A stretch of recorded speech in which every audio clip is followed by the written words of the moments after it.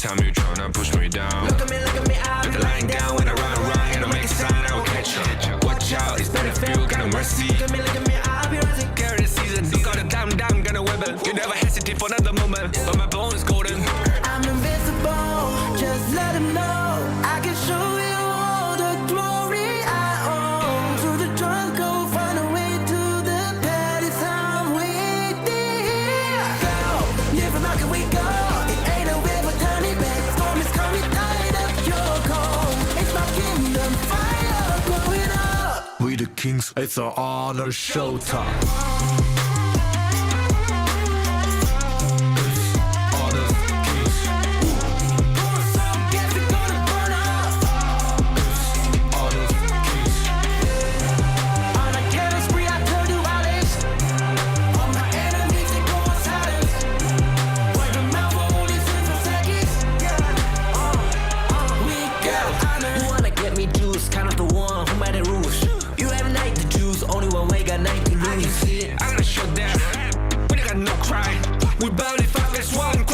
You can cheat. First blood, double trouble, then I take a pen, I kill.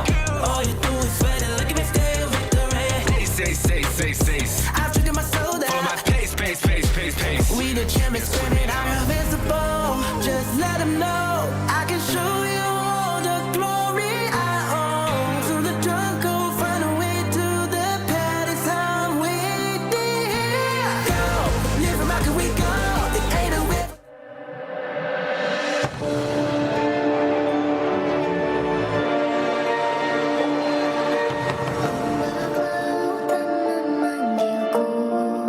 Sembuhkan luka yang mengutuk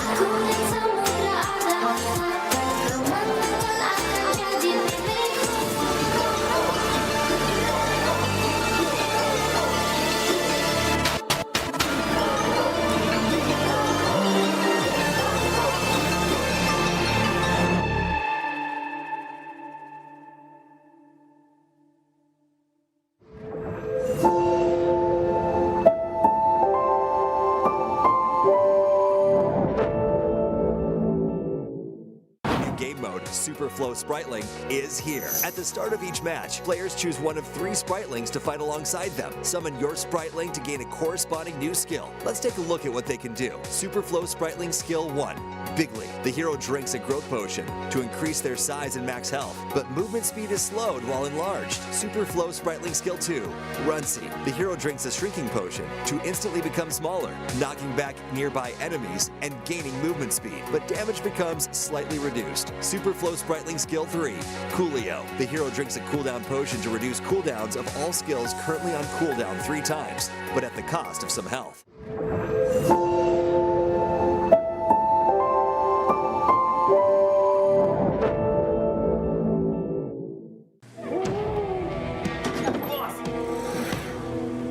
The wrong guy.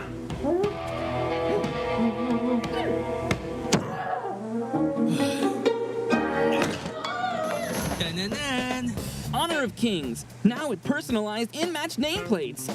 Change your look whenever you want.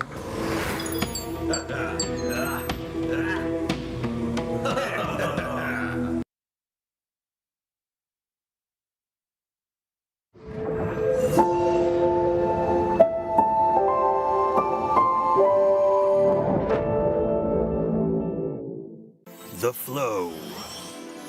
The origin of all energy in honor of kings. It shapes all life within the gorge and gives rise to countless skills and abilities. Some have learned how to harness the flow, transforming it into abilities uniquely their own. Yet, the flow has no fixed form. It moves freely like the wind and shifts fluidly like water. Time, space, life, and emotion all alter the course of the flow. Thus, different heroes awaken different powers through it. Some temper their bodies into peerless martial masters. Others delve into arcane arts, wielding overwhelming power that can rewrite the course of a battle. But the potential of the flow goes far beyond that. Step onto the battlefield, and amid the clash of combat, you'll learn to command the ever-changing nature of the flow, forging a combat style that is truly your own. Remember, the flow has never had predetermined rules. Rather, you are the one who creates them.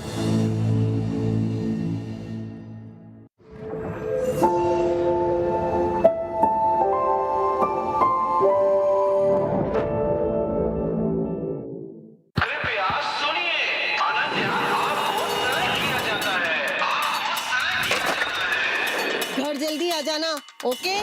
Okay, it's okay.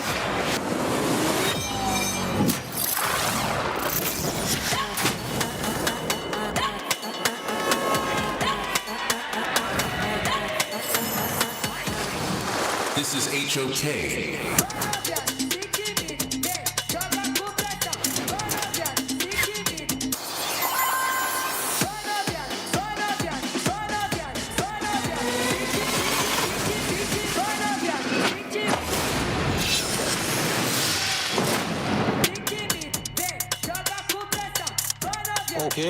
It's okay. तो मैं काफी time से mobile games खेल रहा हूँ और इस genre में सबसे टॉप पे आता है वो है ऑनर ऑफ किंग्स और ये ऑफिशियल इंडिया आ रहा है.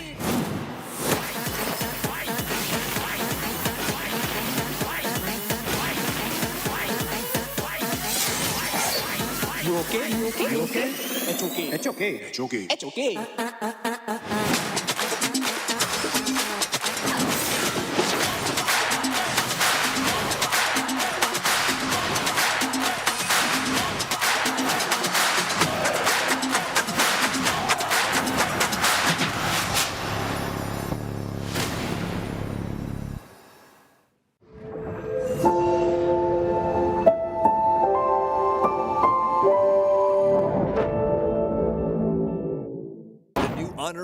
version launches on March 11th. Multiple heroes have received upgrades and improvements, along with a new mode, Super Flow Spritling, and battle improvements waiting for you to explore. Let's take a look together. In this update, Ninja receives a gameplay upgrade. His skill 3, Universe Ring Skyfall, is now upgraded to allow targeting enemies on screen to initiate a charge. During the charge, Ninja gains crowd control immunity, deals physical damage, and knocks the target back, while also gaining damage reduction and resistance. After using the skill, its cooldown is based on flight distance. Charge speed starts at maximum, then diminishes over time. A new skill 4, Universe Ring, has been added. Ninja hurls the Universe Ring to attack all enemies, enhancing his skill 3 to have global range. It also grants global vision of enemies and disables enemy recalls while it is in effect. Global control potential fully unleashed. This update also brings balance improvements to Luara and Fatih. Now, Luara's mana costs are reduced. Her wall traversing has been improved, allowing her to cross walls she couldn't before, greatly improving her mobility. Her skill damage structure has also been improved to benefit more from extra attack. Her visual effects are also improved,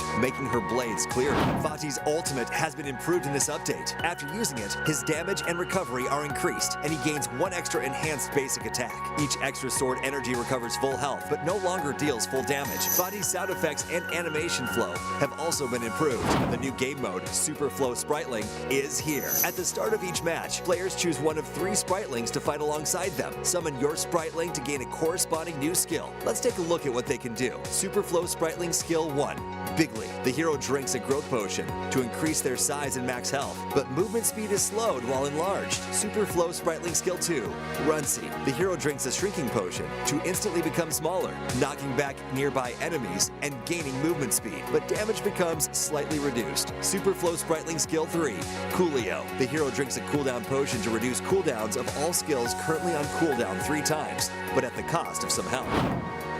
This update also includes multiple battlefield improvements, which we hope delivers a better combat experience. Gold distribution has been improved for Overlord Dragon minion-led lane pushes. If no teammate is nearby to receive gold from a Dragon minion's kill, the gold will now be evenly shared among teammates. New visual icons have been added for defeating the Overlord, Shadow Overlord, Tyrant, and Shadow Tyrant, making jungle information clearer at a glance. Minion wave positioning has also been balanced to reduce inconsistencies in minion positioning that could occur in certain situations. Also, a new boss focus fire mechanic has been added to encourage team play and increase the rewards of teamwork. The 5 big bosses affected are Overlord, Tyrant, Shadow Overlord, Shadow Tyrant, and Tempest Dragon. The new boss monster focus fire mechanic was added to balance the efficiency of solo and team boss kills. When teammates focus fire on a boss together, focus fire stacks will build for them. More attackers grant more extra damage. Up to 4 stacks can be gained, granting up to 20% extra damage. During focus fire, wound effects will appear on the boss to indicate the current stat count. Boss monster base stats have also been adjusted. Overlord and Tyrant base health is increased by 5%. Shadow Overlord, Shadow Tyrant, and Tempest Dragon base health is increased by 10%. All the new content are waiting for you to experience. See you in the Gorge.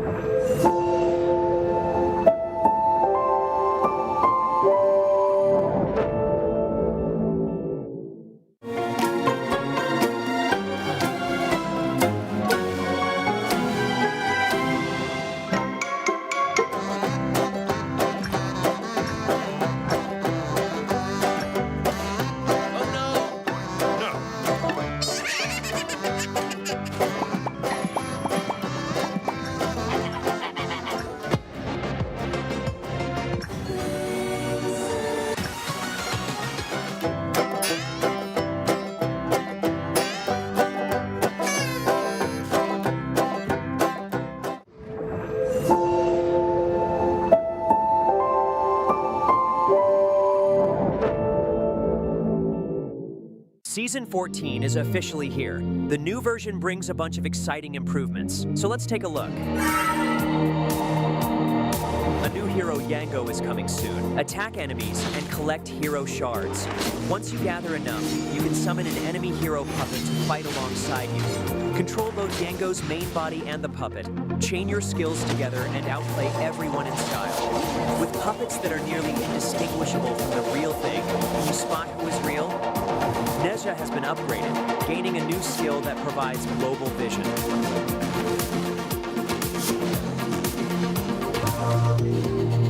Luara has received gameplay experience improvements with increased damage and kiting ability.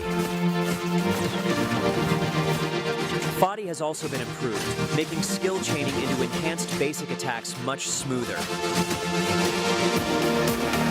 Spritlings arrive in style, bringing 3 special potions with them. A growth potion made for fighting and soaking damage. A shrinking potion, perfect for escaping and getting around quickly. And a cooldown potion, which speeds up skill cooldowns. Of course, each benefit comes at a cost. The shrinking potion reduces your damage, the growth potion slows your movement speed, and the cooldown potion consumes a portion of your health. Pay a small price, then pull off some spectacular plays. The new mode Superflow Brawl arrives with a bang. Faster farming, faster pacing, and more exciting combat. Players can choose one of 3 talents to enhance themselves, gain more talents as they level up, and stack powerful effects. Complete missions to unlock even more random talents. Freely combine them to create powerful talent paths and discover your own unique strategy. From March 6th to 16th, participate in the event and collect keys and chests to redeem up to 5,000 limited time tokens. Get a minimum of 888 limited time tokens guaranteed. Starting March 11th, experience the new version and get a Ramadan-themed Spritling costume. From March 14th to April 12th, participate in the partner event to get a permanent minion, legend skin, and 1,500 limited time tokens. From March 14th to 15th, log into the game to get 10 free draws in Point Draw and a brand new Flowborn outfit. From March 20th to 22nd, participate in the event and snatch green packets. A large number of tokens, limited time tokens, and other rewards await you. You can get up to 10,000 tokens. From March 14th to 15th, all heroes and skins are free to try for a limited time. Grab your friends and play together. The player info card on the loading screen has been fully upgraded. Come customize your exclusive appearance. You can now customize the lobby background music on the main interface. Switch tracks and set the mood however you like. Quality of life improvements are here too. Resources are now automatically streamlined based on device model, so unnecessary files won't download unless you choose to, making the game much smoother. Finally, more perks and surprises await you in Season 14.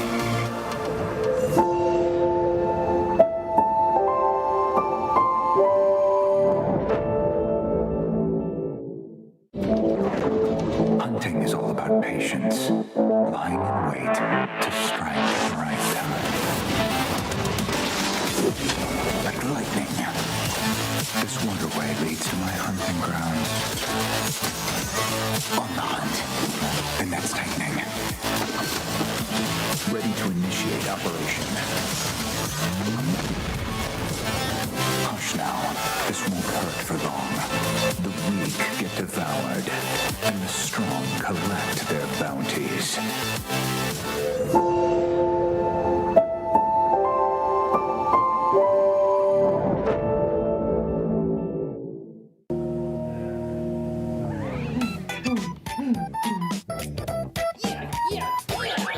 What's going on with this music? Honor of Kings. Now with lobby background music customization. Switch up the vibe anytime you want.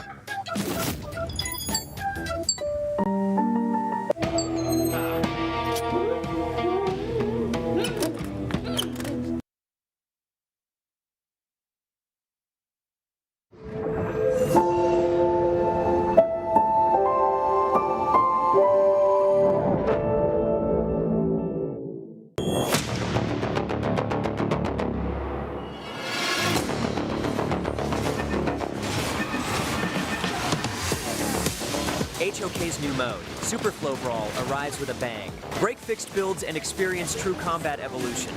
Whenever a hero reaches level 1, 5, 10, 15, choose one of 3 random talents to enhance yourself. The higher your hero level, the stronger the talents you can obtain. 10 major talent paths, freely combined to create endless strategies. Preview talent effects in advance to fully prepare for battle. Or adapt on the fly during combat to unleash unexpected power. This isn't just luck. It's a true test of strategic mastery. There are no fixed answers, only infinite possibilities. The most powerful and mysterious builds await your discovery.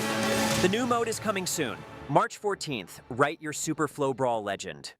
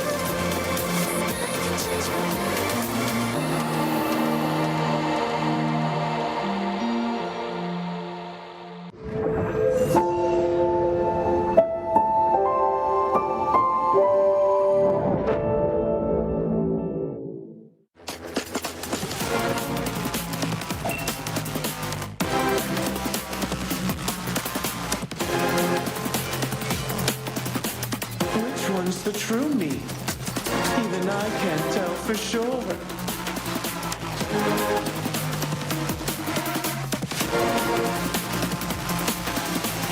At least your death was quite the spectacle.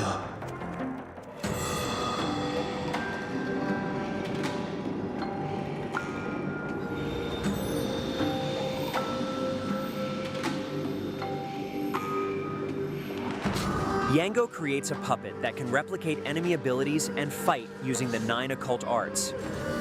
This is his core mechanic. Attacks from either Yango or the puppet grant hero shards and recovers health. When 50 shards are accumulated, Yango can summon a puppet of the corresponding enemy hero to fight alongside him. While controlling Yango's main body, he can use 4 occult arts: Umbra, Jichu Luan, Shadow Crucifixion, and Dispersal. Umbra throws the puppet, dealing damage and launching enemies in its path before allowing Yango to control it in combat. Jichu Luan is Yango's main damage output method, where he tosses hidden weapons to deal damage to enemies in his path. Shadow Crucifixion can be used flexibly to allow Yango to engage or disengage freely. Controlling the 2 strings to intersect deals damage to the target and slows them. Dispersal is mainly used to avoid damage or crowd control. During the skill, Yango cannot be hit and all control effects are removed. When controlling the puppet, Yango uses 4 occult arts: Return, Substitution, Binding, and Breakout. Occult Arts Return immediately retrieves the puppet and launches enemies in its path. Occult Arts Substitution swaps Yango's location with the puppet, dealing damage to enemies in their path. Occult Arts Binding is used to bind enemies. Using it the first time deals damage and slows nearby enemies. Using it the second time continuously stuns and damages enemies. Occult Arts Breakout causes the puppet to dash in the target direction and pull Yango to itself, dealing damage to enemies in its path.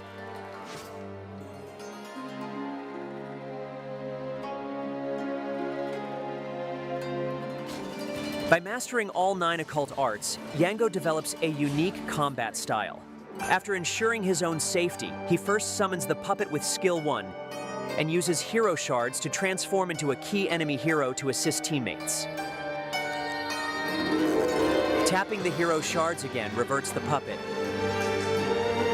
And then he can follow up by chaining skill 3 twice to crowd control enemies. While enemies are bound, he uses skill 2 to summon his main body, then follows up with skill 2 and skill 3 to deal maximum damage.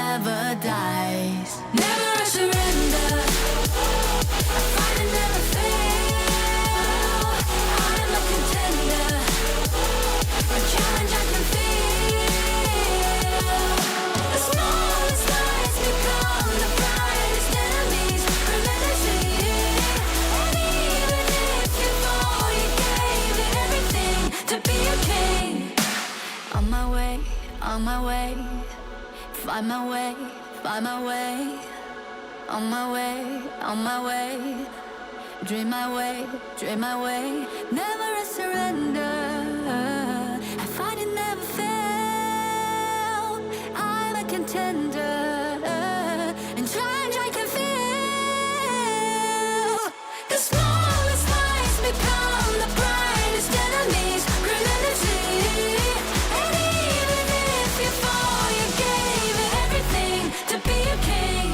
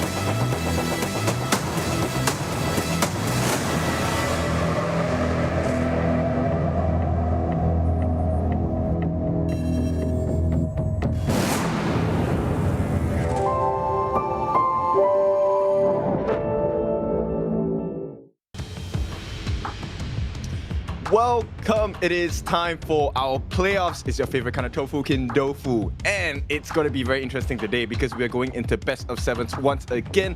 My partner is here with me. What's up, Paula? Everything, man. Everything is at stake at this one, right? We're going to go into the upper bracket finals. We're going to see Virtus Pro going up against Nongshim. We've seen this time and time again. And this is going to be one where Virtus Pro has gotten every single reverse sweep.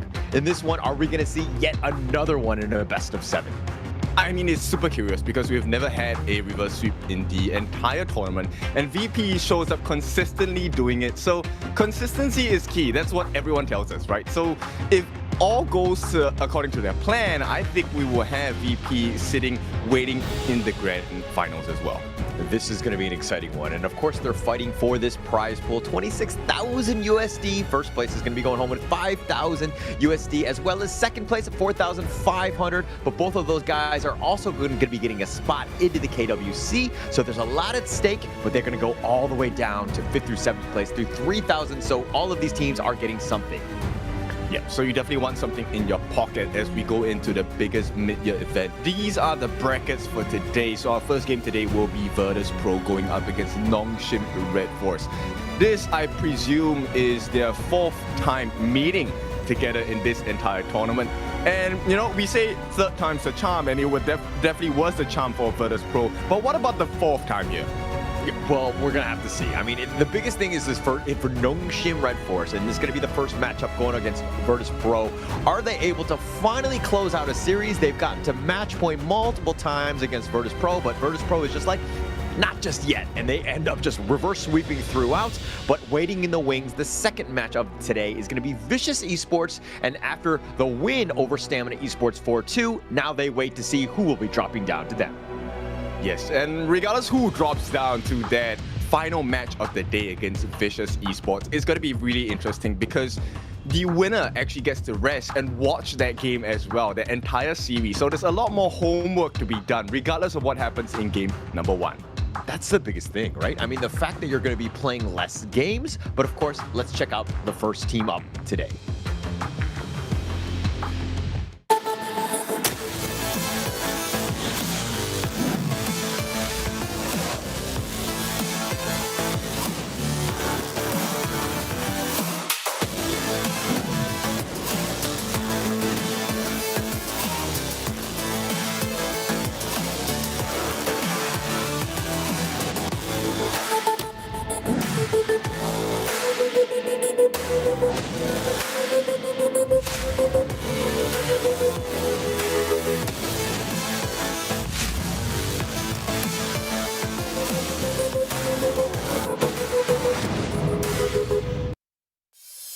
While Virtus Pro is kind of new to the Honor of Kings esports scene, these players are not. Aside from the man, the newest addition, T-Gold in the farm lane, Rock in the jungle, he's been queued up kind of with Clue quite some time.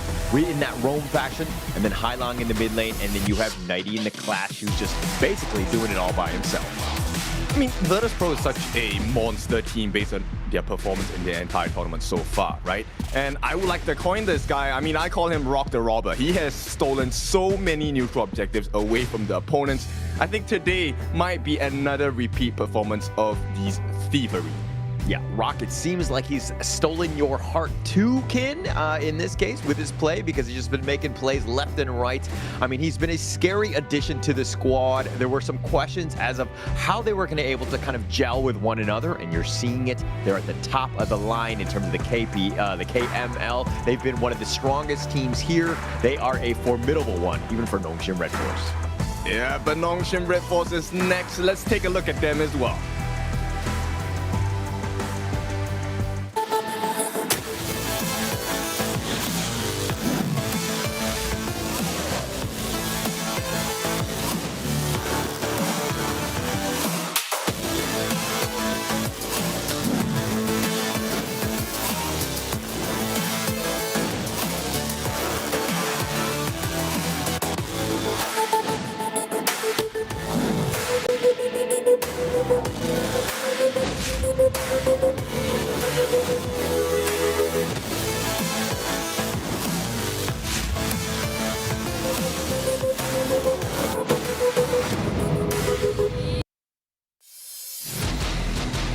Let's welcome the ultimate red. It's Nongshim Redforce represented by Illusion in the mid, Namu in the roam, Haku in the jungle, Rattel in the clash, and Seaweed in the farm. Now, this region has been known to be able to handle the spiciest of cuisines. Can they bring the heat against Virtus Pro? A lot of expectations going into this one. I think that are they able to kind of keep up with the spice level, depending on what level we're talking about. If we're talking about the chilliest and the hottest spice there is, they haven't been able to overcome that Virtus Pro chili, so to speak. But they've been able to take on almost all the other ones. They've been the second place team. They are definitely one of the favorites going in. But of course, they have Virtus Pro, which is a huge monster ahead of them. Yeah, but you know what? Being able to beat every other team is definitely a big achievement. But now you have Virtus Pro standing in your way. I think they definitely need to pay attention to what's happening in the mid lane, which is going to be our matchup of the day. Hailang against Illusion. I think it's safe to say the stats in terms of kill participation is definitely in the side of Illusion. But across the entire board of team play, feels like VP has the one up here. Yeah, slight advantage. I think the kill participation for Illusion is probably a nicer number, but everything else has kind of been swaying in favor of Hailang in this case, because this is a team that has only lost to Nongshim Redforce. They've steamrolled every other team. They didn't even drop a single game, so those stats will be inflated. Yeah, for sure. And it also came down to the fact that during their previous meeting before yesterday, VP actually took all of the 5v5s consistently against Nongshim, and they only won through that, right? But Nongshim is kind of a different formula for them. They play the pickoff game. If you get the initial pickoff, Nongshim wins most of the map during that period. Yeah, they're looking for that piece. But Virtus Pro does a great job of just being able to kind of counter move throughout. They tend to kind of not really get out of position when they need to. But we're going to go into the game number one. This is going to be the first draft going in. We know Nongshim like to play very strong, and they usually go out heavy-handed to kind of set the tone. But again, it's all about finishing in the series. This best of 7 is a marathon, not a sprint. Definitely. I think you take it step by step. And of course, interestingly, they actually ban out the Byron first and foremost. So they're kind of preparing for the VP draft in terms of pay. Now, pay, is it still worth that first pick? We will take a look, because Nongshim now have the ability to make a flex pick in that Bryo pick here. And it looks like it will be the Lung. If there's ever a series that's going to go long, it's probably going to be this one, right? I think that both of these two teams are evenly matched. It really comes back to that draft and just getting the slight edge. So spending those power picks early in game 1s and 2s, you got to do it with a little bit of risk, because you know that VP or Nongshim, both of them are able to kind of counter pick you, especially later in these drafts. To add on to that as well, if you're joining us for the first time, we are actually playing now on the live patch. So this is the most updated patch. So Dun is also one of those heroes that has been buffed in the recent patch itself. Going up against the Yang Gendolia combination, he is able to deal a little bit more damage and tank quite a bit more as well. And if we're looking at this one, this is like one of the first times we've seen the Yangjian and the Dolia be picked together. Usually they get separated because they're trying to counterpick or steal it from one another. But this is the one time that they've kind of gotten it. So VP going very heavy-handed in that sense. Nongshim, on the other hand, they're going to go with the Haku, Dune, the tanky frontliner to kind of protect Series Loom here. Actually, one of the curious points you mentioned just now is the fact that, you know what, both teams like to go all in on game number 1. And we know that Nerza is actually one of the great counters against a healing composition, against the Ata, against the Yangjian. I'm wondering if Nongshim wants to double down, put that Nerza in this game number 1. It would be interesting, and it's definitely still an option. I mean, you have to get onto the Hailang Nua, which could be a potential problem. The range, the factor is actually very real, and you have a huge advantage, especially going against Lady Zhen, who needs to be kind of upfront to throw out those Oceaneteers so that you have some sort of control. So she could be a vulnerable or a sitting duck, depending on how you look at it. Yeah, I mean, it goes both ways, right? The little moments do matter, and Lady Zhen is one of those heroes that can kind of change the tides of the battle. With her first skill, the Ocean of Tears, she's actually able to activate a passive, go invulnerable, turn into an icicle pop, and essentially dodge skills away. So I think once again, that highlight onto the mid lane players might be the difference maker in this game number 1. it could be incredible at this point. But the Moats is also going to be something that's been highly contested.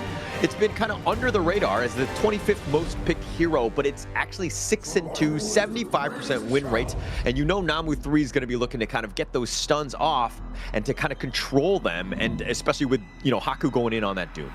Yes, for good reason as well, right? Because yes, Yang Jian has that Heaven Earth mode where he goes CC immune for that little fraction of a time period. But once that CC immunity is gone, this is where Namu really comes into great fruition, along with Illusion, Rattel, Haku. Okay, Siri doesn't really have too many stuns, just that first skill knockup, right? But that's 4 members out of 5 that have consistent CC.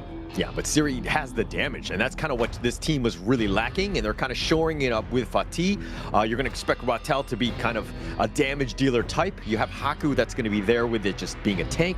Illusion in the mid with that control with Namu 3 and Moats there to kind of help control whoever jumps on them. Virtus Pro's lineup a little bit more balanced on their side as well, but Kin, which of these two teams have an edge going into game 1? I actually feel it should be on the side of Virtus Pro, not because the picks are that much better, but the playstyle of Virtus Pro, being able to force their opponent teams into a pure 5v5 situation, definitely benefits them. On the other side, for the side of Nongshim Redforce, it is going to be a early game centric game. They need to make sure they don't lose that advantage. They cannot give away camps, they cannot give away first blood. It's going to be a fight to be right from the beginning, right? It's all about setting the tone, getting that slight edge. Because again, Dune Haku, I mean, he's great at farming, but he's not as efficient as the Rock Yangjian. But if we're going to talk about these two teams, both of them are vying for slots into the EWC. EWC is where the world's best come together and rise above. This summer, Riyadh becomes the center of esports. Yep. And to get there, if you want to be in the middle of the action, you have to be number 1 here. So this game number 1 definitely sets the tone for both teams here. Nongshim, Illusion already facing quite a bit of pressure. This is not going to be first blood, but it is going to be quite a disturbing experience for Illusion right now. It's going to be tough, definitely. I mean, the fact that he didn't use the flash, and he was kind of waiting for maybe someone from VP to flash first before he did it. If anything, he needs to play very, timidly in that mid lane, ensure that he just doesn't get out of position and get caught out. Because again, giving up first blood against Virtus Pro is not what you want, especially since they're so good with a lead. It is, and at the same time, it also shows you how much of an understanding both teams have, right? Both Lady Zhen as well as the Nua don't really have the best wave clear, so Clue's simple movement in that first wave actually helped them to get a small advantage in the mid lane. But right now, Nongshim actually balancing it out with the Firehawk take at the bottom. Great play there. I mean, Rock was actually in the top lane, and Rattel doing a good job, understanding that, hey, his spider senses are tingling a bit. He doesn't know where Rock is going to be, ensuring that he doesn't just give anything up. They will lose the space sprite, so again, heavyweights just trading blow for blow, at least early. Yep, and look at the effect of this, right? Just a simple rotation from Clue, and Illusion is already having a level disadvantage against Hailang in the mid. Hailang taking a lot of damage, so they've kind of equalized in that sense. Clue is there as well as Rock, so they've got a bit of a party as even Nighty's looking to join this one. And you see where Rattel is like, hey, is the fight going to happen? Nighty's off the map, he's not in lane. We need to be a little bit careful here. Yeah, he needs to scout for information. And bear in mind, 90 is level 4, so he can definitely set some nasty situations for the side of Nongshim with his Truth Mantra. But here comes that initial 1v1 at the top. This is just more wrestle for position in the clash lane. And we were talking about this in the pregame, about the Illusion versus Hailang matchup. That is definitely something to watch, especially when you see, the power for those steals, like the annihilation from Hailang. You know that's going to be happening. Illusion for the controls in terms of the team fight. So there's a lot of eyes on these two, but let's also talk about Rattel versus Nighty. It seems like Nighty overall at the KML has just kind of outclassed all of the Clash laners in the top lane, kind of dominated. But what are your thoughts in terms of Rattel getting a better fight into Nighty here? I think that's going to be a very tough thing to ask for, because Nighty is one of the best across in the KML, right? In the time that he was playing in the West Leagues, it felt like almost nobody could deal with Nighty. The only person who was, back then was Kirker. And even then, it was a tough battle. So right now, Rattel coming into HOK as well, this is like his second tournament in Honor of Kings. He needs to step up if he wants to take a win. Yeah, and I think that, again, just going to be more pressure on him. it's a tough situation. I mean, and 90 is one of the best in the world, and to kind of be like, okay, now I have to kind of deal with him and figure something out. If anything, he's fallen a little bit behind in terms of the experience, but Siri taking a decent amount, has that dragon if they want to go, but it's a little bit of a bait because here comes the rotation. Illusion tries to go for the Ocean of Tears, not going to connect. Yeah, actually stops Clue in his tracks here. Even if he gets the first blood onto Clue, I don't think that's the target that you want, right? For Nongshim, if you can shut down Rock, you can shut down T-Gold. That's definitely a much more priority, bigger priority in the game itself. Let's also talk a little bit about T-Gold here. I mean, this is the latest edition. He's kind of brand new to the Honor of Kings esports scene, but he's kind of solidified this line from Virtus Pro. They've done quite well. It seems like they found a diamond in the rough, so to speak, because they have not lost a beat in terms of the way that the performance of this team has been just playing at the KML. All right, I will say he really is a diamond in the rough because T-Gold to me hasn't reached that peak state just yet, right? T-Gold does tend to make a couple of mistakes every now and then, but bear in mind, T-Gold, this is also his debut into KML. And right now, they forced a flash out of Hailang, so I think that's a great start, but they did lose that 4-minute Tyrant already, so VP, not too much pressure on their backs right now. And it seems like Virtus Pro, the way that they've kind of handled the latest addition to T-Gold joining this roster is that they've taken up most of the space. Like 90 will carry games at times, right? And Rock has done it as well. So that takes, that creates so much space for T-Gold to kind of get that space. If anything, he's just ensured that when, they do falter at times, that T-Gold is there to close out games. And that's been the hardest thing for this roster where, again, are all 5 members on the same page? Yeah, but it does really get super scary, especially when T-Gold is given a space. Now, it is going to be a T1 trade, so one for the top, one for the bottom here. VP, of course, taking the T1 at the top, which is not as strong in comparison to Nongshim, because right now, if Nongshim actually manages to get a T2 at the bottom here, it will force them into very nasty situations when they want to go for the objective take, such as the Shadow Overlord. Yeah, the problem is that Nongshim don't have the teleport to go into the bottom lane, as you saw 90 just kind of get there. And that kind of dissuaded Nongshim from continuing to fight and pushing that bottom T2, as it looks like they're down a tower because of that, the way the teleportation system worked from that top side. Yeah, plus Hailang does have the emergence. Now, this could be a big fight here if either one gets a perfect setup. We're looking for the Haku setup, or maybe for Namu as well. I think you set it up with Namu first with the Cannon Blast, and then Haku can kind of follow up. I mean, it's either 1A or 1B, right, in terms of initiation. Both can set it up depending on how they find it, but it needs to ensure that when the stuns are there needs to be follow-up. Like you just saw. Yeah, they've got stuns, but who's actually doing the damage? Is 90 looking to just kind of jump on the side, not able to really find anything. All 5 members of VP here, but they don't get anything. Watching 90 is like watching a horror movie, right? Every single time he's in the brush, it's kind of like, are you really gonna get the hit down? And for some reason, 90 is very adept at getting this very scary catches onto multiple members. Like getting a catch, I don't think that's really difficult, but making sure you're getting 3, 4 different members of Nongshim, that is something that he has achieved quite a lot. It's very apt that you say that, with 90 being like the horror villain, I would say, because he comes from any angles. It's like the closet that you don't expect. The way he's able to kind of jump into the battle, it is very scary and horror villain-like. So I too totally understand that analogy that you were making. But at the same time, if we're looking at like Rattel, like on this Fatih, who wants to be that frontline fighter, I mean, he's not really there yet, but this is still somebody you gotta respect, right?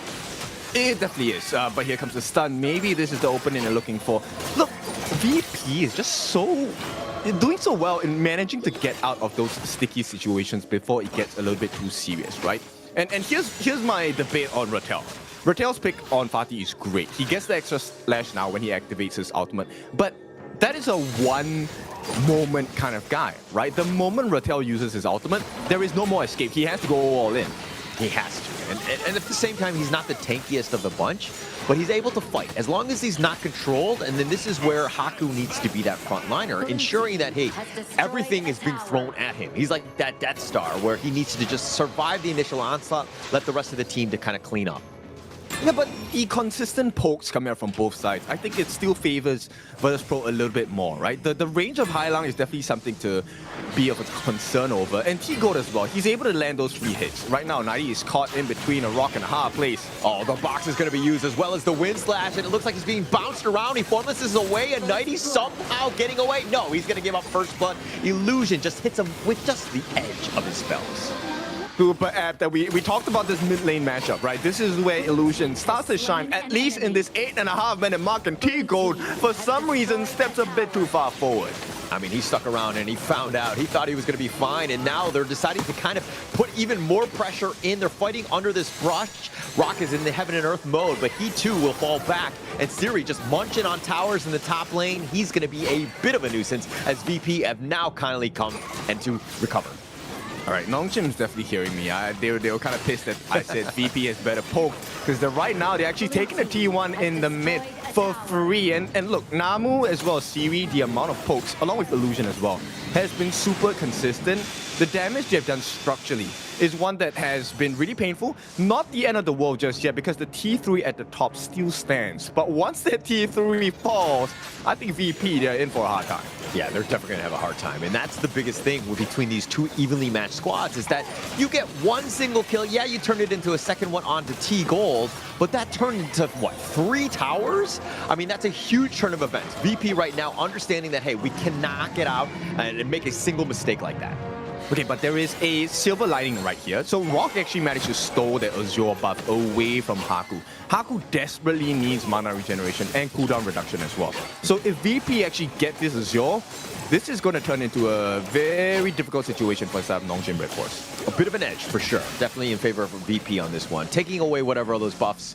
But Nongshim on the other side, they have the map control, right? They have the advantage because they have the towers. So it's not the biggest issue because, yeah, you have the buffs and you have the cycling, and it could be a problem if you had more space. But now in this mid lane, the Flaming Palm onto Rock, doing a decent amount as he dashes away. The rest of the team are there, but they're not able to catch him as he gets away.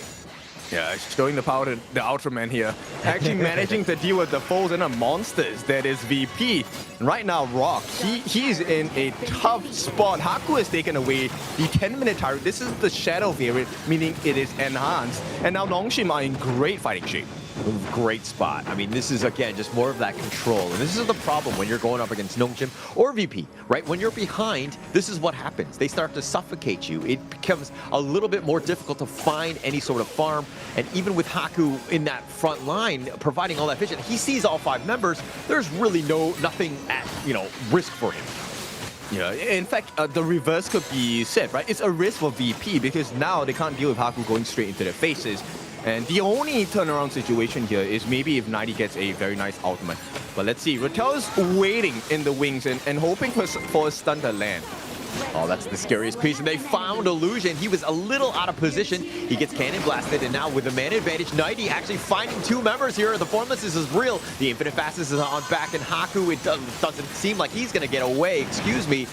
He's getting bashed on quite a bit. The annihilation, everything being thrown at him, and eventually Haku will go down. Rock finding him out, and now 90 is on the run. The emergence, Hai Lang looking to be aggressive. They have the man advantage. He's going to flash on back. Rock now is taking a decent amount as he too will just scurry away with just a sliver of life. The cannon blast not able to connect onto him. Oh, they have a little bit of AoE, but it wasn't enough to take him down. No, Hai Lang just saved the life of Rock with that first skill, the creation block, actually pushing away Rattel. If he did not land that skill, Rock would have been gone. And look, the damage has been done. The T3 has been taken at the top side. So VP are going to start to feel a lot more pressure coming from Nongshim Redforce.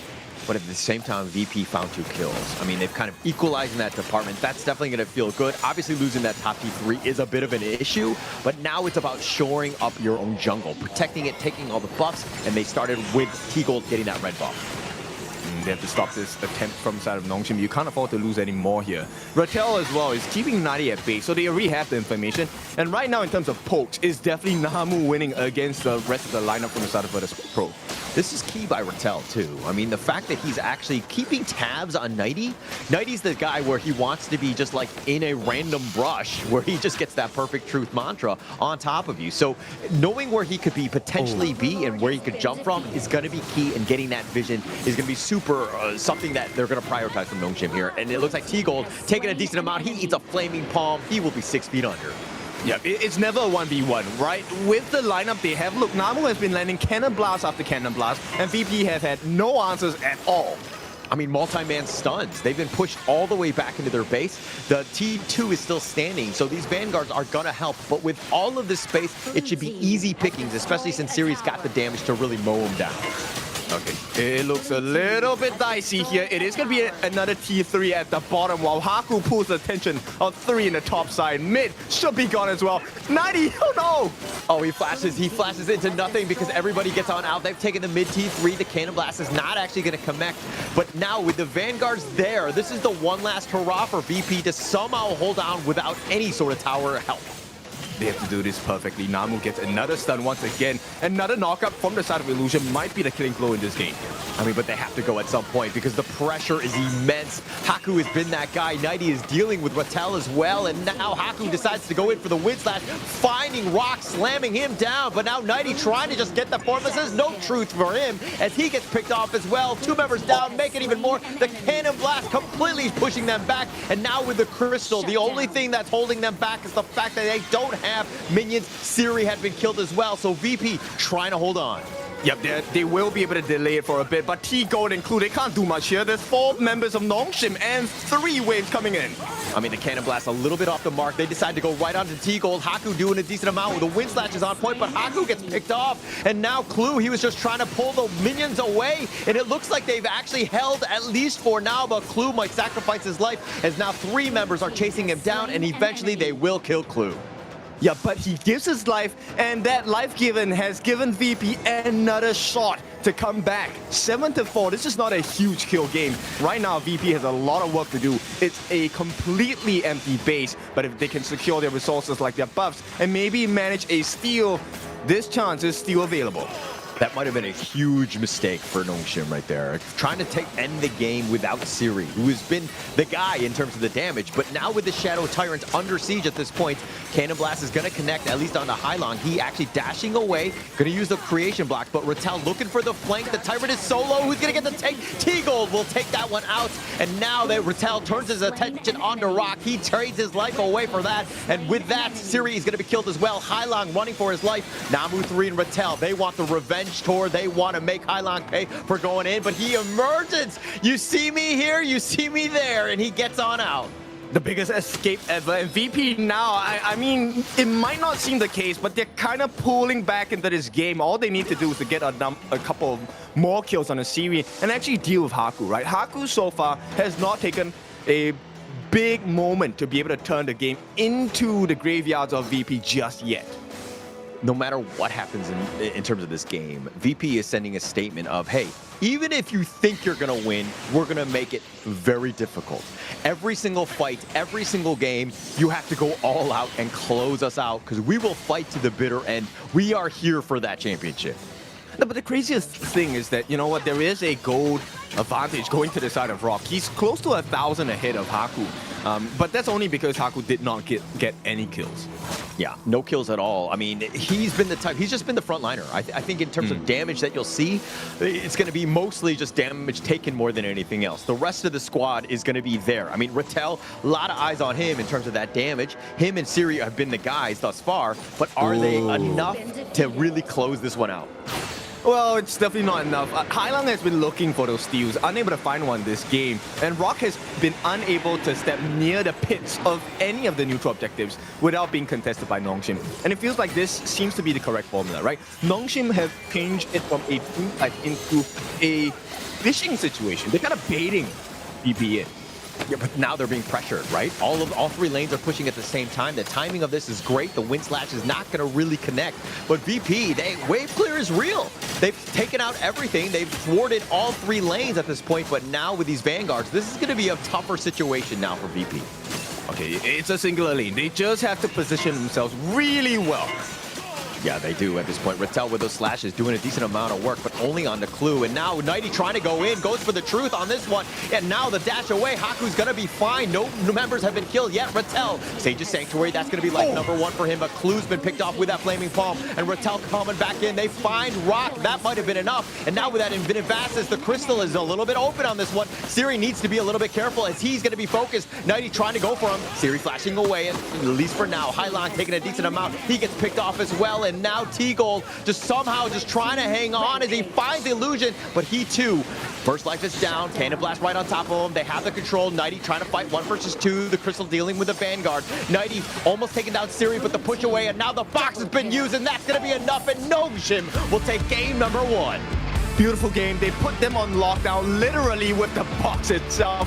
Nice play. And Namu, I think, has to be the MVP of this game. The amount of stunts he was offering to the side of Nongshim Redforce have given them the initial step into this best of 7. Great start, but we're nowhere near the end. Let's see what else can Nongshim offer in game number 2. So much control from the side of Nongshim. I mean, and also the way that Siri was able to kind of, just ballet dance around everybody else. He was just he was so agile. His footwork's phenomenal. He ensured that he stayed alive, which is a tough thing to do, especially when there's so much chaos. Yeah, for sure. And this is one of the rare times, like we talked about Nighty a lot this game, right? About how good he is. He's one of the best in KML. Well, not anymore, at least in this game number 1, because the rest of Nongshim, it was never a Rattel versus Nighty. It was the rest of Nongshim against Nighty, and Nighty can't deal with a 4v1 situation all the time. Yeah, well, what a statement game by Nongshim, right? Just saying, hey, you might have gotten us the first 2 times in terms of series, but game 1, we're still going to control this. We're going to put pressure on you. And now how does Virtus Pro, after that game where, I mean, they got kind of what they wanted in terms of a draft, what was a little bit lacking here, King?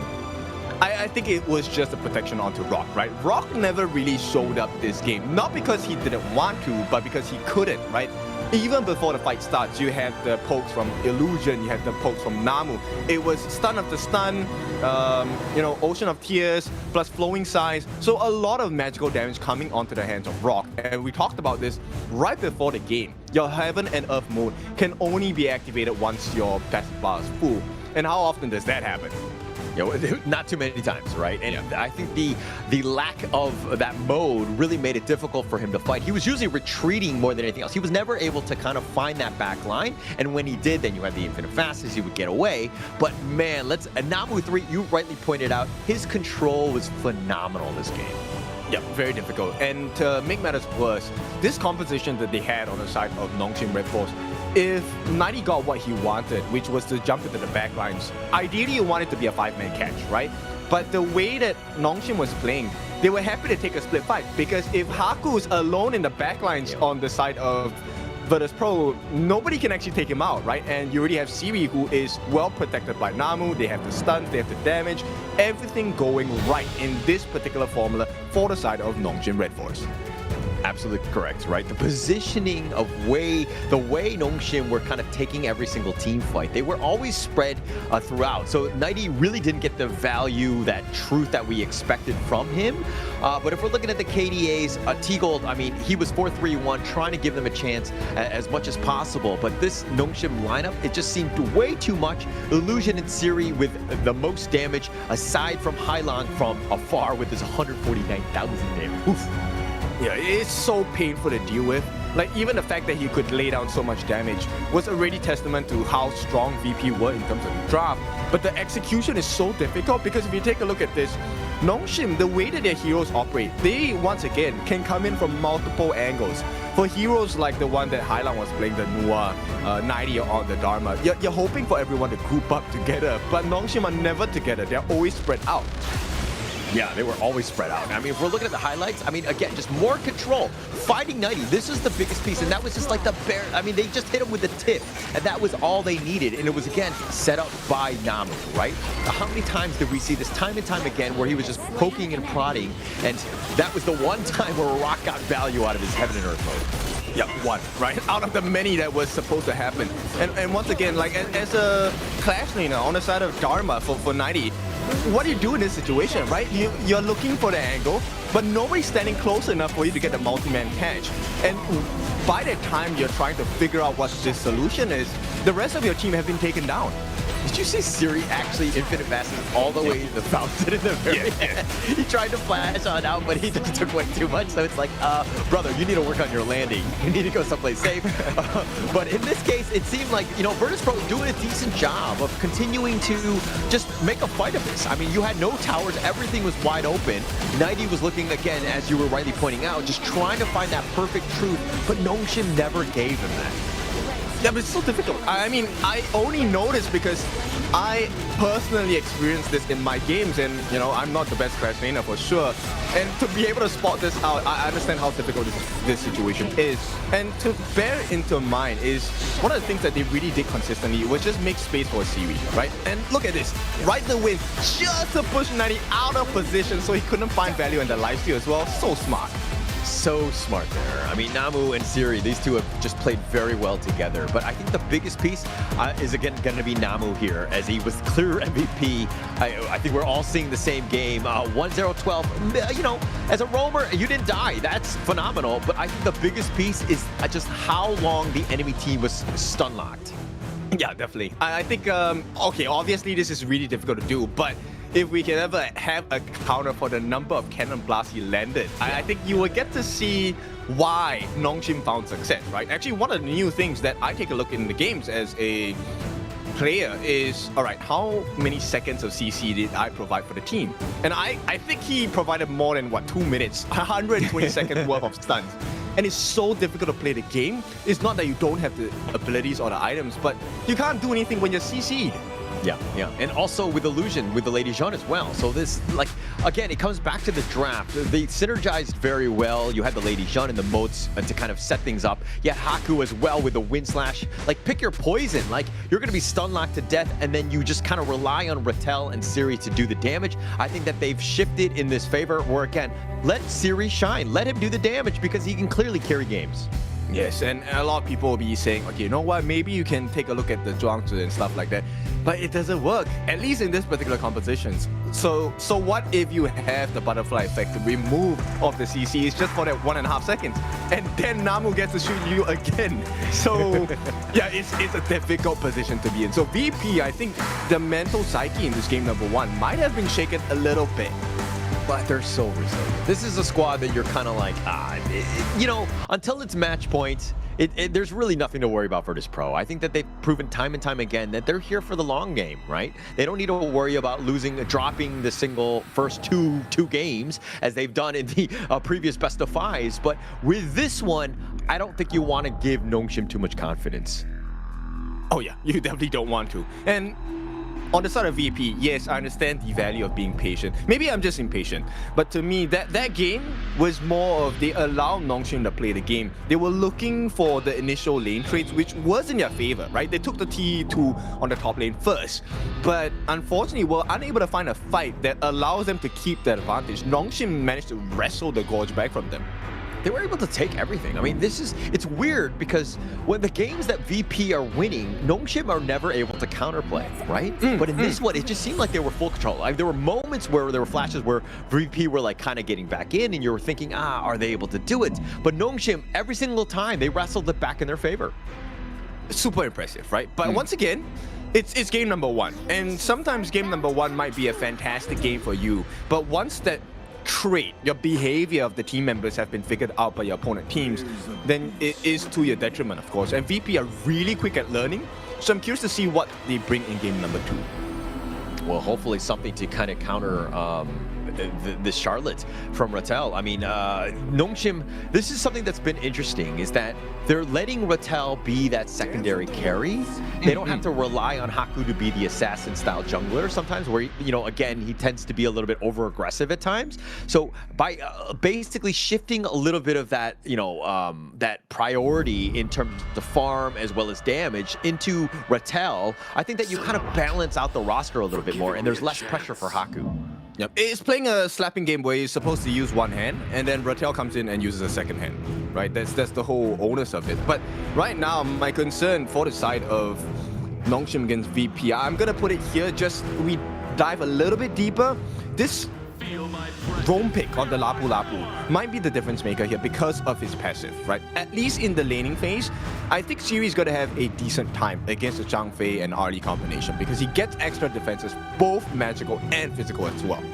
You're going to need both of them. I mean, especially going up against the Arlie and Fatigue, who know, again, just could be damage dealers on their own rights.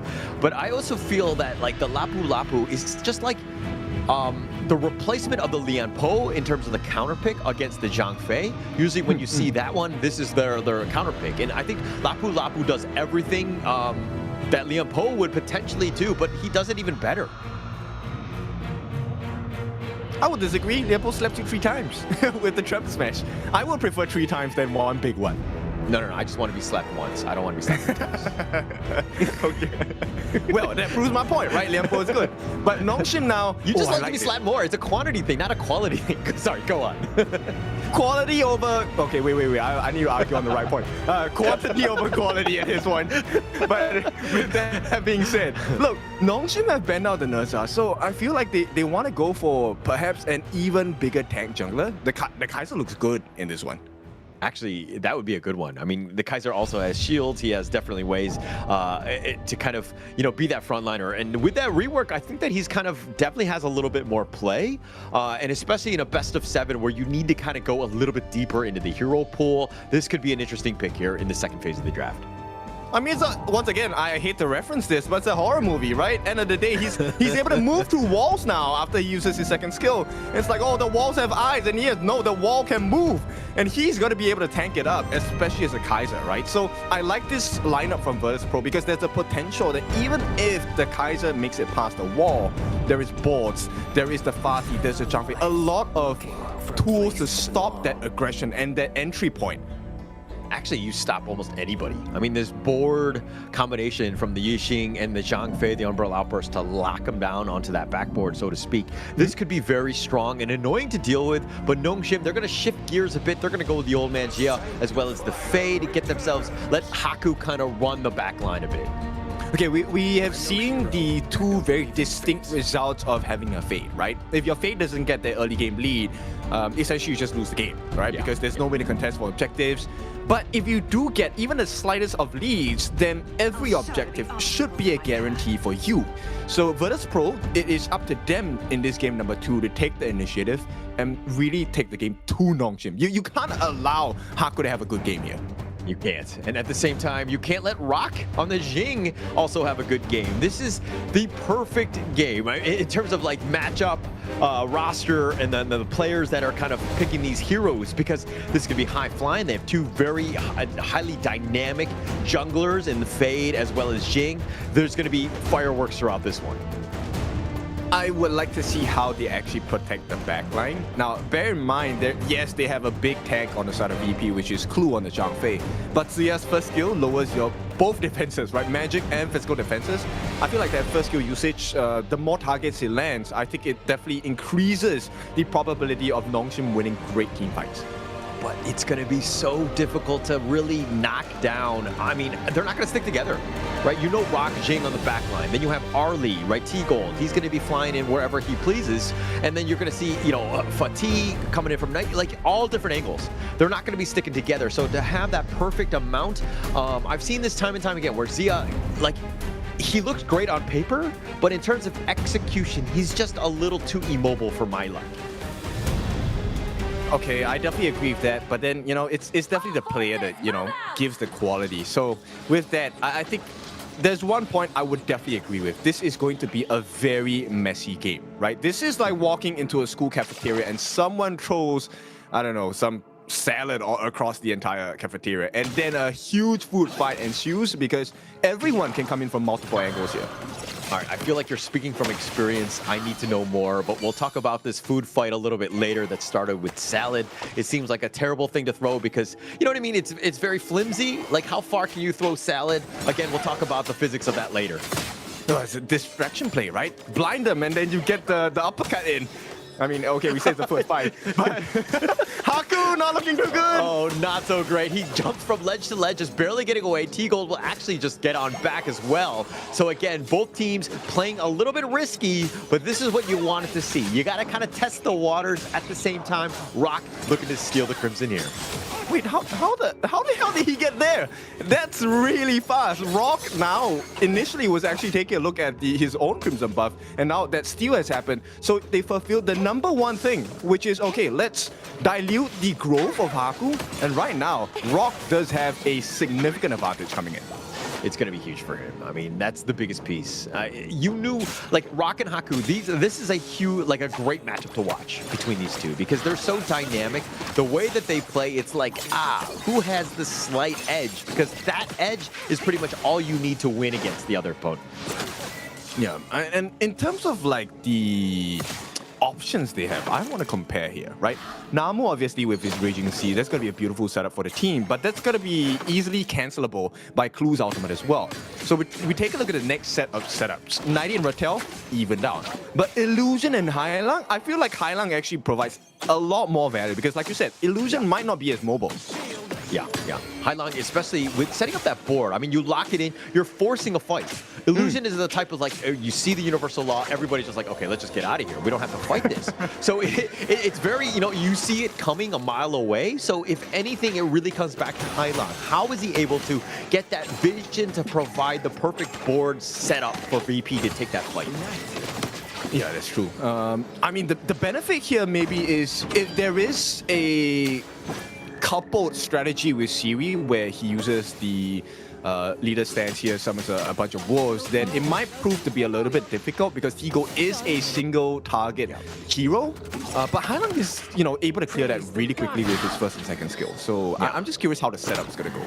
Yeah. When that fight does happen, that's definitely going to be a bit of a problem. But T-Gold is, again, I think his main targets are going to look to be for Haku and Rattel. Just take them out of the game and then kind of deal with Siri a little bit later. Because, again, to your point, the wolves are just really annoying to deal with. I mean, it really is who gets the appropriate target, right? So I think for Siri, same thing. Curious, but this is the first time I'm going to say this. I feel like the farm laners don't even need to care about the farm laners, right? We're caring about the other squishies. If you can take down Rattel 90, it changes the whole fight because now there's another angle you can come in from. True. I mean, Haku and Rock, I think that those are going to be, like, pretty much all eyes are on them. Like, how do they initiate? How do they go in? Do they want to be the guy that sets up the fight or clean up the fight? I think that those two are going to be key and just staying alive because they can do maximum damage. Right now, it is going to be Siri who has a, I won't say big lead, but decent. Hailang. Oh, nice little Raging Sea, but Haku's in a bad spot, and Rock is going to take first blood on the Haku. It looks like he was in a bad spot. And that was not the time to get killed here. Haku actually might have just given up the initial Tyrant. But the biggest difference here is Haku actually had the EXP lead against Rock. And now that Rock has taken the first blood of all kills against Haku, this is not ideal. Rock now has, once again, another advantage to build upon. Very scary, right, if you're Nongshim. I mean, giving it to Rock, the worst person to give to because he sets up so much of the tempo, the map control, everything that you want from a jungler. And now the Azure Golem under siege, it looks like he's looking to take that away, and the Jade Seal will be used and takes it away from, well, at least from Rock from here. Okay, so this is going to be a interesting timeline, right? Because Rock here, after he takes his own Crimson buff, what's the call here? Do you go for the Tyrant take? Because right now, Haku's ultimate is off cooldown, but it's going to come back off of cooldown really quickly, and it feels like, okay, they're giving it away. Yeah, they're going to give it away here. Haku taking up Jade Seal. This is a problem for VP, right? I mean, every single big neutral could be just potentially taken away and for free, right? So Haku can walk it off, doesn't even have to use Smite. He can be aggressive elsewhere. Now, Raging Sea finding Nighty. He's going to be charged up, but Nighty just throwing out them slashes, and he just, get off me, bro. Okay, interesting. It feels like, you know what, Nongshim, especially Siri, they're giving a lot of respect to Rock, and Rock has taken that. Yeah, decent amount. The board actually used defensively, doesn't catch out anyone, but T-Gold a little bit on the low side. And Nongshim is done with this with only 2 members. And now T-Gold, he light steps on back. Namu looking for that charge, not able to find anything, but the Universal Law does it a decent amount onto Nighty as he shakes most of it off. And this is the strategy to kind of play around with the mobility issue for Illusion, right? The way that he positions is going to be really important as long as he stays out of sight. Look, his Universal Law, his ultimate, has extremely long range. Granted, yes, you can kind of see it coming because even a blind man can see that one.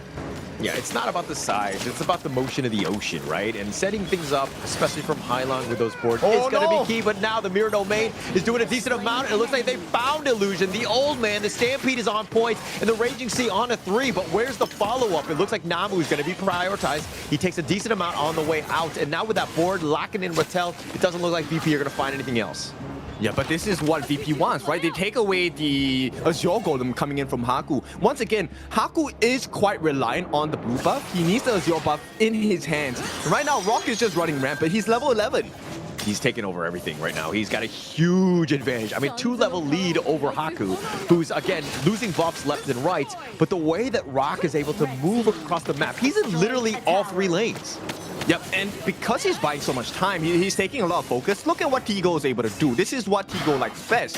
He's able to free farm on his own, takes a T1 at the top, and once again, VP just suffocating the entire gorge. Nongshim's space has gotten a lot smaller this game.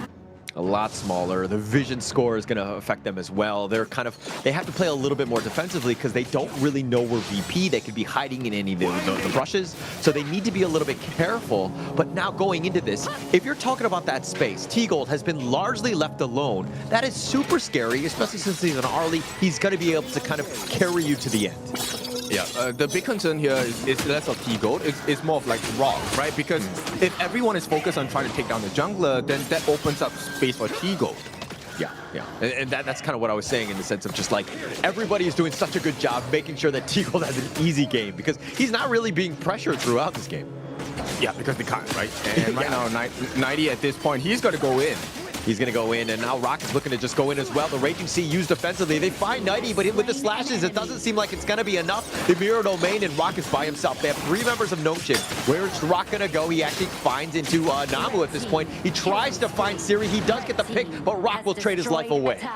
Yeah, but it's 2 for 1 here. But to take the T2 at the top, once again, T-Gold and Clue. This duo has been crushing it in this game number 2. They've done so well. And we kind of talked to Clue, you know, off stream or whatever, and he was kind of talking about how his ability to kind of just gel with farm laners, right? And it seems like they're on the same page. They've been able to kind of play together and really well synergize even from day one. And that's the scary thing, right? Because we're talking about, oh, hang on, can they get the catch? They do. Or they find Rattel. He's at the very tip. He gets pushed back. The Umbrella Outburst, everything being thrown, and they do take down Rattel, but here comes the Raging Sea. It looks like he's going to connect on the 2. Where's the follow-up? Haku's looking to join. Hylong is a little bit low if they want to go, but Namu flashing away. He does get the safety. They find T-Gold, and now Nighty dealing with Haku. The 2-man stun. Haku almost getting it, but Haku taking a lot of the damage. The Crimson Golem had been picked up while they were fighting. Crazy work from the side of Crew. The Leaping Savior gave them just enough shield so they survived that Jadify moment here. So Haku, even with his ultimate, could not get what he wanted in this game. That could have been a double kill, helping him to recover back a decent amount of gold and shutting down Rock as well. That was so close, and that's just what we're talking about, where Haku fighting on that 1 versus 2, and you think that it's just barely enough, but for me, Namu, that play, the Raging Sea, that setup, and the fact that he's staying alive, wow, that was chef's kiss. Wow. Yeah, to be honest, I thought Namu changed the entire fight. I thought that was going to be VP completely taken out because he had a 3-man knockup with his Raging Sea, and Haku was waiting around the corners. That could have been a perfect setup, but for some reason, they couldn't find the finish. They couldn't find it, and that's the toughest part, right? Against a team, a juggernaut that is Virtus Pro, and now Nighty wants that revenge, finding Haku, slashing forward. If anything, they're looking to just take this Phoenix and make their way to this Tyrant. It's the Shadow Tyrant variant. This is a bait. They're definitely looking for Haku here.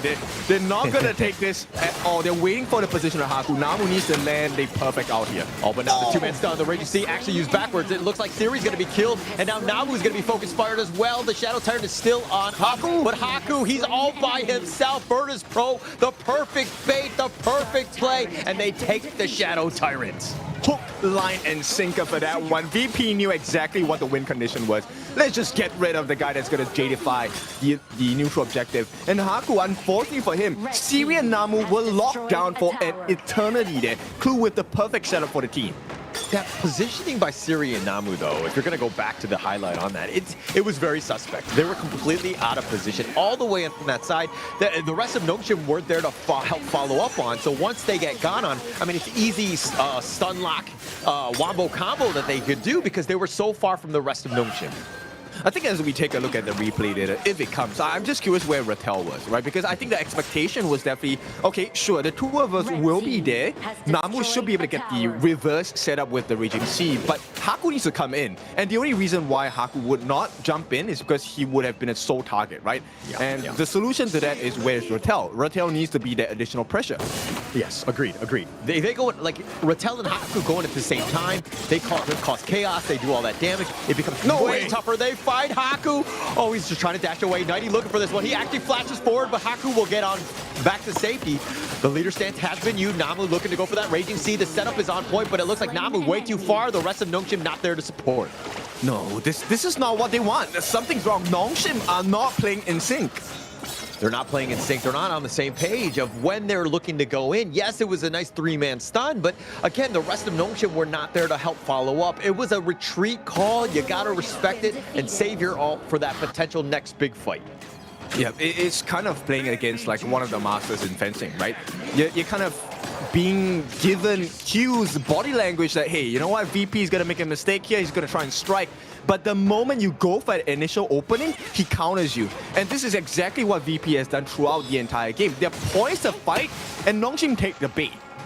And this is a weakness of Nongshim, right? They like to fight. They will, when they see something and they're like, somebody there, they're willing to fight almost. They want to brawl as much as possible. And VP, like you rightly mentioned, they riposted the attack. They actually just countered it, and the way that they're kind of positioning themselves in a great spot.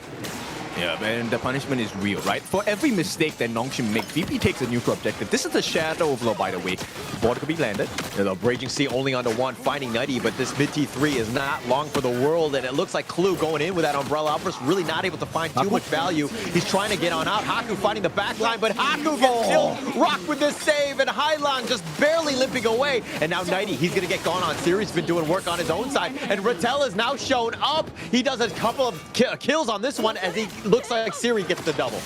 No, that's the whole thing. Rattel needs to show up, and for the first time that Nongshim took this big fight win, it's because Rattel was able to change the tides. Now, back before that was a huge bait once again. Hylong, you should always expect that his passive is up, right? Unless you have the counter for it. Haku went in, tried to get the Jadify here with the Heart of Jade Seal. Did get it, but once again, Hylong's passive is a free destiny. Yeah, just staying alive, just being able to kind of shrug that one off, if you will. So he needs to be, again, Haku, when he goes all in, he needs to be a little bit careful. Maybe you bait it out more than anything else. But, I mean, he pushed it back, did not expect the return initiation by Rock to just jump on him. But now Rock finding Rattel. He wants to go for him, the board not locking him in. Okay, so for Nongshim right now, actually, this is the perfect time to fight, right? You have less than 150 seconds because Hylong's passive is down.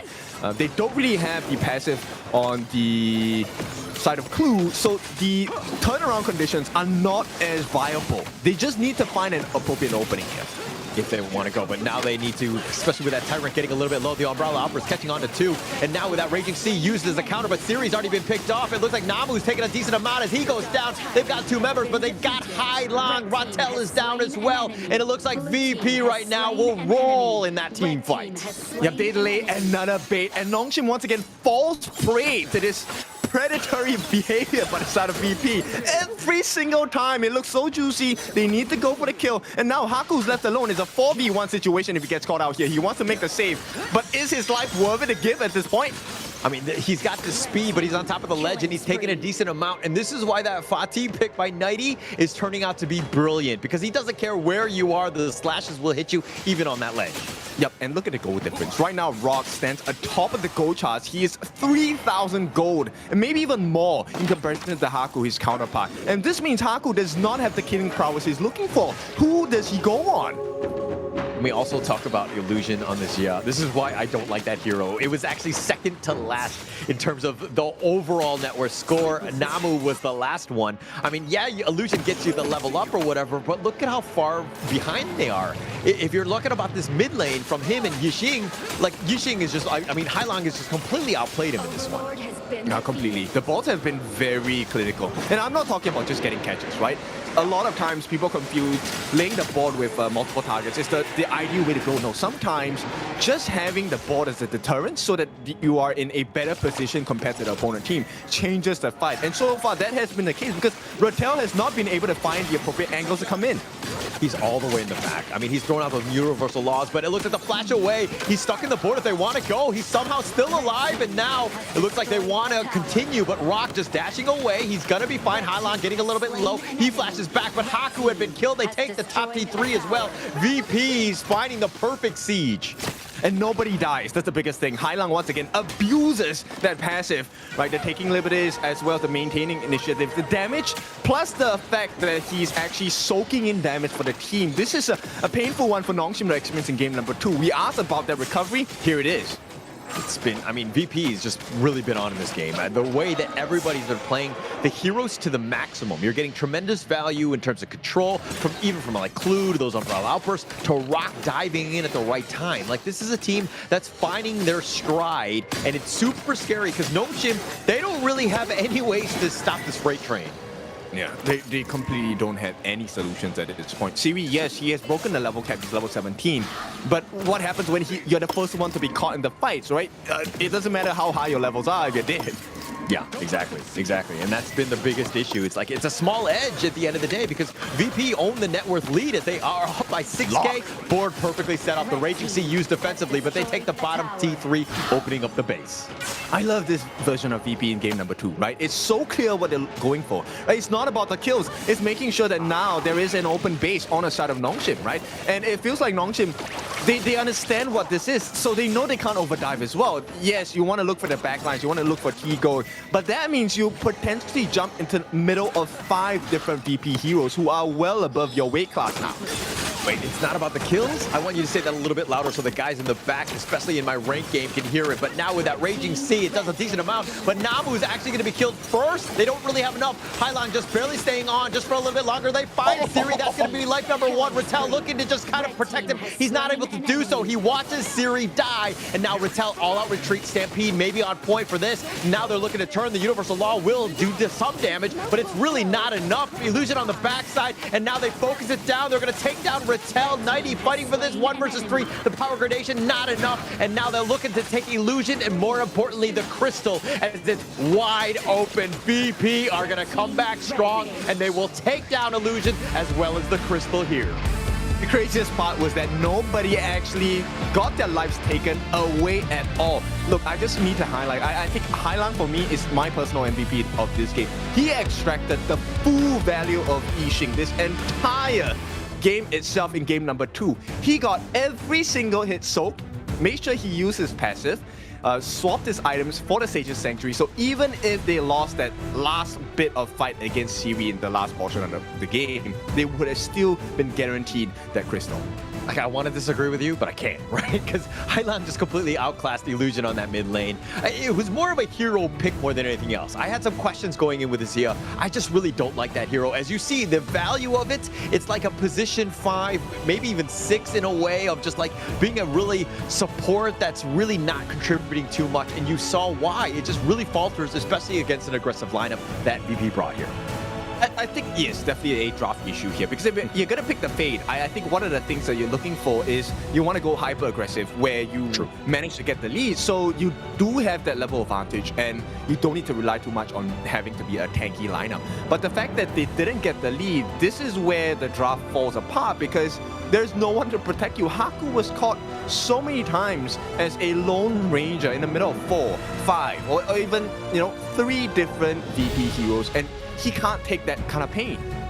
I don't really think it... I mean, it is definitely eyes are on Haku to not die as much. I mean, he died 6 times, didn't even get a single kill. He was a little aggressive. But I think also it seemed like him and Rattel were not really on the same page. If Rattel initiates, takes that fight, and all that, you know, it becomes that bait, so to speak, then Haku can kind of come in with Siri to kind of follow up. They were never really able to do that because VP were the aggressors. They had that map control and vision and just took whatever fight was advantageous for them. Yeah, and to add salt to the wound here, 90 and Rock, and T-Gold as well, the 3 of them, essentially in the team fights, they're kind of able to touch almost every angle of the fight. They can actually move and traverse the map really quickly and really seamlessly as well, which Nongshim really got exposed because, like you said, illusion on that Zaya pick. Sure, it is not as mobile. He can stay far away, but how far can you run?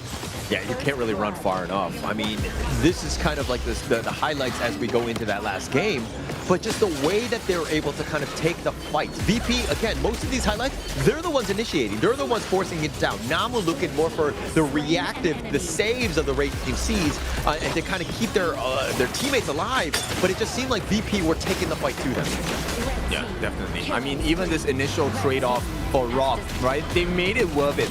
VP, in this game number 2, they were really efficient at making sure that even if we give something over to the side of Nongshim, we still take more. Yeah, they're going to take more here. And this is that play. Haku, even on the back. I mean, Namu doing a decent amount at Highline. Look at how he just stays alive. His ability to just outmaneuver Nongshim and just get to safety and continue to just cycle his spells, that speaks volumes about his play. And this is the catch out, Nongshim getting caught out, and they're getting run. And Haku now looking to join the fight very late to the party. Yeah, it is difficult. And just to add on to the point of Highlang, it's the fact that when he's so low, you don't want to miss out on free gold, right? So it forces the members of Nongshim to stay in the fights. And look at the value that Highlang provided in this fight here. Actually making sure that he has the splendor to make sure that everyone still wants to go for him. He's locking Nongshim members up, not by their choice. Yeah. His ability to understand also like the maximum range. He's always in safety, right? He's just staying around. He knows that Sanctuary is going to be popped, and then he can go back in when he's being distracted. Siri's not able to snipe him out, so he's staying alive, which is the biggest piece. But the MVP of that game is going to be Rock. I mean, 8-1 and 7. He just had so much of an impact in game 2. He was the catalyst, right? Yes. Everything started because of him. He got that first blood onto Haku, which swung the whole momentum over to the side of VP because the one win condition they were looking for had to come from Haku. And getting the first blood was already a painful experience, but Haku continually got caught over and over again. 6 deaths in the professional scene, that is quite a lot. It's a ton, right? And the fact that you got 0 kills as well, I'm gonna call it out. Like they didn't play well. The draft wasn't great. It didn't seem like they were completely well synergized. But at the same time, you're kind of thinking, maybe they were not picking the most valuable of the heroes to kind of, save the meta picks for a little bit later. Again, I don't know what was in the mind of Coach YK, but it's something that came to my mind because, again, the draft didn't seem like it was the well-oiled machine that we know from Nongshim. Definitely not. And then now this puts Nongshim in the exact same position as Virtus Pro, right? So Virtus Pro, game 1 didn't go exactly their plan. They got destroyed. And this is their response, right? We are going to come up with an even better draft. We're going to come back into game number 2, crushing you. But now that Nongshim is in this position, can they recover as well as VP did? I think we're going to have to find out. I mean, the biggest piece about all of this is that we're now in a best of 5, essentially, right? First to 3, yeah. Let's just, forget about game 1 and 2. Let's kind of move on, because that's where the key piece of this is going to be. We need to just shake things off. Game 2 was not a complete stomp. Nongshim had ways to kind of get back in. They had the fighting chance, but Virtus Pro were just too strong in game 2 here. Yeah, I would actually think the door wasn't as opened as I think Nongshim fans would like to have been, because end of the day, it was kind of a bait. Like VP was just baiting them all over the place. And this is kind of like the weakness of Nongshim, right? The way that they're easily baited. I don't know what it is, right? It just seems like you dangle like, a piece of meat or candy or whatever, and the guys are like, oh, I'll jump into that white van. I have no issues with that. And Nongshim tend to do that time and time again. But as we go into the global ban pick, some of the meta picks have been taken. But which team do you think expended a bit too many thus far, Kid? I think in terms of the exchange for value, Nongshim definitely did. Because they picked the Fade, they picked the Chano. These are big picks that counter a lot, or at least make the life difficult of your corresponding laner in that role, right? So to not be able to pull out a win with those picks is definitely costly, because by right, Fade should be a guaranteed objective taker. You're supposed to, even if the game goes late game, you get the Tempest, you secure the turnaround, but that never came to fruition.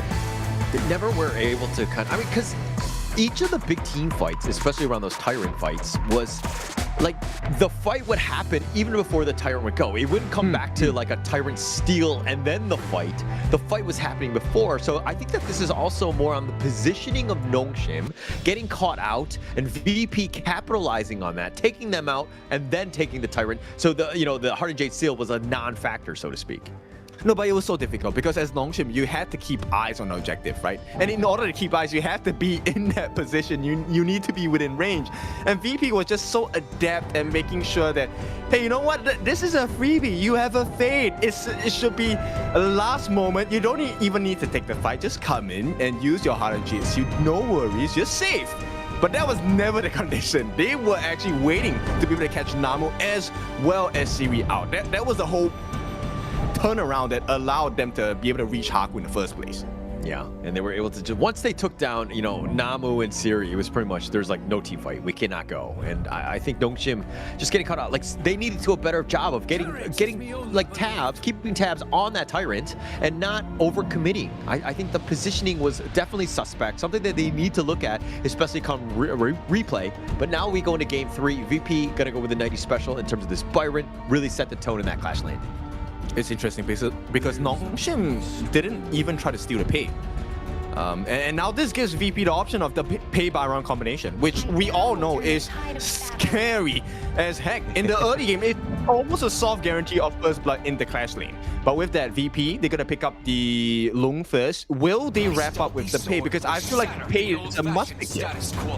It makes a lot of sense. I mean, synergizes so well, but it looks like they're not going to go with it. They want Leon Po more for the counter pick against the Namu 3 Zhang Fei. This is something that we've seen time and time again, right? Yeah, I think tank v tank, and yes, 3 slaps instead of 1. Good offer. Okay. No, I'm about the quantity, or the quality. I said it wrong too. Oh, I love that part. That was good. No, I don't want to be slapped 3 times. I just want to be slapped 1 time really hard. Okay, that's the way it's going to be. Oh, okay. I think I prefer it because I think I'm the one giving the slap, so I don't mind doing it 3 times. No, value. That's true value. But of course, with that being said, the one hard slap that's gonna come from Nongshim has to be Illusion on this Noir, right? The Annihilation combination with the creation blocks and the final Matrix block that is created could be the Dev's door for the side of VP, because it's also a great counter against the T Gold Lung here. Illusion had almost like a phenomenal game against Vicious, right? He absolutely dominated the battlefield on the Nua in that series, in that game, excuse me. He just had a great one. And setting it up for this one, which is, again, T-Gold is going to be on the loom. Where he's going to land, that Annihilation is going to be queued right up when he lands. I mean, it's something that we expect as the baseline of performance from all mid laners now, especially when you're playing a Noir, right, in the professional scene. And here's the curious thing. Nongshim actually banned out the Nerza. I can understand why, the new buff. It's really kind of hard to deal with. But the Han Xing, they're kind of scared of the split push opportunities that VP are potentially looking at in this game number 3. The Hanshin is the rock special, right? He's one of the like the few guys at the KML that likes to play this regularly and with high success rates, because he's so effective and efficient in his farming and just being able to move across the map and just find that back line. So Nongshim, very vulnerable. Like this Flowborn Marksman and Nua, easy pickings if they were able to get to that back line. Okay, so Nongshim, now we see the reasoning behind the Nerza ban, right? Because he's definitely a big counter against the Arta pick with the anti-heal properties as well. Now, the question here for VP is, now that you have seen a Flowborn Marksman being picked up, who is this engaged that allows you to jump into the back lines? The Luna is a possibility, but no, because VP, Nongshim have essentially given them the pay here. So pay is a must pick. Yeah, it seemed like they were like trying to bait it out in the first phase of the draft, and at the same time, VP didn't pick it, and they went with the Neza Hanshin ban, and I think they're like, okay, this strategy is still good. Let's continue on with this pay and let Rock kind of shine on this, but they're gonna go with the Garuda, a little bit more long-range poke. This is a pretty well-balanced lineup, man. It is, and this then puts Nongshim in a curious position. Okay, they pick up the Ying. I like this, right? Ying is able to tank, but also do damage at the same time. The question is, how do you build this lead? And once again, I feel like this lead comes in two lanes, either the Clash lane or the mid lane. And the mid lane matchup, we need to have Illusion being backed up by Namu, right? It needs to come, but it looks like Nongshim, they're gonna forgo the Ying, take up the Luna. I like this. It might be a kind of a nasty situation for Hailang here if Haku gets that initiate that he's looking for. Yeah, I mean, if he jumps, even on Rock, he has that burst potential in terms of, because Pei is kind of squishy too. So Garuda and Loom also has those targets. So if Haku is able to get going and not do what he did in game 2, which is be over-aggressive without having the proper farm and the damage to get those pickoffs, I think that Haku's going to have a much better chance. Again, this is more like a redemption story more than anything else. I think this is just a timing issue, right? Rock and Haku, both of them, they are very reliant on their skills to be able to get the shield, right? We notice because so many times we've been caught. Yes, we are preparing for the Luna come in, she comes in, don't worry, you can CC her, and suddenly she has a shield because she gets a reset. And the same could be said for the Pei, right? Every time he changes form, he's going to be able to get the shield as well. So this really is a difference of shield gatherings. Whoever gets more value out of the shields will win that 1v1 or whatever the situation is. Okay, but you do think that there's going to be a lot of 1v1s? I mean, Haku is, you know, he has the propensity to do so, but I feel like Rock is always usually supported by somebody. He doesn't go hyper aggressive without maybe like a clue backing him up. I think that the entertainment of the fight comes from Rock and Haku. It's going to be really flashy, but the true damage dealers here are going to be Siri and Tico, right? Siri with the Arrow Storm, he's the one that's going to change the fight because he melts the shields on 90, he melts the shields on Rock, he melts the shields on Hailang. And if he's in a proper position where he's going to be untouchable, that is Nongshim's win condition. Oh, the emergence into the top lane. Rattel does a little bit of work on terms of 90, but now Illusion not really finding much, but they're trying to fight for this pheasant here. But now Rock joining up, he pounces on forward, finding Illusion does a decent amount, but this Crimson Golem is the true target. Haku will be there, but I think he's going to be a little bit too late as Rock picks that one up. So smart. And right now, because of the positioning here of them taking the Crimson buff, Rock has instant access back into his Azure Golem, which is already protected by the fact that Hailang is here. So Nongshim, they can't go for the steal, they can't go for a fight here as well. Let's also talk a little bit about the draft from Nongshim here. I mean, you were talking about the Flowborn Marksman, then you have Illusion as well. Both of these are long-range artillery bombarding guys, right? It's going to be tough to get to the backline. If they slow siege you, but they do it from range, VP, like, I mean, you have your Wings of Judgment, but how can you really jump to that back line? It's going to be super difficult, and why they were banning out things like the Neza in the draft. Okay, so here's one way to look at it, right? If I were in the shoes of VP, I actually wouldn't care about the poking. My goal here at this early part of the game is, can we get the first blood on either Rattel or can we get it on Siri? Because either one of these will spell the death of what is meant to be a very strong composition. If Rattel cannot tank, your backline is open for access. Clue does have that triple jump with the Tremor Smash. All he needs to do is to get a nice knockup, and the rest is history. Come team fight, or sorry, come first blood, totally understand, especially early. Rattel is not the guy, right? He needs items, he needs to get to that level. Even Haku doesn't really have enough to really fight. But in terms of the overall, like a mid to late game team fight, it's still going to be tough for them, right? I don't know if VP really have access. I mean, they can, how do you get in when they're poking and prodding you from afar? You don't want to walk into that. That's true, but Haku has to go in. Okay, he's gonna try. Oh, the Annihilation is gonna be on point. The Ghost Ship is going, but the Tremor Smash is on point. Clue is gonna be killed on this one. Rattel looking to just limp away. Haku still wants to fight, might want to go in. The Stampede was used by Namu, but it might have baited his own brother in. The crystal shots are there, and Haku's get killed on the side with 90 doing a little bit of work, and Haku baited out his own teammates. Yeah, a difficult position to be in. They've given 3 lives for the 1 that VP have given. And this is not ideal because you get the kill onto Clue, which is a roam. And not that roam lives don't matter, but the value extracted by VP in that particular exchange was definitely much more in comparison to Nongshim. Look, just one fight, they're 2,000 gold ahead, and the worst part is Rattel has not gotten his items. He needs the Dragon Rage, he needs the lifesteal here. As a former roam player, and now I've shifted into the Clash lane, I'm going to say that roam lives don't matter anymore. So I think I'm very comfortable with that. But in this case, I do think that Clue, just staying alive, the Tremor Smash was on point. That's exactly how you want to do it. But Nongshim, they need to be on the same page. Like, are we going in or not? And it seemed like that was a bad call because they were very hesitant, very 50-50, and they paid with their lives. Okay, people might not agree with this, but I love dirty fighting. Not in real life, but just in the game of HOK, right? I don't mind my roam timing. Yeah, look, as a roam, I will give my life. But the team needs to make the trade. And VP played that dirty fighting to the maximum capacity. It's that chaos, right? That burst ramp is on point. The flash is not going to really connect, but he does get on out of this with his own flash. The Annihilation is going to be connecting, and now Rattel with that ghost ship, but it's not the greatest of spots. The Stampede is going to be on point, but Rattel is going to be going down. The tower is there, and it looks like Namu will be killed as well, and they will take the bottom T1.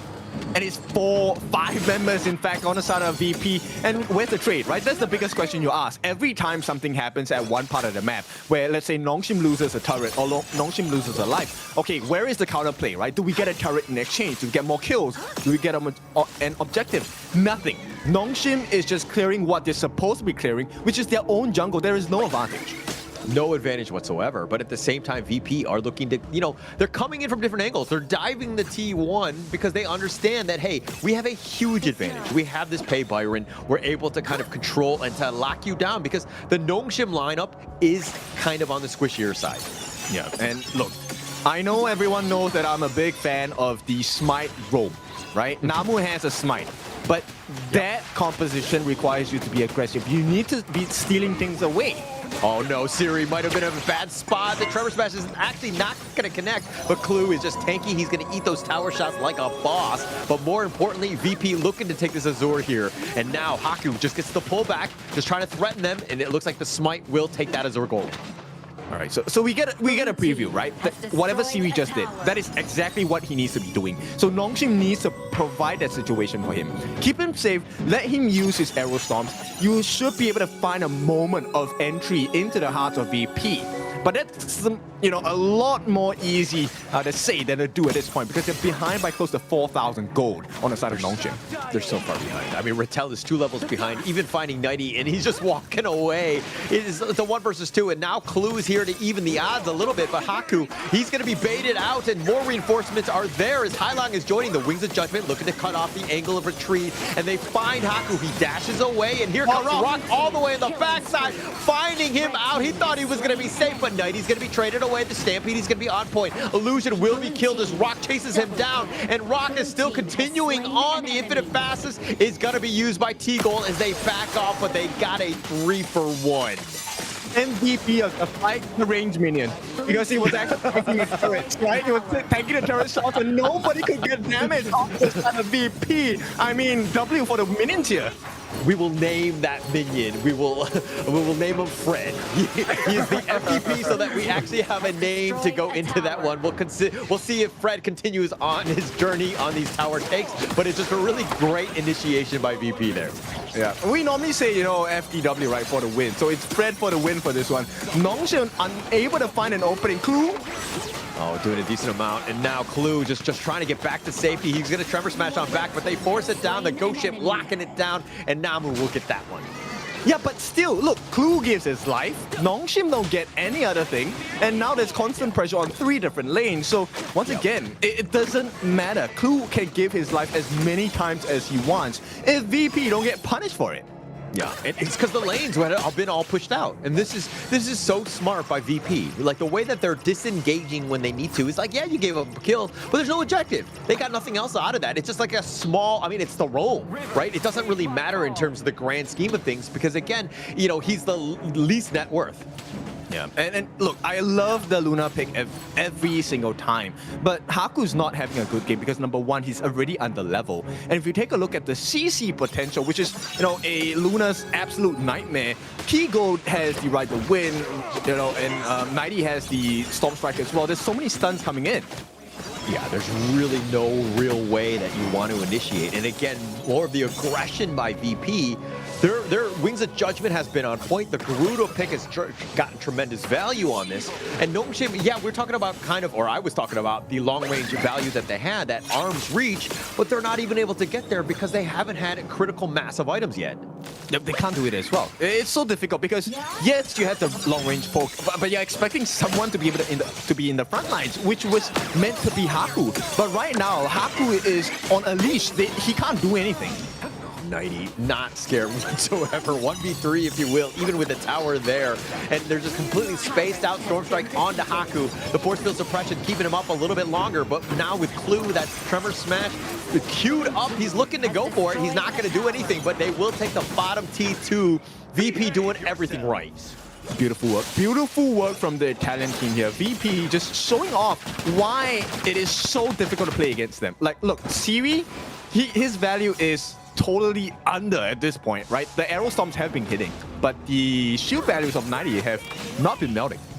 The rest of Nongshim have just completely crumbled under the pressure of this game. They're down about 6K at this point. They've really struggled to find any sort of footing. VP has just completely played this one perfectly. They're choking you out. You have very little options from Nongshim. Yeah, you can't even get it set up, right? I feel for Namu, this is such a difficult game. Like, sure, you have your Unbridled Outburst. 90 is in a 1v4. 90 don't care. 90 gonna go fight. He's gonna be just walking away.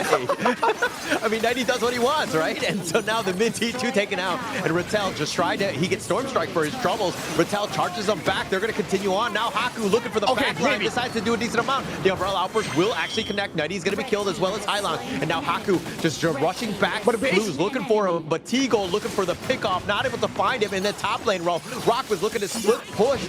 Namu is there, needs to be careful. The Crystal was under siege, so Namu will be killed because Rock, again, he doesn't care as well. And now with the Arrow Storm, that should be enough. The shield just barely enough. The emergence on forward, and they're not able to find Rock. Are you kidding me? No way. There is no way Rock just did that. That was a play of a lifetime. And at this point, yes, 6,000 gold, but translated in that play by Rock itself. He shows you how far ahead they are. They could have ended the game, and yet Rock was continuing to fight, even under the Crystal, stays alive, somehow navigates his way out of the base, surviving with those shields that you were talking about, of just being able to kind of, have it at the right moments. And now Nongshim getting desperate. They're looking to take this Overlord as they're looking to start here. And now Clue with that Tremor Smash, it gets the knockup, but who's going to take the Overlord with that Smite? It might have been a little bit close, and Haku with this steal. And now Nongshim on the run. I think that they're going to be very happy so long as nobody dies, but they're continuing to be run away, and they're not able to find it. Rock gets pushed away. All right, that was a lifeline by the side of Nongshim.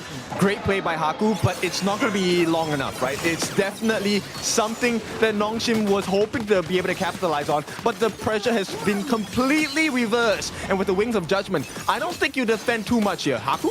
Oh, Haku was looking to go for this one. He eats a little bit of damage from T-Gold on his way back out. But Nongshim doing a little bit of work, and it looks like the Shadow Tyrant is going to be the consolation prize as Rock solos that. And look, Nongshim, it's a very difficult position because VP don't really care about the map. They already have the advantage, right? Now it's about the team fights, which is why VP is kind of prioring the Shadow Tyrant instead. Right now, if they take a huge fight, it is to Nongshim's detriment.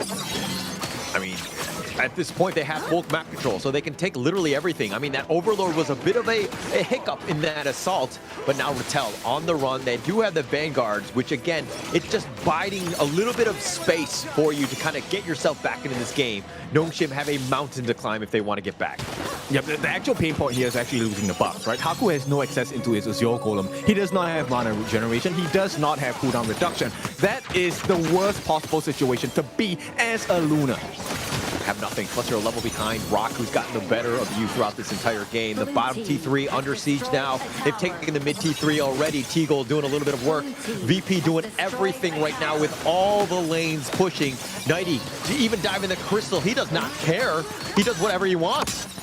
Yeah, look, the Annihilation right now, it's not pain. It is something that has become just a simple tool for the side of Nongshim. It's no longer a game-changing move. But if anything, now they're deciding to turn this one. The Wings of Judgment is going to be on point. Does a little bit in terms of the backline, and they find Haku, who is just trying to back on the backline himself, and 90 looking to dive in, has that force field suppression, and now the Crystal is under siege. The Umbrella Outburst used to just push them away, but the Crystal is taking a decent amount. Illusion has been picked up, but more importantly, it looks like VP are going to take game number 3. A very dominant display of power from the side of Virtus Pro here, showing you exactly how to play against a Luna composition, right? Haku this game, it really sucks for him because he knows what to do. He's able to jump in, but he cannot find the finish because there's too many disruptions. Wings of Judgment, with the second usage of it, it gives you dread as well, right? So even if Haku gets that ideal catch onto Hailang in that position itself, he has to deal with the dread. And the follow-up, they have the Storm Strike by 90, they have the Force Field Suppression. This guy's really tanky as heck. And we have the T-Gold Lung with Ride the Wind and the full combination of the 7 Dragon hits. It's so difficult. He's not going to survive it. Very difficult, very strong lineup. The execution was flawless by VP. The way that they were able to just, Nongshim were finding ways to get back in, but VP were like, okay, we'll shut that one down. We made a little bit of an error. We'll just fix that one up. We shored that up. It was very, very calm, cool, collected, and they didn't overreact. They were just able to close that game out in typical VP's fashion.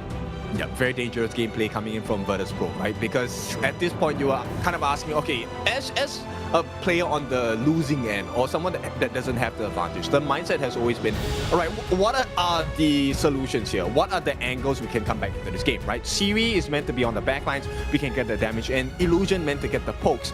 But you need the setup. Namu, we were hoping for a big Unbridled Outburst to be able to set up aggression, but he can't do it because it's all for defense.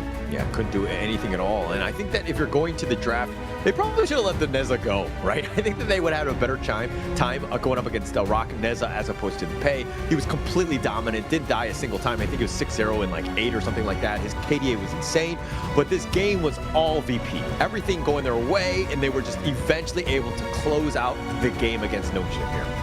Yeah, I wouldn't count it as a full-out draft. It really came down to who was able to wrestle that initial early game, right? This first play of the game, taking away the Crimson buff. Okay, this was not the first one, but essentially, this was a huge situation and turnaround because they gave the life a clue, but the value in which they got back in exchange, huge.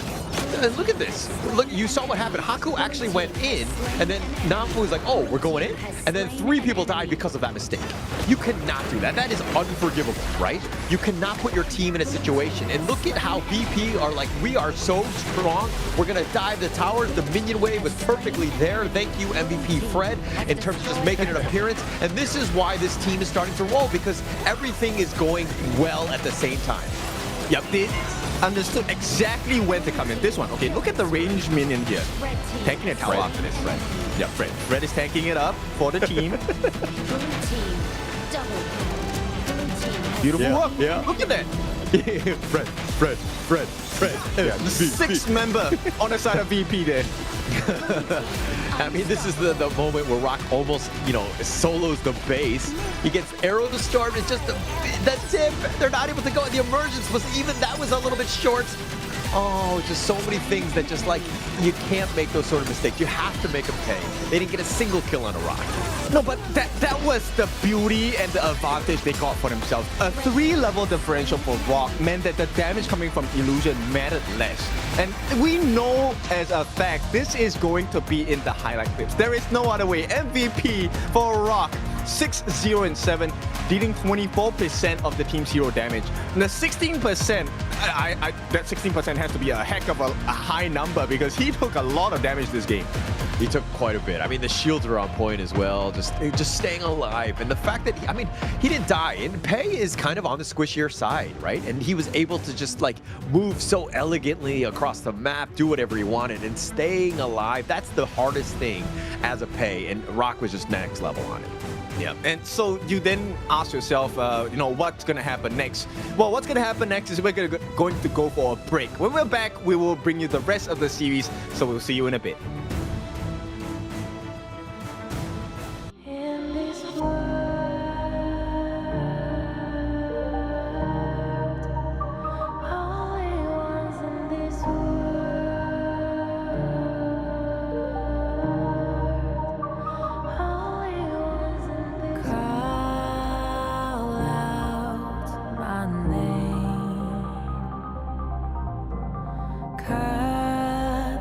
Sound of the rain.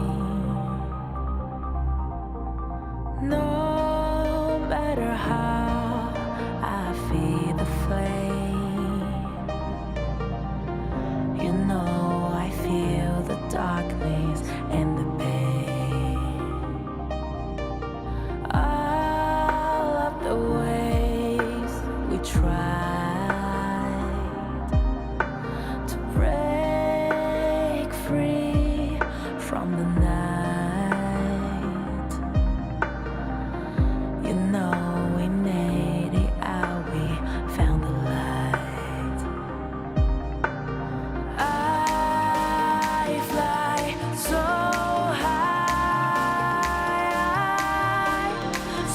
high, light up the skyline. Let's do it this time, like it's a whole new vibrant world.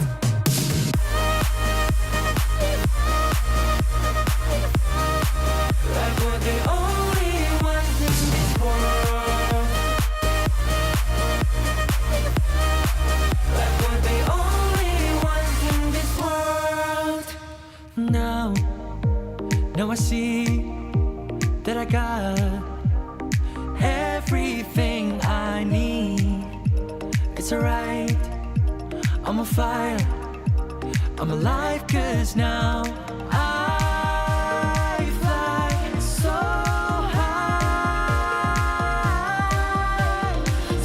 high, light up the skyline. Let's do it this time, like it's a whole new colorful world.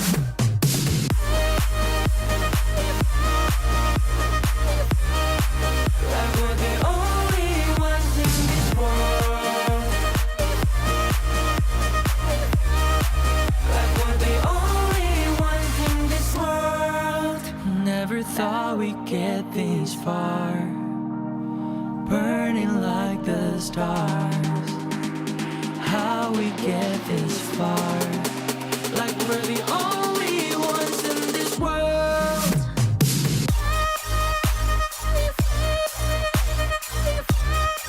Like we're the only ones in this world. Welcome back. It is time for the second half of this Best of 7 series between Virtus Pro as well as Nongshim Redforce. If you have just joined us, welcome back. It is your favorite kind of tofu kindofu. With me today is Holler. Tell us about what happened so far. Well, it's been the VP show. I mean, mainly Rock. I think that the way he's been able to just kind of dominate the game, he's definitely taken the lane advantage over Haku, who's been really struggling the past 2 games. They haven't been able to find their groove, and Nongshim is really starting to struggle because of it. Yeah, I thought you were going to call out Fred, right? Fred, the range minion. He was doing a lot of work for the team. And this is what it means to play as a team, right? It's not just your members, it's the entire workforce coming. Another day at the job for the side of Virtus Pro because they have been dominant in the 2 wins they have gotten across Nongshim. So the onus is on Nongshim here, right? Like, can they come back? Can they come back with a strong draft? Coach YK needs to give them better tools. Yeah, and actually the biggest piece to this is that I'm sad because of the fact that we're not going to see a reverse sweep. I like the comeback story, but this is going to be one where I think Nongshim need to come back. I mean, game 4, this is a must win. You cannot be down 1-3, looking down the barrel of a gun, so to speak, and get pushed down to potentially the lower bracket. This is one where you need to win. You got to equalize. You got to figure some things out because they have really no answers since game 1. Okay, look, we know how to get more flavor in the foods, and Nongshim are famous for this. They like to marinate, right? There is a potential for comeback. Now, VP have already done a reverse sweep against Nongshim earlier in the tournament, right? So now it is up to them. Can they find what this formula is? Can they find the recipe to come back into the series? And I think I agree. It has to be Nongshim coming back in this 4th game, or else it could be a done deal here. The biggest piece to this is just focusing on Rock. Make him have a bit. Make sure that, like, let somebody else beat you, like T-Gold or Nighty, right? But if you actually limit what Rock brings, you have a greater chance. I think that some of the other ones might crumble under the pressure. Rock right now has been feeling zero pressure right now, and I think that Nongshim need to do a better job, especially early, invading the jungle and taking things away because he's had free farm, essentially. Okay, I agree with you because that's exactly what happened in game number 1, right? When Nongshim took the first win in this series, Rock was non-existent. So if they can kind of spoil the game for Rock, I think, yes, that's a great way to start the game. But Nongshim now, they're going to start off with the Dharma pick. Now, VP no longer has the RD, so who is Rattel supposed to go for? Who's supposed to go for? Well, Chicho has been quite strong, although it's funny because going into the playoffs, we're like, this is a hero that was like 9-1. It was really starting to steamroll teams, and then it just like lost like 2 or 3 times yesterday. So this is a hero that teams have kind of figured out a little bit. But again, I think it's a little bit different story when VP is playing this hero. I think that T-Gold or potentially anybody else, because it could be flexed, the option is definitely there. Okay, so Nongshim now has the opportunity to use the Yangtze and Dolia combination, which is great. They have to ban the Nerza now, right? Like, VP can actually pick that up. Still available. I mean, it still can fit into this draft as well because Yuhan and Chicha, both of them are so flexible. Like, it's such a huge advantage going into any part of the draft when you have heroes that can be flexed into any sort of role. It could definitely be a possibility, but they're going to go with the Lady Jeanne instead. Interesting. I like it, right? End of the day, with the Destructive Deluge, the ultimate buy the side of Lady Jeanne, it definitely provides a lot of value. And we talked about this because it's the exact same flip where we were looking at Illusion, I believe. It was Illusion playing the Lady Jeanne, right? And, you know, back then in game number 1, Namu picked up the Mozi as the roam. And so we see the solution to playing against the Yangtze and Dolia combination, just consistent CC. Right now, if we're looking at that formula, VP doesn't have too much CC. We'll see what the game plan is. So in that, I mean, at the same time, you're kind of like, I need a little bit more CC. Usually the roam comes with, you know, that in spades. Like, usually they have a lot of it. But the Yuhan right now is generally, I would assume, what the Clue is going to be aiming to play on this one. But unless you want to flex it, I don't think it's great to kind of give it to like a Rock or any other lane at this point. So this is more of a, like, we need to find CC, but in other avenues here. Actually, that would be quite curious, right? If actually Rock takes the E1 back to the jungle, we're bringing back 2024 HOK, which I think is interesting, but yeah, I don't think that's ideal. I think this E1 definitely goes into the hands of Clue, right? But then the bigger question for the side of VP is, all right, so who's your jungler then? Do you want to pick up the Nerja? Because Nongshim have invited the Nerja pick. They have not banned it out. They haven't at this point. So it's still an option, but it looks like they're going to kind of play with you. I mean, VP have that advantage of the last pick. And so Nongshim right now, do they believe that that's going to be picked up here? Oh, okay, they pick up the early. I like this, right? So now we're left with the mid laner. What is the biggest deficit? The long-range poke.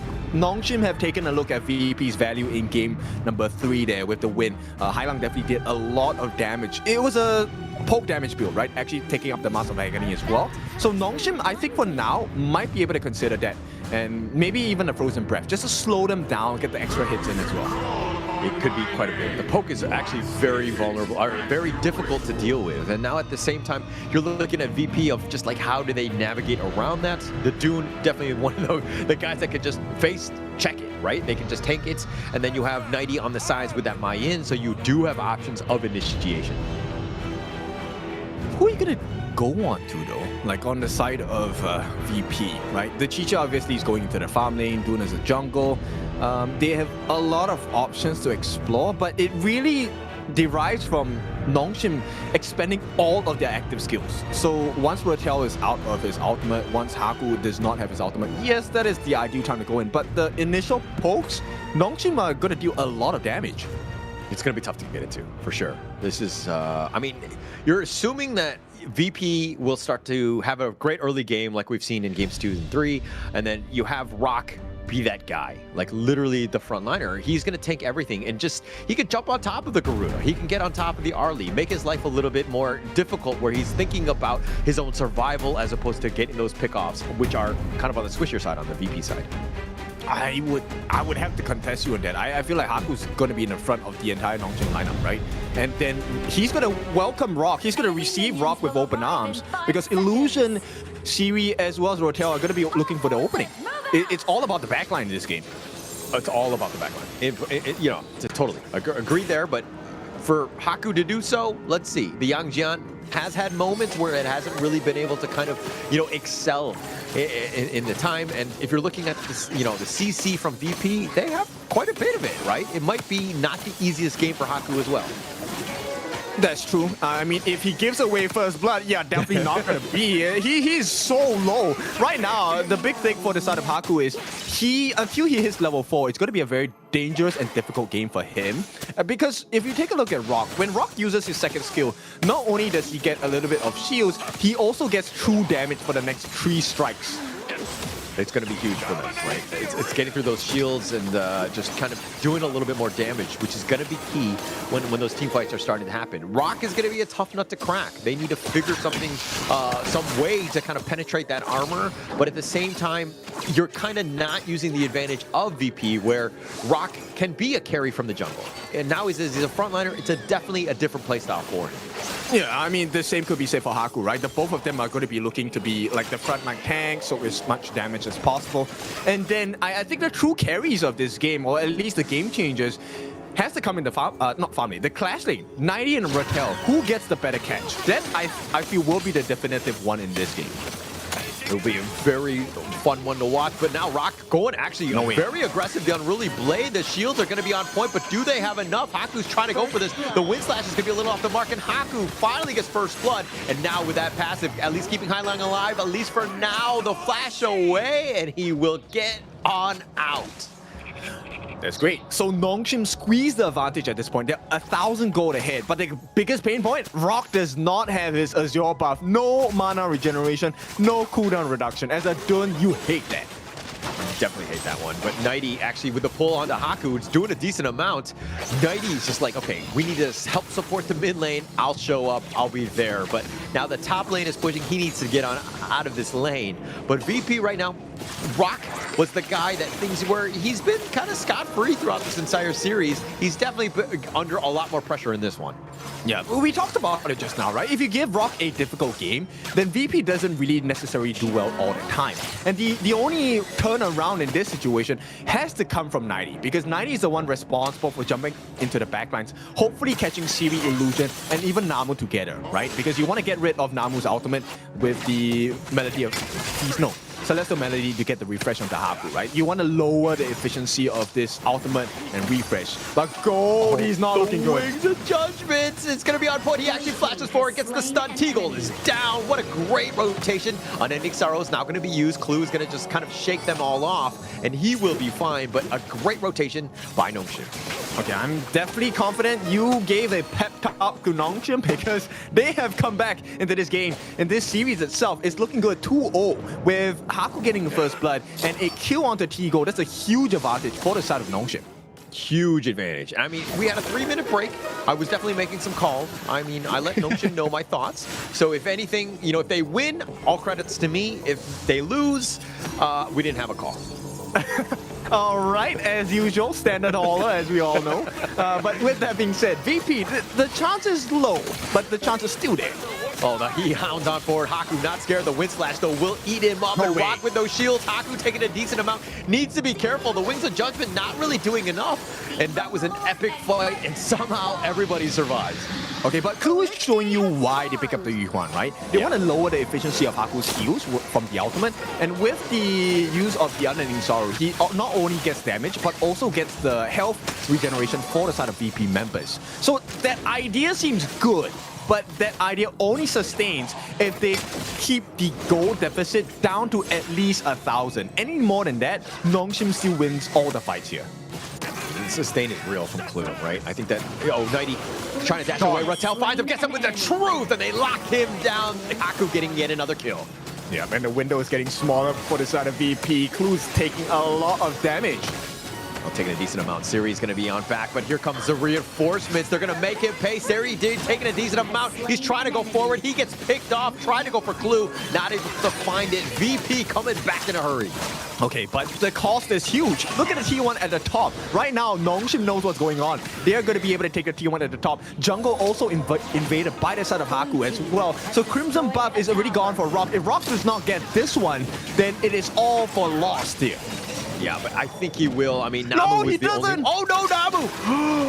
Somehow, Hounds on forward, passive, keeping him alive. Haku eats a wind slash, and Highline will get on back. No, he gets picked off. Haku with just enough, finding the damage. Rattel with the truth, but T-Gold doesn't hit off the backboard. T-Gold taking a decent amount. He will go down as Namu finds him, and Nongshim making things happen as they get 2 kills.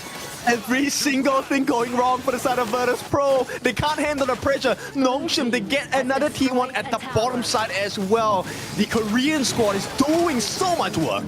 They're doing a lot of work, and they're actually finding the small wins, the things that they kind of, they didn't get that last 1% in terms of the life bars in the previous games, but it seems like the luck is on their side. They've been able to find it, the Azor Golem being stolen away by Haku as well.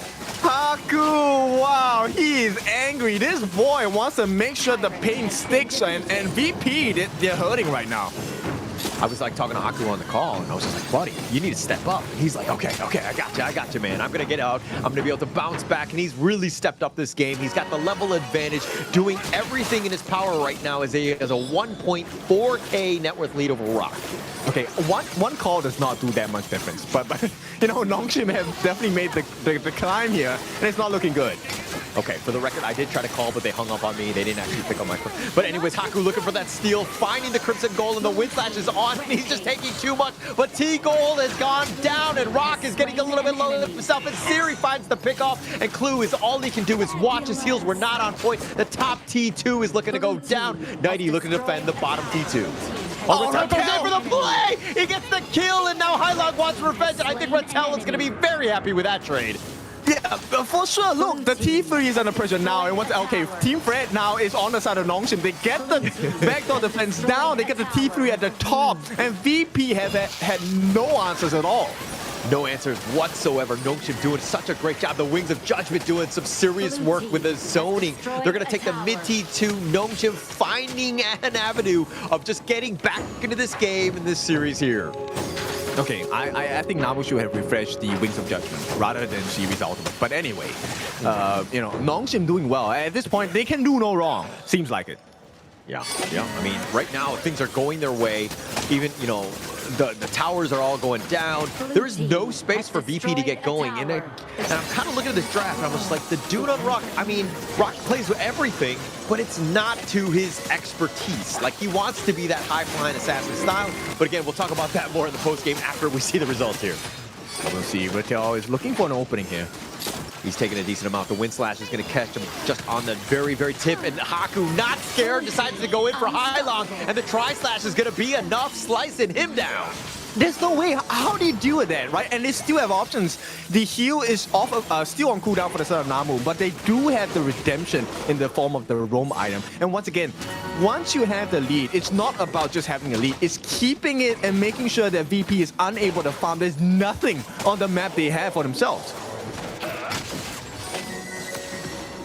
angle is kind of looking to be taken away. I mean, they don't really have much, right? In terms of this comeback, it's going to be very tough. They need to find some sort of pick-off, and Nongshim understanding just how to play the map and not do anything risky. They're, definitely in control in this one.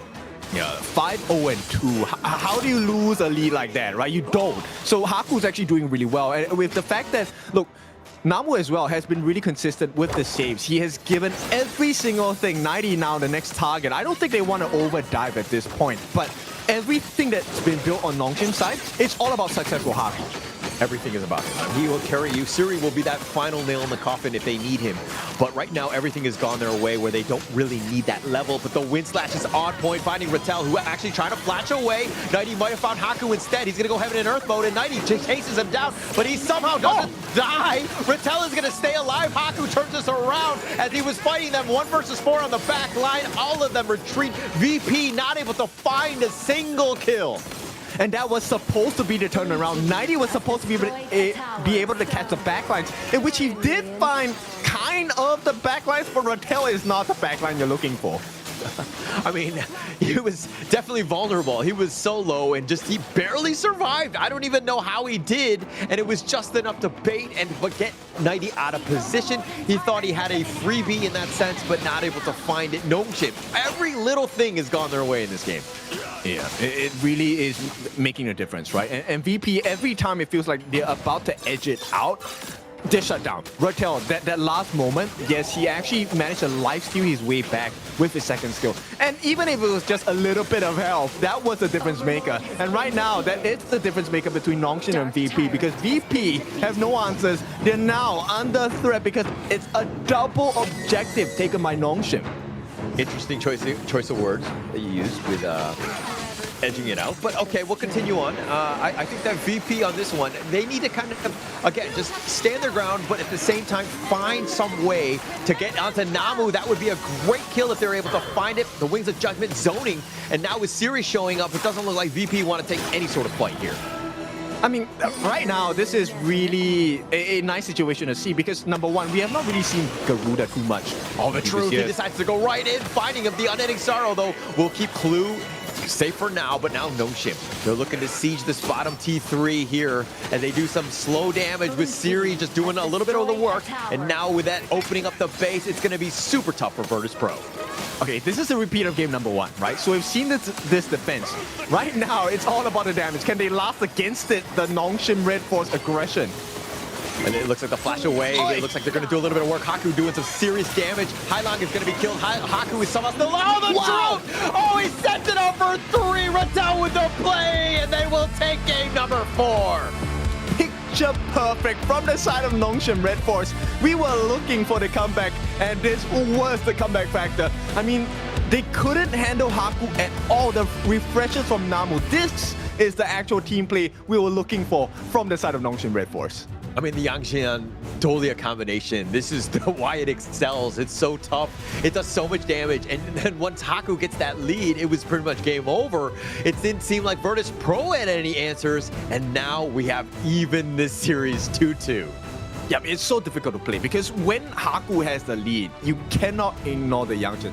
Look at the amount of times he dove into the faces of the side of VP. And who's the victim? Hailong. The one guy that had the AoE CC ultimate to be able to deal with the rest on the side of Nongshim, gone. The first member always gone. And once everyone is so focused on the Haku, we end the picture with Rattel getting the truth mantra of the game. That was an amazing one to really just close out the game. They needed that just to kind of, put the exclamation point on that game, right? And I think that that's going to be a feel-good moment for Rattel because setting it up and putting yourself in the chase. Now we've got a fist fight ahead of us, right? 2-2 going into this one, essentially a best of 3 as we continue to see exactly who's going to move on into the grand finals for that slot. But you see both of these teams, they want it. Yeah, I mean, the moment they slammed against the wall, there was a very loud bang, and it said, Daebak! Very good. Yeah, definitely. I think that you were in the team comms. I don't know if they actually said payback on this one, but it kind of sounds like something that they would say, right, as they go in. But I mean, look at these stats. Haku was that guy, right? This is the Haku that we know of old. We didn't see him in games 2 and 3, but his 95,000 damage plus the 73,000 that he took, he was that guy that, again, when they needed a hero, Haku shows up. Yeah, and the one thing I think a lot of people need to pay attention to is Siri. Okay, Siri was kind of non-existent in this game, but that's exactly what you want to happen, right? Because actually VP was kind of looking, okay, where is Siri, right? Siri was the supposed cleanup crew, but they couldn't even get past the first part of the equation, which was Haku. And that was because of this initial aggression coming out from Rock. He felt confident, and there were 2 other members with him. But once you give this lead to Haku in the early part of the game, you have no buffs to contest for, and you lose your buffs later on in the game against Namu, of all people. Like, how do you recover from that? You can't, and you saw exactly why. I mean, Nighty here, he was playing a little aggressive as well. Rock was, as you know, both of them, right? They were playing a little bit, probably a little too risky, especially early, and this is kind of where things got a little out of hand. But Haku, the way that he was able to tank and to kind of go in and out of the fights to really just bait people out, that was really the setup for Nongshim to kind of get that snowball going. Yeah, it's so crazy. And the fact is, look, everyone is focused on Haku. They were looking for the other members on the side of Nongshim, but no one else was there. The damage was already being done. And Illusion, the crazy part, he's actually predicting the movements on the side of VP as well, making sure he lands as many of the hits. And this godlike play from Raquel, what a bait. Oh, what a bait indeed. I mean, he does trade his life away, but they'll be so happy with that, right? Anytime you can kind of get that edge on the other, you know, whoever you're up against in terms of that laning is going to be key. But look at Haku. He's taking so much. Nighty tried to go all in to Rattel, who barely survives. And at the same time, Haku just thwarting everybody away from even getting close to him. What a great team fight by Nongshim.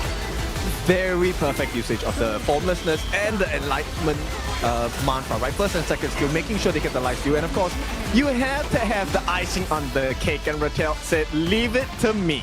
Oh, that was the perfect, like the truth was on point. But Haku, 7-0-5, 33% of the team's damage. Also 33% of the team damage taken. So he was equal on both ends. But that's why this Yang Jian is always so strong, especially when you have a duel.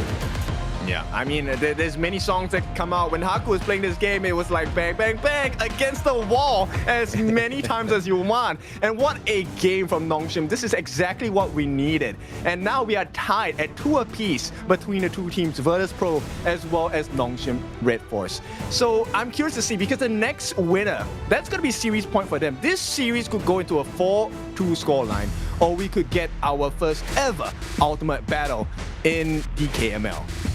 No doubts. I mean, this has got to go to the ultimate battle, right? I mean, if there's ever 2 teams that you were like, who's going to go to an ultimate battle? It's got to be these 2 teams. I mean, they go to a game 5 in every single best of 5 that they played throughout the KML. And going into this one, you knew that they were going to be evenly matched. These are probably 2 of the strongest teams. No offense, Vicious, as they're waiting in the wings. But what we've seen thus far, it seems like these are the top 2 dogs here. Okay, so we've already expanded the Yang and Dolia combination for both teams, right?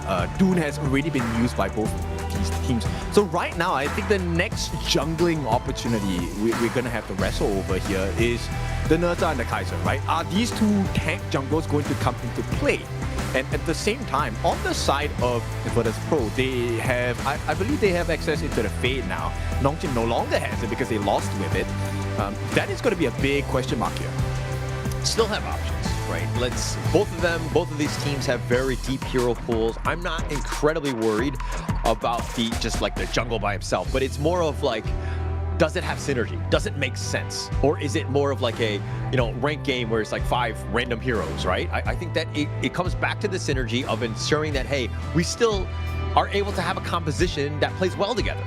That's going to be key. Yep, I definitely agree with that to a certain extent, but I also feel like the jungle matchup has been very directive of how the games have gone, right? When VP finds success, it's because Rock finds that early win against Haku. And when Haku gets the lead, then Nongshim just walks all over VP as well. So I think this jungle pick is going to be really important.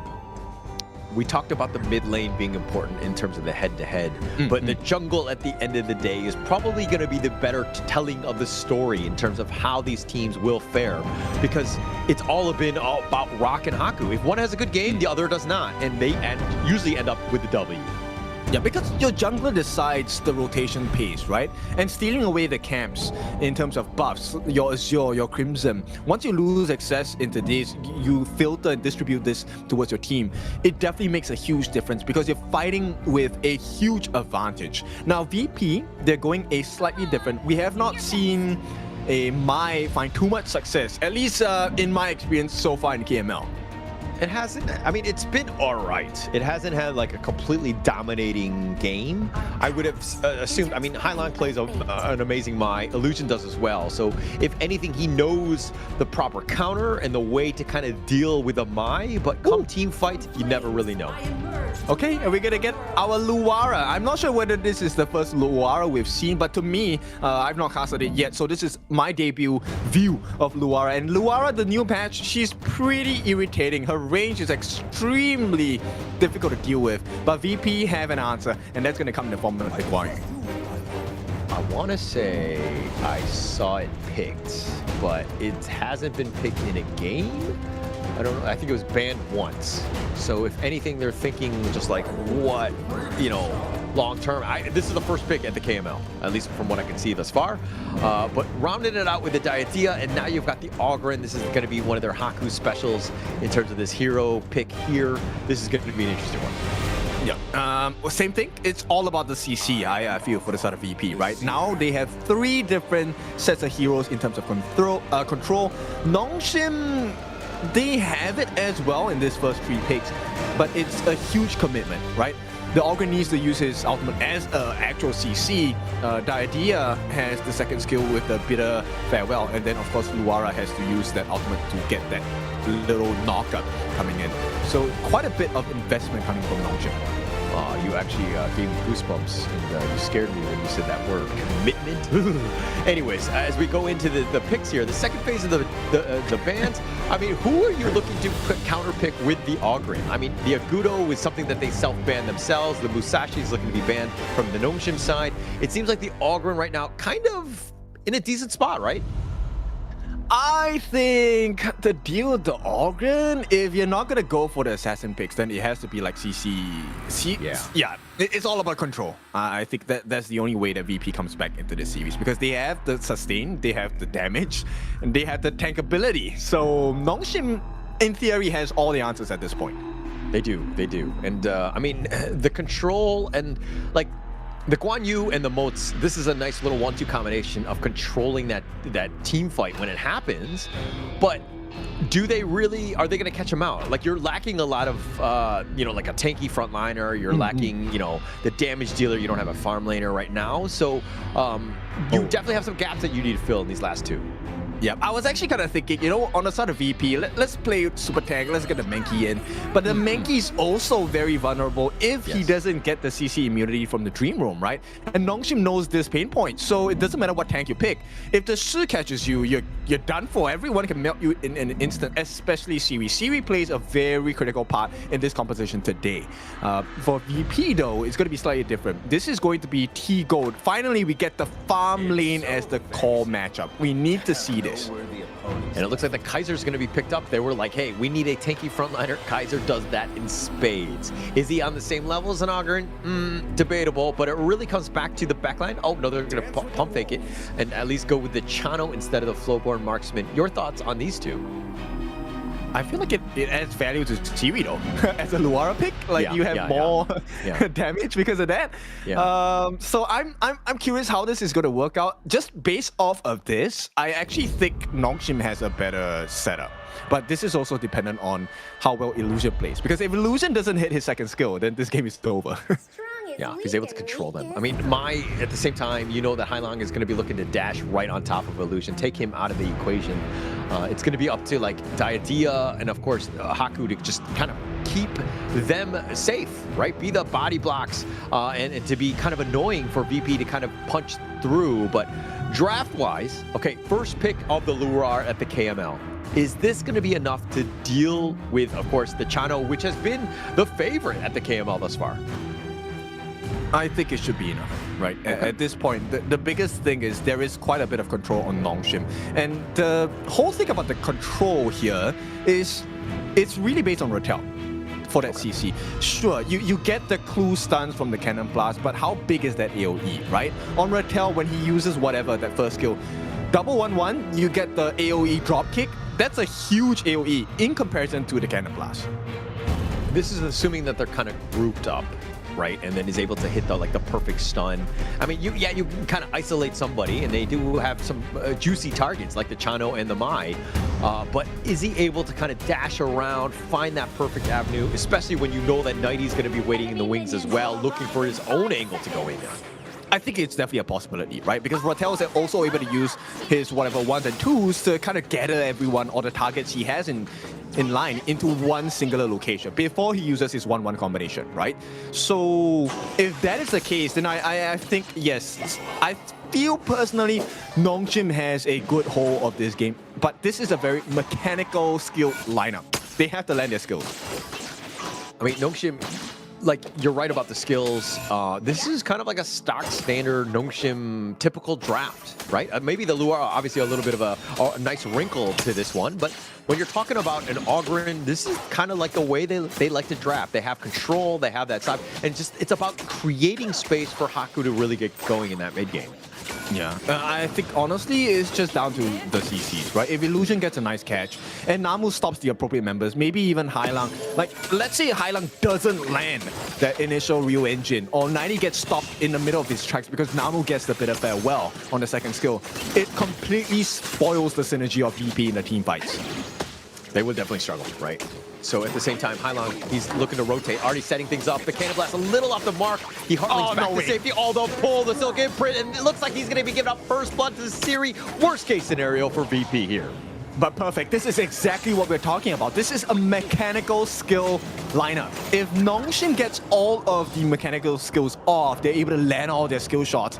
This game is so hard for VP to play. It's funny that you say mechanical skill, because I don't play any of those heroes, and I'm like, oh, actually, that's probably why they're mechanically difficult to play. So, I totally understand. But again, when you're picking team fights, I mean, things make sense in terms of balance, right? In terms of how the team composition will work. But when the chaos is happening, it's usually easier to play like a simpler hero or a simpler lineup to give yourself a much better chance to just play that playstyle. I agree. In the moment of chaos, especially when you're having tunnel vision, that's definitely something you need to be concerned with. But that same mindset is what... Oh, hang on. Oh, he takes too much damage. The control from the Cannon Blast, it's going to be too much. And now, Namu down for another 5 or so seconds. Yeah, but like I said, the chaos then makes it easier for Ratel, right? It's a simple 1-1 combination. Yeah, drop kick here, but Ratel, he's gonna be caught here. Oh, he's gonna be caught here, and he's gonna get pushed back. No, he's trying to dodge it. The Soaring Green Dragon right on top, and that heroic charge should be enough. Nice rotation by Hailang, and they secure that corner. Lovely move, right? If you had just used the first skill in terms of 90, he wouldn't have been able to catch Ratel. So actually using his second skill to be able to get the catch and make sure that he gets the initial final pullback onto the life of Ratel, that was a huge outplay. Yeah, and Ratel had a chance. I mean, if he just didn't get pulled that one last time, he might have gotten back to safety, but again, just 90 and Hailang, just too much, and that repositioning too strong for them. I mean, that's the longest 7 seconds of your life, right? Every time you use the 2-2 skill on Ratel, yes, you get a free escape, but then once 90 gets the mini stun on you, you know you're counting the seconds, and the seconds feel like minutes in that one. No chance for him to escape here, but now the 3 minute 30 seconds, the teams are posturing, at least in the bottom lane. They're doing a decent amount onto Siri. They're looking to dive, and here they come. Rock is looking to clean up, gets on Siri, and now it looks like they want to go, but now with that box, he completely thwarted Haku, who decides to get on out of this one. The Conductor of Souls gets the Seer State execution on the T-Gold. Okay, they're making the pools here. This is a very important time. They can't afford to lose their junglers at this point. But Rock is happy to contest and give a little bit more aggression over because they need to manage the waves here. They need to manage it. I mean, Rock is there. They'll push that one out, but now with Rattel in the area, at least with the Tyrant, it doesn't look like they're going to continue. They're going to let this one go. No, Haku's maybe going to start this by himself. I don't know if I agree with this. I'm not sure because right now Rattel is not in a position to be able to find. Okay, he does find. Inside to go. Rock with the steal right under the noses, and now Haku taking a decent amount. Is he able to get away? The Conductor of Souls is not going to be enough to keep him up as T-Gold has that damage on the backside. They find Namu as well, and now Clue is so low. Rattel is joining up the fight. Doesn't even get a kill as he gets picked off. 3 members down, and Nighty on the prowl. He wants to go for Siri. The Soaring Green Dragon finding him, but not enough to take down Siri. This guy's a robber. Rock the Robber has appeared finally in this series itself, stealing away the initial Tyrant. But because of the Tyrant steal as well, it gave them just a little bit more aggressive power. And T-Gold and Clue, both of them walking with a sliver of health in that last one. This one definitely hurts for Nongshim Redforce. Everything was going their way, but this moment, it went the way of VP, being able to just slightly just get on out of that one, saving themselves, absolutely huge. And now Nongshim on the defensive, down 3K. That is a huge mountain to climb, especially since it's only 5 minutes into the game. Yeah, and we were looking, you know, Rattel mechanical skills. You need to have that. You need to get the 1-1 combination on the majority of the members on VP. And when you can't even land that, hang on. Oh, the heroic charge onto Haku, the Conductor Soul is completely whipped out, and he's gonna get sliced and diced. Hylock claims him up. Rock on this Kaiser has been a nuisance. It's the most minute of details, but the one shift in his side, like the sidestep itself, made sure that Haku did not get any heals off of that Conductor of Souls, and that was the finishing blow, right? So, such a small detail, but what a big damage he has done. So when you go for all the teams know, right? They know how this Ogren works, right? If he gets a massive Conductor of Souls, it's going to change the dynamic of that team fight. So you just kind of go in, bait it out, and then, you know, make sure that you're out of the way so that you don't get hit. Very well played by VP of navigating around it. And now Rattel dealing with Rock, but he's just going to cartwheel to safety. Okay, yeah, that was a nice 2-2 combination there. I would have flunked that. I would have been caught. Me too. The Silken Prince pulling onto Rock, but again, just way too tanky. And now this is Azure Golem looking to be stolen away. All right, this one hurts. Haku needs it as well, right? I mean, okay, almost all junglers need the Azure Golem for the cooldown reduction and the mana regeneration as well. Haku desperately needs this because he's also under level and under VAR. He's so far behind at this point, and he's really struggling. And it's also the fact that, like, when he's kind of shifting back and forth, right? As in, he's not actually farming it during this time. He's kind of indecisive. He's stuck between places because he knows that, oh, do I contest? Do I not? And then he's, like, kind of slowly moving away. He's being inefficient with his movements. But that's the risk you're taking with this draft, right? Because in order for Haku to find success, you need quite a few things to start working together. Illusion needs to get the Silky Imprint, the second skill, the control. Rattel needs to land the 1-1 of his life. And hopefully Siri is in the appropriate position and distance to be able to just use his skills, get the auto attacks in. But so far, because of the goalie that they have on VP, and just a sure tank and setup from the side of Clue especially, they can't get the setups on the side of Nongshim. But how? When VP has full control, and now the nice little play onto Clue, the stun was there, does a decent amount, will definitely scare him away. But now with Rock showing up, it looks like Rattel cartwheels back on out of this. Nongshim haven't been able to find that right pickoff. I mean, it's all about the ankles, right? And the fog of war, the biggest thing, even if we can see their vision right now in terms of both teams, Nongshim has a very dark man. They can't see most of the members on the side of VP. Yeah, Haku, though, he will find 2 members of this, and now in the Invincible Warrior, Rock decided to go in, finds right on top of Haku, but Hylock is going to be picked off. They've been pushed away by that Razor Cavalry. Does a decent amount of work by Nighty, but now they're trying to chase onto Siri, who charges back into the base, somehow surviving. Nighty's going to be picked off, and now with that return, it looks like they've got a 2-for-2. Big moment for the side of Virtus Pro here. Exactly what they need to do, right? You take out the main tank. Haku is no longer part of the formula. Rattel was supposed to be the answer for the backline, but when the 2 of them are down, so what if Illusion uses the second skill to catch you? T-Gold has a lot of damage now. Also, Clue was still alive. He could land those cannon blasts. he's been annoying, right? I think the value of the moats has been on point. When they've grouped up, he's definitely made it much easier, especially when you have 90 with that Razor Cavalry just herding them into position, right? So VP, this draft is kind of paid off. They've done a great job of getting themselves a bit of a lead in this one. It's so difficult because, you know, when Rock uses his ultimate, you definitely want to go in because it's like, okay, he has expended the big win condition, we should go in. But at the same time, you have to understand that, hey, if Rock is going crazy, then 90 must have found an angle, right? Yeah. I think that's the biggest piece. Just they're on comms together, right?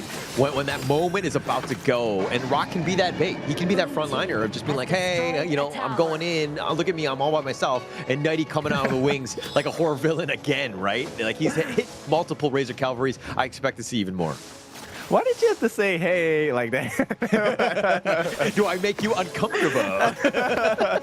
Well, it definitely made Nongshim uncomfortable. But yeah, that was not a greeting they wanted to see, because when Rock goes in, you know something is wrong. Rock does not do crazy things like that for no reason. Yeah. And that's why Rock is so good, right? This team, the way that they've been able to gel with one another, the synergy, and when they, you know, coordinate the actual initiation, that's when they're truly shiny, because they come in a hurry. But is this the appropriate trade, though? That's the biggest thing. You're giving away the Shadow Overlord. You're giving Nongshim a chance to buy time in the game and to recover. I think that they're okay with this because it's about the damage. Just burning through towers, they know that Rock can be that frontliner, that it doesn't really matter because it's going to take a little bit for the Vanguards to be there. They got free 2 towers, right? I think that they'll be very happy with that trade. Yeah, it's completely empty now, right? No more T2s across the map for the side of Nongshim Redforce. So T3s are your only line of defense, and regardless of whether you have the T3s or not, it doesn't stop Crew from just being a menace, right? The cannon blasts have been on point, making sure that they catch the stuns onto the side of Nongshim. And I think that's the biggest thing. You have to pay attention to Crew, you have to pay attention to Rock and Hailang, which leaves you completely unaware of where 90 is. And for that, you need to just ensure that your positioning isn't together. Because if you get like a multi-man cannon blast, that might just be a team fight like loss, right? You got to be super careful with your positioning so you don't get caught out. It will be key. And this is, again, why the moats pick is just super annoying to deal with. And we saw that, like, Illusion, look, he was defending, by the way. He's not even being aggressive. Defending, he lost half his life. Yeah, it looks like now they're going to go with the Invincible Warrior, finding Siri, the cannon blast, just the very edge, gets a flash out of Siri, so it's a little bit of value, but his Invincible Warrior's on cooldown as well. But look at the bait. It's one ultimate for the usage of so many skills. Siri doesn't have his ultimate, Namu also doesn't have it, and Illusion doesn't have it. So right now, Nongshim, for the next, what, 15, 16 seconds, it's a very tight spot to be in. Very tight and no space. I mean, the lanes, all three are kind of pushing out to the river, so they have a little bit of time. But this is, they're going into their jungle. They're seeing it. It's completely empty. It's been plundered, if you will. VP have taken everything from them. So again, Nongshim not getting any value of just being able to leave their base. Yeah, they can't. And no more Crimson as well. This is just a pushback. If they get a kill, it's a perk, right? They don't really want to over-aggress. It's all about making sure they have the space, they get the wave clear as well, and then they can finally do the damage. Slowly take them down, right? Cut the creeps, if anything. But Hailang looking for that Ruined and trying to find at least Rattel, not able to find him. And now he's under tower. Rock with that Invincible Warrior is not invincible anymore as he goes down. But Haku is so low. Rattel will go down. And now Nighty tries to get the hero charge, pushing him out. He actually flashes on back in. Namu will be killed as well. Nighty slicing him down, but he trades his life away. It's a 2 for 2. Okay, but this is a silver lining for the side of Nongshim, right? So no Rock, there is a potential that Haku can go on a killing spree here and really get a couple of nice ones. But thankfully for the side of VP, they're going to be able to retreat quite cleanly. Higo, though, I'm curious to see what kind of damage he can do. Oh, that's quite a lot. Quite a lot, but Siri's there, right? So I think that, you know, Haku can still be up front. He doesn't have to play completely scared, but now with the numbers changing, Hailang has definitely showed up. Nongshim are like, okay, we got to get out of this. But yeah, they got a couple kills, but they didn't get any objectives. Yep, it's so difficult, right? Essentially, no, there's no turrets. I was like, okay, maybe we take a look at the map. No, they don't have a single turret taken down. And if you take a look at T-Gold, he's at the top of the gold charge. The main concern here is that he actually is able to melt Haku down. So once they have the CC, this game might be over. Well, Rock looking to just end it. The Invincible Warrior is now going to be popped. He finds the backside, and it looks like that's going to be a decent amount. He's taking quite a bit. The Cannon Blast controls, gets illusion. The box is going to be used, and it looks like Rattel trying to flash away, trying to get the safety, and he's just barely there. The Razor Cavalry from 90, on point, on time, everything that you want. 90 is always there. There's no way to get the triple kill on the T-Gold as well, and now the base is completely open. 5 members down. It's an ace. This game is over. VP will take this one. What a great game by VP, but 90, that perfect timing, and they're like, oh, you're looking to fight there? That's not the greatest spot to be in, and VP making them pay yet again. They're going to be up to match point. Crazy game. We talked about this just now. Whoever gets this win in this 5th game now is at series point. VP, the pressure has all been transferred over to the shoulders of Nongshim Redforce. All right, I feel like I need to call Nongshim yet again. Be like, hey, this is what you did wrong, right? You let Fred get into your face. He's tanking tower shots. Fred is a problem. But, okay, another piece, Haku, I think that he was kind of focused, on this one. He didn't really have a great game, got really behind. It comes back to just Rock outclassing him in terms of that jungle. But a great game also by Hailong to kind of create that space and create that havoc.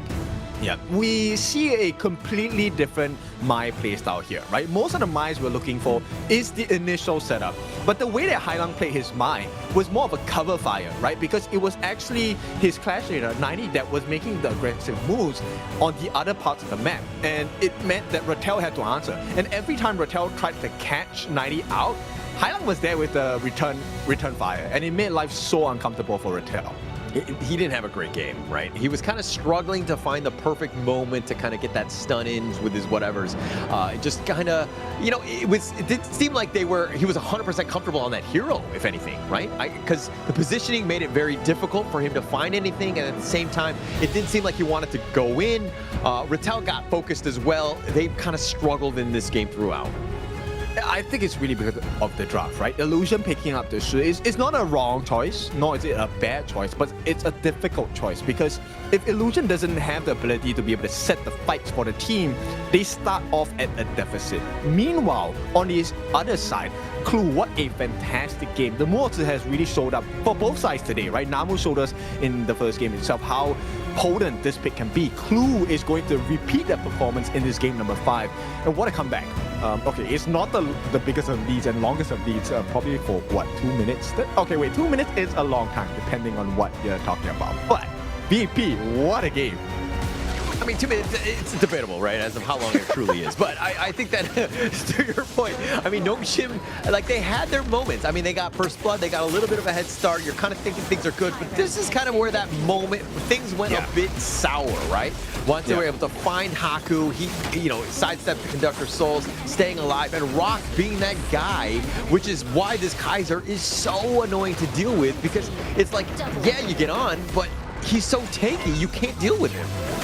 And 90 this game, the amount of flanks that this guy got, I mean, it's crazy. Because he was also one of the big winning conditions. Even if he gives his life, somehow VP has gotten that big goalie for the side of T-Gold, and he's able to finish the job with the constant stuns by Clue as well. Hailong getting the pokes in, everything going to their benefit, right? VP is really strong in making sure that they have very offensive trades, and it's a great value to have. A lot of value. I mean, like 90 right there, yeah, he trades his life away, but he's just making so many plays. This is that fight. They get caught together and Rock herds them. They're like, okay, we decide to fight here, but they're grouped up, and look at 90. Going the long way around. Rattel deciding to go for the back line himself. 90 look for the wraparound all the way, cutting off the angle of the tree. Boom! Razor Cavalry on the 4. That is a picture-perfect play by 90. Yeah, I mean, then it really comes down to the timing of the decision, right? Because Rattel, what he was doing, that was the right call, right? You want to go into the backlines, gather everyone together, but Nongshim were not in fighting form. They didn't have their cooldowns off. They didn't have the skills ready. So once again, MVP Rock, he was a decisive guy on the Demon Play Kaiser here, 4-1 and 12, taking 34% of the hero's damage dealt from Nongshim onto his own body, allowing for the flank to come in. Good team play here. Great team play. I mean, the amount of stuns he had in the chase, right? He was just constantly just hounding on people, chasing after them, and just being the frontliner that you would expected Haku on the Ogren to be, right? He was actually playing a better Ogren than Ogren himself, right? I think he just had a great game, but again, it came down to the net worth. They just were really just too far ahead. Yeah, it's a 2-minute fight, and a 2-minute fight is very long because, yeah, just to be clear, I'm talking about planking, right? Planking is really hard to do. You can't even last for a minute.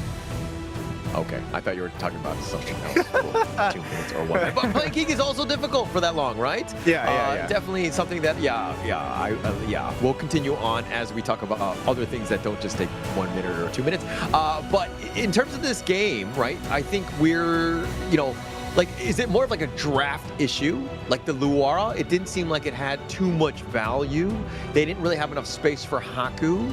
Like on the Nongshim side, what would you fix? Nothing. Honestly, I would change nothing in that part.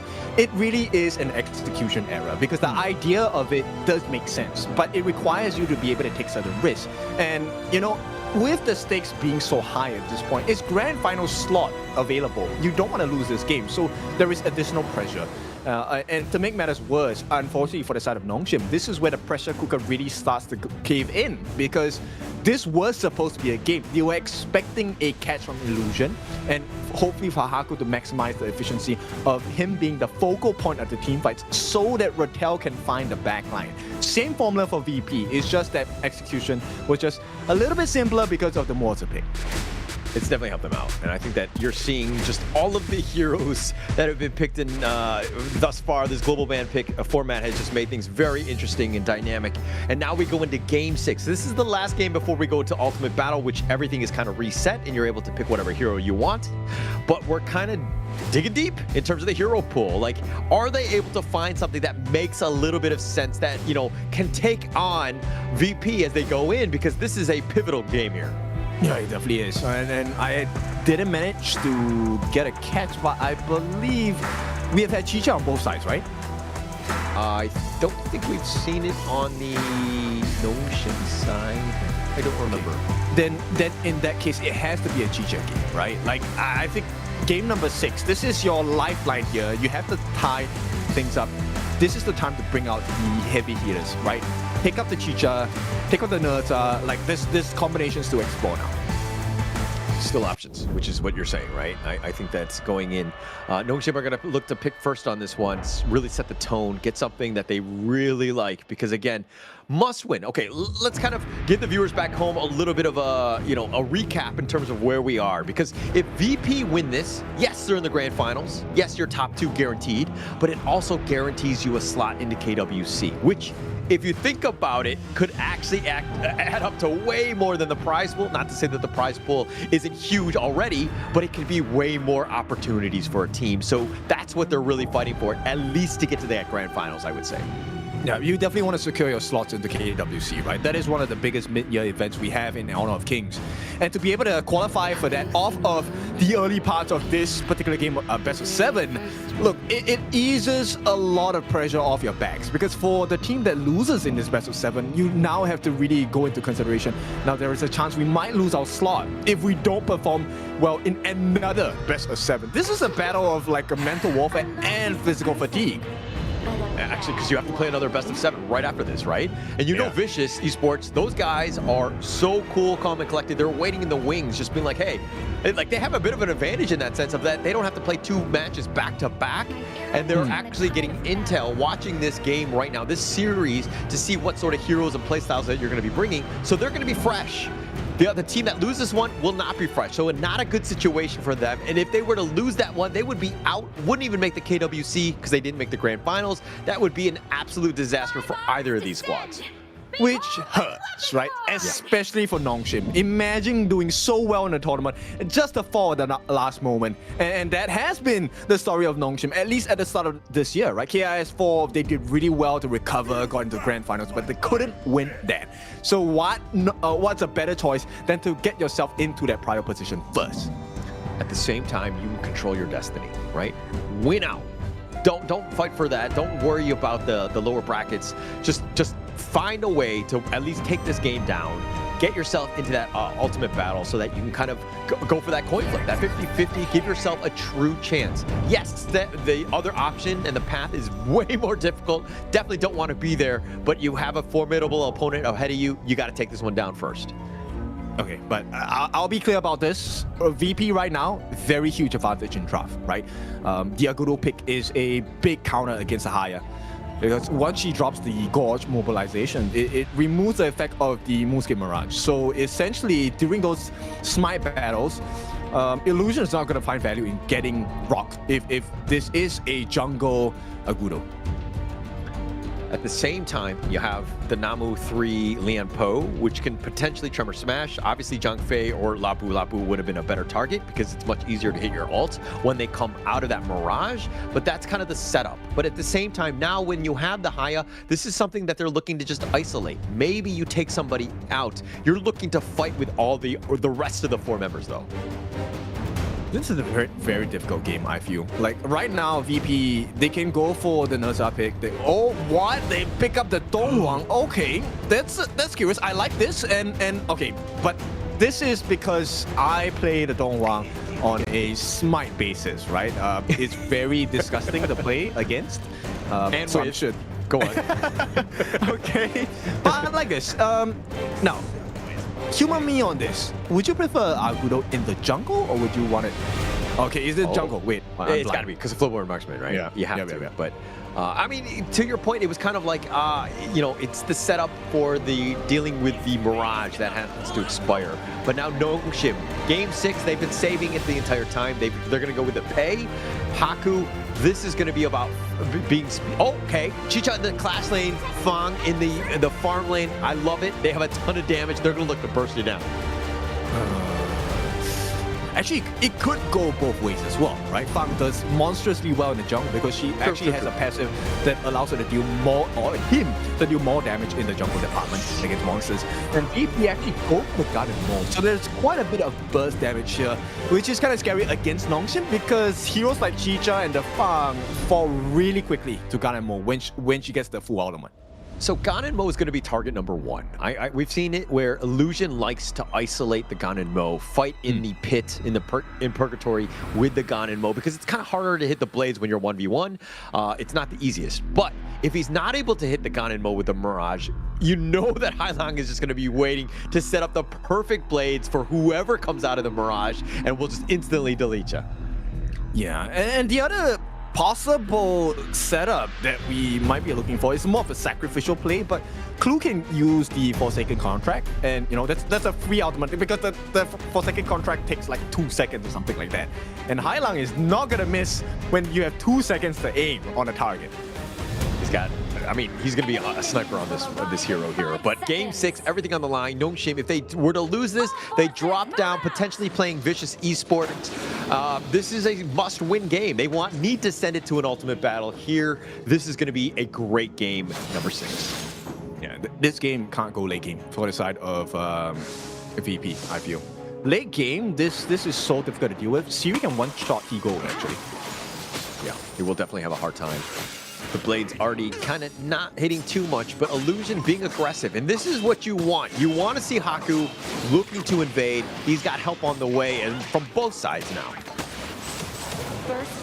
Now the smite away. Looks like Rock just barely taking it out. Illusion gets pulled. He gets the wrong way, and it looks like he's going to be killed on this. Haku tries to pounce, but he too will give up another kill. And it looks like VP has taken everything as they want the Azure Golem as well. That's a horrible start for the side of Nongshim. And no, this is the worst possible situation. They get punished for their aggression. Clue actually steals away the Azure buff from the side of Nongshim. So Haku, this entire early game that is supposed to be the strength of a pay is non-existent. non-existent whatsoever. Absolute disaster of a start. We're not even 2 minutes into this game, and he's given up 3 kills. All the buffs have gone the way of VP, and you're kind of like, okay, how do we get back in this game now? I mean, Haku is going to be slowed down incredibly. He does have a Crimson, he has the red buff, so he has a little bit of chance in terms of the damage department, but he's really going to struggle now. No, you don't win. Rattel has a EXP differential against 90, okay? So they're gonna try and put Namu at the top to make sure that they can win a 2v1, but at the bottom side, you're getting free damage. Siri cannot last in a multi-man fight here. 90 has his ultimate, he doesn't care. Yeah, it doesn't care on that sense, but the bottom T1 already taking a lot of chip damage as well. VP, this is also a problem. When you see an Nagudo, it's like, okay, you win a team fight, you just like take down a tower because the wild growth, that push potential is just too strong. Yeah, it's too much. You can actually get free turret damage as well. And this is a difficult position because we're 2 minutes in. It's a 2,000 gold lead. And right now, they already know about the rotation timing on the side of VP's Crimson buff. So the VP have made sure that they are able to secure that for themselves. Now the pressure's on Nongshim. The Azure buff, they know the timing of this. Taking everything, I mean, the Dark Impact with the zones, looks like that spacing, I mean, even where, if you're coming out of the Mirage, you have the Dongwon as well. You just have so many different stuns available, and 90 doing a decent amount, or taking a decent amount from Mattel. Needs to be a bit careful here. Yeah, it's a big cause of concern. Right now, Clue has vision on 2 different members, Namu as well as Rattel. Do you really want to start a fight here? Because they have all the options on the side of VP. Like, I feel so scared for Nongshim. They have to be really careful. They're walking on thin ice here.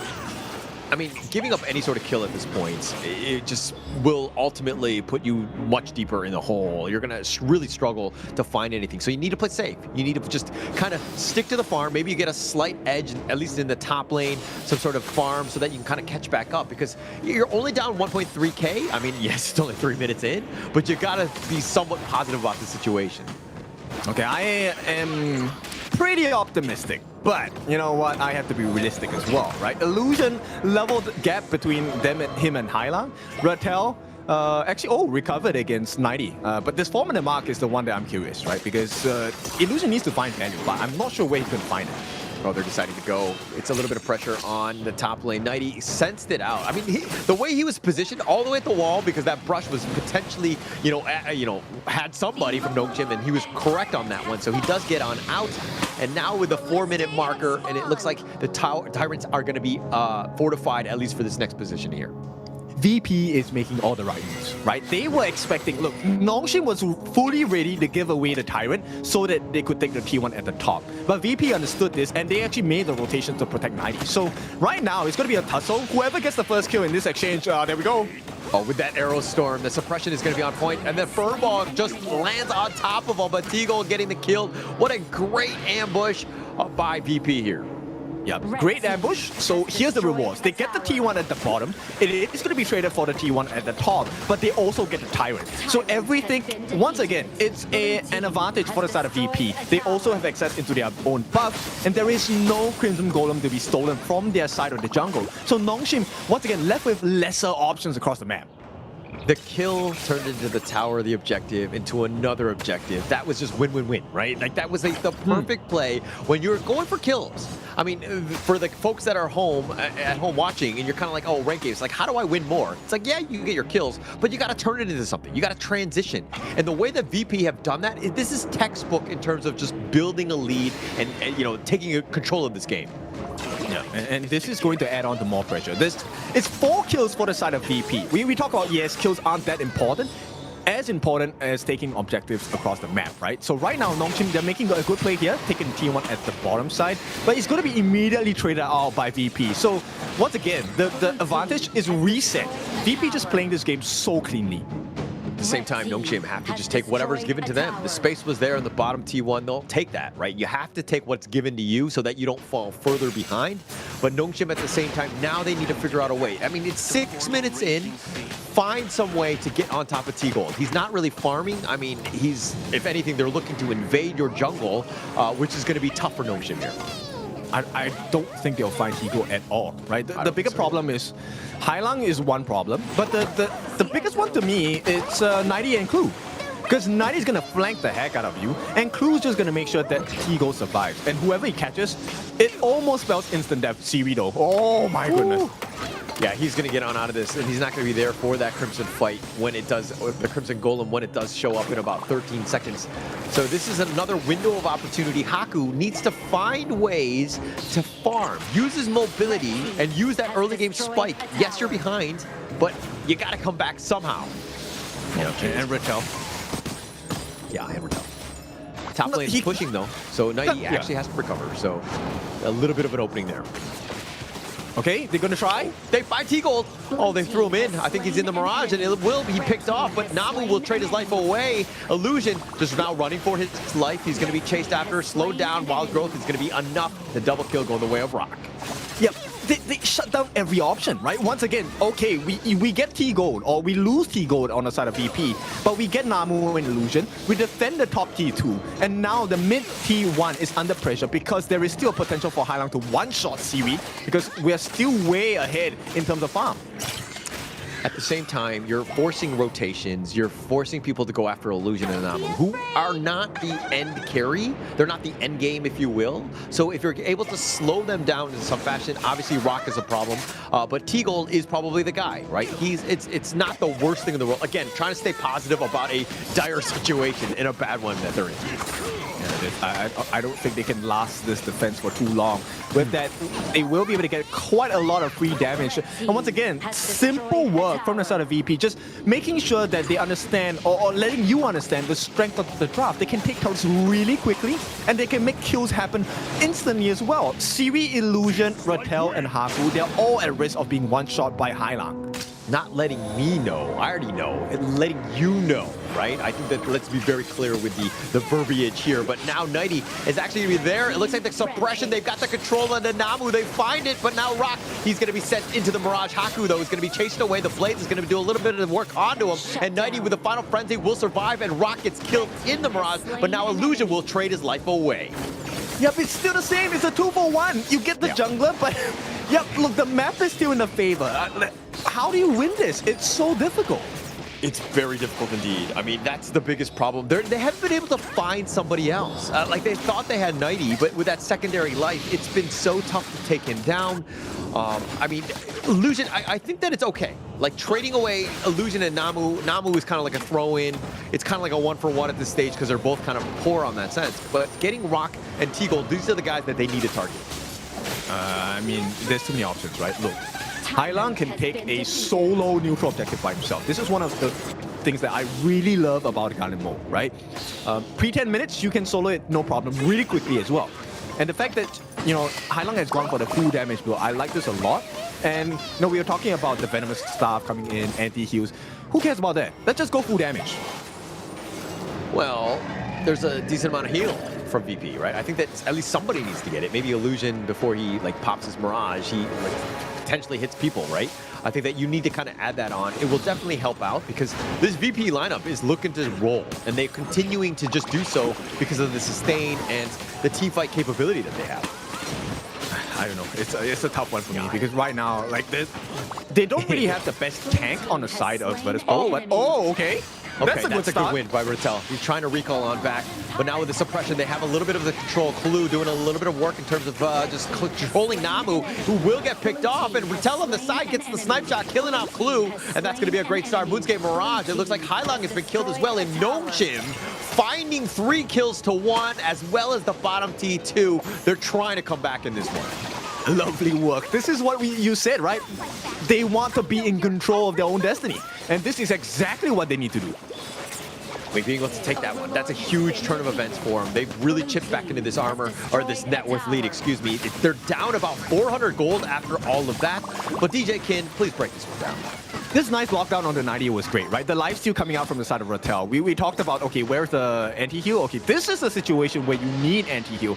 But for 90 as well, I'm not sure whether that fits into the kit. And while that was happening, because of the fact that Rattel was able to stay alive, he also gets the lifesteal back in the next part of that fight, which was how they won, right? Because Clue had already expended his Forsaken contract. There was no more big win condition. And Hailang, T-Gold, as well as Rock. This exposes one of the core weaknesses of this lineup. They're not very tanky. Not very tanky at all. And I mean, if you're looking at the side of Nongshim, they have a lot of potential damage dealers. Like, I mean, Haku, Rattel, like Illusion to a degree, and as well as Siri, which we haven't really seen hit that critical mass as of yet in terms of items. But this is a scary lineup. They're able to burst you. So they've kind of weathered the storm. They have a lead now. Things have shifted, but is it enough for Nongshim to really take the fight now to VP? It's all about the positioning at this point, right? The positioning is what changes the fate of the game. Because right now, if Highland gets a one-shot onto any of the core members, especially Rattel, I think that changes the fight. Meanwhile, on the other side, if Siri and Rattel are able to get those free hits in without taking too much damage, then, you know, it's disaster for VP. So it really is, dancing on a knife edge for both teams. Oh, for sure, for sure. And that's been like the state of the game, right? VP, things were starting to look very good for them. They were steamrolling, and now it, like Nongshim weathered the storm. They're back in. They have a bit of a lead. They're taking big objectives as well. VP right now on the defensive, and you're kind of thinking, wow, Game 6, Nongshim, this is exactly where we wanted to see them with a bit of a lead. I mean, I would have preferred a stronger foothold in terms of what the advantage could be, but both teams now, they understand this, right? In order to have a great game, you have to take a great risk as well. Here we go. How use? Who do they want? Oh, they're looking to go for Haku, but they're not able to catch missed. They're completely whipped out on this. Now Illusion actually finding Clue. He's going to throw the Mirage. He wants to go. Nice little stun. The Trevor Smash is going to be real. And now it's going to be a little bit of control onto Highline. He dashes around the blades, but now the Final Frenzy is going to be on point. And Nighty is solo, but Clue is the first to fall. And it looks like that's the only one thus far. But Nongshim with a nice catch. What did I say? This is all about positioning. Clue actually went in for the catch, but nobody was there to follow up on that final hit. So that was a huge concern. And right now, it really is the slightest of differences here. The slightest piece, right? And going in, you're seeing the value of this Nongshim lineup. Why, whenever you play against Nongshim, teams usually band out the Haya because Illusion, he's so oppressive with it. He's able to find the right target and at the perfect time, and the rest of the team is there to follow up. They've kind of mastered the Haya playstyle. The biggest thing is he's actually getting the catches on the T-Goal, right? Yes, there are moments where he catches Rock out, but that's not the primary target. Yeah. You get T-Goal out of the fight, you don't really have the biggest amount of damage, right? Highland can deal damage, but the same is opposite, which is he's really easy to take down. True. And also Highline it's kind of like a bursty style, right? It doesn't have that sustain where like the Arrow Storm where you have T-Gold onto multiple heroes as well. So it's going to be a much, you know, he needs to stay to the backline. Use his range to that advantage. It's a glass cannon. And, you know, just a simple knock, you're out. And talking about simple knocks, they have Haku and Siri and Rattel. These three members can delete Highland off of the game really quickly as well. And now VP right now, they're on the defensive with all three lanes pushing. They can't even just kind of spot out the Overlord. So there's even more in favor of Nongshim as these Vanguards will push and make life difficult for VP. I mean, we asked for one chance, right? Nongshim wanted it. This is the one chance they're looking for. Illusion here, keeping himself hidden in the brushes. Who does he want to catch here? What's ideal? Well, he wants to catch everyone. Well, Nighty actually will just be getting out of this one. Illusion does not really want Nighty. That's probably one target he doesn't want. But again, space created, Siri will just burn this mid T2 quickly. Yeah, to be honest, if I had a choice, if I was Illusion, I would want to catch Highland, right? Yeah. Because everyone else can be easily taken down. True. I mean, he's the problem. But he's always in the backline. Look at how far back he is. And now with that Arrow Storm onto the Shadow Vanguard here, Rock just trying to deal with him. And it looks like the Mirage will be taking the Rock to Purgatory as we find out exactly how that one plays out. But VP looking to wrap around. Haku's not in the fight as well. But Illusion gets picked off by Rock. No. And it seems like a little bit of an issue there as Rock comes out of that one basically unscathed. Okay, but they get a freebie. Haku might give his life for this one. Yeah, he's actually trying to pounce away. He's been slowed down. Nighty not letting him go. He flashes on forward, but Haku might have had too much speed. But space created. The top T3 taken down as well. It's a macro play, if anything. Lovely map play, though. This is exactly what they need. So right now, VP are on the back foot. This is a complete 180. Now they have lost 2 T3s. They will be able to get Rattel. No, he makes it out. So no punishment that they wanted here. Oh, but they find it. It looks like they find Nighty. The Final Frenzy is not going to be enough. It should be enough to kill Siri. Oh, he trades his life away, and Namu he watches his buddy just go down. But if anything, he got that revenge kill. Okay, that's a silver lining for the side of Virtus Pro, because once the dust settles, then Nongshim still have the advantage. And I feel like this game might be our first Tempest game of the day, which is really surprising considering the fact that both these teams are kind of equally matched so far. I mean, it's been brewing, right? I think that both of these squads, they don't really have, okay, the Moonscape Mirage is going to be used already, and he's got him kind of locked in. Clue taking a lot of damage. It can't seem to get away from Illusion, and with that spacing that's created, the Tremor Smash actually going to be a little off the mark, but they still find the kill on the Clue. That's a great win for them as Nighty was already down. Yeah, the curious thing is Ratel actually survived that full-blown ultimate with the couple blades from Hailang. So we need to take a look at Ratel's itemization, because magic defense now would be one of the big win conditions that Nongshim have. If you can deal the damage by Hailang, it gives you a higher chance of survivability, increases the chance you can dive into the backlines of VP. You're going to need that help right here. And Nighty is on the back foot as well. No bottom T3 to kind of hide behind. They're looking for the right target if they want to go. The Aerostorm onto the minions, but the mid T3 taken down. They've opened it up, and Nongshim, is this a comeback win? Are we going to see an ultimate battle? Yep, are we going to see a reverse sweep? I mean, so many questions. and right now, VP, they're doing well to hold. And they have decent wave clear, so I believe we should be able to get to a Tempest game unless a huge mistake is done by either side. If they catch somebody out from VP, right? I think that's going to be the moment. But all three lanes pushing at the same time. It's all hands on deck in terms of this defense to just deal with the minions, to tank them up. Clue is doing what he can. That's slow rolling for him, but they're constantly putting pressure on. This has got to be difficult for VP. Yeah, it is, right? You can't even afford a singular mistake. That's the biggest thing. But at the same time, if VP takes a risk and they get a kill off of any of the different members on the side of Nongshim, especially Seaweed and Haku or Ratel, any one of these three could be a huge advantage for them.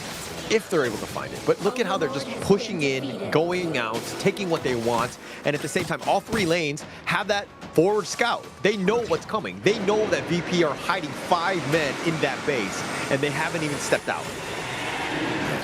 This game, I think at this moment of the game, it's all a Hailang. Can he get a surprise snipe on any one of the members on the side of Nongshim? But does he have enough damage? It seems like Nongshim have kind of are tanky enough, or they have the point where they're able to survive that onslaught. If anything, Hailang, I don't know if he has that yet. I think he should have it. He's already 15. The biggest thing here is, oh wait, Siri's falling a little bit low.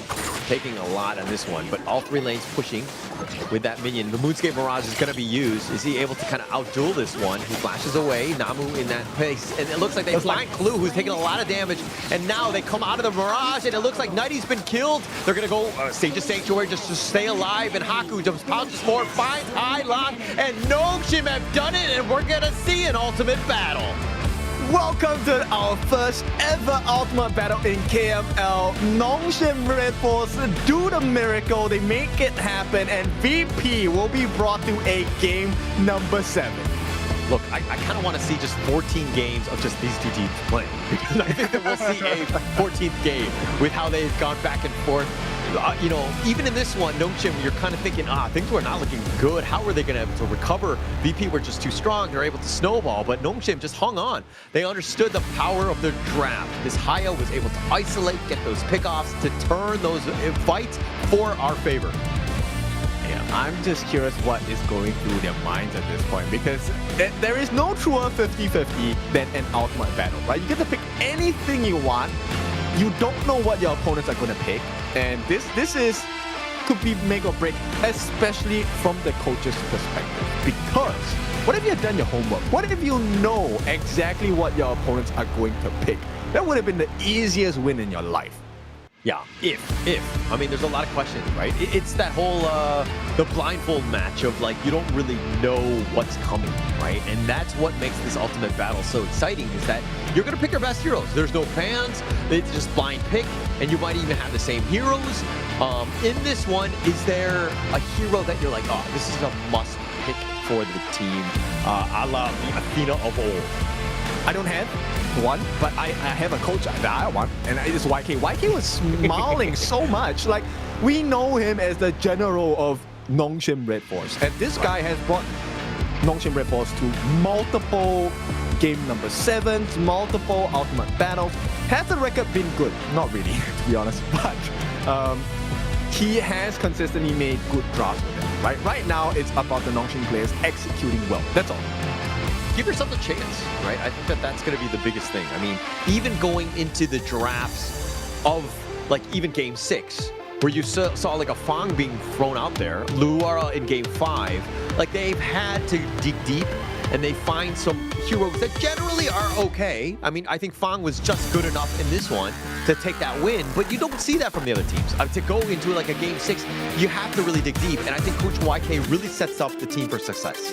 Yeah, just truly understanding what the win conditions of the hero are, right? Meaning, if you have an advantage, right? When Fang has an advantage, dude, he takes the neutral objectives as though cutting a hot knife through butter, right? Very quick, very, very painful, and a lot of burst damage. So with that being said, I think one of the prio picks down here, I'm curious whether you want to play something super fast case. I think the pay is definitely something that people would definitely look up to, right? We've seen how fast this can be. Definitely. I think it's actually even from both ends. But it's like a game of chicken now, right? It's like, are you going to pick the pay? Okay, then I might pick my own counter. I might have my own style to kind of deal with this. But we've seen just both sides doing very well on the pay. I think that it's definitely something that they need to consider as they're, again, just looking for this blind pick here. I think the history of our ultimate battles between, our regional teams so far has always been, it's all about the early game. How fast can we rush this game? Because I don't think teams are well equipped enough to be able to drag this to a Tempest game or whatsoever in the ultimate battle, because you have everything at your disposal. Everything, and that's the biggest piece, right? It's like the team needs to be ready with a blind pick roster, but at the same time, it needs to have something that's going to counter what you think VP are going to bring. They have a lot of heroes at their disposal, so to speak. I mean, is Nighty going to go with his Charlotte? Is Hylan going to go with his Gan and Mo? Like what, or Mai? Or like, there's a lot of questions as you go into this pick. It's going to be super interesting to see exactly what they end up with. Yeah, because previously when we take a look at like players like Clue, it was okay. He will play the Zhang Fei, right? That was always his main hero that we were looking at. And Zhang Fei has great synergies with the hero like Yixing. And even today, Hailang has shown like a great promise with Hailang. He outplayed the heck out of Nongshim in that win. At the same time, for the side of Nongshim, do we see very unorthodox drafts coming up? We know Ying is one of the pocket picks that Haku can use. Haku's Organ, while it did not really show up today, is also something that's really scary. I mean, that could be the biggest piece, right? It's just being scary enough for, having a roster that, is able to overcome and hit Game 7. This is a pivotal one. There's a lot at stake, right? You win, like literally this game, you're in the KWC. That is massive, right? It's going to alleviate so much of the pressure. The Grand Finals is also going to be a great one to fight for tomorrow, but that's a whole nother day. Right now, it's about this opponent winning this one game to take away that stress and that pressure. Definitely. So, I mean, let's brainstorm a little bit since we're left with, half a minute left. Would you prefer a fast game early, fast game jungle, or would you want to hang on and play for the late game? I mean, for me, I would say go early. I think they go speedy, take that early game lead, and then kind of close out the game. I think that's usually my play style, right? Because if the other team were to go early, then you're kind of screwed. You have to play like the mid to late, and you have to somehow survive. So go in with that heavy hand early. Try to go with that early game lineup. All right, that's a wonderful strategy, right? But completely different from mine because my early game sucks. So I'm kind of like, all right, guys, we're going to hang on. We're going to let the boat rock and hope for the late game, right? That's where people make the most mistakes. It's a clinical time, a very critical time as well. So once again, they have locked in their rosters. We will have the review after this. But welcome back. This is game number 7. If you have just joined us, we are now watching the match between Virtus Pro as well as Nongshim Redforce. The prize here is being one of the grand finalists, a slot secured for KWC. Yes, no? No? Alright. Yeah. So this is going to be really interesting at this point because we're going to take a look at the stats going on for this game number 6. So Nongshim Redforce actually pulled this one out of the bag against VP. And the biggest question was, did this draft make sense to have on the side of Virtus Pro, right? Clue taking up the Donghuang, what was that idea behind it? Because he didn't really find the value as the Donghuang coming into the game here. 1, 4, and 8, that was a difficult solution to play out of. Nongshim, on the other hand, they took a huge risk because they placed Siri in the farm lane with the Fang. They took a secondary marksman in the clash lane from Rattel as a fighter farm lane. And of course, with that, they were hoping for Illusion to get the appropriate catches onto the lineup of Virtus Pro. So take a look at the stats here for the game itself. Rattel dealing over 90,000 worth of hero damage along with Siri. The moment they got past that wall, which was that middle part of the game, the neutral objectives were clean cut for the side of Nongshim. He definitely did very well. I mean, just being able to find ways to come back into that one, that would speak volumes about the team's resilience, to not panic, right? They were losing, they were really struggling, they had a tough time, but being able to find ways to get back in, that's like a championship level skill. And we see it time and time again from Nongshim, and the way that they were able to do it, this is that goal graph. It was a roller coaster, if you will. Nongshim finding ways to come back in. Yep, a potential reverse sweep here on the hands of Nongshim. They were dealt that card by VP, right? It was looking good. At that point in time, it was still a best of 5. Nongshim were leading 2-0, and then they got reverse swept 3-2. Right now, the story is almost the same for the side of Nongshim. I mean, giving up 3 kills and then losing the Crimson Golem in that first minute, like that first jungle invade, and you're like, okay, is this team gonna win or not? I would have been like, oh, 9 times out of 10, I'd be like, that team loses, right? There's no way that they can come back from that. But Nongshim finding ways, somehow. They're down 1-6 at this point. Things are looking bad, getting even worse. I mean, and somehow Nongshim were able to survive. Now, based on pro play, right, most of the time, if this is the situation we find ourselves in, I would have said 10 out of 10, you lose, right? But at the same time, as a professional player, it's a never give up attitude, right? You never let an early deficit stop you from achieving the end game state, which was what Nongshim did perfectly in this one. And that's why it's impressive, right? And just being able to just come back, you're thinking, how do they do this? And it kind of starts lists. It's like the individual pickoffs. Like Rattel was able to solo 90, and that kind of turned things, to their favor, right? And we were talking about how when Illusion and Namu would sacrifice themselves for like T-Gold or Rock, and those are higher value in terms of the net worth chain. And being able to take them down, slow them down, means that you or your own farm laner or jungle is able to catch back up.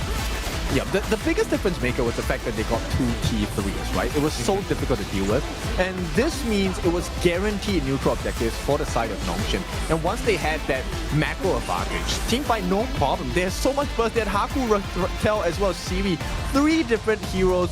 Chicha with the Pei and with the Fang, and of course with that, Rattel. He was the catalyst and the foundation that they started off the comeback with, because Rattel was actually able to handle 2v1s, 1v1s as well, solo kills onto the different members on the side of Virtus Pro. What a beast, right, by Rattel. And it adds so much flexibility to the team when you're able to kind of have your Clash laner be able to play the Chicha as well, because it could go anywhere. And now you're playing mind games in the draft, and being able to play it at such a high level like you just saw. I mean, he was 5-1-3. He was able to just solo Nighty, and Nighty had a tough time because he wasn't able to outduel him. And then now you're able to turn the game on its head. Just really well played by Rattel as well as the rest of Nongshim here. Yep, and this puts us in a very curious position, because I believe we are the first professional league out there to be able to experience best of 7s and a ultimate battle at that as well. So this then really opens up our doors in terms of, okay, what are the professionals thinking? What does the coaching staff feel, right? Chicha, Haya, these are big picks. We know how strong they are. Are we gonna get the Yango? Can we get a debut pick in the Yango as well? We have seen teams use this. Now, behind the scenes, we know about the potential of the Yango because that copying occult arts. What if you have the win condition reversed onto you? That's a big play. But wouldn't you, like, I mean, you had so many opportunities to pick that hero earlier. Why would you kind of whip it out in the ultimate? I mean, yes, it'll throw everybody in for a bit of a loop, but I feel like if it was that ready to be like a pocket pick that you kind of like the trump card that you show, it would have been seen already. I think not, because it's grand finals tomorrow. Why show all your cards now? I mean, if you could choose between first and second position, granted first and second are guaranteed a slot into KWC, wouldn't you want to be champion? There is more money. True. I definitely agree. I mean, these two teams are going to play for, the championship with their hearts content in terms of just like that willpower that you see. That's not going away. But I think in terms of the draft and just kind of picking something that might catch them up, I think that you would want something familiar, right? Like the Illusion Mai, I think is almost a God-given, a gift for them because he's able to finally pick it. And Ultimate Battle is something that he likes. Like you're going to see a lot of tendencies that will carry over from games that we've seen and not throwing out a pick that they haven't seen thus far. That's true. And of course, this then, derives from a conversation we had a very long time ago in 2025, which was, I think this is also a very apt matchup, right? Game number 7, Ultimate Battle. This was the old king of the East Leagues versus the old kings of the West League. So it's an East versus West once again in the major leagues, but we actually get a definitive answer because they were the best out of the best and they are here now. Actually, that's been the most exciting thing. And I don't want to discredit the fact that Clue and Rock both came from the East, but, I think the majority right now has come from the West, if we're going to go down to the nitty-gritty in terms of the details. But this is why the KML is so great, is that you've kind of combined those leagues, and now we have the Super League. And you're seeing just like, there's not just one big, elephant in the room now. You have multiple guys that you got to, in terms of teams and the play styles that you needed to kind of deal with. This is going to be an interesting Game 7 here. Yeah, multiple elephants. I think we don't really have a lot of space left. So with that, I mean, at this point, we will do the review. So what's going to happen is we're going to do the reviews lane by lane, I believe. And we will take a look at what kind of matchups we'll have. Because I'm curious to see, with all the new heroes coming in, the new patch, the new stats, are we going to get a mirror matchup? Do we even get the new hero? I think even from last year, probably the second half is kind of when you're seeing most of the teams pivot off and having their own wrinkle in terms of these types of ultimate battles. Like you don't see 100% the same lineups anymore. I think we saw that more in 2024, if anything. But the teams have kind of figured things out that like, actually, we don't like it, or, I don't like the play style or whatever it is. But they're going to start off. It's going to be Fatigues in both sides for now. Okay, for good reason, I feel, right? Now, the new Fatigue with the usage of the ultimate, you're able to get one more slash in, you get double the heal from the slashes, so that's good value, right? And then this really becomes a, skill matchup, because both of you are using the same heroes. There is no excuse for losing the fight other than the fact that you are better, or, not as good. Now, VP, though, they pick up the Rock Special. This is a pay, but Haku picks up the Yangjin. Is this going to cost them? Yeah, it's definitely going to cost them. But you know that Nongshim are going to go with the Dolia style. VP could kind of pivot in terms of what Clue ends up piloting on this one. But both of these, even in this series itself, Pei Rock was amazing. The Haku Yangjian was amazing on his side. But the Haya in both, we've seen just the power of this hero in the last game. Incredibly strong here. Hailong is like, oh god, this is going to be miserable. Oh, okay. And also, both farm laners actually going for the early. They want to play with the positional advantages and the mobility of the early, right? The Parasolar, very adept at this. But the biggest question here is, what does Clue use? We know Namu is definitely going for the Dolia, right? It has to be. I mean, you would be throwing the game away if you didn't. But I think that you're kind of setting yourself up for like a Haya, maybe like a Zhang Fei. Like Clue, I think that if you back on the wall, like, okay, Lapu Lapu, same diff, right? Having that Raging Sea right when they come out of that Mirage is going to be key. But I think it's going to be funny when you see like Hailong throw in an illusion into the Mirage, and then right when it ends, like the Raging Sea is about to happen, and illusion then throws Hailong into his Mirage. I think that there's going to be some next level plays on this one. Actually, that would be quite interesting, right? Like, Hailong, what if they both use the Moonscape Mirage at the same time? Who goes in there? It's like... Yeah. Did you cast it? Did I cast it? It's like the Spider-Man meme, right? They're pointing at each other. Who gets the 50% damage reduction? Is it you or me? Yeah, that would be interesting to see, right? Obviously, we know why Haya is picked in the mid lane. Haya is very strong in the early part of the game. The level 1 wave clear is definitely going to be really fast. And once again, we welcome you into the knockout stage. This is the final game of the series. Ultimate battle. The lineups have been set. Virtus Pro against Nongshim. Whoever wins proceeds to the grand finals, and they also get a secure slot into the Honor of Kings World Cup. But loser of this one, I hate to call them that, well, they'll drop to the lower bracket finals. They're going to be waiting for Vicious Esports, who have been waiting. They're frothing at the mouth because they're well rested. They're good to go. They're just waiting to see whoever drops down, because you know that they're going to be not only tired, but also, you know, the mental fatigue might be a thing, exhaustion. There's a lot of other factors that might affect their play in that series. Yep, and the biggest thing here, I think the main difference is, look, the jungling speed. Haku is not going to be as fast as Rock. Rock is going to progress much faster. He's definitely going to have a good time, right? And Rock is always so efficient. There's going to be a lot of just like, you know, is he able to kind of out-farm and to keep on pace in terms of just like dominating with this pay that he's done throughout this entire series? Or is he going to be thwarted in some way? Because Nongshim, like, this is a guy that they need to prioritize. They need to slow him down in some fashion. They definitely need to. And also one of the beauties of Ultimate Battle, it showcases and exposes how good of a player you really are, right? The 1v1s is a mirror matchup. There is no excuse. Siri has found the better of T-Gold so far. He's done a better job in that sense. But this is where T-Gold needs to step up as well, right? The pressure's on both of these farm laners because, again, like, you sometimes when you have a lane matchup, you're like, he was just the better hero, he was meta, or whatever it was. But there are no excuses in this one. It's literally the exact same hero. Obviously, execution and rotations might affect that, but you're still 1v1 with the mirror. Yes, definitely. And there really is no excuse to hide behind. And here we go. Potential first blood? No. He will stave the aggression for the time being. Yeah, it looks like Haku just all the way doing a decent amount. The Mirage is going to be used. Now Nongshim need to kind of just rally the troops. Who's going to be surviving on this one? Rock is waiting in the wings as well, but Haku actually gets killed in the Mirage, and now they're going to have to just run off. I mean, that was first blood on this one, and the slashes are real, and Illusion has to use the healing dew. Okay, we have learned from experience, this initial first blood might seem big, but Nongshim can have the potential to come back. So I'm going to just count this as a decent start for the side of VP, not be all and all just yet. Not the end. I mean, we even saw it in the last game where Nongshim were like, they were down way further than that, right? Giving up way more early. But this is a situation now where Nongshim, hey, again, back foot, not a great spot to be. How do we excel and get back into this one?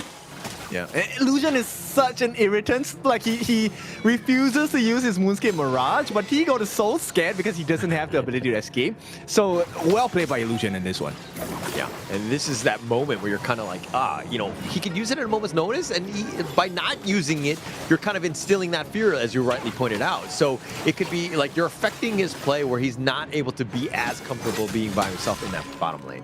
Yeah, essentially you force him to just play on an auto attack mode, right? And that helps you a lot as Siri. So with that, so far the gap is starting to get real. Siri has a slight level advantage against T-Gold. And in terms of farm, he's about 700 gold ahead. About 400 gold in total in favor of VP right now, but now they're on a bit of a run. Illusion needs to be a bit careful with Hailong. Oh, he looks like they're going to chase him away.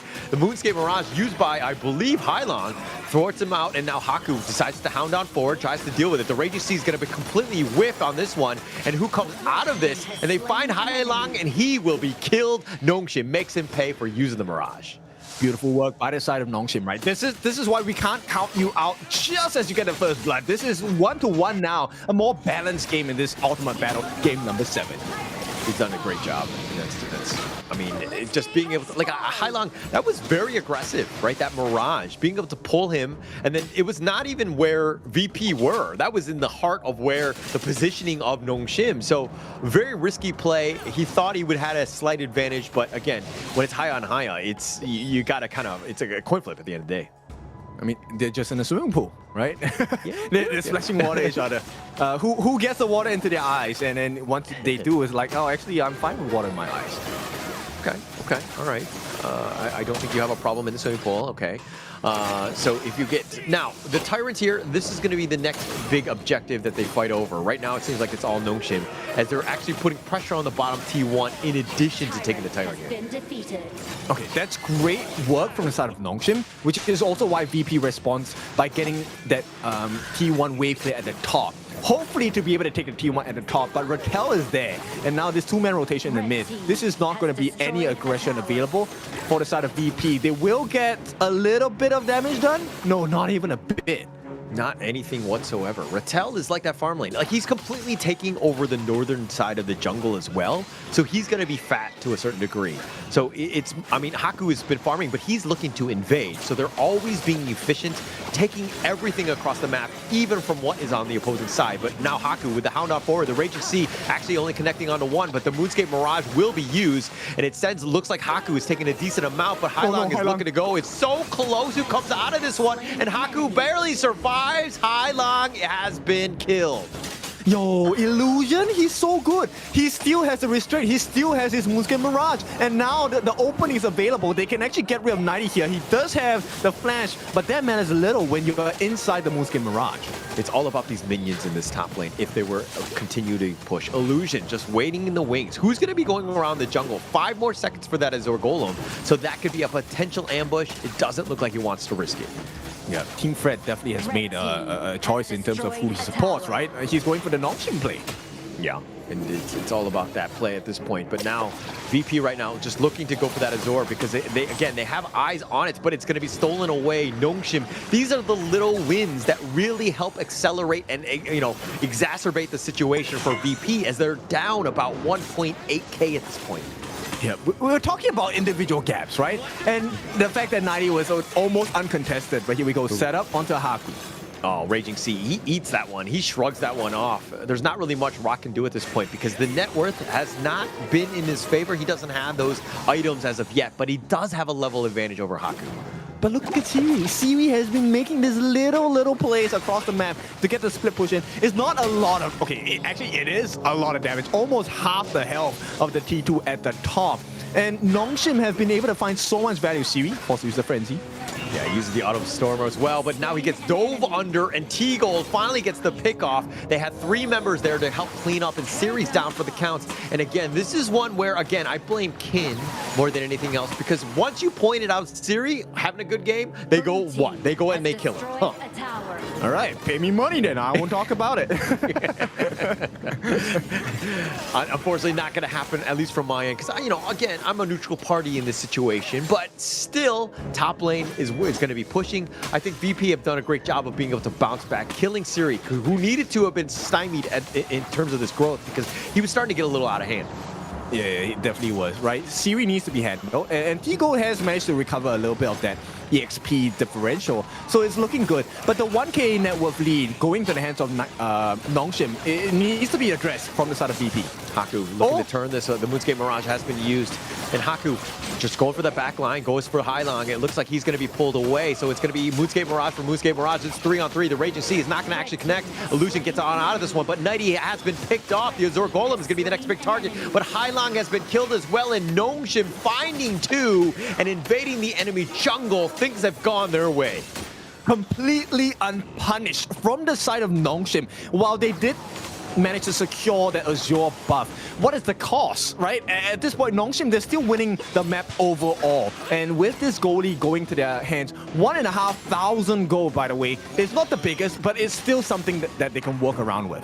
I don't think VP really want to fight at this point. I think that Rock wants to be just left alone, let the guy get his items before he fights. Nongshim are looking to kind of put that pressure on and just force fights more than anything else, which has gone in their favor because, you know, early they've somehow been able to kind of weather that storm of Rock's, you know, pay. Yeah, I like this play as well. Like Siri taking a solo take, joined by Haku as well to secure this. This is going to be a deterrence play coming in from the side of Nongshim. Now they can stop VP from attempting that take onto the Overlord and, you know, potentially force another fight. They have the advantage anyway. They definitely have an advantage. And I mean, the net worth is about 1.4. That's the biggest one. But Nongshim not able to, I mean, the wave clear from VP is actually pretty decent. So it's going to be tough to kind of get into any sort of towers to slow siege, if you will, because you just don't have minions. In the late game, I don't know. It doesn't seem very well to me on the side of Virtus Pro, right? Like, Rock, is he really going to be the monster that he needs to be? Because Haku late game is a completely different beast. I mean, he's up 2K at this point. So if there's, we're gonna find out, right? Is this pay gonna be good enough? Because he's gonna have those items. He's gonna hit like an absolute truck. You know, how are you gonna deal with him? I mean, Siri, Illusion, Haku, to a degree, Rattel, kind of on the squishier end. They're not the tankiest of the bunch. So very vulnerable when Rock, again, hits that critical mass. No, but that's my point. Like, Rock is 2K ahead, and Nongshim are handling him well. So when Haku's on equal farm, like, what do you think happens? Well, we're gonna have to find out. I mean, Rock, like, I think that this is still that moment. When you have that 2K lead, now is the time to strike, right? Find somebody, because you have an advantage from that guy. He's able to do more damage than you. Oh, the Hound down forward. Haku not able to find 90. But they're putting pressure on this top T2. It looks like they light step on back. And now Rattel is going to take a decent amount. The charge in forward by Clue, not able to hit on this one.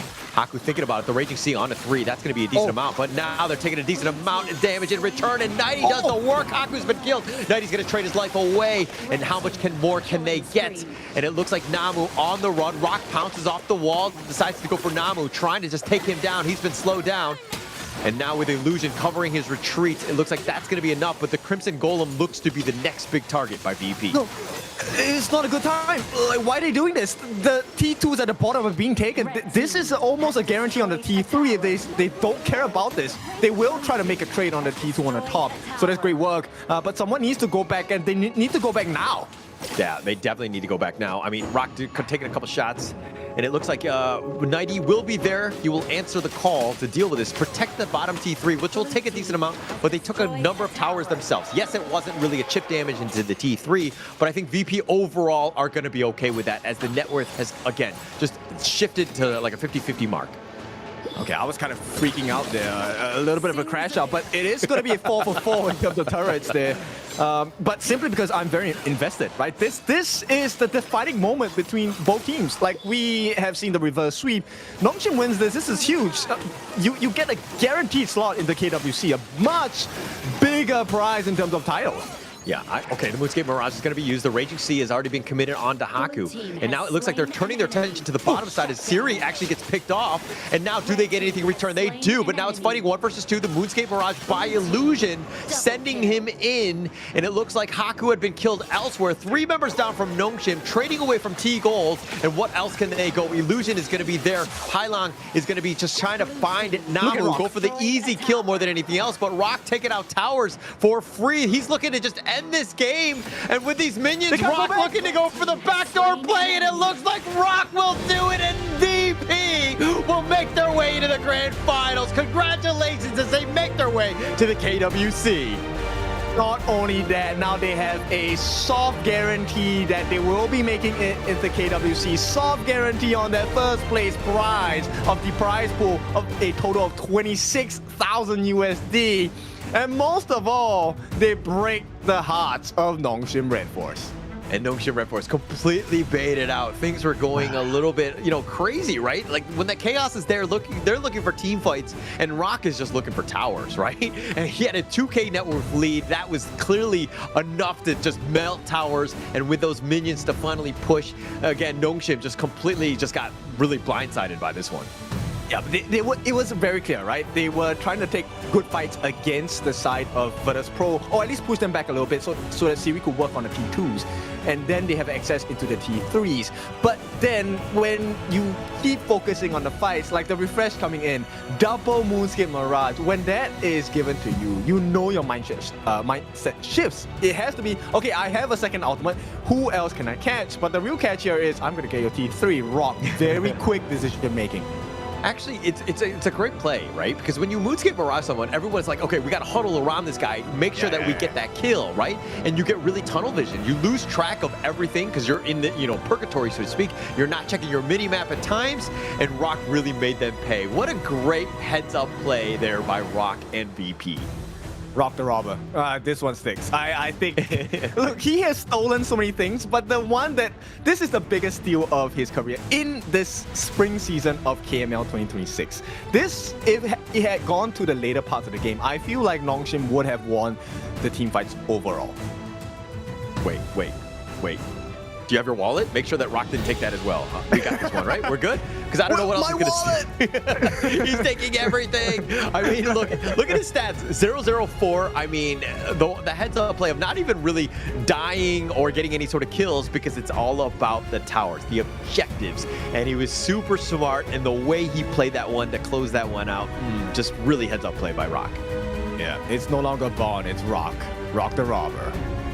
Rock the Robber, indeed. I mean, he did a decent amount of damage as well. 72,000 Hailong with 75,000. Those Moonscape Mirages were just really just off-putting. They were very chaotic, and there were moments where Nongshim were in the lead, as you're seeing in this gold graph. But in the end, VP just being able to pull that one out. And again, top two teams, and you're seeing them go back and forth. Yeah, this ultimate battle really just shows you what the proficiency of Honor of Kings is all about, right? It's not about, hey, just the individual plays. Because let's be honest, Siri was gapping Tigo in lane, Ratel was gapping 90 in lane, and it didn't look like it was the best moments in the team fight as well.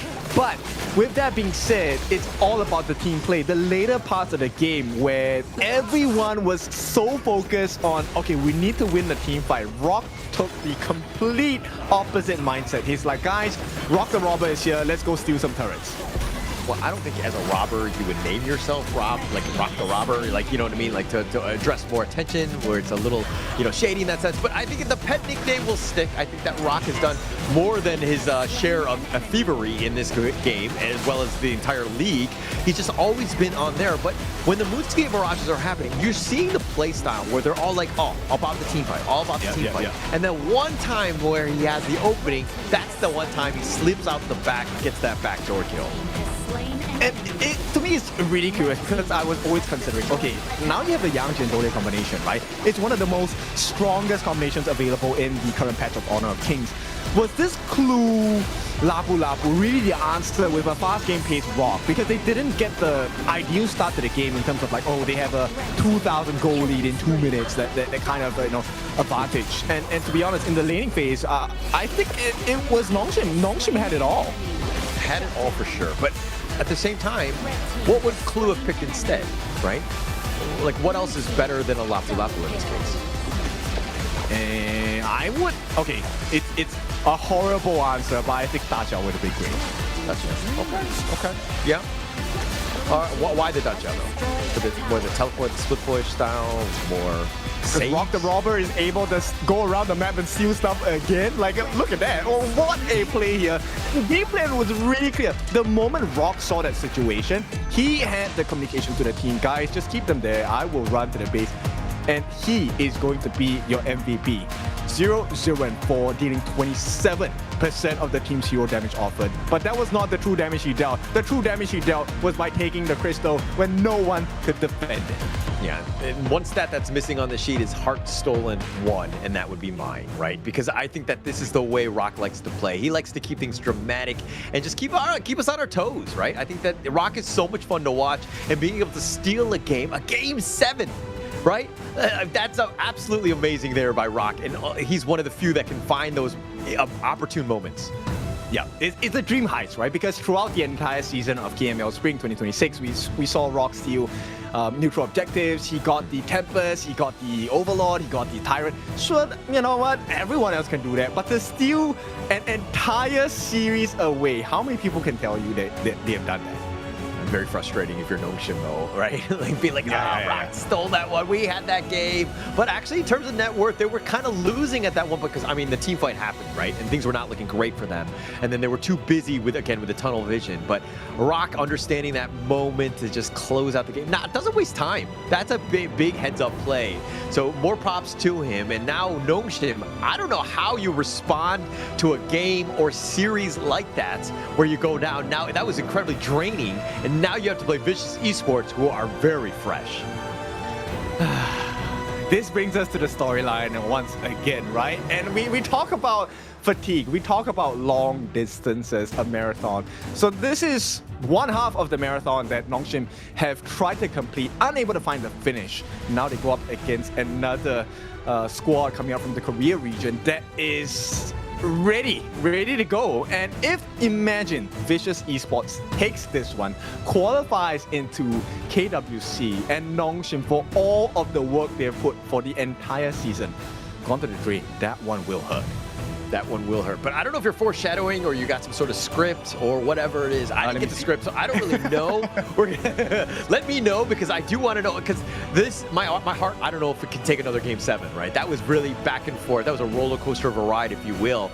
But going into this one, I think that you would say that Nongshim had the advantage, but let's find out as we take a little bit of a break before we go into that final series where Nongshim going up against Vicious Esports.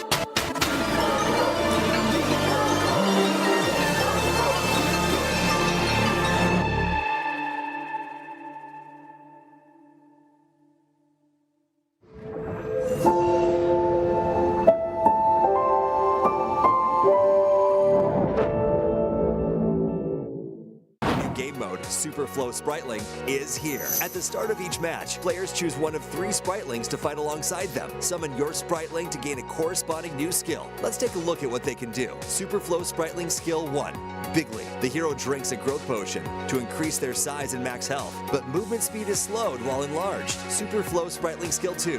Runcy, the hero drinks a shrinking potion to instantly become smaller, knocking back nearby enemies and gaining movement speed, but damage becomes slightly reduced. Super Flow Spriteling Skill 3.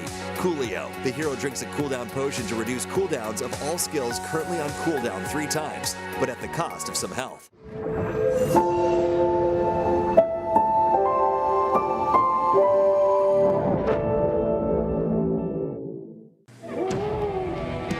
Boss! I think we got the wrong guy.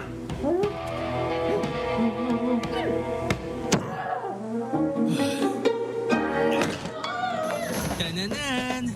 Honor of Kings, now with personalized in-match nameplates. Change your look whenever you want.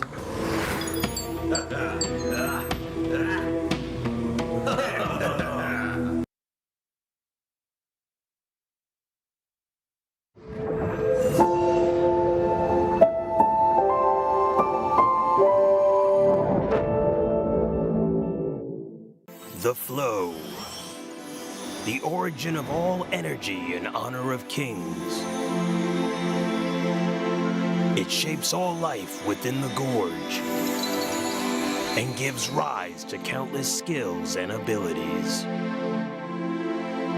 Some have learned how to harness the flow, transforming it into abilities uniquely their own. Yet, the flow has no fixed form. It moves freely like the wind and shifts fluidly like water. Time, space, life, and emotion all alter the course of the flow. Thus, different heroes awaken different powers through it. Some temper their bodies into peerless martial masters. Others delve into arcane arts, wielding overwhelming power that can rewrite the course of a battle. But the potential of the flow goes far beyond that. Step onto the battlefield, and amid the clash of combat, you'll learn to command the ever-changing nature of the flow, forging a combat style that is truly your own. Remember, the flow has never had predetermined rules. Rather, you are the one who creates them.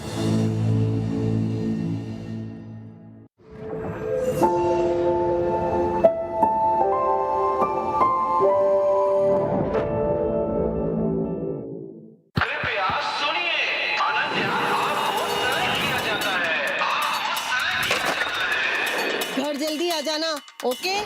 Okay, it's okay.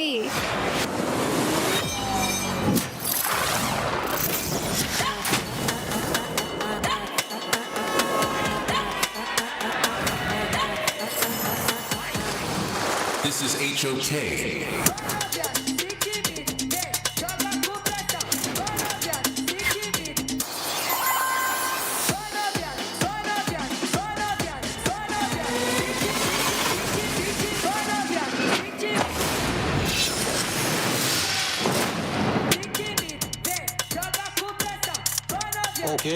It's okay. तो मैं काफी time से mobile games खेल रहा हूँ और इस genre में सबसे टॉप पे आता है वो है ऑनर ऑफ किंग्स और ये ऑफिशियल इंडिया आ रहा है।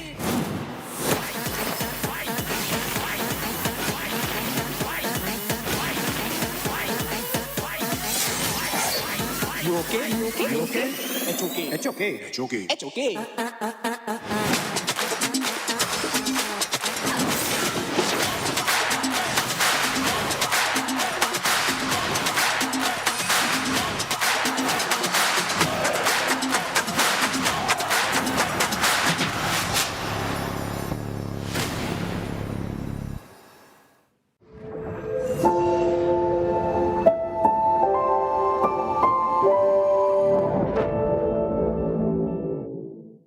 Honor of Kings Spring's version launches on March 11th. Multiple heroes have received upgrades and improvements, along with a new mode, Super Flow Spriteling, and battle improvements waiting for you to explore. Let's take a look together. In this update, Ninja receives a gameplay upgrade. His skill 3, Universe Ring Skyfall, is now upgraded to allow targeting enemies on screen to initiate a charge. During the charge, Ninja gains crowd control immunity, deals physical damage, and knocks the target back, while also gaining damage reduction and resistance. After using the skill, its cooldown is based on flight distance. Charge speed starts at maximum, then diminishes over time. A new skill 4, Universe Ring, has been added. Ninja hurls the Universe Ring to attack all enemies, enhancing his skill 3 to have global range. It also grants global vision of enemies and disables enemy recalls while it is in effect. Global control potential fully unleashed. This update also brings balance improvements to Luara and Fatih. Now, Luara's mana costs are reduced. Her wall traversing has been improved, allowing her to cross walls she couldn't before, greatly improving her mobility. Her skill damage structure has also been improved to benefit more from extra attack. Her visual effects are also improved, making her blades clearer.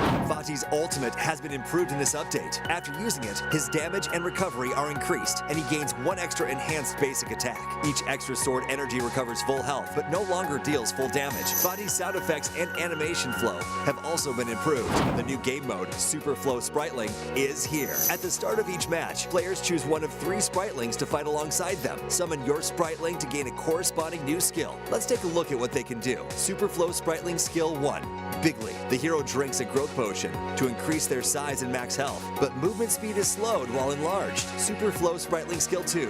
Runcy. The hero drinks a shrinking potion to instantly become smaller, knocking back nearby enemies and gaining movement speed, but damage becomes slightly reduced. Super Flow Spriteling Skill 3. Coolio. The hero drinks a cooldown potion to reduce cooldowns of all skills currently on cooldown 3 times, but at the cost of some health. This update also includes multiple battlefield improvements, which we hope delivers a better combat experience. Gold distribution has been improved for Overlord Dragon minion-led lane pushes. If no teammate is nearby to receive gold from a dragon minion's kill, the gold will now be evenly shared among teammates. New visual icons have been added for defeating the Overlord, Shadow Overlord, Tyrant, and Shadow Tyrant, making jungle information clearer at a glance. Minion wave positioning has also been balanced to reduce inconsistencies in minion positioning that could occur in certain situations. Also, a new boss focus fire mechanic has been added to encourage team play and increase the rewards of teamwork. The 5 big bosses affected are Overlord, Tyrant, Shadow Overlord, Shadow Tyrant, and Tempest Dragon. The new boss monster focus fire mechanic was added to balance the efficiency of solo and team boss kills. When teammates focus fire on a boss together, focus fire stacks will build for them. More attackers grant more extra damage. Up to 4 stacks can be gained, granting up to 20% extra damage. During focus fire, wound effects will appear on the boss to indicate the current stat count. Boss monster base stats have also been adjusted. Overlord and Tyrant base health is increased by 5%. Shadow Overlord, Shadow Tyrant, and Tempest Dragon base health is increased by 10%. All the new content are waiting for you to experience. See you in the Gorge.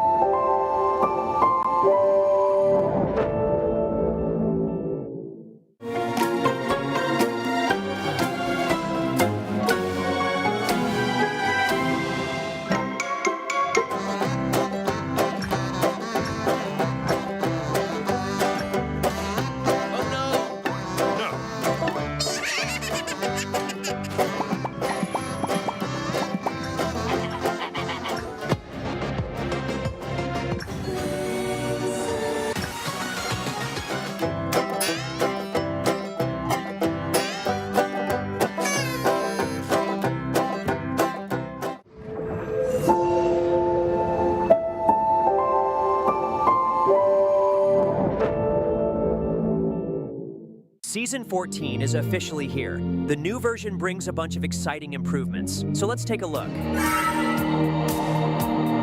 A new hero, Yango, is coming soon. Attack enemies and collect hero shards. Once you gather enough, you can summon an enemy hero puppet to fight alongside you. Control both Yango's main body and the puppet. Chain your skills together and outplay everyone in style. With puppets that are nearly indistinguishable from the real thing, can you spot who is real?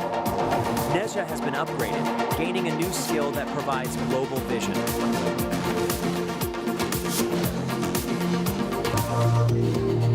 Luara has received gameplay experience improvements with increased damage and kiting ability. Fadi has also been improved, making skill chaining into enhanced basic attacks much smoother. Spritlings arrive in style, bringing 3 special potions with them. A growth potion made for fighting and soaking damage. A shrinking potion, perfect for escaping and getting around quickly. And a cooldown potion, which speeds up skill cooldowns. Of course, each benefit comes at a cost. The shrinking potion reduces your damage, the growth potion slows your movement speed, and the cooldown potion consumes a portion of your health. Pay a small price, then pull off some spectacular plays. The new mode Superflow Brawl arrives with a bang. Faster farming, faster pacing, and more exciting combat. Players can choose one of 3 talents to enhance themselves, gain more talents as they level up, and stack powerful effects. Complete missions to unlock even more random talents. Freely combine them to create powerful talent paths and discover your own unique strategy. From March 6th to 16th, participate in the event and collect keys and chests to redeem up to 5,000 limited time tokens.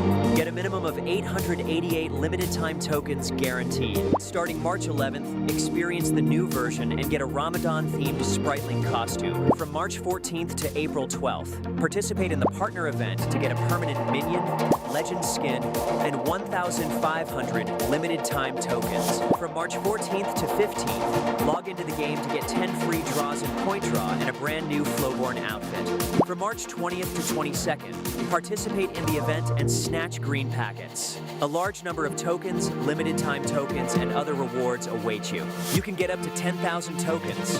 From March 14th to 15th, all heroes and skins are free to try for a limited time. Grab your friends and play together. The player info card on the loading screen has been fully upgraded. Come customize your exclusive appearance. You can now customize the lobby background music on the main interface. Switch tracks and set the mood however you like. Quality of life improvements are here too. Resources are now automatically streamlined based on device model, so unnecessary files won't download unless you choose to, making the game much smoother. Finally, more perks and surprises await you in Season 14.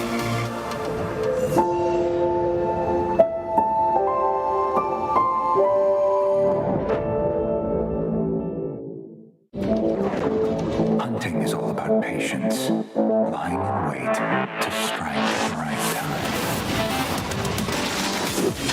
Like lightning, this waterway leads to my hunting grounds.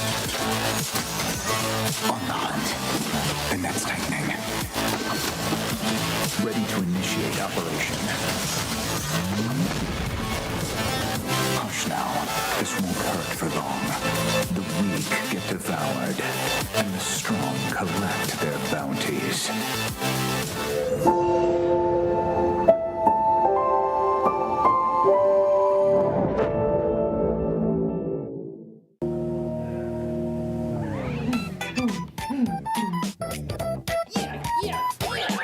What's going on with this music? Honor of Kings. Now with lobby background music customization.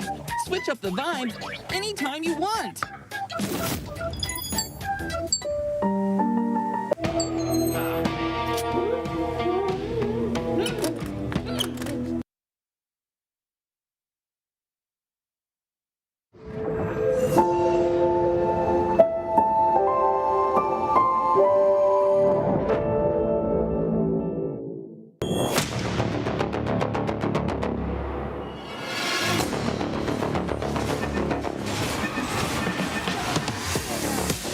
HOK's new mode, Superflow Brawl, arrives with a bang. Break fixed builds and experience true combat evolution. Whenever a hero reaches level 1, 5, 10, 15, choose one of 3 random talents to enhance yourself. The higher your hero level, the stronger the talents you can obtain. 10 major talent paths, freely combined to create endless strategies. Preview talent effects in advance to fully prepare for battle. Or adapt on the fly during combat to unleash unexpected power. This isn't just luck. It's a true test of strategic mastery. There are no fixed answers, only infinite possibilities. The most powerful and mysterious builds await your discovery. The new mode is coming soon. March 14th, write your Super Flow Brawl legend.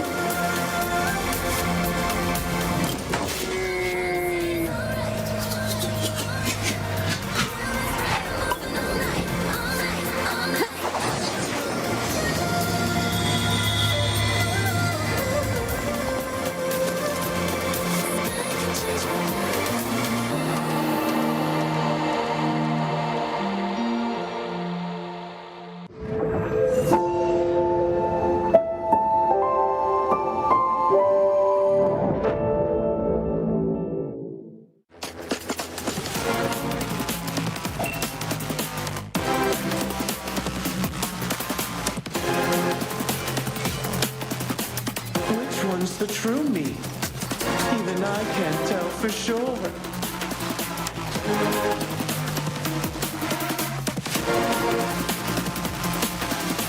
At least your death was quite the spectacle.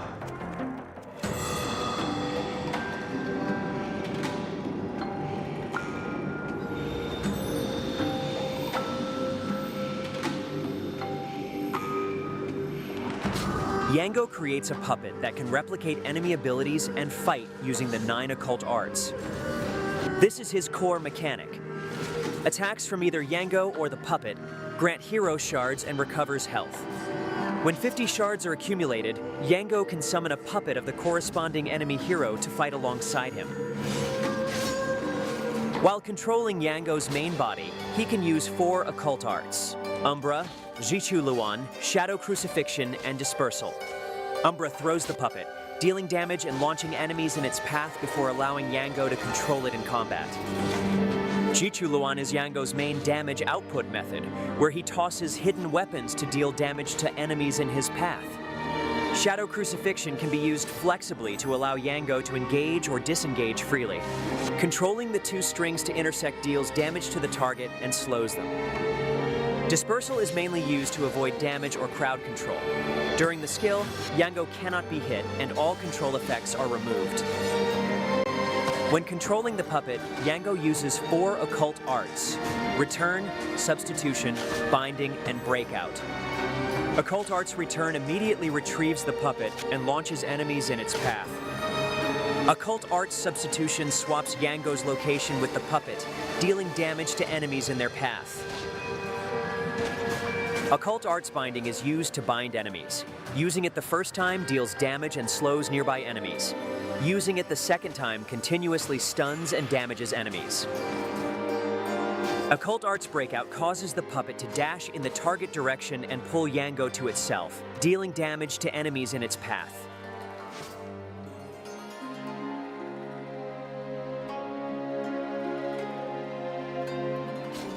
By mastering all 9 occult arts, Yango develops a unique combat style. After ensuring his own safety, he first summons the puppet with Skill 1, and uses hero shards to transform into a key enemy hero to assist teammates. Tapping the hero shards again reverts the puppet. And then he can follow up by chaining skill 3 twice to crowd control enemies. While enemies are bound, he uses skill 2 to summon his main body, then follows up with skill 2 and skill 3 to deal maximum damage.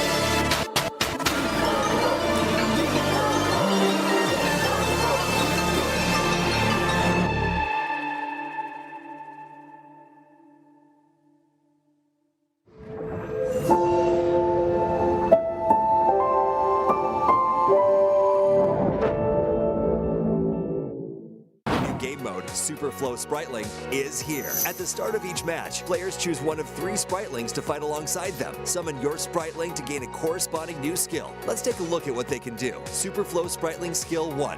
Bigly. The hero drinks a growth potion to increase their size and max health, but movement speed is slowed while enlarged. Super Flow Spriteling Skill 2.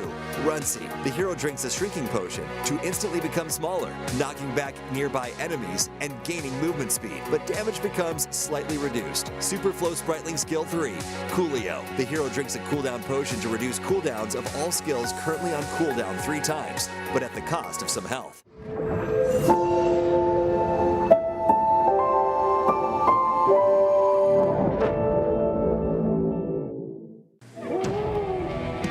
Boss!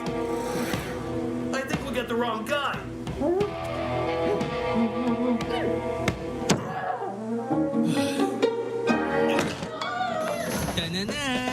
Honor of Kings, now with personalized in-match nameplates. Change your look whenever you want.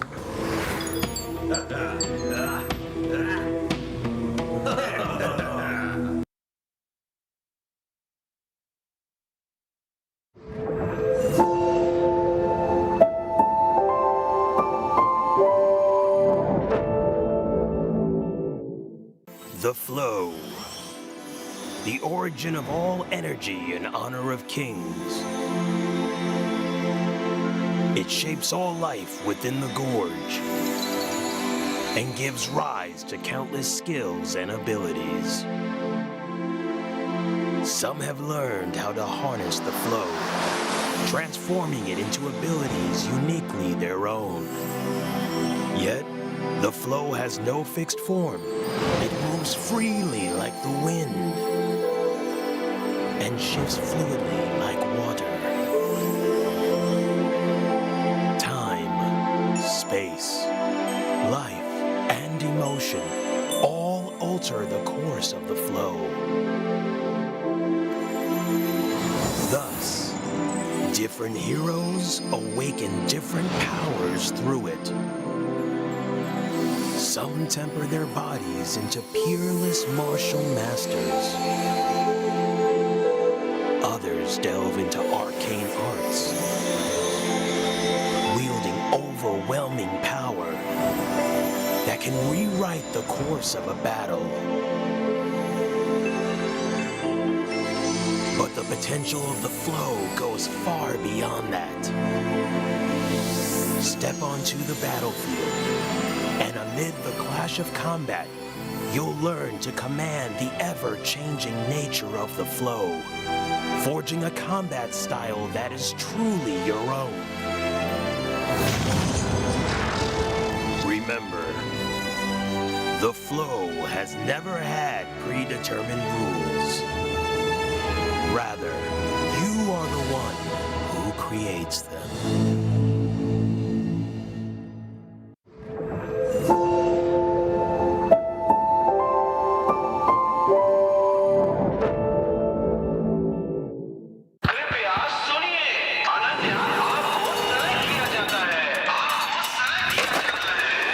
घर जल्दी आ जाना, okay? Okay, it's okay.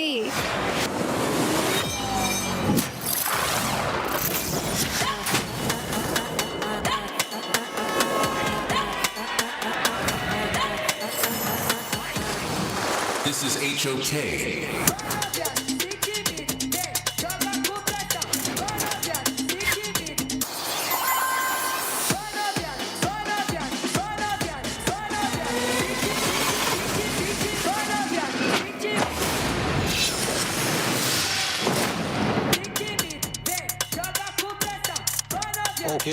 It's okay.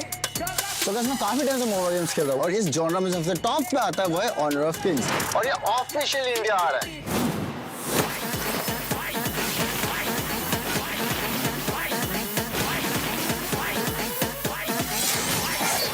You okay? You okay? You okay? It's okay. It's okay. It's okay. It's okay.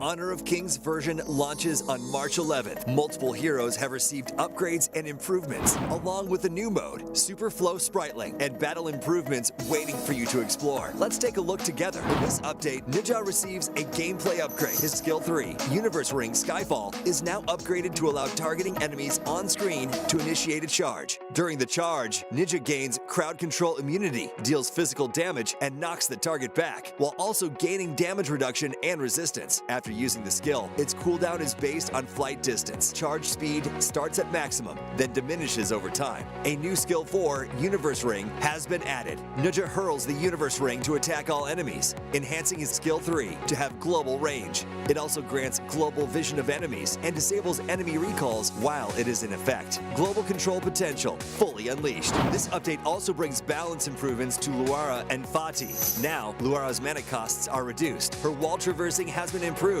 allowing her to cross walls she couldn't before, greatly improving her mobility. Her skill damage structure has also been improved to benefit more from extra attack. Her visual effects are also improved, making her blades clearer. Fati's ultimate has been improved in this update. After using it, his damage and recovery are increased, and he gains 1 extra enhanced basic attack. Each extra sword energy recovers full health, but no longer deals full damage. Fati's sound effects and animation flow have also been improved. The new game mode, Super Flow Spriteling, is here. At the start of each match, players choose one of 3 Spritelings to fight alongside them. Summon your Spriteling to gain a corresponding new skill. Let's take a look at what they can do. Super Flow Spriteling Skill 1, Bigly. The hero drinks a growth potion to increase their size and max health, but movement speed is slowed while enlarged. Super Flow Spriteling Skill 2, Runcy. The hero drinks a shrinking potion to instantly become smaller, knocking back nearby enemies and gaining movement speed, but damage becomes slightly reduced. Super Flow Spriteling Skill 3, Coolio. The hero drinks a cooldown potion to reduce cooldowns of all skills currently on cooldown 3 times,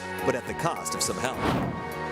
This update also includes multiple battlefield improvements, which we hope delivers a better combat experience. Gold distribution has been improved for Overlord Dragon minion-led lane pushes. If no teammate is nearby to receive gold from a dragon minion's kill, the gold will now be evenly shared among teammates. New visual icons have been added for defeating the Overlord, Shadow Overlord, Tyrant, and Shadow Tyrant, making jungle information clearer at a glance. Minion wave positioning has also been balanced to reduce inconsistencies in minion positioning that could occur in certain situations. Also, a new boss focus fire mechanic has been added to encourage team play and increase the rewards of teamwork. The 5 big bosses affected are Overlord, Tyrant, Shadow Overlord, Shadow Tyrant, and Tempest Dragon. The new boss monster focus fire mechanic was added to balance the efficiency of solo and team boss kills. When teammates focus fire on a boss together, focus fire stacks will build for them. More attackers grant more extra damage. Up to 4 stacks can be gained, granting up to 20% extra damage. During focus fire,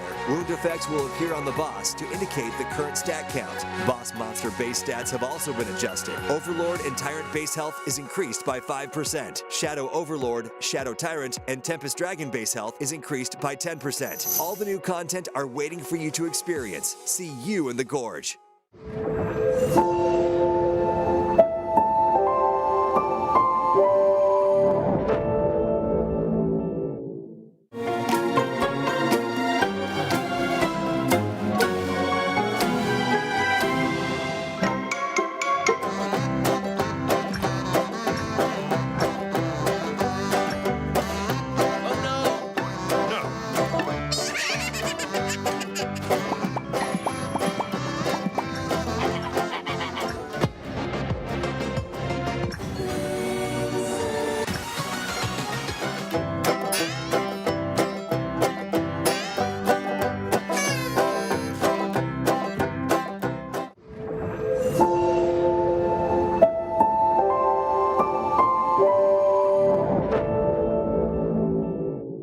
Season 14 is officially here. The new version brings a bunch of exciting improvements, so let's take a look. A new hero, Yango, is coming soon. Attack enemies and collect hero shards. Once you gather enough, you can summon an enemy hero puppet to fight alongside you. Control both Yango's main body and the puppet. Chain your skills together and outplay everyone in style. With puppets that are nearly indistinguishable from the real thing, can you spot who is real? Nezha has been upgraded, gaining a new skill that provides global vision.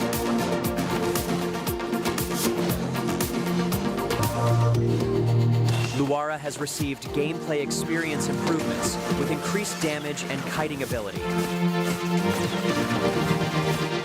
Fadi has also been improved, making skill chaining into enhanced basic attacks much smoother. Spritlings arrive in style, bringing 3 special potions with them. A growth potion made for fighting and soaking damage. A shrinking potion, perfect for escaping and getting around quickly.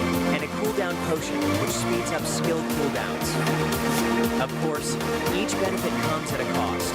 The shrinking potion reduces your damage, the growth potion slows your movement speed, and the cooldown potion consumes a portion of your health. Pay a small price, then pull off some spectacular plays. The new mode Superflow Brawl arrives with a bang. Faster farming, faster pacing, and more exciting combat. Players can choose one of 3 talents to enhance themselves, gain more talents as they level up, and stack powerful effects. Complete missions to unlock even more random talents. Freely combine them to create powerful talent paths and discover your own unique strategy. From March 6th to 16th, participate in the event and collect keys and chests to redeem up to 5,000 limited time tokens. Get a minimum of 888 limited time tokens guaranteed. Starting March 11th, experience the new version and get a Ramadan-themed Spritling costume. From March 14th to April 12th, participate in the partner event to get a permanent minion, legend skin, and 1,500 limited time tokens. From March 14th to 15th, log into the game to get 10 free draws in Point Draw and a brand new Flowborn outfit. From March 20th to 22nd, participate in the event and snatch green packets. A large number of tokens, limited time tokens, and other rewards await you. You can get up to 10,000 tokens. From March 14th to 15th, all heroes and skins are free to try for a limited time. Grab your friends and play together. The player info card on the loading screen has been fully upgraded. Come customize your exclusive appearance. You can now customize the lobby background music on the main interface. Switch tracks and set the mood however you like. Quality of life improvements are here too. Resources are now automatically streamlined based on device model, so unnecessary files won't download unless you choose to, making the game much smoother. Finally, more perks and surprises await you in Season 14.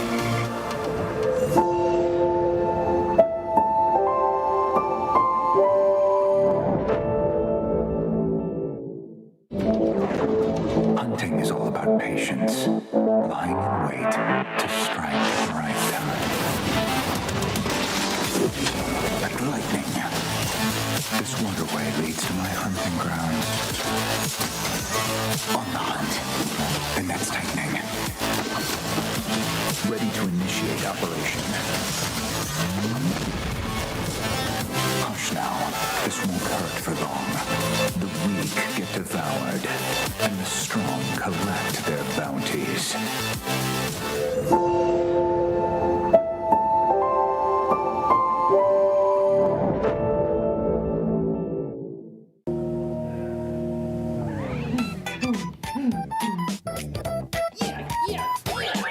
What's going on with this music? Honor of Kings. Now with lobby background music customization. Switch up the vibes anytime you want.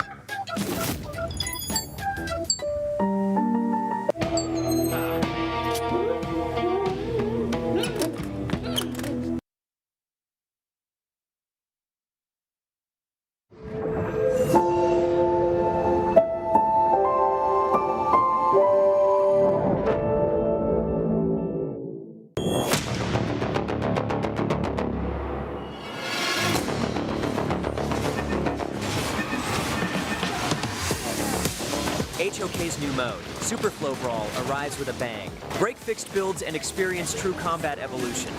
Whenever a hero reaches level 1, 5, 10, 15, choose one of 3 random talents to enhance yourself. The higher your hero level, the stronger the talents you can obtain. 10 major talent paths, freely combined to create endless strategies. Preview talent effects in advance to fully prepare for battle. Or adapt on the fly during combat to unleash unexpected power. This isn't just luck. It's a true test of strategic mastery. There are no fixed answers, only infinite possibilities. The most powerful and mysterious builds await your discovery. The new mode is coming soon. March 14th, write your Super Flow Brawl legend.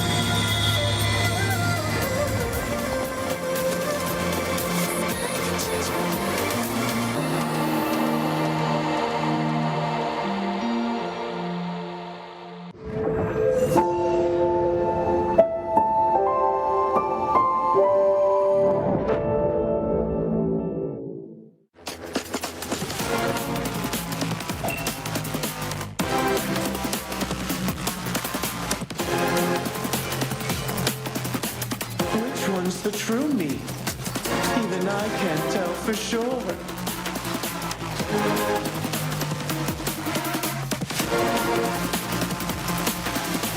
At least your death was quite the spectacle.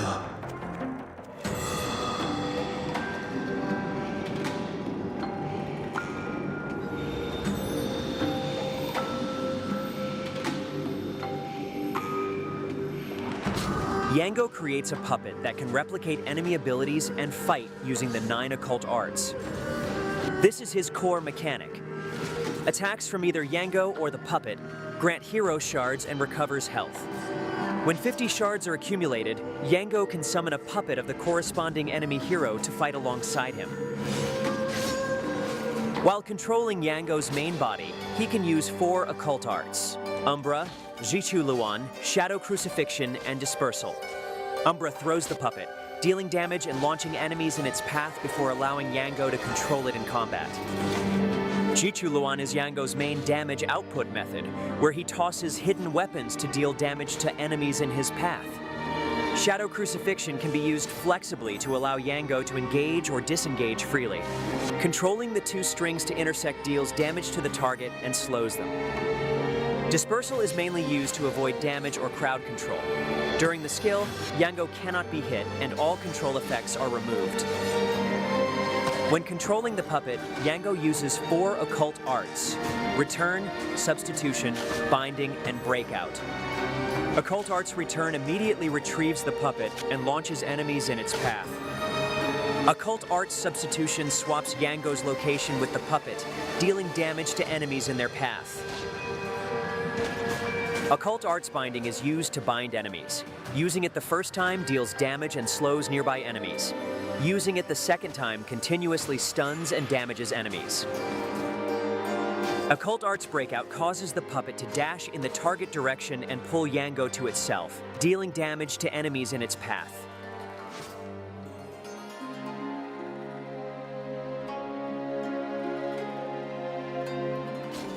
By mastering all 9 occult arts, Yango develops a unique combat style. After ensuring his own safety, he first summons the puppet with Skill 1, and uses hero shards to transform into a key enemy hero to assist teammates. Tapping the hero shards again reverts the puppet. And then he can follow up by chaining skill 3 twice to crowd control enemies. While enemies are bound, he uses skill 2 to summon his main body, then follows up with skill 2 and skill 3 to deal maximum damage.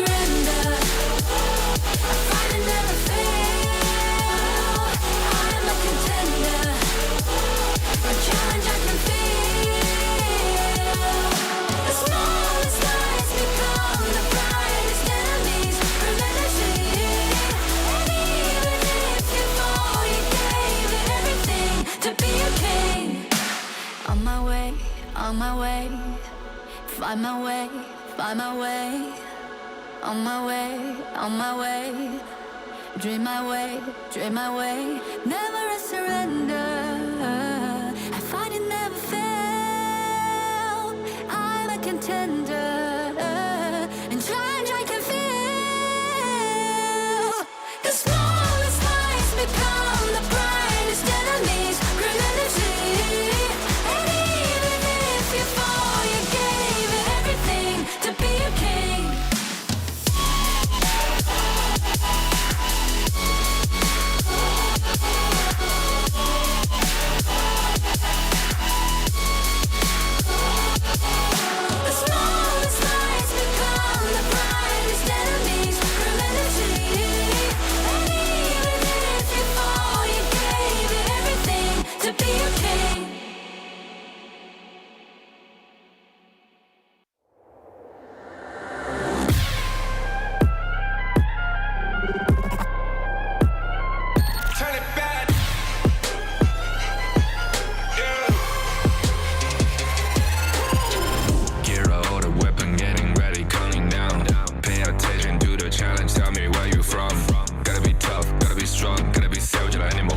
time you tryna push me down. Look at me, I'll be lying down. When I run around, and I make a sign, I will catch you.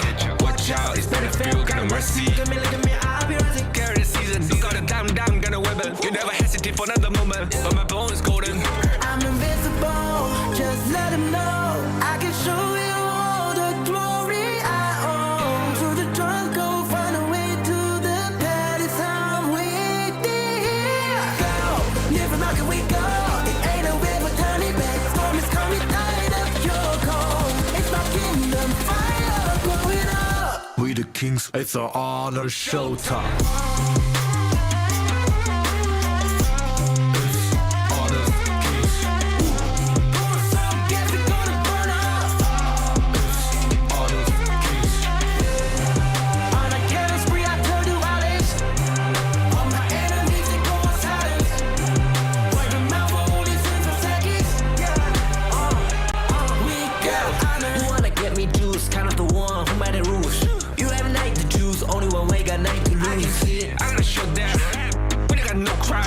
We barely fight, there's one crashing pieces you can cheat. First blood, double trouble, then I take a pen, I kill. All you do is sweat and look at me stay victory. Say. I've triggered my soul down. Follow my pace. We the champions screaming, I'm invincible. Just let them know. I can show you all the glory I own. Through the drunk, go find a way to the palace. I'm waiting here. Go, live rock and we go. It ain't a river, tiny bed. Storm is coming, tired of your cold. It's my kingdom, fire growing up. We the kings, it's our honor showtime.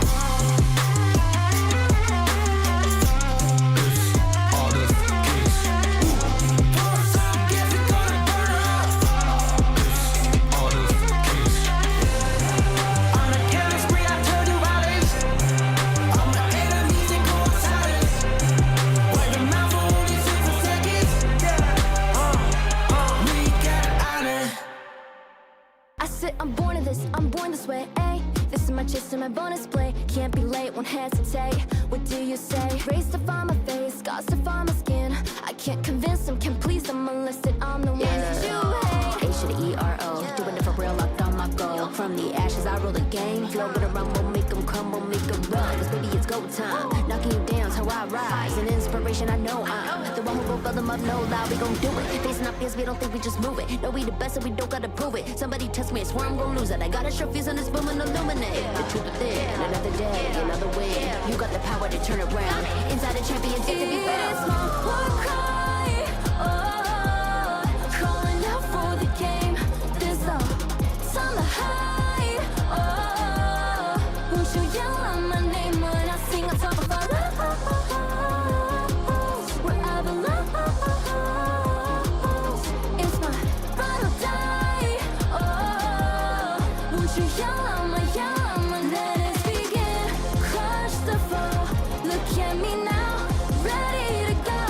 Power within, we're standing tall. Fight for your name, ready to give it all. It's prime time, gather round for everyone to see. On my grind, in disguise we bring you to your knees. We kick it, smashing down the walls of enemies. Hit 'em with the boom, then we get 'em with the beat. Punch it with the power, then we serve 'em with defeat. I ain't never missing a day, missing a night. I'm on my way, I'm holding my pride. Fill up the game, top of the show, we're not the same. Flaming the blame, same on the aim. When you reminisce on this battlefield, it's on my silhouette that you see. We gon' do it, facing our fears, we don't think we just move it. No, we the best, and we don't gotta prove it. Somebody test me, I swear I'm gon' lose it. I got a short fuse on this boom and illuminate. The truth within, another day, another win. You got the power to turn around. Inside a champion, yet to be found. It's my time to fight, oh, calling out for the game. There's no time to hide, oh, won't you yell out my name when I sing on top of our lungs? Wherever love, it's my ride or die, oh, won't you yell out my let us begin. Crush the foe, look at me now, ready to go.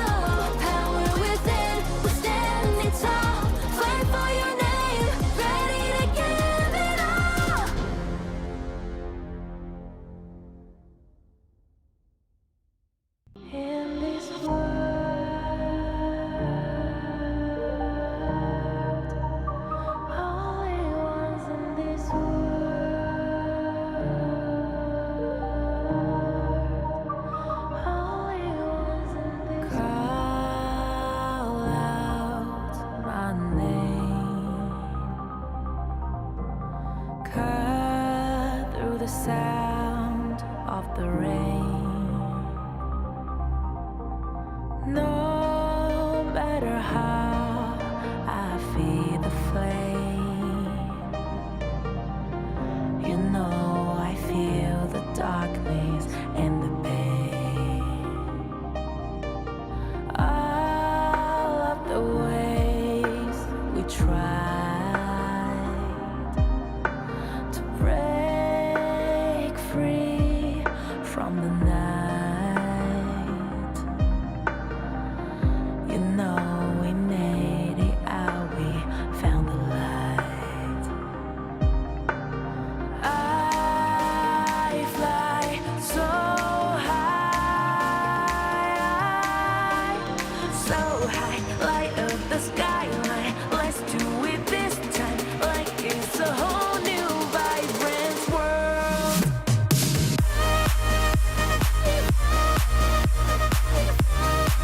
Like we're the only ones in this world. Hello and welcome to the Kings Major League. We're going to go to the second match. This is, of course, going to be the lower bracket finals. Vicious Esports had been waiting for Nongshim Redforce, and I think that they're going to be very happy with this matchup as Nongshim went the distance to a Game 7. They're going to be fatigued, but my name is Holler, and with me is my favorite kind of tofu. It's going to be Kindofu. How are you preparing for this series here? I'm just trying to figure out what's our location at this point, right? So definitely we're in KL, but now the two destinations offered in this particular series, it's either going to be a clinic where we will have very surgical precision, or we're going to be at a gym where it's going to be a full-on boxing match, right? So pound for pound, best fighting team, we'll see who it is. But of course, once again, this is coming down to a all-star Korean region game, Vicious Esports against Nongshim Redforce. I would not have it any other way. Yeah, bold prediction in this one. Of course, I'm going to go with a Korean team will win this. Boom, shots fired. But let's check out who the first team will be up coming up now.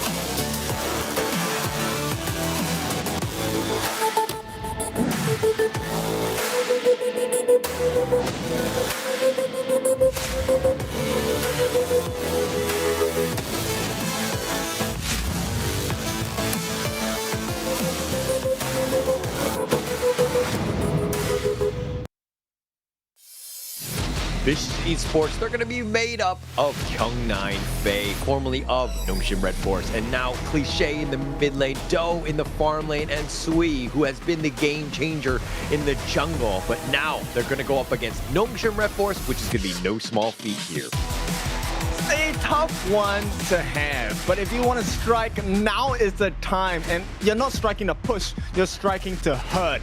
And this one will hurt if Vicious Esports gets their way. I don't know if it's just hurt. I would go for the kill in this case, right? You see, Nongshim, I mean, they played they had a valiant effort in that first series. They went to a Game 7. They got backdoored to lose that series. But this is a team that is very vulnerable. Let's check them out here.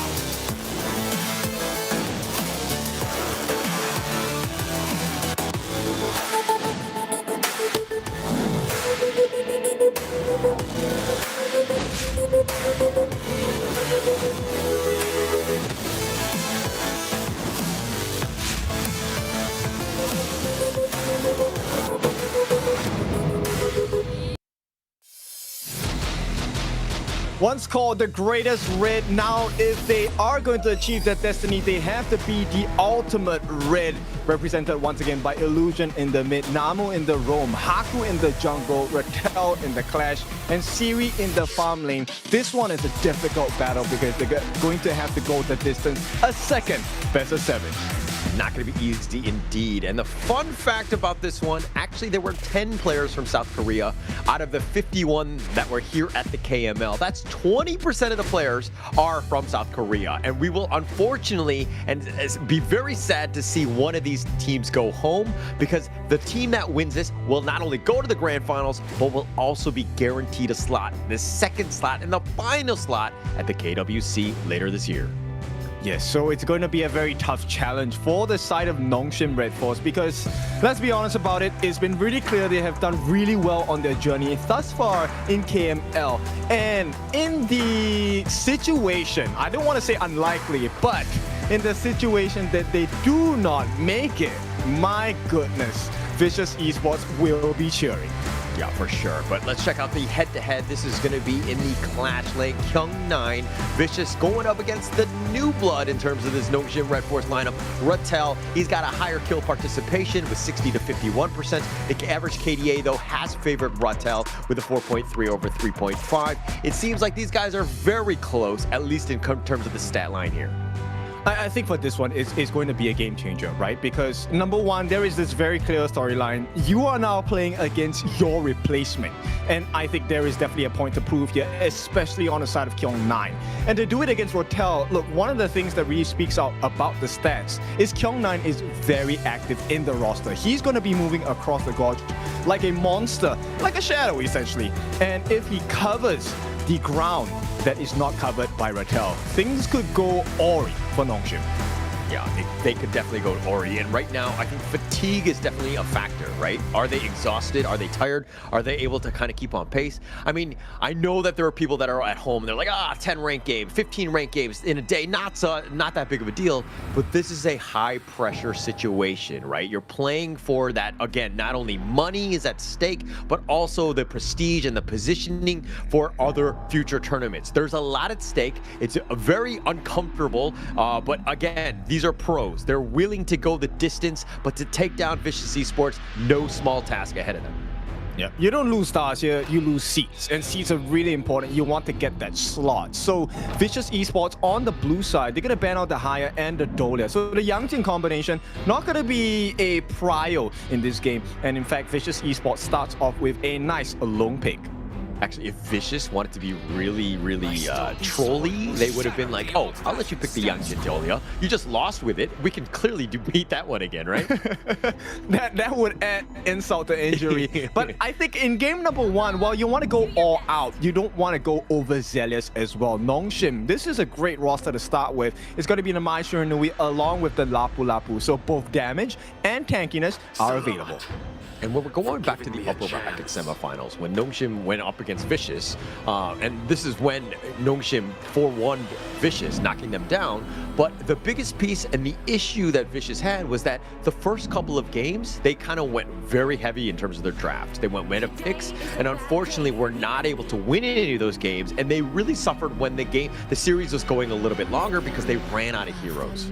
Oh yeah, talking about running out of heroes, I think Nongshim here can pick an entirely brand new jungler here. We have seen the solutions to a Luna pick, which is going to be picked up by Sui here. And of course, with the Yu1 in the mid for the side of Vicious, there is going to be like health regeneration, life restoration, and a lot of shields. So Nongshim will do well to pick up the lockdown. And there's one hero I'm talking about, and if it's not banned, it is going to be the Flowborn tank. That is a great answer against Vicious Esports. Will Nongshim pick it up? I mean, the bans are still there. I mean, the Fade is going to be one where, again, they're going to target Haku as much as possible. I think that for Vicious, their idea of stopping Nongshim is to stop the train that is Haku, limit him as much as possible, let somebody else step up. Maybe we can put a little bit of pressure onto Rattel, who, let's be very honest, in the last series, Rattel didn't have the greatest of series. So he is definitely a prime target here. Yeah, I mean, you can see it getting to Haku at this point. They have banned out the Flowborn tank. So what's the other options available for Nongshim, right? They definitely need someone who has a lot of CC. Luna does not do well against a crowd control lineup.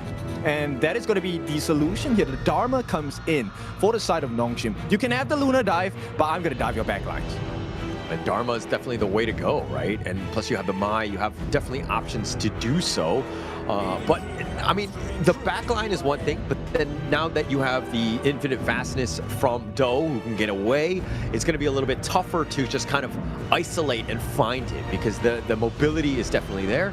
But this is an interesting pivot. They're going to go with the Zhang Fei for Fei, and the Yuan will look to be in the mid lane here.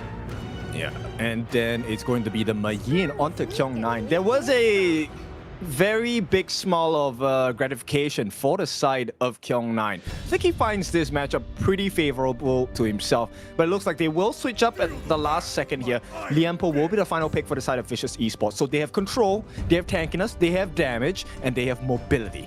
What can Nongshim offer against these three traits? Well, they have a okay, Nakaruru, there we go. I mean, that's got that burst, right? And if you want to go with like the Luna is going to be high flying in the back line, the Nakaruru can play spoiler, because assuming that you're able to get on top of her and burst her down, that could be an interesting counter pick. Yeah, I actually like this setup from Nongshim as well, right? They have 3 different setups. They have the Lapu Lapu Raging Sea, they have the Truth Mantra, they have the Real Engine, full combination from the Mai Shunui as well. It could definitely spoil the plans of Vicious Esports. A lot of damage too, right? The burst is there, and I mean, yeah, you have the Lapu Lapu as the frontliner, Lianpo on the other side, so those are going to be the front two, but everybody else is kind of in there for the damage, if not burst, right? And the Dharma will have to kind of set things up as the Clash laner should, so this is going to be an interesting one. It seems like they're very balanced on both ends here. Yeah, I would think there's quite a lot of pressure on specific members of the drafts, right? I think for Do on the side of Vicious Esports, let me just zone in on him for a little bit. He's not going to have a good time for sure, right? The Narco bursts him down really quickly. The setup by the Raging Sea, a lot of situations present themselves where Do might have to give premature infinite fastnesses into the early parts of the fight. Very vulnerable, right? So his positioning will be key. And this is kind of where also, if you're looking on the Nongshim side, Illusion, providing that vision, being that frontliner, finding them. But first off, of course, they'll be playing for a slot at the EWC, and only one stage brings together the greatest players on Earth, the Esports World Cup Rise Above. Yep, so make sure you scan the QR code and get your tickets now. I mean, Rising Above is definitely the name of the game here for Nongshim Redforce, because they are down bad for this one. And Faye's going to accompany Cliché in the mid. There's going to be decent wave clear coming in from the both of them. So Illusion not going to have the best time to be able to handle this mid lane first wave. The saddest part about this is that one of these two teams has to go home. This is an elimination game. I mean, whoever wins has a chance to go to the grand finals. Maybe they get the grand finals reset and able to overcome the demons that are Virtus Pro, as they've kind of steamrolled the competition at the KML. But if there's ever a team that should be able to do it, it should be Nongshim, but not to count out Vicious, who have been playing very strong, but they get the nice little two-man stun on, but Kyung9 gets away. That's a big win for the side of Vicious Esports. You can start to see a little bit of cracks. It's a 2v3. They actually get the Rattel, no, not Rattel, the Kyung9 take in the camp. Here we go, Dodo. It looks like they get the sword signal on. It looks like Do will be backing up. He's only level 2, so any sort of damage, he doesn't have the dragon, he doesn't have really any sort of options. But, you know, it's also very early in this game. It has to be Do that is the weak link on the side of Nongshim, or at least the gap they're looking to fill, right? Because if they force out that early dragon form from Do, it also soft guarantees that they can get the kill once he lands, which means Nongshim actually have huge aggression. Definitely huge aggression, and they're going to try to take advantage of that. And I think that, you know, Illusion, it's like he's got to be the guy. He's got to set things up, right? We didn't see him on the Mai in the last series, which is really unfortunate, because Illusion is a pleasure to watch on the Mai when he's setting things up for the rest of the team. It didn't seem like he was able to do that, and it was playing more of like a support style mid. Yeah, which was not what we expected, right? We expect Illusion to be high-flying, able to get those Kachosens in, get the knock-up, set up the team fights in perfect coordination. And Nongshim really can play around that combination itself. But for now, I want to just take a little peek at Sui. Sui's introduction this season has been really interesting, right? And right off the bat, they're trying to go in for this first blood. Not going to happen here. The flash is going to be used by Do just to force it out. And this is the first rotation by Illusion, by the way.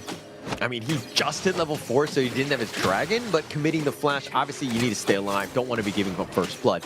But Nongshim have done what they, we kind of expected out of them. They're putting pressure onto Do and letting, Sway actually have to carry in the end, which isn't the easiest thing to do on a Luna. And then you're kind of expecting that Haku will be able to keep on pace. But by limiting Do, that's where you're looking for that edge.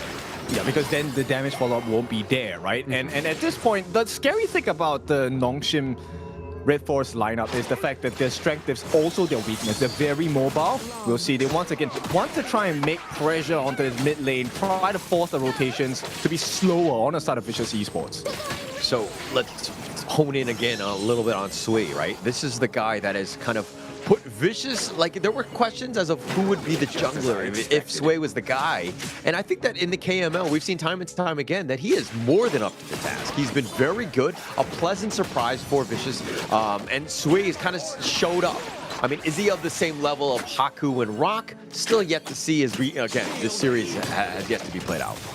Yeah, because we haven't seen the full duration yet, and right now the setup will come through for the side of Nongshim, unable to find that initial first blood. So both teams still poking and prodding, and the timing couldn't have been better because nobody dies. This is the first neutral objective, so everyone's rushing over. I like it how they're both looking to skirmish as much as possible. I mean, they know that they won't get all of the kills, but hang on, it looks like Cliché getting a little bounced around. Yeah, I think at this point it's really about the wave clear first, right?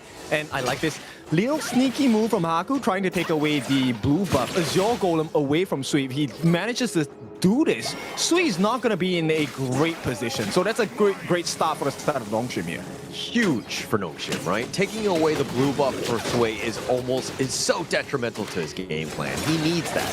It helps him in terms of farm and efficiency, but it looks like the Unending Sorrow just going to be used just to get Cliché on out of this. But Vicious right now on the back foot. You've let them invade your jungle, literally take away the Azure Golem for free.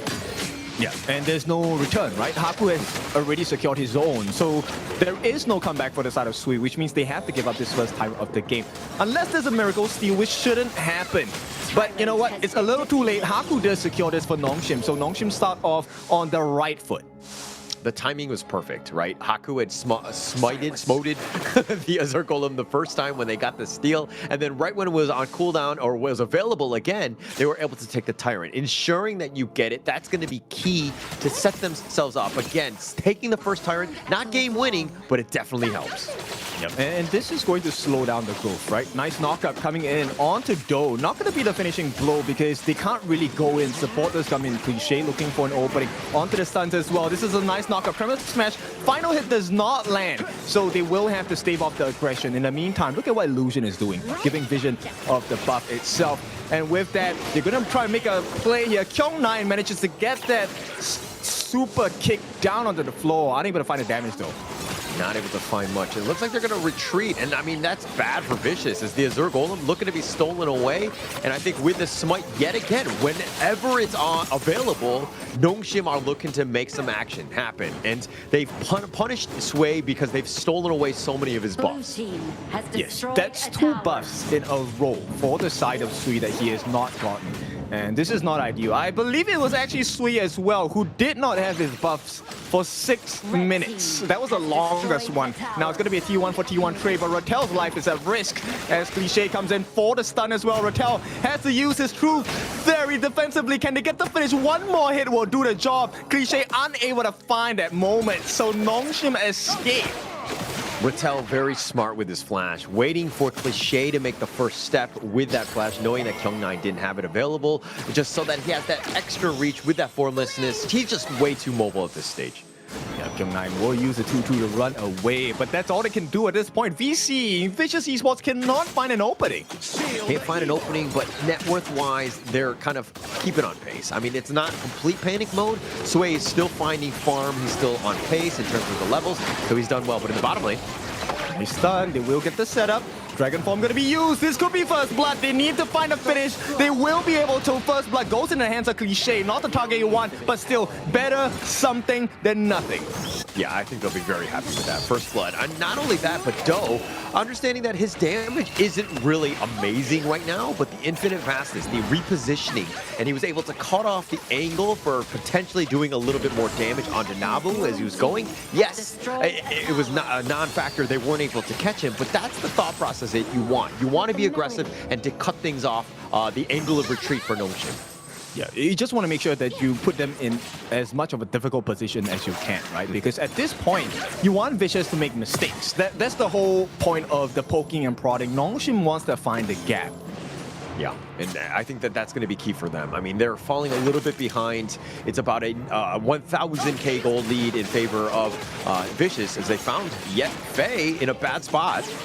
I don't think it's worth it actually to throw so much on him. He will have to give his life. No! The reverse is through! They will get that kill, but it's at the cost of Illusion's life. And that kill goes into the hands of Doe as well. Horrible trade for the side of Nongshim Redforce. So sometimes you gotta just cut your losses, right? They had a good attempt. Faye was under that tower. Just really bad spot to be in for Illusion. There was really no reason to go in. I mean, First Blood had already been given up. So there was really no reason to continue that assault. And as you said, just really bad trade. A bit of a misplay by Illusion. Yeah, and just one play, look.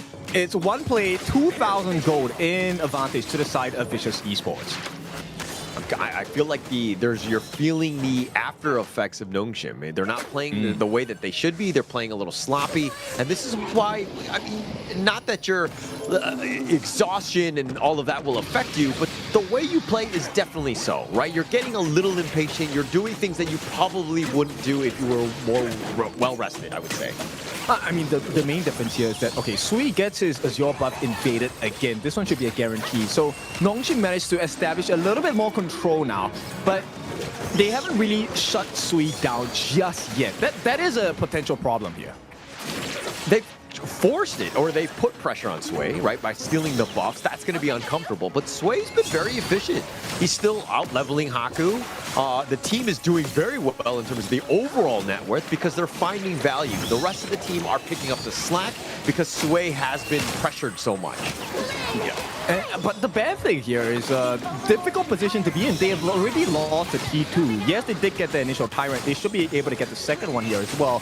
But your map is not looking too good, right? Vicious Esports, I think they're playing the Gorge just that tad bit better than Nongshim at this point. Agreed. Taking those towers is going to be key, especially in the top lane, right? With the lane there. And they picked up the Overlord. That's going to be further space. They're going to be looking to use those Vanguards to their advantage and taking down this key pivotal T1 mid. Yeah, it's definitely going to be very important. The T2 at the top already taken down. They want to go in for more. The stun comes in. Final hit will be the way of the side of Vicious Esports. They get the kill on a Siri. This is not ideal at all for Nongshim Esports. Faye with the perfect Tremor Smash, getting a 3-man stun. Siri got caught out, and the rest of them. Vicious, the way that they're able to just jump on top of you very quick. So Siri needs to play a little bit more timidly so that he stays alive. I mean, he thought he was safe under that mid T1, but when they're running at you like that, it's got to be, you know, a full-out retreat. And you know that this is part of game plan, right? The moment Faye took up that stun as the common spell, the whole idea is like, we're just going to lock down Siri because there is a chance for him to use the flash and get out. But because of the stun in collaboration with his Tremor Smash, there's no way to get out. It will be definitely tough. And now Faye taking a lot of damage, but they're turning it around. Yeah, Tremor Smash. And once again, Illusion takes a fall here, and they still want to go for more. Kyung9 might have to give his life to chase down from the side of Siri. Unable to find a value. At the same time, space has been bought. The T3 right now at the top is going to be under pressure. Shadow Overlord flying down already. Vicious playing very well. I mean, getting that kill, turning it into an objective is something that we've always been talking about with in terms of transitions. That's the biggest piece to them. Now, Illusion has been caught out a couple too many times. He's been playing a little out of character at times because his positioning hasn't been great. He's been punished for it because he's, again, very squishy on this mine. Yeah, it's not ideal, right? That early game win condition that was supposed to be offered by Illusion completely gone. Sui's already at level 15. He has hit the marker. And if I'm not wrong, it should be 15 for Doe as well. So this is getting a little bit more uncomfortable for Nongshim. I forgot that Sway was even there. I mean, we haven't really, he's been just farming so efficiently off the map that, I mean, the rest of them are just looking to brawl, but Vicious has done such a good job of just creating that space for Sway to kind of get going, where he's been largely untouched. He's been level 15, he hit it before Taku. He's done such a great job of ensuring that he's getting all that farming needs. And also the fact that Do is able to get so many free hits in. Okay, he's going to be forced to use his Dragon Form now, but there's someone waiting on the backlines for him. Ratel, oh, he does not know. He now knows. Slam against the wall. No, the Dread actually saves his life, and Do should be fine. In fact, it's the reverse. Ratel gets stunned up, frozen with the frigid charge as well. One more hit will do the job. Cliche finds a finishing blow, and at the same time, backline, Kyung9 will have to give his life, but it is a trade on Haku's life. So Vicious Esports are playing all the right cards. Playing all the right cards with Ratel. I mean, he was actually there. You thought that the trap was being set by Ratel, and Ratel's like, wait. Actually, I'm the one that's kind of in a bad spot. He was kind of in, like, trying to just stay alive more than anything else. He thought he could go for Do. The potential was there, but it seemed like he was caught off guard as well. And Haku dying at the same time. Now you're seeing Vicious in a commanding position. They've got a 4K net worth lead. That's insane. And bear in mind, this is with, if we're talking about aggressive plays, they've only done like 4 or 5. And out of the 4 or 5 set plays with aggression, they have managed to secure, what, this is close to a 5,000 goldie coming in for the side of Vicious Esports. Yeah, they've made it work. That's the biggest piece, right? And the way that Vicious has handled Nongshim, they're so familiar with this team. The way, the thought process, where they're going to potentially be, they've made Nongshim pay. And it looks like those insights have really paid off. Oh no, they really commit quite a lot onto Sui. He's not even falling low. He's not even at half health. Siri, on the other hand, has been caught. One more hit will do it. Cliche. He's not a mid laner. He's a killer at this point. Yeah, an absolute killer. The mini stun has been real, and it looks like Haku looking to just get that single kill. He trades his life away, but he's looking to send a message to his ex-teammate more than anything else, as 2 members are down from Nongshim. Make that 3. And not a good sign for the side of Nongshim Redforce, though actually finishing the job onto Raquel as well. You may have been kicked out of the team, but right now we're going to kick you out of the game. T3 under pressure from the side of Vicious Esports. They find that opening with the pressure coming in from Faye as well. They're pushing them back all the way to the fountain. There is no defense. It's only a 2-man defense here. And with the final Ballista standing in the way of the win, no one will be able to stop them. Game number 1 goes to Vicious Esports. Well deserved, well played by Vicious Esports. They have to be super happy with that. The way that they outplayed them, Nongshim right now, it seemed like they were reeling. They were not playing the game that they wanted to play. Vicious was setting the tempo, putting the pressure on, and just made it very uncomfortable for Nongshim to take any sort of team fight. Yes, so difficult. And the amount of CCs that they offered, like, to be honest, they didn't really take on full 5-on-5 fights, which was to the benefit of Vicious Esports because they had great turret taking pressure from Do. They were able to take them down, right? I think, like, you were kind of thinking, oh, Sui has a bad game. Is this team going to really be able to kind of strive and have some sort of success? Well, there's your answer. Everyone from Vicious right now stepped up, right? There was no gaps whatsoever. Sui was just the cherry on top more than anything else. He wasn't really even in the fights at most of the time because the rest of Vicious were rolling. Yeah, they were. And this is how we place it step by step, right? I think this is something that Nongshim needs to figure out. We can give Sui a horrible game. Let's be honest, he had a horrible time in the jungle. Yeah. His Azure Golems was stolen time and time again. But because they were placing so many members on the side of Nongshim Redforce into the jungle camps, that opened up a completely open path on the bottom side of the map, of which Do just ran down.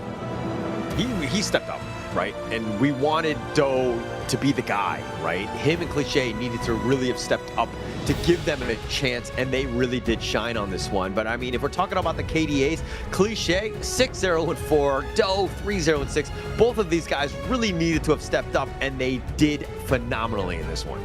Yep, they were just a better team on the side of Vicious Esports, right? A very simple change coming in from the side of Faye, with the stun as the common spell, changed the entire plane of the fight. Like, Siri was completely not a factor in this game. Not a factor whatsoever, but the Chano pick, a little bit expensive. Illusion's Mai, Dharma, also very expensive. So there were a lot of good picks in terms of the Nongshim defense I'm trying to hold, but the gold graph said another story. Vicious Esports all the way, full control. I mean, there were some dips in the beginning, still very early in the game, but Vicious, once they got a vice grip on it, they just closed it out. Yeah, I feel like for this game, Haku really will feel it's pretty unfortunate because he did manage to get a couple of nice initiations, and as a Nakaru, you do have the damage to finish the job, but unfortunately, it was just always just shy. Just shy, yeah, for sure. And this is one of those moments when they were just shy. Like Faye, look at him, he's so low, and I mean, he does get the pick, but he trades his life away for illusion. And Faye's like, ha ha ha, I'll take that any day of the week. And look at the speed, the 3-man stun from Faye, the setup, everything. Just the amount of times that they're going, they get the green light, everybody's going in together. And it bears so much more weight because when we talk about Kyung-9, we talk about Faye, right? This one hits even harder with Nongshim Redforce because they were the replacements. They were replaced. And now they're showing them why that decision was wrong. It was definitely personal, right? And not to say that Rattel and Namu 3 haven't been good in their own right, but sometimes you got to change for the sake of changing, maybe change things up in terms of just like the overall team vibe. They're definitely internal pieces that we might not be aware of. But I think Vicious right now, they're happy with where they are. Being up game 1, it's not the end of the world, but it's a great spot to be in, especially against your former team. Yeah, it's definitely a nice place to be, right? Especially when you win with such a convincing stance, right? At the same time, I feel like though we haven't really talked about him much in this entire season, but here we go. What a time to show up. 3-0-6, dealing 32% of the team's hero damage over to the side of Nongshim Redforce. His Ride the Winds were on point, stopping the likes of Rattel. Yeah, and actually, I think that this is the first MVP we've seen from Doe. I saw that first stance. He's got to put the gun away, but you know, I think that he did a great job of shooting them all down in this one. Doe really stepping up when you needed to. Now, can they do that 3 more times? We got a marathon ahead of us. This is a best of 7. This is not a best of 3, best of 5. This is the full distance. So do they have enough in the tank to continue with that momentum to take down this juggernaut that is Nongshim? I mean, they have taken out Stamina Esports, of which we have seen they have a very strong stamina bar, right? They've taken them down. Right now, Nongshim's bar is not full. They have played an earlier best of 7. It went the full best of 7 as well. So I'm pretty sure the Nongshim boys are tired. Now, it is not about being tired. That's where champions are really made, right? So Nongshim Redforce, maybe if they can master a little bit more proficiency in their coordination, the script might change. It might, but man, if you're on the Nongshim side, like how are you feeling, right? You saw, we saw both of that entire series. It was an epic one. It was definitely a banger in that sense. But to be on the losing end, and now you have to play another one where you know that these guys are very personal, they understand who you are, and they might be able to pick out some of these vulnerabilities. This is not a great spot to be in. I think it is at this particular juncture that the stress and pressure might even get to the Nongshim boys even more because, like we said earlier today, they have had a fantastic run in KML Spring 2026. And now to be put in this position where you're so close to qualifying into KWC and maybe even having a chance to take the top spot in this league where they have consistently, back when they were in the East League, they were consistent champions all the way. There was very little contest. So they can't use that as overconfidence, though. I think going into this series, they need to just stay humble. They need to keep that hunger alive. They still have a Vicious Esports, so they're down 0-1. This is not a good situation to be in. They've expended some of their heroes as well, like the Chano, the Lapu Lapu Mai, Dharma. Like, these are picks that they tend to go to. It's in their normal hero pick, and now they're looking to game 2 and beyond. They also need to kind of pay attention. I want to say in Korean it's 정신 차려, which is like let's focus up. Let's get back into this because they need to ensure that they get back and focus on the opponent at hand. I fully agree. I'm sure. Yeah, it's good. I think that's the line that we need to go with. And with that being said, Vicious Esports, once again, they are going to be on the blue side, right? So it's going to be prio ban, prio pick. The question here is, do we have the options to take a look at the Dolia Yangchen gameplay? Okay. Well, yeah, I think they know as they ban out the Dolia. I think that this is going to be a permaban. So playing in the ultimate battle, I mean, it's great and it's fun for us as a viewer, but as a team, it kind of exposes your roster as well, right? Because you know that when an elimination game is there, at Game 7, with everything on the line, what is that hero pick, that strategy that you're looking for, right? They kind of showed their cards. It was the Yangjian Dolia. They feel like this is the strongest and gives them the highest chance of success. And now that you've shown that, Vicious are like, oh, okay, now we know. We're going to constantly ban out the Dolia, so you never really have that synergy. Okay, I'm going to bring this to another level, and I'm going to say Vicious Esports are actually saving that draft for Nongshim. Maybe on the potential knockout game, where it's, the series point, Vicious gives the Dolia Yangjian, but they have a complete counter strat against it. Okay. That would be next level, right? If they're able to do that. I mean, you kind of know, right? So at the same time, by banning it now, you're kind of forcing it or slotting it in for later when they know that, like Game 5, Game 6, or whatever. And when you need the desperate win, you're kind of boxing them into this strategy, if you will. Do I have your understanding correct? Yeah, so essentially it's like, okay, this is my best option. I'm going to pick it because I'm so confident, right? But this is where you were talking about, don't let that overconfidence affect you. And this could be, I mean, this is just me overthinking, but who knows? No, it makes sense.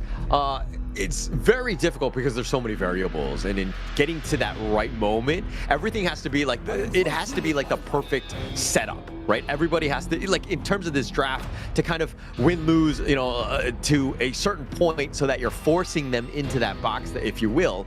But look, if it happens, it happens. I think that would be incredible if they were able to pull that one off, though.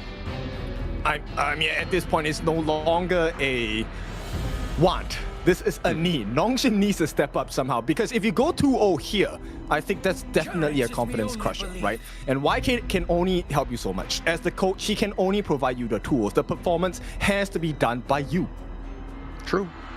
And that's the thing, right? I mean, Nongshim right now, they're looking a little worried. They're looking down. You can kind of see them right now. This is a situation where, they're truly tested. Like, are they championship material? Now is the time to show up.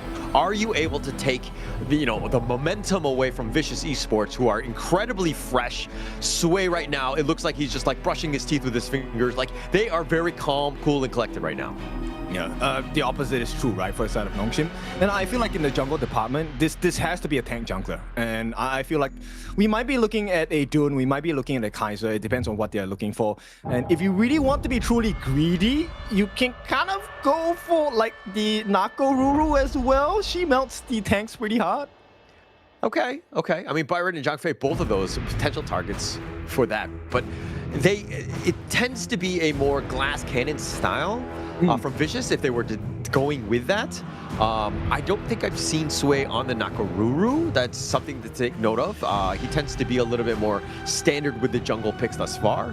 But I think that they want to kind of see if Nongshim show the jungle pick first before they commit to anything. That's true. To be honest, if I were looking at it as a jungler, the risky option for me would be Fade, right? But at the same time, the rewards are well worth it because everyone operates on a shield basis, right, on the side of Nongshim. But Fade's ultimate is based on your HP, so it doesn't matter how many shields you have, I'm going to just chunk away your life. It looks like the Zaqiao is going to be targeted here. This is going to be a great welcoming gift for after the Mirage, assuming anyone survives. But it looks like they're going to go with the Jing. Sway loves this hero. Oh, he definitely does. And okay, here's my prediction. He's going to lose all his Azure Golems again. But the question is, can Nongshim make the split push? Because these heroes are not the fastest at taking turrets. Yeah, they're definitely going to have a bit of an issue with that. I mean, the team fight is there, right? If they group up, and Nongshim with this lineup, they're want to do it. They can do that, but I think they need to be super careful with that positioning. They're going to go with the Haku Yao. Your thoughts on this last pick here? I love the Yao pick, especially if it's going to be a tank jungle Yao. He's really hard to take down, but I don't think that's the game plan on the side of Vicious, right? Vicious game plan here, I don't care about Haku, I don't care about Ratel, I'm going for Siri, I'm going for Illusion. And once your two big damage dealers are down, then, everything is up for grabs. Yeah, and I mean, I think that's also where Haku needs to have that damage to kind of shore it up, right? Zachiao will probably go more for that support mid style with not too much farm. Flowborn Marksman obviously has to get almost everything. So there's going to be put pressure on him. Jing being able to just jump on him at a moment's notice is going to make life difficult for Siri. I mean, right now, Nongshim really has to just double down. They have already gotten the framework right? You're getting the right place. You're invading the jungle. You're making sure that Sui's life is really difficult. But you need to finish that final blow. You cannot leave your opponents with a little bit of health because they will come back and they're going to punch even harder. It's going to be a problem, right? They need that finisher. And if we're looking at this lineup, though, I mean, it looks like Nongshim, the Byron Zhangfei for me says just big old bruiser style, right? You want a team fight? We've got team fight for days. The vicious side, you're looking at Kyung9 for the potential flank with those Razor Cavalries, but then you see Sui, Cliché, and Do with a little bit of magic in terms of how they want to isolate and take advantage of that man advantage if they get one. Yeah, and to be honest, they traverse the map quite quickly, right? The other member that traverses really quickly is Haku, but this is going to be a difficult game because Cliché is definitely going to have Prio in the mid lane. As you can see, that first wave clear, he's really fast. He will be joining for a tri-lane at the bottom side. A little bit of pressure if he's able to get it on. They do a decent amount. Siri, though, taking most of the damage as he gets on. Cliché showing up to the party, but zones it away. This is great timing, especially when you're timing it with that Firehawk, which only, of course, spawns once in a game. Yeah, that's true. Now, Illusion can do some damage. He does manage to steal away the touch ball camp. That's great. That's going to slow down the farm on the side of Sui on the Vicious lineup.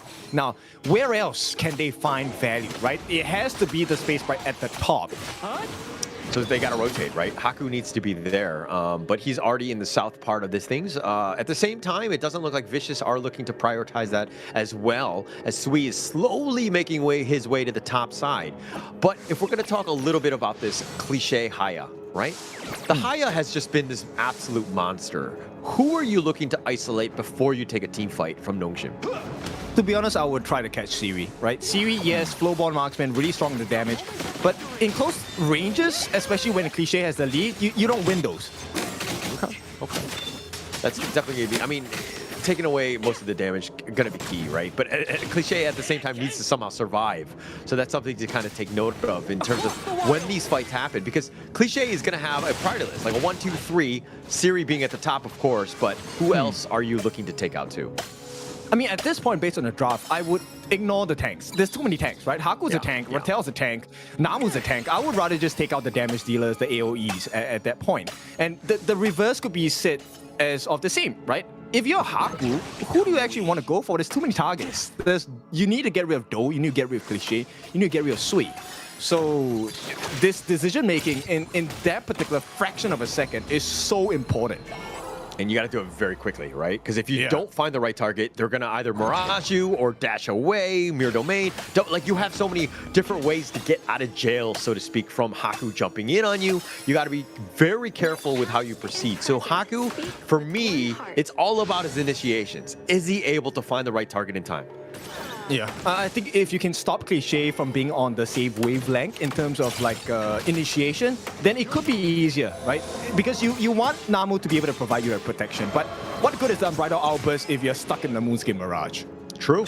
There's really no chance. It's more of like when the Mirage ends, that's when you use the Unbridled Outburst. So if anything, if Vicious are looking to go for that kidnapping skill, then it's more of like the rest of the team to take the fight. Maybe you bait it out before that Mirage ends. Yeah, and you know, the biggest question is actually, do you even survive the team fight? Because everyone else is going to be hot on your heels. That's a guarantee here. Now, the other thing I'm looking at is Faye doesn't get that bit of farewell catch on the Siri, because I think that's a guaranteed contract for death here. For sure. The control, and that's going to be kind of setting things up. They don't have too much more. I mean, the Mirage and then Kyung9, but that's a big one, right? So to kind of stack it and to ensure that they get the right stun at the right time, Faye needs to find Siri, Haku. Those are the guys that really control.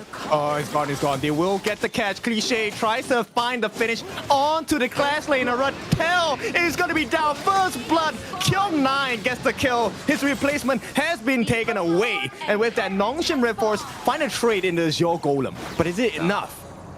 I mean, it's enough to even put a little bit of pressure in that top lane. I think they're going to be very happy with that first flood. Reptile was getting pinballed around. That's a terrible situation to be in. He knew he was dead because he had no chance of getting even close. He was constantly being pushed back by Kyung9. The revenge tour is on. Yeah, concussion on many different levels here. With that Nongshim, they're going to try and mount a defense at the bottom side. The farming looks pretty good so far. Siri has been dealing quite a bit of damage, but the lack of the EXP going into the side of Nongshim as an advantage might cost them. Unbridled Outburst coming in from the side of Namu. Can they get the finish though? The members are falling low. Sui actually gets taken out by the side of Nongshim. That's a great start, but it comes at the cost of giving away the Tyrant buff. So Sway went a little too ham. I thought that he was a little kind of relying on that mirror domain a little too much, but it wasn't in a great spot where he could get out. He pays with his life. Okay, Haku, he's trying to find a bait here. They get the lockdown from Cliché. Illusion falls a little bit low, will be taken out by Do. Here comes the support by Roteldo. This is not ideal. I think they need to be really careful about this. Haku will be stopped for the time being. Rotel comes in, gets the opening so that Do can finish the job. Or rather, gets finished by Siri. And here comes Kyung9, turns the whole thing around. And suddenly, 4 members are down for the side of Nongshim Redforce. And this just Esports find the opening they're looking for. Rotel, he can't hold. It's 3 different members. He's going to be the last one. Is it going to be an ace? It is not just an ace. It's a rampage for the side of Vicious Esports. Kyung9 with the perfect flank attempt. Saw Haku very low. Haku had some fancy footwork. Don't get me wrong. If we see the highlight, he survived for quite some time. He was dodging what Kyung9 was throwing at him. He was trying to kill him. Eventually, Haku got pushed aside. Kyung9 groups him up, makes it very easy for them to get the double kill on that one. So Nongshim right now getting outplayed by Vicious. Yep. And look, it's the same thing. Haku is still going for the Azure Golems, and they are getting the steals, but they're not working the map. It's the same situation as game number 1. And actually, they're down about 1.5. The heroic charge just used onto Namu, just trying to stay alive. Yeah, that was a little close though, and right now FaZe in a little bit of a pickle, will be unable to find the heals there, has to be taken down. He sacrifices his life, and Nongshim find a good trade in that. I'm wondering if Faye flashes just a little bit more to the right, gets to the other side, doesn't get stuck into that Azure Golem pit, and just barely makes it out. That might have been enough distance, although it was very close by Siri. Still, a good kill by Siri there. I think it's really just the cooldown of the first skill, right? He actually dropped it onto Cliché, but I don't know whether it was in range because Cliché was around and I was waiting for him to jump on his back. Unfortunately, you know, that last hit came in and that one shot him right through the heart. Vicious right now, just playing on another level. They are so ready for Nongshim. It seemed like everything had been kind of accumulating. The rage, the gameplay, the strategy, everything for this moment to give themselves the best chance. They knew that Nongshim were going to be one of the favorites of the KML, and they have come up firing on all cylinders in this series thus far. Yeah, and look at the trade here. Do should be able to get this. He will get the T2, and right now Nongshim is struggling to even finish the T1 on the top. I don't know what's going on.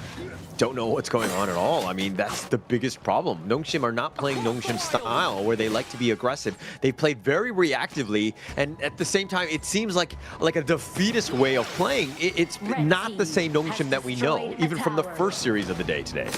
It is definitely not, right? The map rotations have been totally off course. Kyung9 finds himself in the face of Rotel, and right now he's just playing him like a feather at this point. Rotel will survive, but look at the time he has bought. It has made Namu as well as Illusion come down into the mid. Nobody to place an actual defense on the side lanes.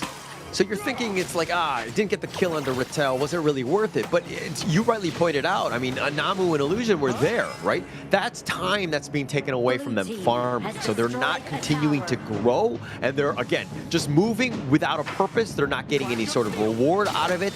So again, it's a small win for Vicious, even yet again. Oh, will they find him? Yes, they do. Rotel gets caught in the Moonscape Mirage. There is no kill here, but it's about gathering the members on the side of Nongshim in one tight corner. Unbridled Outburst is going to be used, but they actually find him. The Aerostorm is going to be gone on as well. It looks like they're going to be on out of this, and Vicious will just kind of navigate around it. I mean, they threaten the Mirage, but the call for support was met up by Nongshim as all of them showed up, but again, nobody died. No, but here's the thing. Take a look at what's happening. The side lanes once again are being pushed in. Do gets a free split push with Faye, and now all the Nongshim members are stuck in one portion of the map. They can't do anything.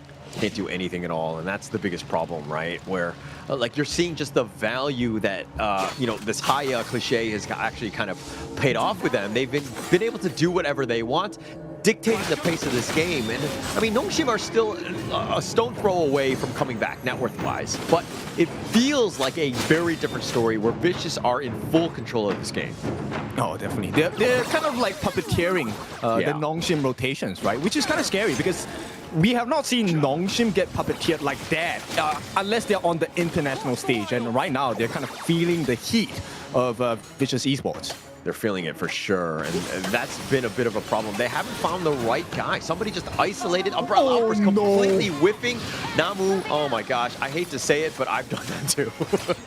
No, but take a look at the T3, put under pressure. If they get the steal, this is not going to be worth it at all. Haku does secure this 10-minute Shadow Tyrant, but at the same time, Sui is working hard on that Shadow Overlord, which means they get the macro pressure once again, unless Rotel comes in for the stop. But because of the wave management on the side of Vicious Esports, they can't do anything here. That would have been huge if they were able to get it, but they get fine too. No, I don't think they get the finish here. Unless, okay, they will get that. Do will be taken down. That's a great kill, a great start here. It's going to be a 4-on-5 situation if Nongshim can find a way to force Vicious Esports to respond.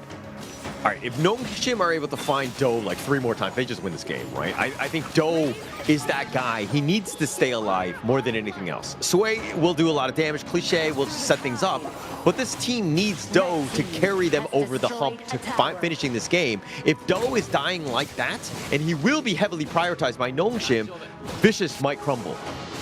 Yeah, I agree. I think you definitely want to put the stake in their heart, and their heart is Do, right? He is the main damage dealer. He really has most of his items. He's 13 with the Spike Mill as well, so he's definitely able to survive a little bit longer, but if you can burst him down like that, without the use of too many resources, that's going to be wonderful. All right, you could have gone with many different ways to murder somebody, but you went with the stake to the heart. Are you saying that Do is some sort of vampire or something? Well, it looks like he's sucking the life out of Nongshim here, because Rotel, he's trying to survive. It's a 1v4. I don't think you survive that. He is going to try, though. Time for Cliche holds the rest of Nongshim. Nongshim Redforce in the middle lane. They give a T1 in the mid, but they get the life of Rotel in exchange. They're buying some time, right? A little bit of space created. Rotel attracted attention of like 4 members, right? At the same time, Do forcing it down, taking the top T2 themselves. This is a position where, hey, if you're winning, you want to be sieging. You do not want to be split pushed to death. Oh yeah, for sure. Because it dilutes the efficiency of the game, right? And right now, Haku's under pressure. Kyung9 will be looking at his past ex-jungler here, and it's making the map so hard to play. They get the T1 in the mid. They get the steal as well. Sui is just all over the place.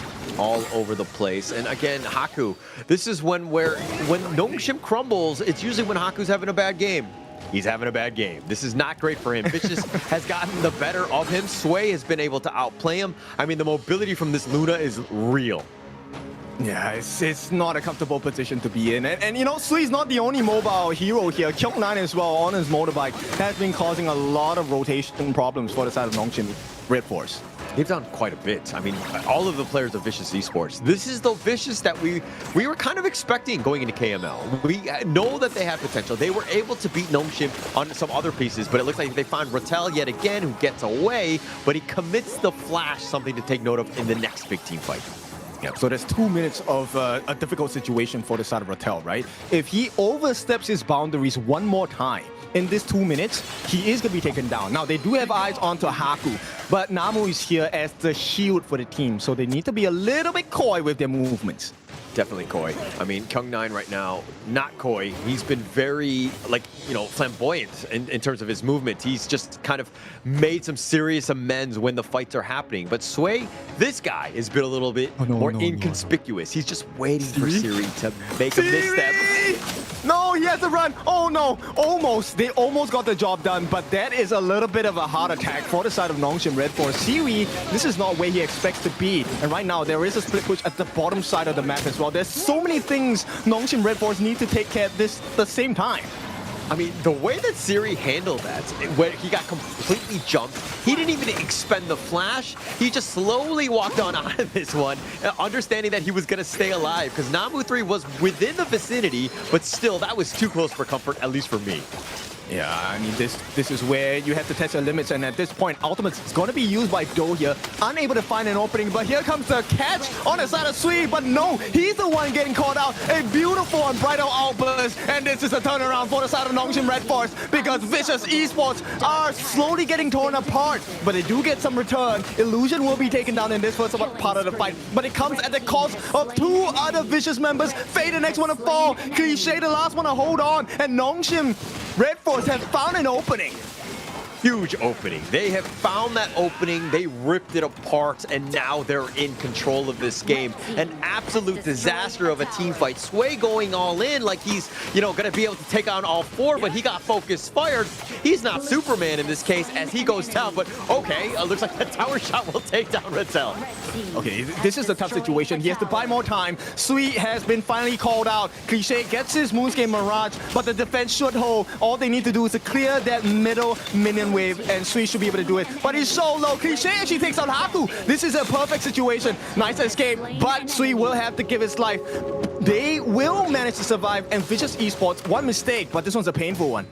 The CC from Nongshim is real, so Sway needs to respect that. It's one thing to go all in, but you gotta somehow navigate and dodge all of the stuns that they have. Rattel's got them, Illusion, Namu, all of these guys have some serious stun action. So Sui is a sitting dud. He's such a glass cannon where he needs to be a little bit more, scared and a little bit more timid with his approaches because he's getting caught out right now. Yeah, I think he needs to just be a tad bit more calculated, right? I think if he just times his movements a little bit more, that could really be the pain point and pressure point for the side of Nongshim Redforce. At this point of the game, Nongshim have managed to regain the lead, but this lead is not going to stay for long because at 50k gold, everyone is close towards their final forms. Definitely close to it. And another final form, very close. It's about 4 minutes away, but the Tempest Dragon, we're looking that way, right? I think that with both of these squads and the game situation, where the game state is, I think that that's a clear reality here. Oh, what? They didn't even contest it. All right, so they will give away the Shadow Overlord to the hands of Nongshim Redforce. Now, the question is, do the Vicious Esports members survive? They are doing so at the current situation, but they have not gotten their eyes on the Do. Do can actually sneak a T3 right now. He could look to take that, but there's no minions. So, but they're going to take away the top T2, and while Do is all by himself, he's not in this fight as well. So Nongshim have a potential. Sway's in the mid lane as well, looking to cut creeps. So if Nongshim have to backtrack and to kind of fix the lanes before they proceed.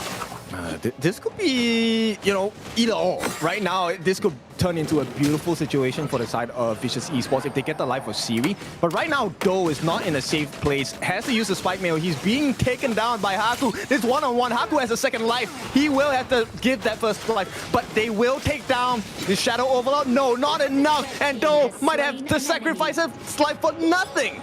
Yeah, he didn't get anything on that one. That was a bit of an issue. He was in that bottom lane for quite some time, where Nongshim literally rotated all the way from the top lane all the way to the bottom to deal with him. And yeah, you've taken him out, but now Sway has to survive.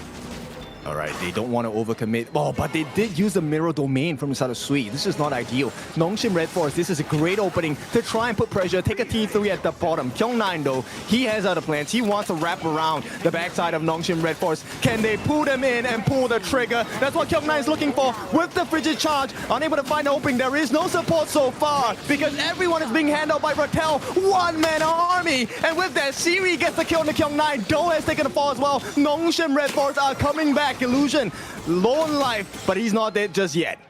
Oh, Kyung9, if that bottom T3 was still standing, they would have a chance, but they go right back in.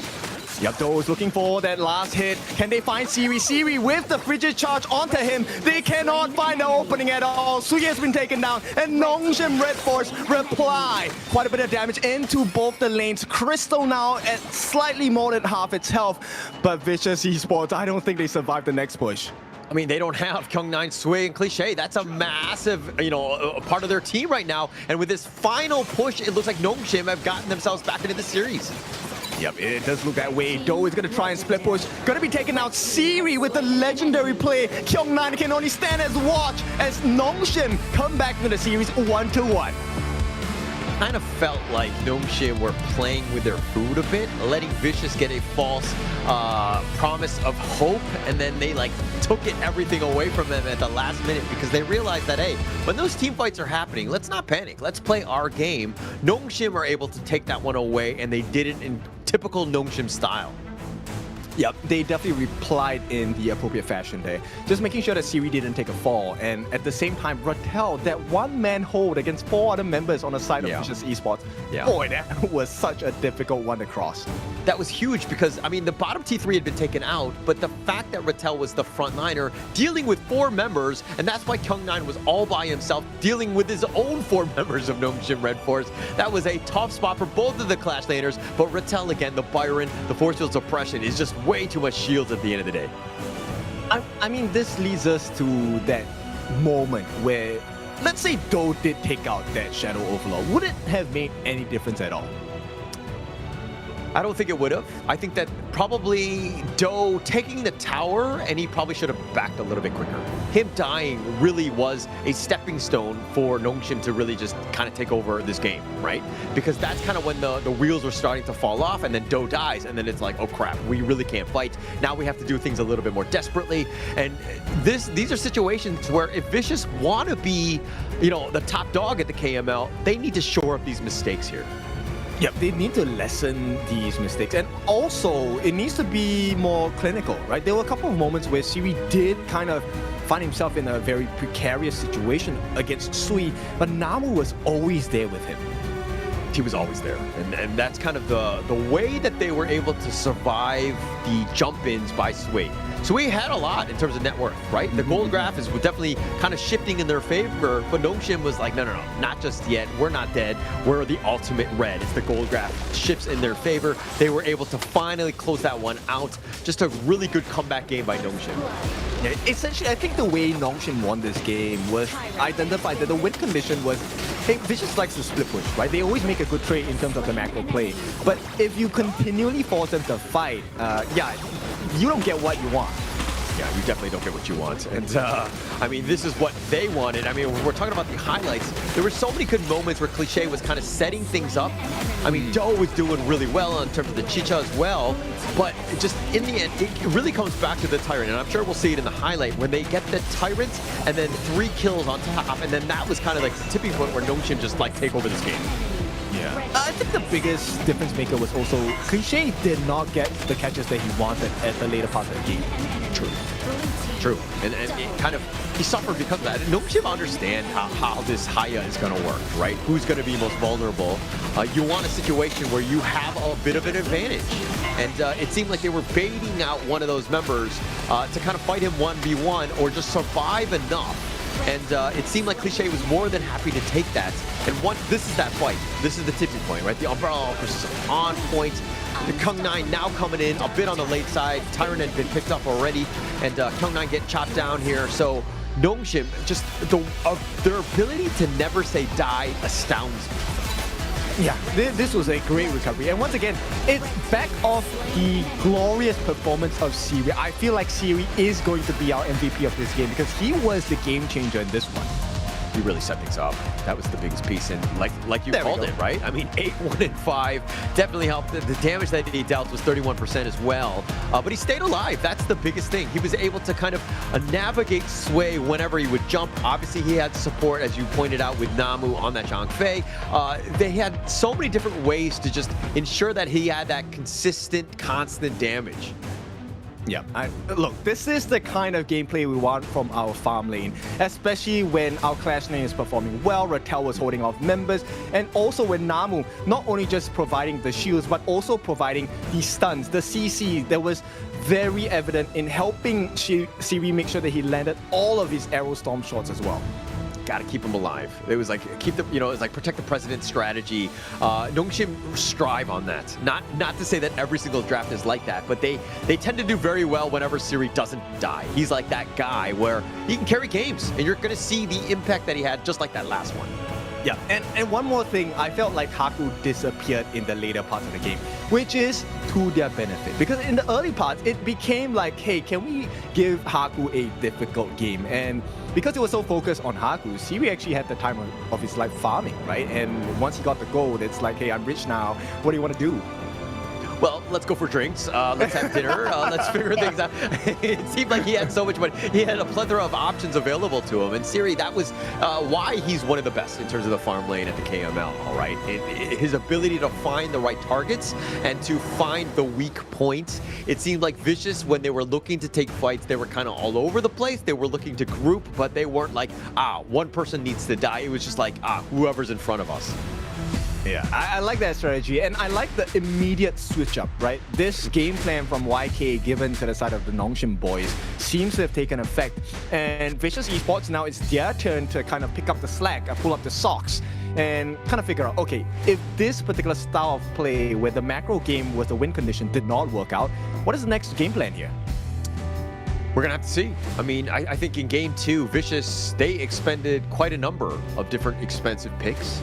Having the Chicha, the Jing, as well as the Haya, these are, and the Guan Yu, like, I mean, almost everything, right? This is a roster that was like loaded for bear. They wanted to go. They wanted to take Game 2 to have that huge lead, but now they're on the back foot. They need to figure out how to bounce back in Game 3. Yeah, it's kind of like getting an A5 Wagyu and, burning it to a crisp.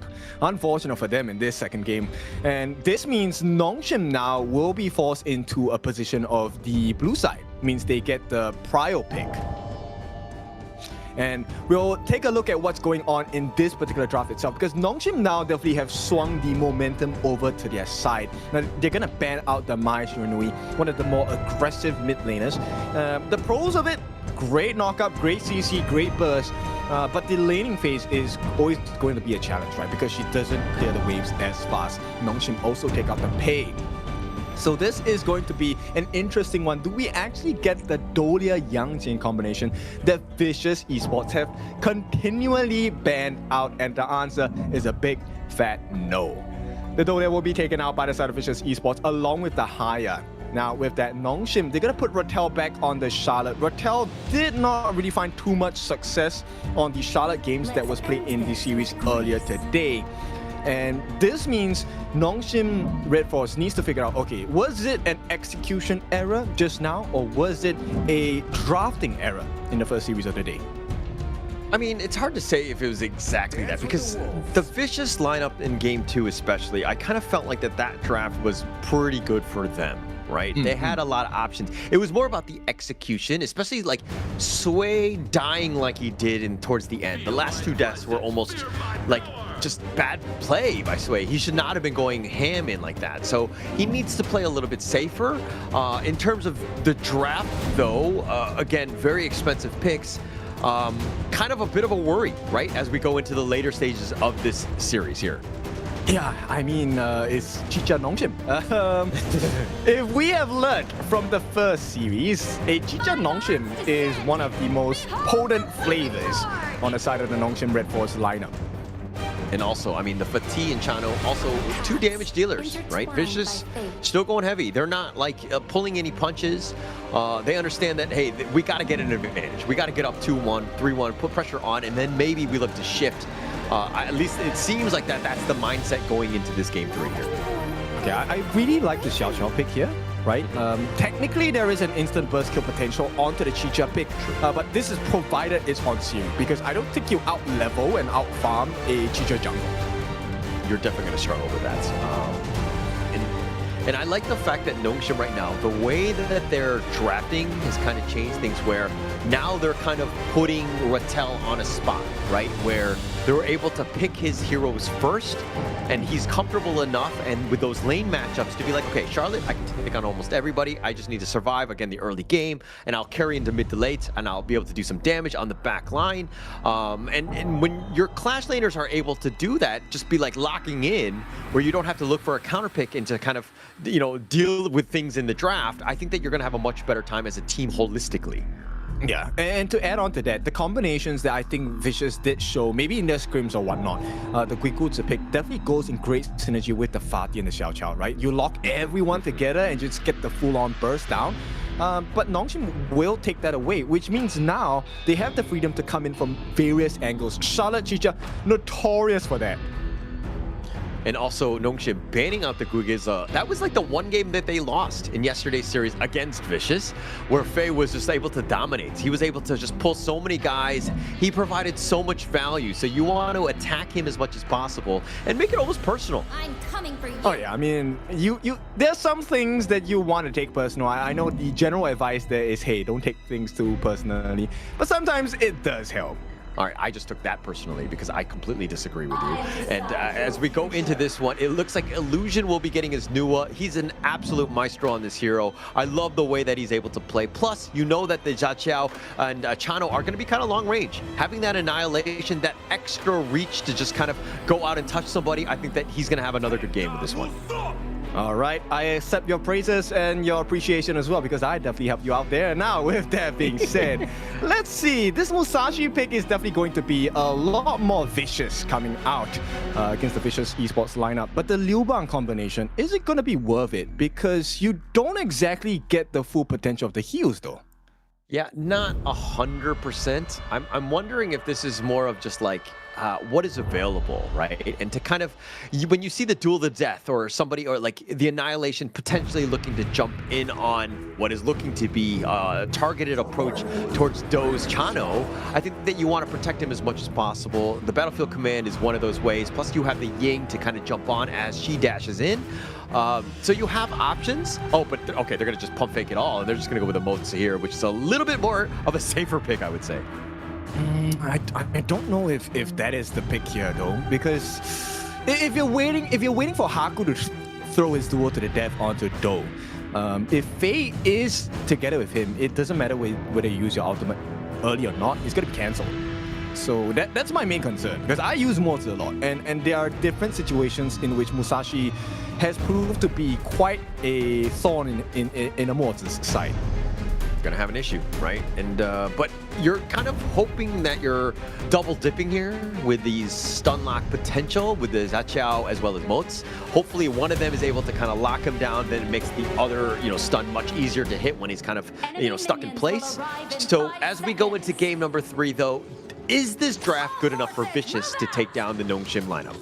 We'll have to find out, but we have already found out, right? CD key, W2E5, R8T3, Y6U9. Oh, I'm so proud I did that in a short amount of time. But yeah, claim that for free as we take a look at this game number 3 between Nongshim Redforce and Vicious Esports.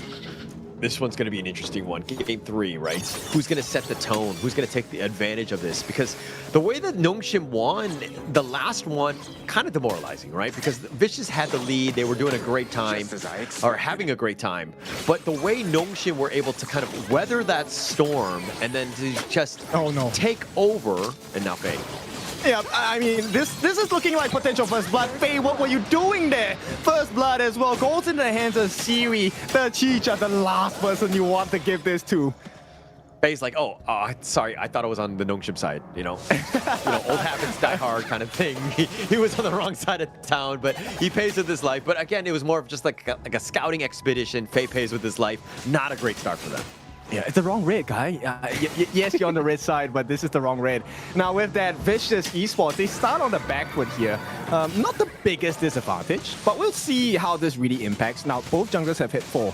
This is going to be a wrestle for the Space Sprite Smiter away. Here we go, Haku jumps in. Can they find a finish onto the party? Will not be able to, but it's not a nice position to be in. Sui has been locked completely away from his team here. It's going to be a 3v1. The save does not come in time. Ratel gets the life of Sui, and once again, the jungler on the side of Vicious Esports has seen a very dire fate. This is one of those moments when everybody's getting on the life raft, trying to just stay alive from the Vicious side. And Kyung9 gets on the life raft first, and Sui's like, guys, I'm dead, I'm screwed, I'm in a terrible spot, help me out. And Kyung9 has to get off the life raft to just try to potentially save him, but by that time it was way too late. Kyung9, again, he needs to just kind of make sure that everyone else stays alive before he gets on the life raft himself. Yeah, it's a classic Titanic movement, right? There actually is enough space on the raft. Make some moves, man. But unfortunately, that creation block, creating the matrix, was just more than enough for Sui. Yeah, Sway, I mean, Illusion did a great job. I mean, on this Nua, he's going to be a bit of a problem. And it was constantly targeting. I mean, Faye was there, was low as well. Haku was thinking about going on him, but the call, you could see he actually pivoted. He changed because he knew that Sway is the higher value target. Yeah, for sure. I mean, at this point, it means Sui will have to work with lesser buffs. Or at least at this point, Rattel for that moment just now was having double buff, has the gold advantage against Kyung9, so the clash lane is definitely somewhere they can put a lot of advantage. It's gonna be way tougher for Kyung9. I mean, on the fatigue, you want him to, like, he's not gonna win every lane, but he just kind of wants to go 50-50, but he's definitely behind on this one. And now in the top lane, no way, there's no way you survive this. That's gonna be an instant kill. Sui gets taken down once again, and with the Matrix and Annihilation, they don't find the maximum damage available, but Vicious Esports has been hurt. this is also why Illusion's so good. Not only is his creation blocks the right target, the perfect placement, the repositioning, everything that you want from a Nua, but his emergence, his ability to show up right when you need him. It seems like Nongshim have a bad signal for him, and then he shows up right at that moment. Yeah, it's so painful for the side of Vicious Esports, but for the Nongshim fans, this is exactly the kind of recovery we need, right? We're asking for your stamina, we're asking for you to be more resolute, and this is the kind of performance we want. Okay, I just wanted a competitive series. Now I'm going to start cheering for Vicious to kind of get up the energy for them to somehow get back. We see that Nongshim are back to their old ways of just kind of playing very well and dominating and having that map control. But now Vicious, what are they going to do? Sway, let's get going. All right, they have to find a balance, right? Life is all about balance most of the time, but sometimes you want it to be unfair. And right now, it is an unfair advantage for the side of Nongshim. At 4.5 minutes in, they get the first turret of the game. They have a 2,000 goal lead. Huge. I mean, it's not even 5 minutes into this game. And the way that they're able to kind of take control of the map, it looks like Nongshim, after game one, have finally woken up. And you're seeing just how powerful, how difficult they are for Vicious Esports to handle.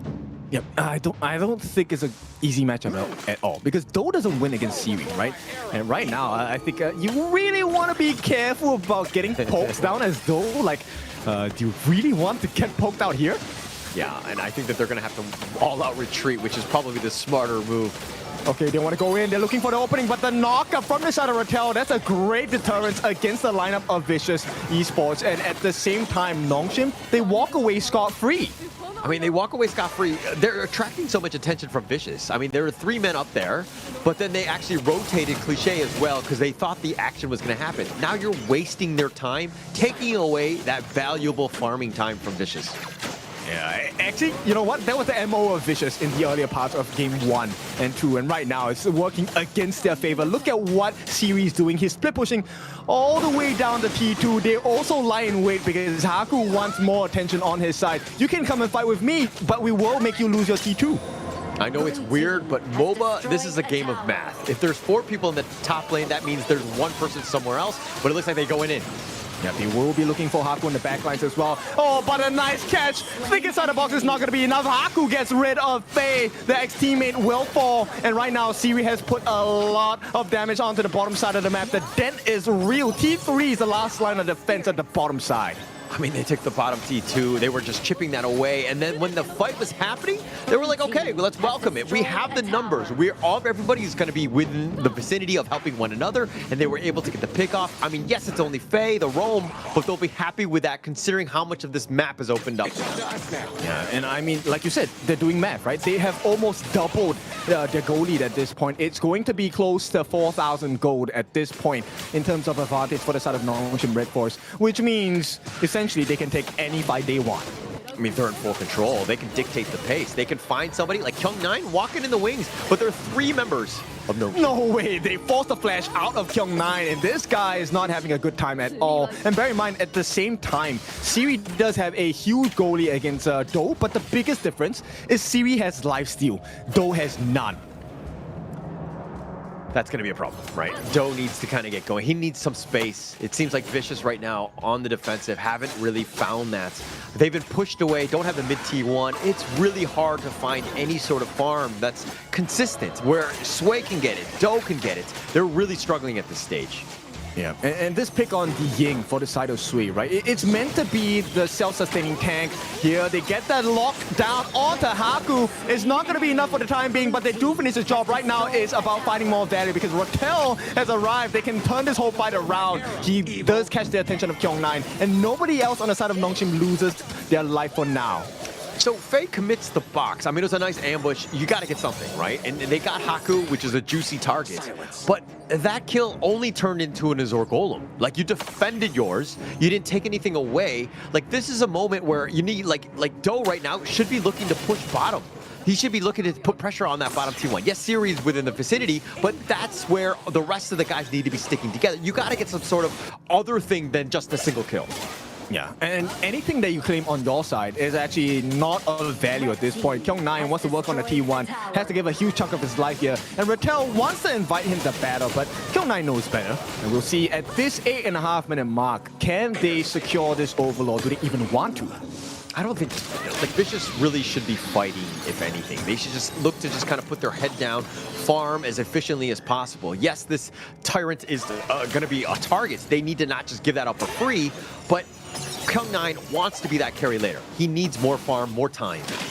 Yeah, but you know what? It's not enough because right now Nongshim have definitely gotten a very nice advantage for themselves. They get the Tyrant for themselves. This is the second one, I believe, of the game. And Nongshim Redforce, once again, this is map pressure. They got it for free. I mean, he soloed it. At the same time, you know that Rattel's in the top lane, he's farming. So the way that they were able to take it, it was for free. And you're across the map, and you're able to kind of, you know, accelerate your farm because you're all over the place. Yeah, and the biggest value is the emergence here. They do find Rattel wants to pull a little bit of attention here. Sui does still have access into his Azor Golem, but on the backlines. This wrap-around tactic by Nongshim Redforce, if they can find a singular target on the side of Vicious Esports, this could quickly turn into a T3 take. Yeah, but the map completely controlled the flash away.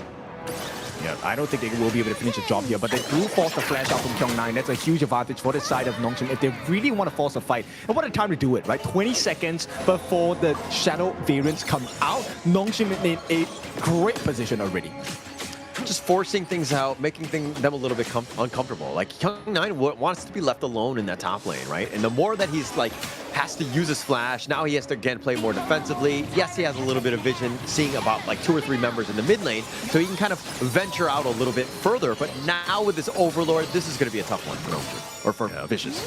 With the Matrix on board here on the backline, they jump on to Doe. He is going to be out, right? No, he does manage to survive for a time being, but here comes the rest of the damage. Siri pushes them back. Nice Splendor, but that does not stop him. They will get the catch there, but with that, Siri has done the damage. All they need to do now is to find a finish, and Rattel does so. Faye will be taken down. Doe Cliche, a triple kill for the side of Nongshim Redforce, and even with the efforts of Sui, what damage can he do? Nothing.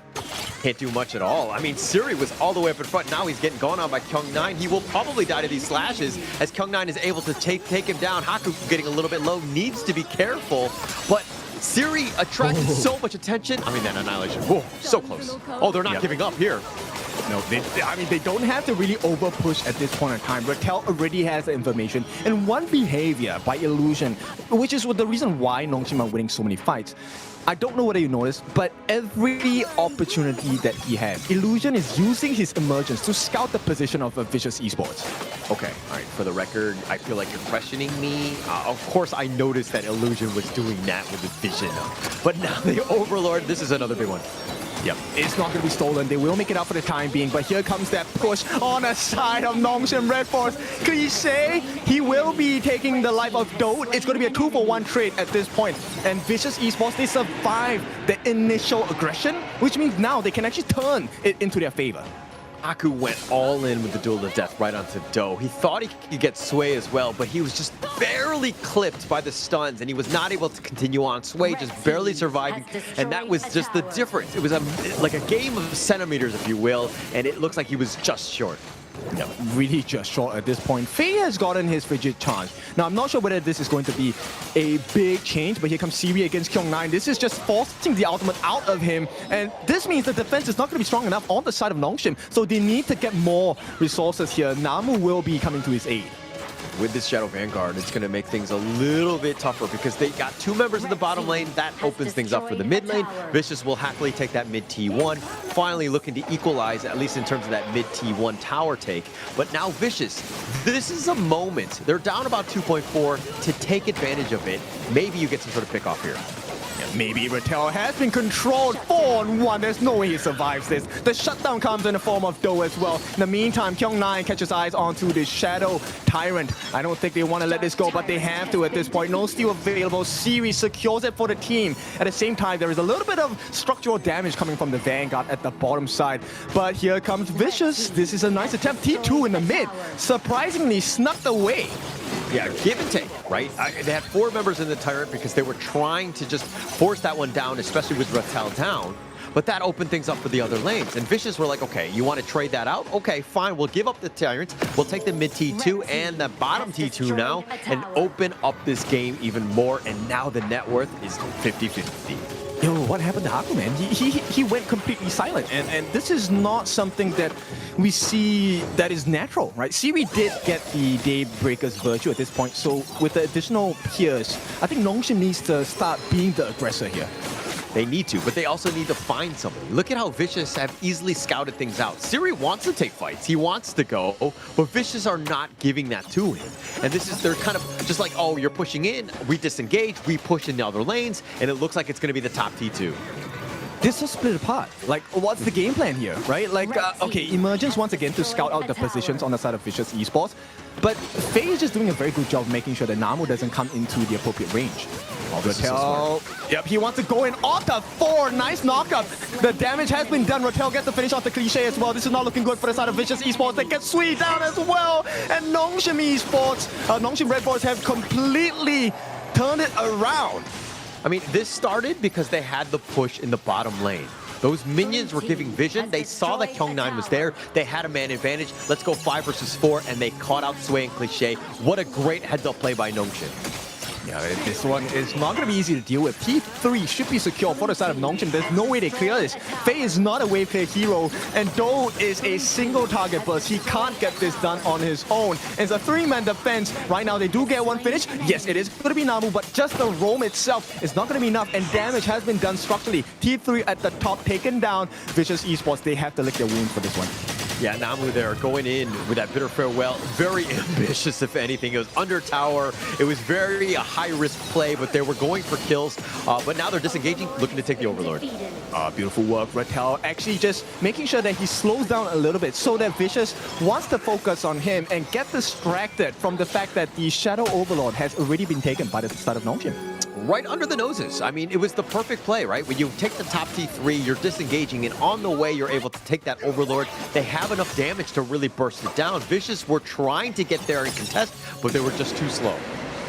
Okay, so they make that clear on the top side of the map. Beautiful work, which means they are going to be able to deal with the mid lane easily. And now in terms of the goal lead, it's going to be close to 5,000 for the side of Nongshim Redforce. The advantage of that, the Shadow Vanguard, just completely clearing the top lane, is that they were about to siege the top D3, and now that pushes them all the way. We're back. Vicious right now on the defensive.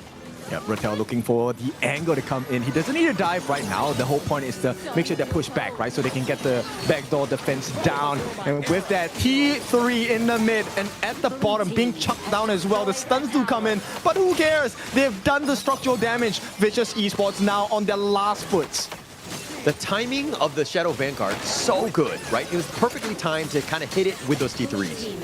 Yeah, oh my goodness, Cliché will be taken out in an instant along with Faye as well. This is not looking like a stable defense at all from the side of Vicious Esports. Nongshim, they see the target. They're working on the Krista as well. There is only one man that stands in the way, and it's not going to be enough because Nongshim take game number 3-4.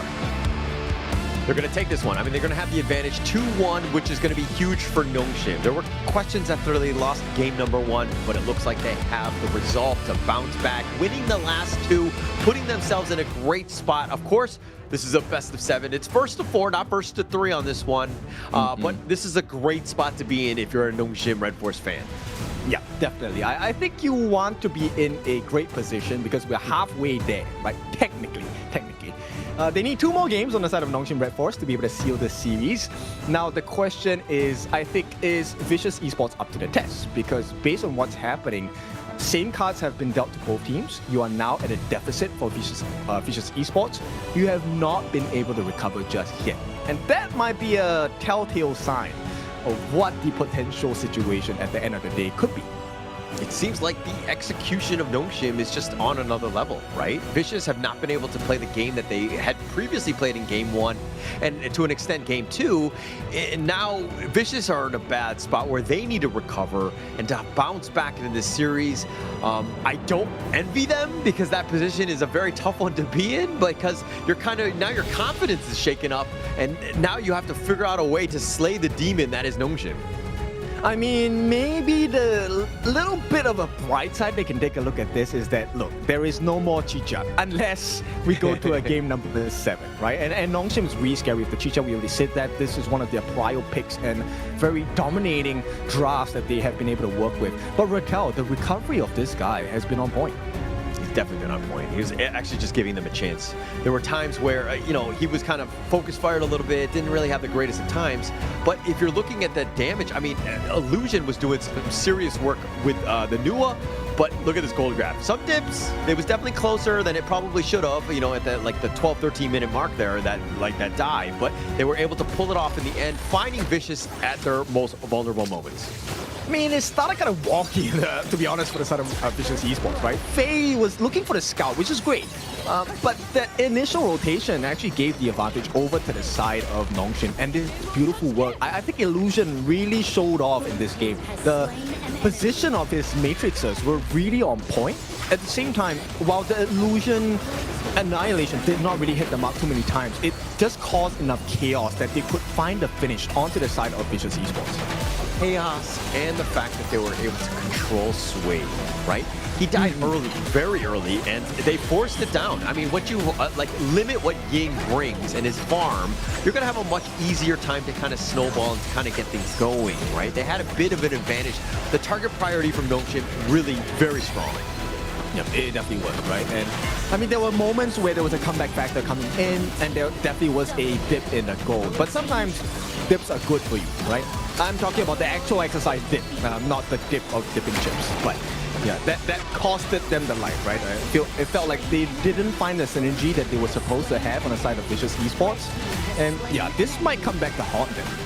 I would love to just dip some chips right now if we had it, but I would be crunching all over the place. But looking at these highlights, you're seeing just how Vicious get run down. I mean, they had a numbers advantage. Look at Kyung9, he's so far away.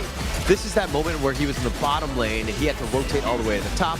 And this is looking to be the finish when they finally able to just kind of get Cliché and Faye, and that just snowball. There's no way you can really hold, especially when you have that Shadow Vanguard there.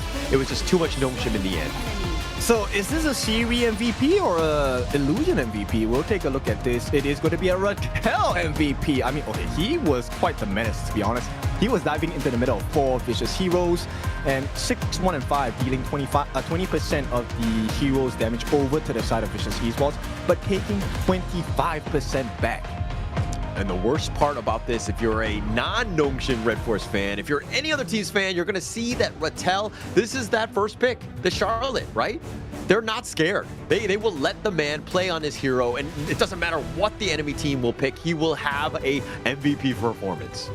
Yep, it is. And it's going to be a big rattle to the side of the confidence for the side of Vicious Esports. So we'll let them take a break. When we're back, we go for the second half of this best of 7 to find out who will secure their slot in the grand finals. See you in a bit.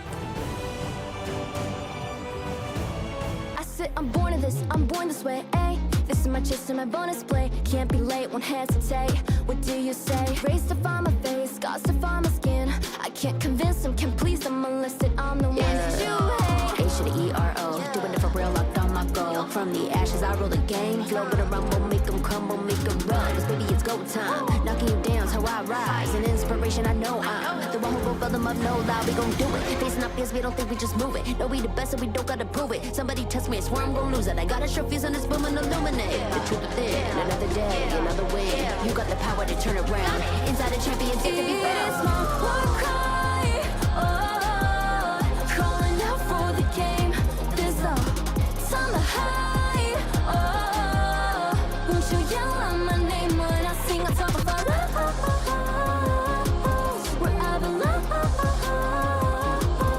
it's my ride or die, oh, won't you yell out my let us begin, crush the foe, look at me now, ready to go, power within, we're standing tall, fight for your name, ready to give it all. It's prime time, gather round for everyone to see, on my grind, in disguise we bring it to your knees, we kick it, smashing down the walls of enemies, hit it with the boom, then we get him with the beat, punch it with the power, then we serve him with defeat. I ain't never missing a day, missing a night. I'm on my way, I'm holding my pride. Throw up the game, top of the show, we're not the same. Flaming the blame, same on the aim. When you reminisce on this battlefield, it's on my silhouette that you see. We gon' do it, facing up fears, we don't think we just move it. No, we the best, and we don't gotta prove it. Somebody test me, I swear I'm gon' lose it. I got a sure fuse on this boom and illuminate. The truth within, another day, another win. You got the power to turn around. Inside a champion, to be found. It's my time to fight, oh, calling out for the game. There's no time to hide, oh, won't you yell out my name when I sing on top of our lungs? Wherever love, it's my ride or die, oh, won't you yell out my let us begin, crush the foe, look at me now, ready to go, power within, we're standing tall, fight for your name, ready to give it all.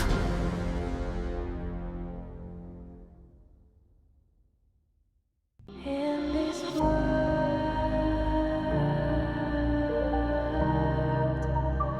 only ones in this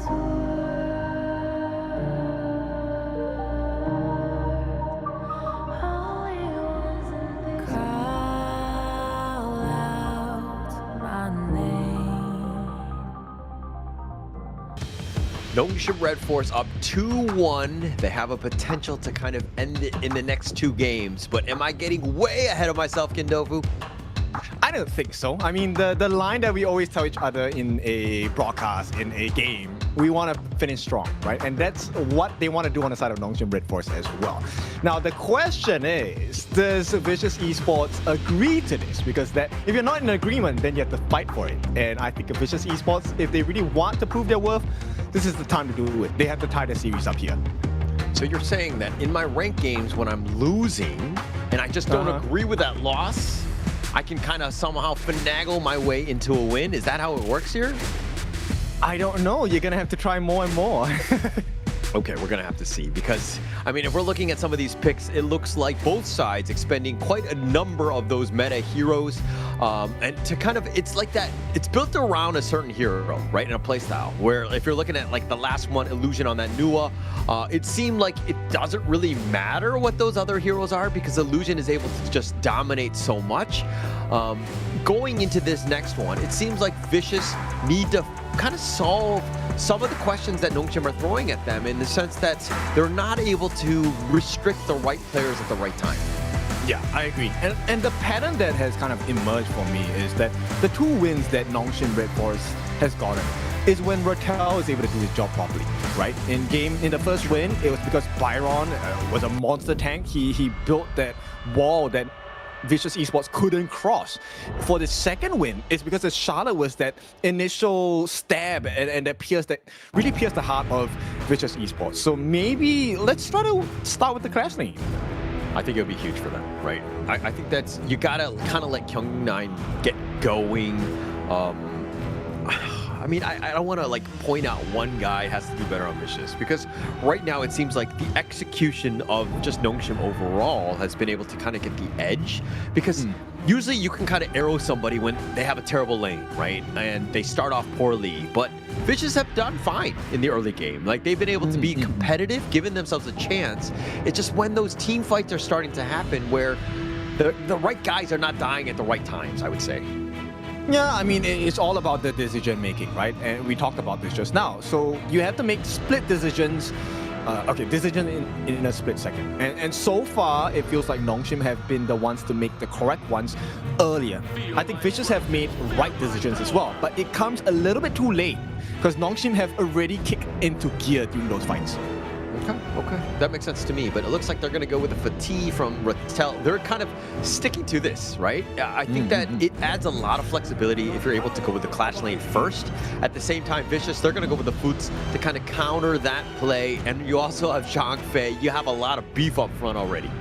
All right, I hate to be the guy that says this, but maybe this is a farm lane Futsu. Who knows?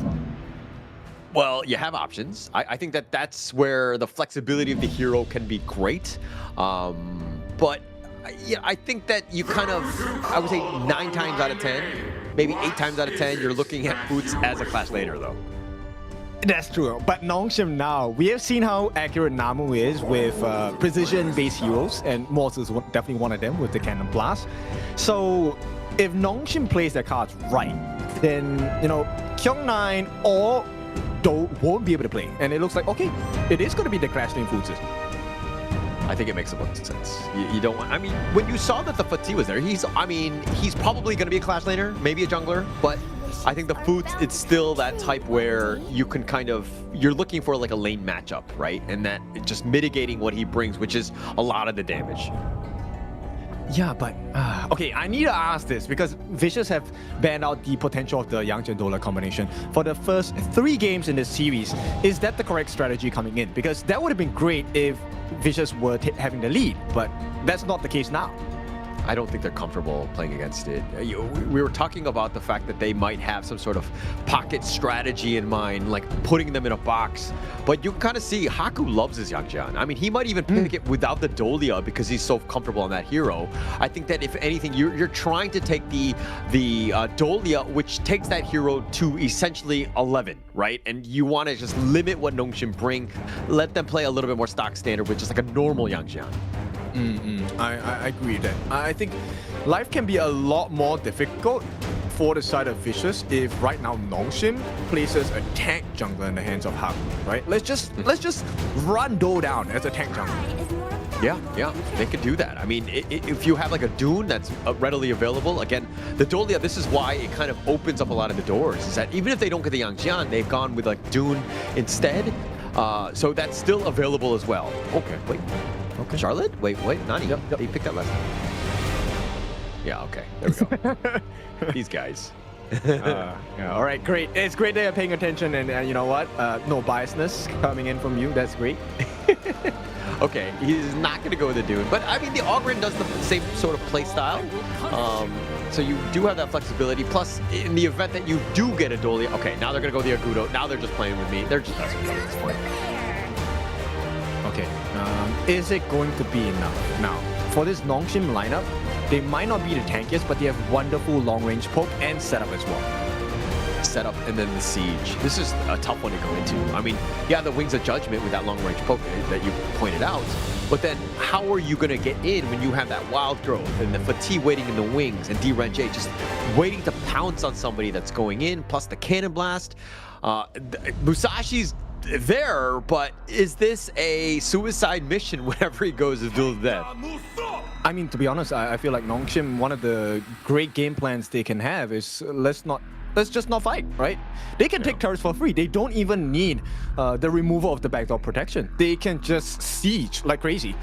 The only thing here is, okay, how well does Vicious play the map? Because if Sui gets like the duel to the death of his life, he catches 3, 4 people, Siri and Rattel and Haku included, then yes, that's a beautiful situation. But how many times can you say that that situation is going to present itself? Not very often, if I'm going to be completely honest. It looks like Nongshim's lineup have enough ways to like assuming that they're not going to get stun locked, they have ways to kind of deal with the Duel of Death, the Gorge Mobilization. You have the legal Imperial Order, you have the Cannon Blast, you have the box, you have so many different ways to kind of counter when Musashi goes in. So if anything, Cliché needs to set things up. Then you have Foots and Zhang Fei to kind of go in secondary, and then Sui is looking to go as a cleanup. He cannot be that original initiator.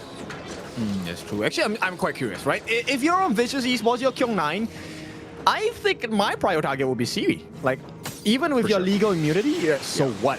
You're chained to the pole, dude.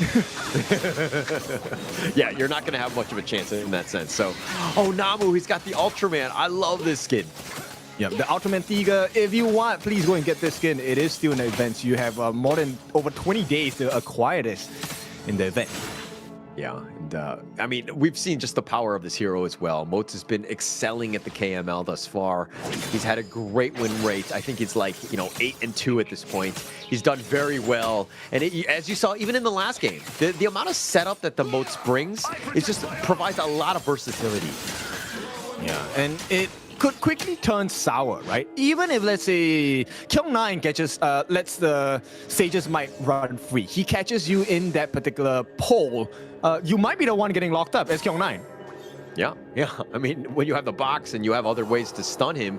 But Kyung9 is definitely on the tankier side. He doesn't do as much on the damaging side, especially when you're looking at the Nongshim lineup. They're not the squishiest. They have a little bit of beef. Obviously, Illusion Siri, a little bit of a different story, but it's not going to be the easiest kill. You need the follow-up and the team play to really work around your spells. Yeah, that's right. I mean, we've taken a look at this same pit, right? We had one game where Illusion was actually the Shi and didn't find much success with it. So Cliché needs to give us a different story here. If Cliché is more consistent with the catches, I feel like Nongshim can be punished. That's the opportunity. Oh, nice pull already. This is going to be punished there. Oh, he needs a fall. He's not going to get it. He might be able to survive the whiff. The extra slashes here, but it's a 2-on-1. So the story does not come true. And Vicious Esports, they start with the first blood on Kyung9. All right, it took 2 corporal punishments. It took a silk imprint. It took literally everything for them to throw at him because Rattel was looking to turn that one around. That was probably closer than it should have been, but they're going to be very happy with first blood. Yeah, and that's the value of this Shi, right? You're able to buy a little bit more space and time. And I like this movement here. Illusion did not take the entire wave, actually manages to hold it and save it for Rattel to try and stave off that little advantage. And once again, look, they have to use the ultimate of Rattel to run away. And this is not to kill, this is to waste the resources. So Vicious Esports in a completely different frame of mind this game. Shi is one of those types where if you're able to hit that silk imprint, it gets ungodly positioning, right? But the range is very small. Right now, I think that, he's going to be very aggressive, Cliché that is, and he's able to kind of get those pulls. But later on, he becomes a little bit of a range creep in the sense that he's very squishy. He's definitely going to, be targeted by Rattel, who will not forget what happened in the early game. Yep, and it's like Siri and Namu, they have many chances to get the stuns. Yeah. For every stun, it is like playing I don't know what's that machine, the arcade machine, right? One hit, and you get multiple prizes. Yeah, if you're able to get lucky in that sense. But now in the bottom lane, a little bit of a rotation by Illusion. Yep, they get the stun. One more hit will do the job. Siri, that last auto attack will track. It will follow, and Do will have to give his life. It's 1-1 now, and it's a farm lane that has been taken. So advantages on both ends of the map. Huge win for Nongshim right there. Being able to take down Do, who again, we had eyes on. Duel Death. There's no way. He is going to be locked down, and Rattel might have to give his life. You don't have the life steal in peril state. But here comes Haku. He wants to get the trade back. It's not going to work out too much because at this point, it's a defensive move. Right now, the bot T1 will be pressured by the side of Nongshim Redforce. They're putting pressure on the other places as well. Do will have to ensure that he takes away the Azure buff, which means Sweet doesn't have it. Pretty obvious what the strategy of Vicious is, especially in the early game, is to limit what Rattel is able to get. They've been focusing it down. Sway has made countless rotations there. They've tried to take the numbers advantage. Now Kyung9 has a pretty sizable lead in terms of levels. Rattel just leveled up, but now with this top T1, Vicious right now, this is the playstyle that we wanted to see from them as we saw it in game 1. Yeah, but the trade-off here, the T2 protection might not be in time here. Look, the chunk of the damage has already been done. This is not ideal here from the side of Vicious Esports. Another stun coming in from Namu. And this is just slow sieging their way in the victory phase. Not going to throw his ultimate at this point. There's no one to catch here. But you protected your bottom T2. Now you see Kyung9 in the top T2, which will do a little bit more. But it's about keeping this mid T1 alive. Don't let Haku get any more towers. Ooh, Faye. Oh, so low. Yeah, he is on death's door at this point. They have the TP back along with Cliché as well. So the strategy of just slow sieging their way is working out for Nongshim, right? I like this formula from Nongshim, and they are not taking too many risks. Yes, they've lost 2 lives, but it comes at the cost of like a T1.5 on the bottom side of the map. That's great for Nongshim. This is also why Haku Agudo is so strong, right? It's very scary because, like, you leave the lane for a second, he's able to put pressure on, a little bit more chip damage, and then that creates space in, like, the bottom lane, and you're able to kind of continue on with that pressure. And this is a struggle if you're Vicious, because you're reacting to what Nongshim are throwing at you. Yeah, for sure. And the more gold they get, specifically into Haku, Ratel, and Siri, these 3, your turrets melt like butter, right? Right now, there is a significant advantage going to the hands of Siri, which means whenever he uses those passive shots to land onto the turrets, it's gonna hurt. Definitely gonna hurt. And I mean, he's got a like 800 goal lead over Do. He's got that advantage. I mean, this is a great game for Nongshim thus far. Oh, but Kyung9 going in. No, that's a big mistake. He's the one getting caught out here. Kyung9 will be forced to move away, and that Sages might unable to find much value here, with the exception of maybe making certain rotations happen from the side of Nongshim.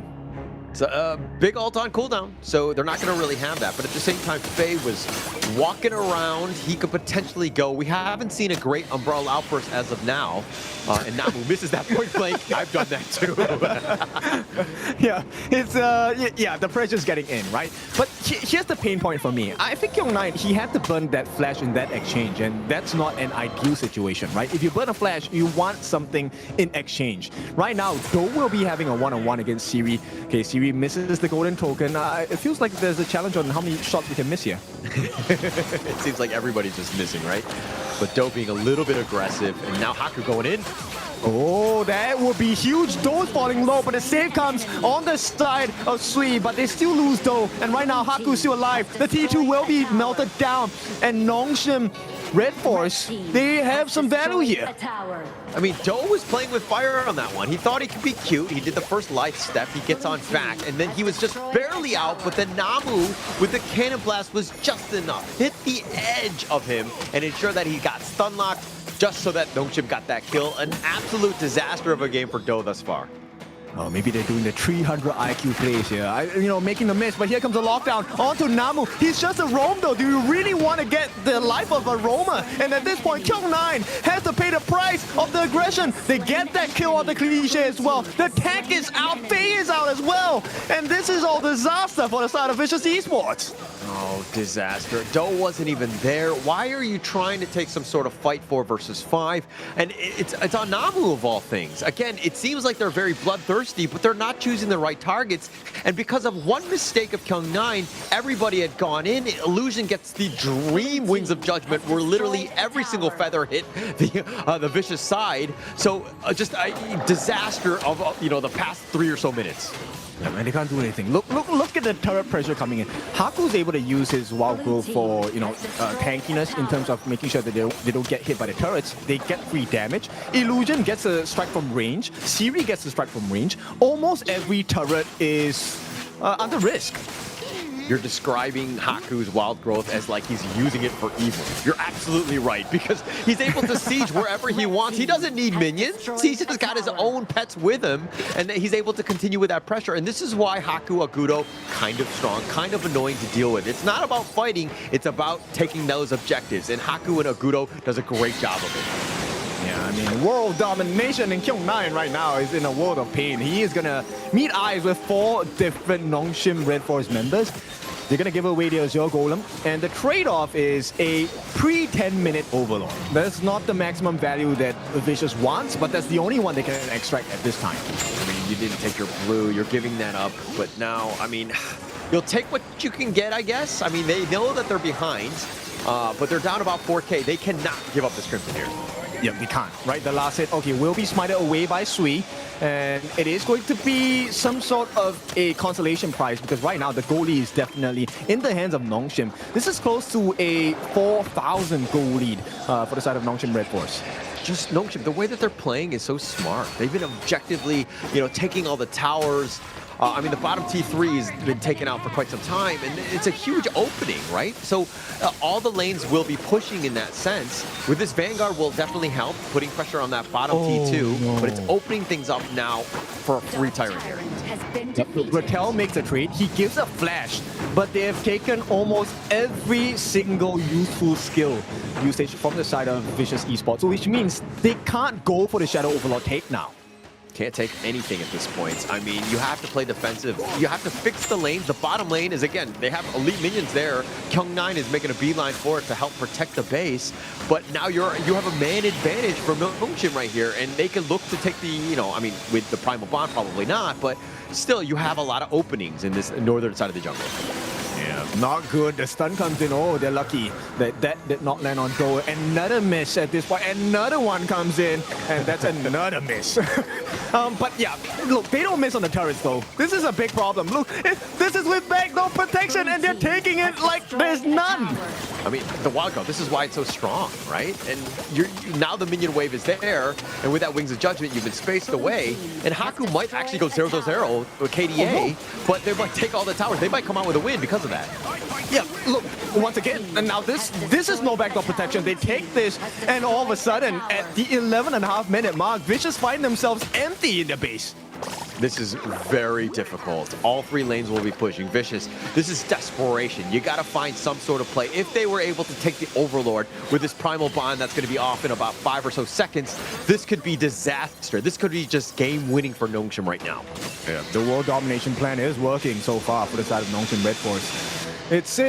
I don't see the options. What do you have? Faye has eyes on the Siri, but do you really want to throw everything down? Here comes the counterplay though. They might have to take the life of Siri, but the counterplay is more important. What's the recovery on the side of Nongshim? They're looking for the finishing blow onto the rest of the Nongshim members. Illusion is down. This is great for the side of Vicious. Can they find more damage? Kyung9 1v1 pulls them in. Damage reflection is going to be used. Nongshim Redforce will make it out with the remaining 3 members here.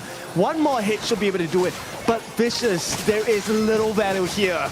They can only have the consolation prize of the Shadow Overlord. But Shadow Overlord is going to be a little bit more space, right? That's what you need to do in terms of just this push. To stop these super elite minions just crashing in all 3 lanes, you buy yourself a little bit of time. You need to slow this game down. The net worth lead is only 2.7K at this point. You still have an opportunity if you're able to kind of, dare I say, win 2 or so more team fights. You got yourself a chance in this game. Yeah, we were talking about this just now, right? 2 minutes might be a long time, but look, 7.5 minutes, that's an even longer time. And I don't think Vicious has it in them at this point. They're still behind on farm though. All right, I feel like the 2 minute, you keep going back to it. I feel like at some point someone has referenced 2 minutes as being not enough time. I'm not entirely sure exactly, but we're in a moment where in about 7 minutes, we're going to be seeing the Tempest Dragon. Is Vicious going to be able to survive to see that time? Well, if they can protect the crystal, that would be great, but they're looking for an opening now. Kyung9 has been stunned up. Here comes the Unbridled Outburst. Doe on the backlines. This could be a fantastic angle for them. And with that, they do manage to get Raquel. They have him imperiled. They have him stunned. He is going to be taken down. Beautiful work. Illusion, the next one to fall. Haku and Siri, they're all low as well. Vicious, the one moment they've been waiting for. It is here. Namu, the last member left. And there is a wave to work with at the bottom side of the map as well. 2 Vanguards making their way down. Vicious, they need to start running. Go to that T3. Huge opportunity here. I mean, Namu's going to just kind of deal with this Vanguard, and Vicious are looking to kind of keep that alive. That's protect the president, if you will. This Vanguard is that point. And now Sway just looking to go for that tower. He's taking a decent amount. The Cannon Blast is going to not be enough, and the box is going to be used, but he will be falling, and Vicious somehow clawing back. And with that Vanguard, it looks like Vicious are going to win game number 4. One mistake, that was all it took. That was a huge fight for the side of Vicious Esports. It was looking like there was no way they were going to come back to the game. With all 3 lanes, not a single tower to your name, And to win that team fight, it seemed like Nongshim actually botched that one. There was no reason to sacrifice throw the farm at them and try to just win that, because like that was you got to cut your losses at some point, right? Like somebody going down, Rattel dying early, and then you got to get it out. Like there's no reason to continue to fight. No, but I feel like that was also because of Faye. Like his unbridled outburst caught 4 different members. That was a huge situation turnaround. And the fact that Do was actually on the sidelines, he kind of made Illusion freak out a little bit, because Do, had the frenzy on as well. I think Illusion was expecting that Do was going to carry on, so he wanted to get away. But unfortunately, that became a huddle situation in which, whoa, that duel to the death, my goodness, well done by Sui. That was on point, right? The perfect timing, right? That control and that damage. And then they were all kind of grouped at that point. Nongshim were kind of panicking. They were sticking together, and they actually played into the hands of Vicious. That was the perfect engage, and the positioning of Nongshim made it so, like, it was poor, where Vicious were able to capitalize on that. And with the KDA, I mean, if you're looking at the side, Sway sticks out to me, 3-0-2. Kyung9 had a great game as well with 3-1-5. No way. I mean, absolutely no way, right? If you take a look at the composition they have on Nongshim, everyone operates on an independent basis. They can go in from different angles. But the one time they group up, it's when Faye has his ultimate, right? And Faye lands a multi-man ultimate. Everyone else on the side of Vicious is a single target hero. But they, for some reason, grouped up and got caught as a group. Oh, what a disaster. What a bad team. It's one of those single team fights where you're like, we were just too close. We just like completely botched that one. But that was a 100% game where Nongshim should have won. They had a huge lead, and it comes back to that final moment. You can't be grouped up like that. Nyane, it is Doku's fault, this one. I mean, this series was looking pretty fire for the side of Nongshim Redforce, and somehow they were able or unable to finish the job here. And this is props to the side of Vicious Esports. Yes, they had a tough time in game number 3, but what a recovery. Are we gonna see 2 epic ultimate battles in the same day? Is this gonna happen again? Because things are kind of leading up to that. I mean, the way that both of these teams are playing, and they're trading games left and right, I mean, it's definitely a possibility here. Yeah, I'm getting some text messages about, what I'm doing to the games, but you know what? I don't mind this. I love this. Yeah. No. I mean, let's get more games in. I mean, this is the biggest piece, right? Where we wanted to see, like, I don't want to see any of these 2 teams go home. And unfortunately, I just want to see that. I mean, fortunately, we get to see more of them. But this is that one last opportunity where they kind of Faye. That umbrella outburst was so good. I was on point. It makes you curious, right? What were the rest of the members on the side of Nongshim doing? They were trying to get damage in, but I think they were so disconnected on getting a prio target that all of the damage was just split evenly between the members on the side of Vicious Esports. And this one, the timing of it, I was wondering when Namo actually wanted to use his flash ultimate. He did it right after the turret was taken down. He could have bought a lot more time. Yeah. If he was able to just use it a little bit earlier. I mean, to be honest, I didn't check if it was on cooldown. Maybe that was it or something, but it wasn't. It wasn't? Okay, it wasn't. So then, a bit of a misplay on that one, but Kyung9 with a finger heart, I think that was very well deserved. There were some questions about this Foots, if he was able to overcome, but that one death that we saw where we were like, that's not a great spot, 3 people died, but that was his only death. But in the end, he was able to kind of pull this one away, 3-1-5, 27% of the team's damage. He definitely did his part as that class laner. Yeah, it all started because of him, right? That 2-man initiation onto Rattel, that definitely swung things a little bit more differently. They managed to stay on top of the clash lane in that wrestle, at least for majority of the game, right? But, that siege turret pressure, that was supposed to be the win condition on the side of Nongshim, and Vicious said, no, we don't want to play that game.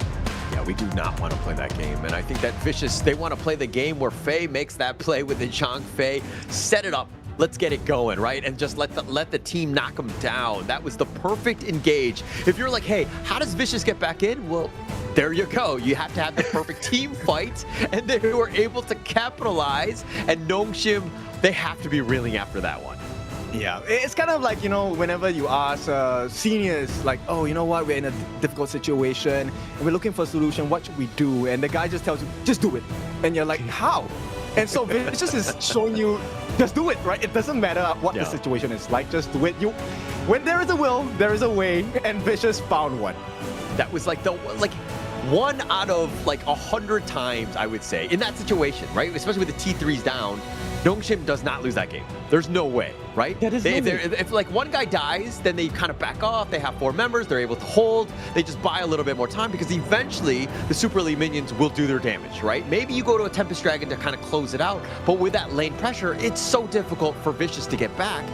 But that one mistake, the perfect team fight, the stars aligning for Vicious to take and steal that game. It blows my mind because it's an empty base. There are mega minions coming down in every lane, and they chose to fight. Like they want to fight, and that was the one thing your competition was not asking you to do, is to take a fight. Like Haku, I think his KDA before that fight was like 0-0. Like he didn't fight a single time. They took down all the towers. He was sticking to objectives, and then the one time he decides to fight, they lose the team fight, they lose the game, right? So I think that in the end, they need to go back to the drawing board. They need to figure things out because everything was perfect until the very, very end. Yeah, but these are the twists and turns that we have in Honor of Kings. And for this one, I mean, this one really holds a special place in the hearts for both teams. Because, Vicious Esports, this is the time to prove themselves. And this is their, once again, debut into Honor of Kings 2026. And to go into KWC with the most miraculous turnaround ever, this would be like a Cinderella story. It would be. It would be one of the craziest ones. I mean, I think that even going in, there were questions as of how VP would be, right? Virtus Pro, that is, right? Were they able to kind of compete with Nongshim, who were just second in KIS4? And then now you're seeing like Nongshim, like potentially getting eliminated. I mean, yes, it's only 2-2, but the option and the possibilities even on the table is absolutely crazy to me at this stage. I think this is your fault. You wanted a fair, you wanted a fair series. We had a best of 7 series just now, and you wanted it to be fair. So looks like we're getting it to be fair. It looks like we're heading towards a game number 7. I just said I didn't want either of these teams to go home. If anything, I wanted to go home, right? So they will continue and they will extend this series. It looks like we're going to see a game 7 at this rate. But the way that both of these two teams are going to be fighting for it, you knew it was going to be a slugfest at the bitter end. Yeah, so we have departed from the hospital. We are now at the gym, a boxing gym. And it looks like this is an all-out brawl, right? So left hooks, right hooks, uppercuts. Give us what you have. The main point is for both teams to do your worst onto each other. Yeah. I mean, do it onto each other at this point. I think that you got to go all out, right? There's too much at stake. Getting in, winning it out, just win 2 more games, you're guaranteeing your slot into the KWC. That's absolutely massive, not only for the team, but the prize pool, the prestige. Having your chances at the KWC will just change your life in terms of your career in the Honor of Kings Esports world. Everything changes, okay? No pressure, now go. Yeah, exactly. I mean, reality is whatever you want to choose it to be. And right now, the reality of the situation is Vicious Esports are back in... Okay, are they really back in control? Kind of back in control, right? But it's 2-2. Everything is on the line here. Yeah, not really control, I would say, but in a good spot, right? It's a clean slate at this point. I mean, obviously, Vicious want that, or they have the momentum. They'll definitely be feeling it, and they'll be feeling good. But going into this now, when you're looking at things of, hey, let's calm down. It's just a best of 3 at this point. We still have a great opportunity ahead of us. Yeah, just with limited heroes, because of global ban pick. But at this point, the Aaron pick, okay, against a pick, I like it a lot, right? Because if you are in a situation where Haku has to chase you down, Do can do a lot of damage without taking any. But this is very situational dependent. So I want to see where the gold growth is going to be at. Okay, but also they've picked the Ata Fade. I mean, with that, they have a lot of opportunities here to kind of be very disruptive and then letting Sway kind of shine on these Fade type of heroes, or these assassin style, right? He's very good with them. If he's able to kind of find you and take away some of those big neutrals and find the back line, you're going to have a tough time. Yes, but bear in mind, Nongshim did this exact same strategy in their first series, got punished by VP. They know what to do now, right? Let's just bait the neutral objective out. We will actually aim Sui. We don't care about the objective. We just need to get rid of Fade. Well, I mean, it's one thing to kind of do unto others as others have done unto you in this case, in terms of just being able to counter out the Fade. It sounds great. Won't be easy. I think that Haku did not really shine on Fade because he was forced. He was like focused quite a bit. But Sway is the style where even when you saw him in the last game where he's just kind of on his own, right? When he was playing the Luna, excuse me, I think it was like game 2 at this point, but he was able to just find farm regardless of buffs or anything. He's just very efficient.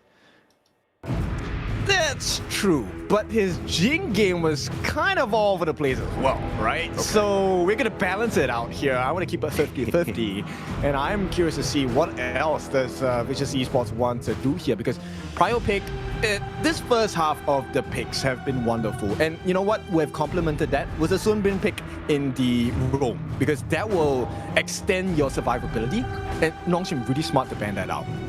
Very smart, right? And I mean, that late game, that heal, the speed, everything just running at you. When you know that Vicious, this is what they like to do. They like to run you down.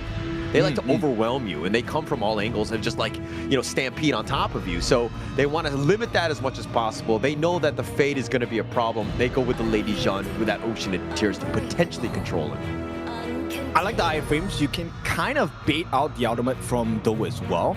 But I'm curious about what this mid lane is going to be, because both teams have already expanded the Xiao Xiao, if I'm not wrong. So who is this mage in the mid that is either supposed to be a defensive mechanism? No, they want it to be both an aggression as well as a defense mechanism, because with the dread from the second usage of the Garuda ultimate means of judgment, you can kind of have the dread onto the members of Nongshim.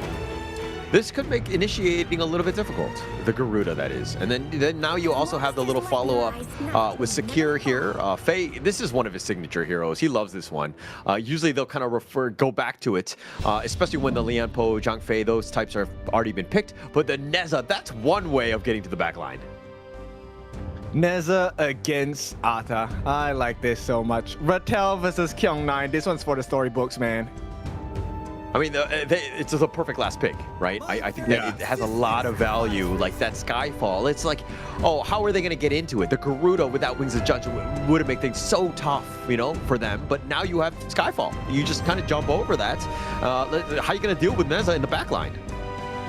Yeah, a little bit concerning, because if you take a look at the lineup here, Nongshim has a lot of AoE abilities. They have the Tremor Smash, they have the Destructive Deluge, they also have, okay, Neza not really an AoE guy, but with the Fire Tip Spear, the first skill, and the Bind as well, he can get a lot of damage onto multiple members. This could be incredibly scary, right? I think that last pick is going to put them in a bit of a loop. Faye right now is just like, okay, protect the back line, do whatever I can, ensure that the Mulberry Power is on standby to whenever he goes.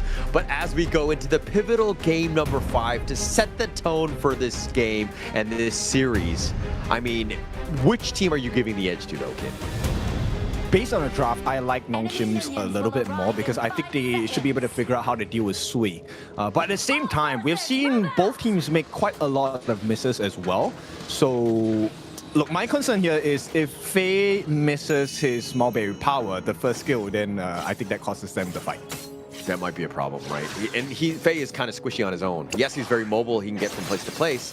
But the rest of them are squishy, right? They don't really... I mean, Kyung9 is your frontliner. But I think that Ratel will kind of mitigate what he's bringing. Plus, then you have Haku with his burst and Siri. You're just going to have a tough time. Oh, that was a really early jump from the side of Ratel. I mean, okay, you know what? Mental domination there. Yeah, just you're gonna be seeing a lot of me, right? He's just like in his face already. Yeah, I'm gonna be a problem, and it looks like there is gonna be a problem. Now the heals will come in from the side of Faye, right? That's one of the benefits he brings to the team fights. But the big issue here is he needs to be able to land a more aggressive stance. You can't just be there healing your teammates. You need to set up for your team. You need the stuns. But how do you get around Namu, right? Like, Leon Po is just a beefy dude who's going to be super annoying. I think that it looks like VC right now are kind of, you know, looking more for the numbers advantage to kind of give themselves an edge because Do needs a little bit of space before he gets going. Yeah, I love the Sakia pick to bits, right? Because I use Sakia as well, but here's one big thing about Sakia. The moment you get stunned up, your life is gone. Because right to win your second skill, you can, you know, jump around bushes. It can be very smooth. But the moment you are stunned, you are stopped directly at the position that you're stunned. You could find yourself in the middle of 4 different members on the side of Nongshim. It's just pretty much GG, right? I mean, you get stunned, you're pretty much dead because you're just like the squishiest of all the heroes, right? You're going to really struggle. But, I mean, if you're looking at the side of Nongshim, the CC, yeah, they have it. I mean, the Ocean of Tears, you got to kind of hit, you got to anticipate a bit. Namu 3, with the Burst Ram, maybe to set it up into the Tremor Smash, but is that really enough lockdown? Well, you have Siri. I guess that's one of the things that is going to be beneficial, right? But he has to be in range. That's the first thing. And then at the same time, it's about this. Where is this advantage that both teams are going to wrestle from, right? So far, we haven't seen a big invade coming in. And Vicious, if this game goes on as it has been, it's to their advantage, to be honest. Okay. I think that, yeah, like extend the game a bit on that sense. But Nongshim right now doing a decent job. I mean, the net worth is a bit of a tie, but now you're seeing Haku going to the top lane. Okay, they need to find something here, right? Be it faster rotations through the teleportation portal, or at least getting a kill. This is something that both teams will be looking for. I mean, it's going to be setting themselves up for that 4-minute Tyrant. Nongshim wanting that first kill before they kind of fully commit to anything. But Haku, this is the time where, again, it's about him efficiently farming, right? Siri's there to just kind of use the buddy system because he's not losing anything in the bottom lane. I like the timing of that, right? At the same time, you kind of get the gold sharing with the jungle camps as well. So that's where they can squeeze. It may seem like a little bit of an advantage, but at this point of the series, any advantage is a huge advantage. Yeah, you'll take that. I think that that's going to be key to watch out for. Wherever Haku goes, who's following with him? It looks like Namu is kind of making his way to the top lane as well. But at the same time, Vicious, they do have a Sui nearby. Okay, they need to be careful, right? I think, yeah, they saw Namu. That was an auto attack onto Namu from Sui as well. It's a 3v2 situation right now. It's really just about the goal accumulation, right? Once Kill9 gets like the Dragon Rage, I think, yeah, Vicious is going to have a slight advantage here. Mid lane, Haku doing a little bit of work on the Cliché. That's a bit of a problem, right? Now the 4 minutes, it's going to start. Cliché is about half-life. This is not a great spot to be in when you're looking to contest. It's definitely not going to happen as Haku just easily gobbles up that Tyrant. Which is not supposed to happen, right? Like, if you're taking a fade, the whole point is you are a neutral objective monster. Vicious Esports needs to capitalize on that. And right now, they're looking for a different kind of trade, right? They want to get P1s or they're looking for a kill, but none of that is happening. Nothing is happening. Sway's just too busy farming. I think he's just put his head down. So, like, solo farming is great and all, obviously, for that solo guy, but the Tyrant is the type where it kind of, like, you have the damage spread. Everybody gets the buff. Everybody gets the gold. Everybody gets, you know, some piece of that, like, further accelerates the team. Sway is looking more for the solo play and to potentially get that damage in. Yeah, Tremor Smash onto 2 at this point is looking good, but Namu's taking quite a bit of damage. Now he's going to be forced to flash away. So decent damage on the T1 in the bottom. Now P1 in the mid is not going to be damaged because Sui is already there. Illusion picking up the Venomous Staff. This is going to mitigate a lot of what Faye is bringing. I mean, the sprites, they're small, but the heals are annoying. It will help sustain, especially when they're looking to push. If Illusion, again, this is one that was a priority for them because you want to take that away. Whoa, that's a huge setup. They actually get the knockup. This is going to be potential first blood, and it goes into the hands of Siri once again. There is no punish coming in from the side of Vicious Esports, so it's all to the benefit of Nongshim. I kind of want to draw this out, but right on the bottom, right where that tower is, that's like the worst spot to be in. They're going in. Yeah, but the iframes are all here. Sui, he needs a little bit of help. And it is going to be a setup from the side of Nongshim Redforce. Completely turned around, and Haku has taken a kill. Sui is taken down as the next victim on the side of Nongshim Redforce. And Haku gets a double kill. Oh, Haku, you cannot get away from him. His pouncing, his ability to just jump over, you think you're safe. Sui and Do thought they could be a little bit cute, but he got chased down. He's doing everything right now. Yep, he is, and the rewards are going to be plenty here. It's going to be the Zero Golem with the Smite as well. They secure it. So Haku now has put a dent into the EXP and gold of Sui. Done quite well. I mean, 2.5. They've grown this lead. This is a Nongshim special with this pay. You knew it was going to be tough, and now that you have this Neza that could potentially change things up, but it all started with Illusion's Ocean of Tears. In that perfect spot in no man's land when you're trying to siege that tower, you cannot be there because that's the outer limits of spells, and you will get stun locked, as you saw in that one.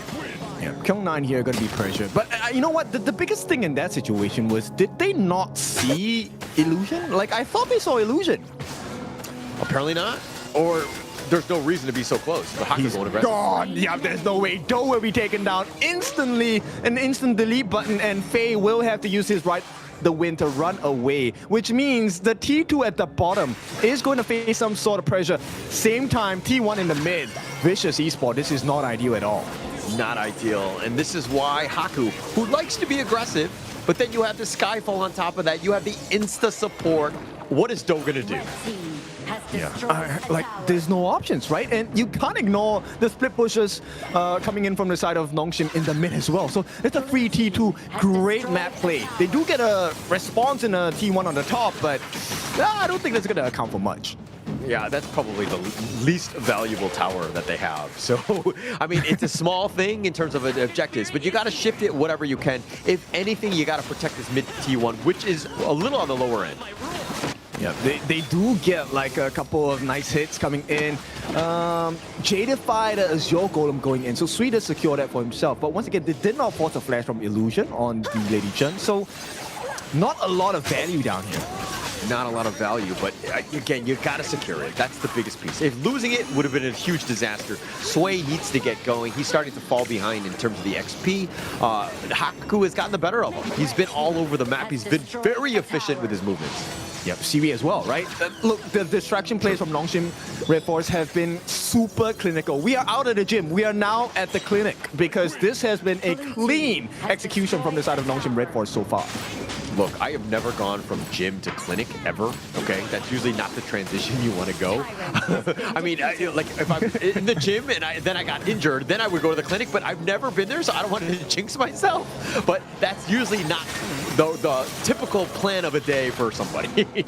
Yeah, typically. I mean, I've experienced that before, and oh, no. yeah, I wouldn't wish that on anyone, but right now, that seems to be the fate of Vicious Esports.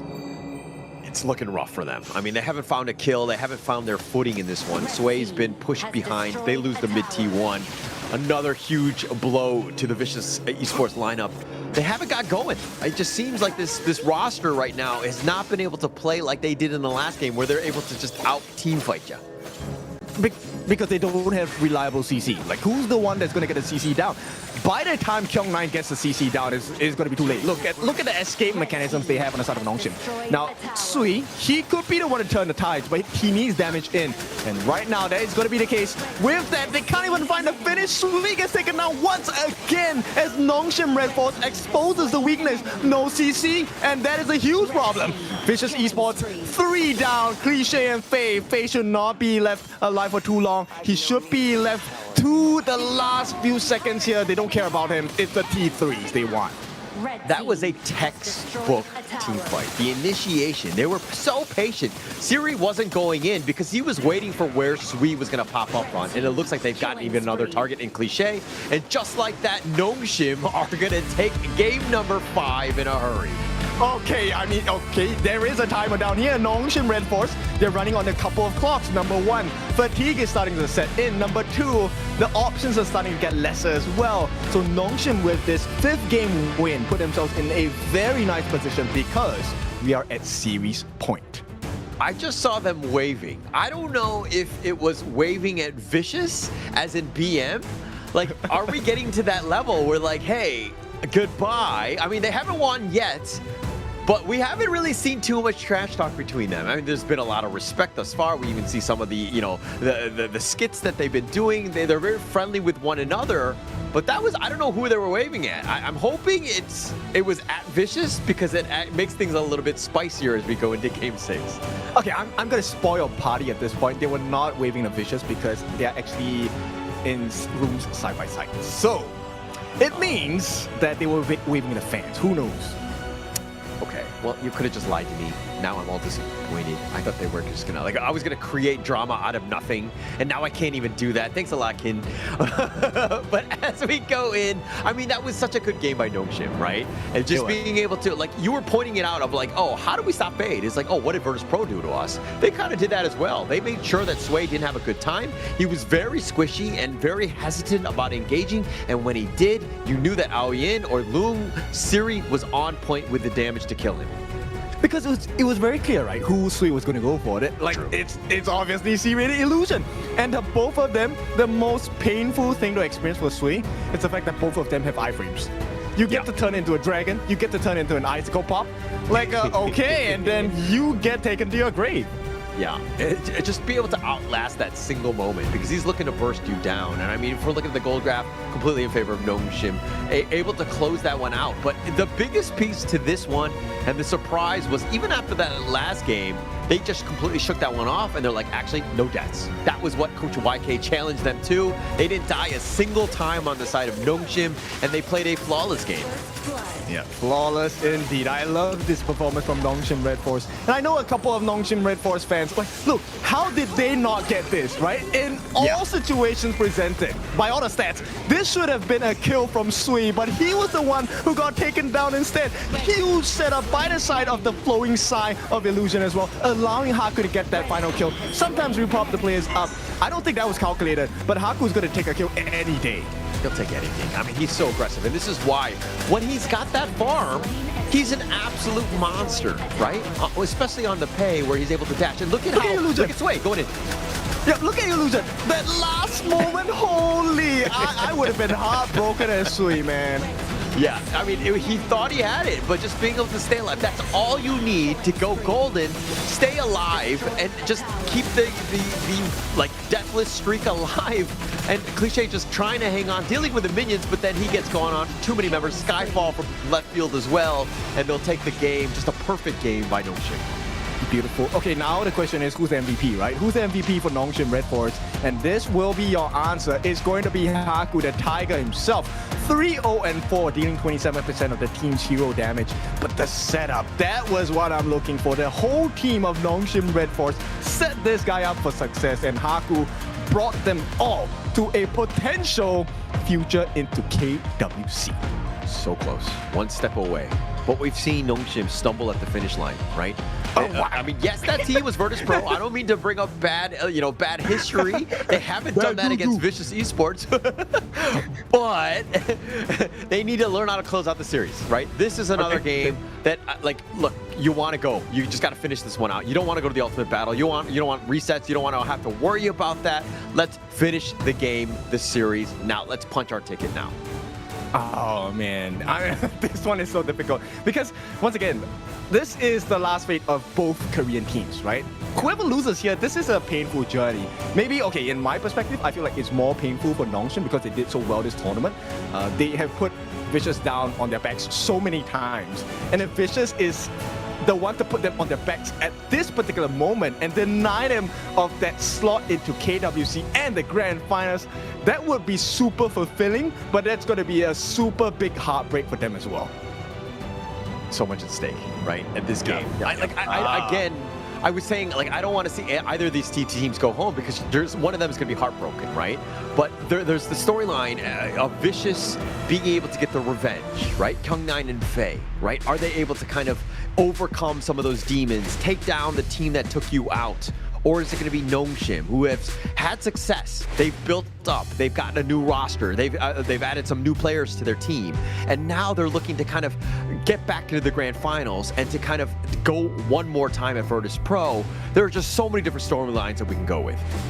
Okay, so hear me out. Nongshim are out of the traditional meta tanks in the room. No more Lapu Lapu, no more Zhang Fei, no more Lian Pu. Vicious, though, they have access into the Lapu. So this has to be a Lapu game for the side of Vicious Esports. If they're able to pick it up, I think that, Faye will be happy with it. He plays those types of heroes very well. The amount of control. It's interesting that they've kind of saved it for like a game 6. But we've seen time and time again, both sides, they have that hero pool. It's not a worry of mine. Like, we're going to have a very competitive game 6 here. It feels like this is going to head into the sustain comp, right? We haven't seen too many sustain comps coming out, but it normally comes out towards the later parts of the series because you have exhausted all of the tank options, which means this is a great time to play a tank jungle, right? Just out-sustain your opponents and bulldoze them to death.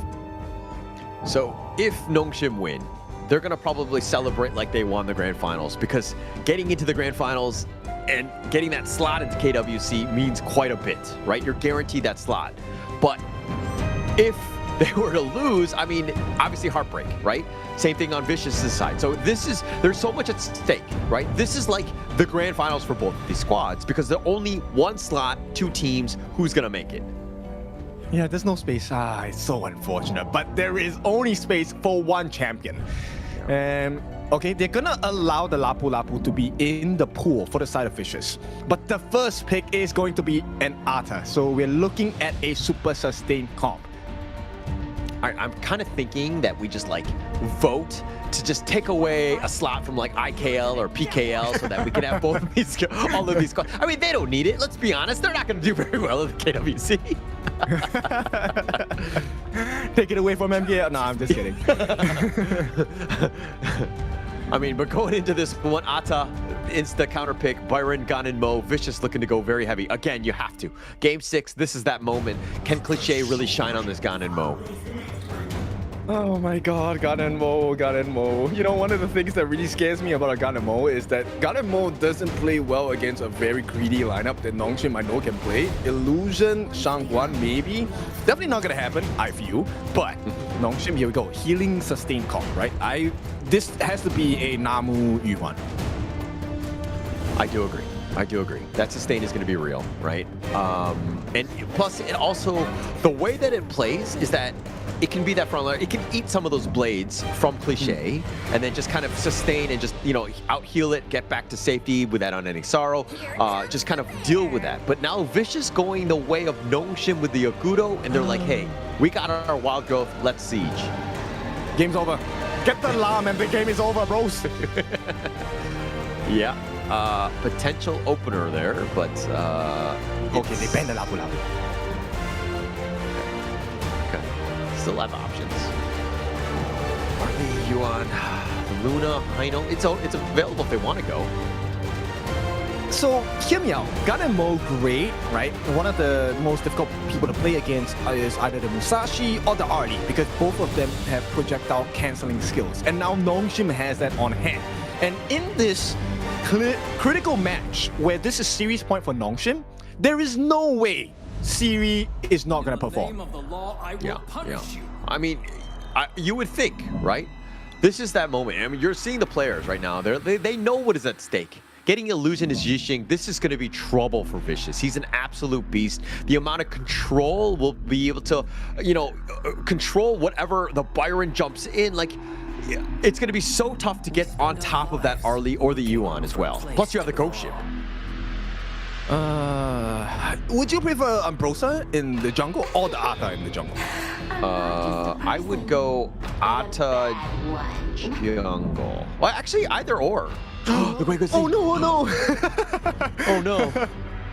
Oh no, Faye, he's locking in. I mean, this is what we want to see, right? Oh no, they're not going to go with it. They're going to go with Cayenne? There's no way you go for that. What's the value in that? Because you're looking to out-sustain. Okay, the Guiguzi. I think that you have to. The pull, if you're able to kind of get them, plus you can catch them off guard. Okay, now they're just playing with my heart. I don't even know at this point. Okay, you know what? When you break people's hearts, your heart will be broken as well. And no, Vicious is just kind of exploring what's the game plan here. Looks like Da Chao is going to be the final pick here, so it's going to be more map rotations. They're practicing the same strategy that Nongshim had in the previous game, and I'm very sure they will not make the same mistake. So it's all about siege, right? We don't want to take the team fights unless we have the natural advantage. We will play the map. This is an interesting one. I don't think we've seen a Da Qiao. I got to check this out. No, I don't think that the Da Qiao has been picked in the KML. So this is going to be a great piece. And we're seeing just like the heroes that have not been picked at all at the KML showing up because, again, long series, right? The split push will be absolutely real, especially if he decides to roll in with a Gudo. This is a tough split pushing lineup, and they can get out scot-free. Yeah, I think it's all about Faye here, right? Faye could be the destroyer of dreams on the side of Nongshim. Pay back tenfold at this point if they manage to tie the series up. But Nongshim, they're expecting a completely different storyline, which reality comes true. This is crazy. I could not have written this, better myself in terms of a script, right? Putting the onus on Faye to really take the fight to Nongshim. Everything is on his shoulders, I would say, right? Because of the fact that when you have that split push, that potential, are they gonna get value? They could just end games if they're able to out macro you and just get onto the sides. But if he's not able to do it, this is gonna be tough. You can't really fight too much because of the control that Nongshim have. So you kind of want to be split pushing and staying away from the death ball. Yep, and bear in mind, this is also a different Da Qiao. This is not the Da Qiao of old, right? The Da Qiao of old, you have Sea of Fate right at level 1. But right now, because of this, the skill upgrading on the side of Fate is really important. What do you want to prio? Do you want to prio damage, CC, or do you want to prio the save capabilities? I think that for me, you have a number of guys that have damage. I don't think that that's lacking in the department. It's about saves. Oh, nice catch. This potentially could be a first blood, but they're not going to be able to find the value here. Sea of Fate should be summoned from the side of Fate to be able to help them, but here comes Sui. Oh no, a big change here. First blood goes in the hands of Do. Siri takes the fall as an early, and this is step number 1 into getting the siege build for the competition in play. Started with Faye, right? The Severing Surge into that Koi Tide was just enough stuns to ensure that Faye stayed alive. Bought time. Siri and Namu, there was no reason for them to just stick around, especially when they were so low. And now with this ghost ship, I mean, Cliché just walking around that, he's like, dude, that was awkward. He's playing with my heart, right? The ghost ship, he put Cliché in a very precarious position. But at the same time, Kyung9 is also doing well against Rattel.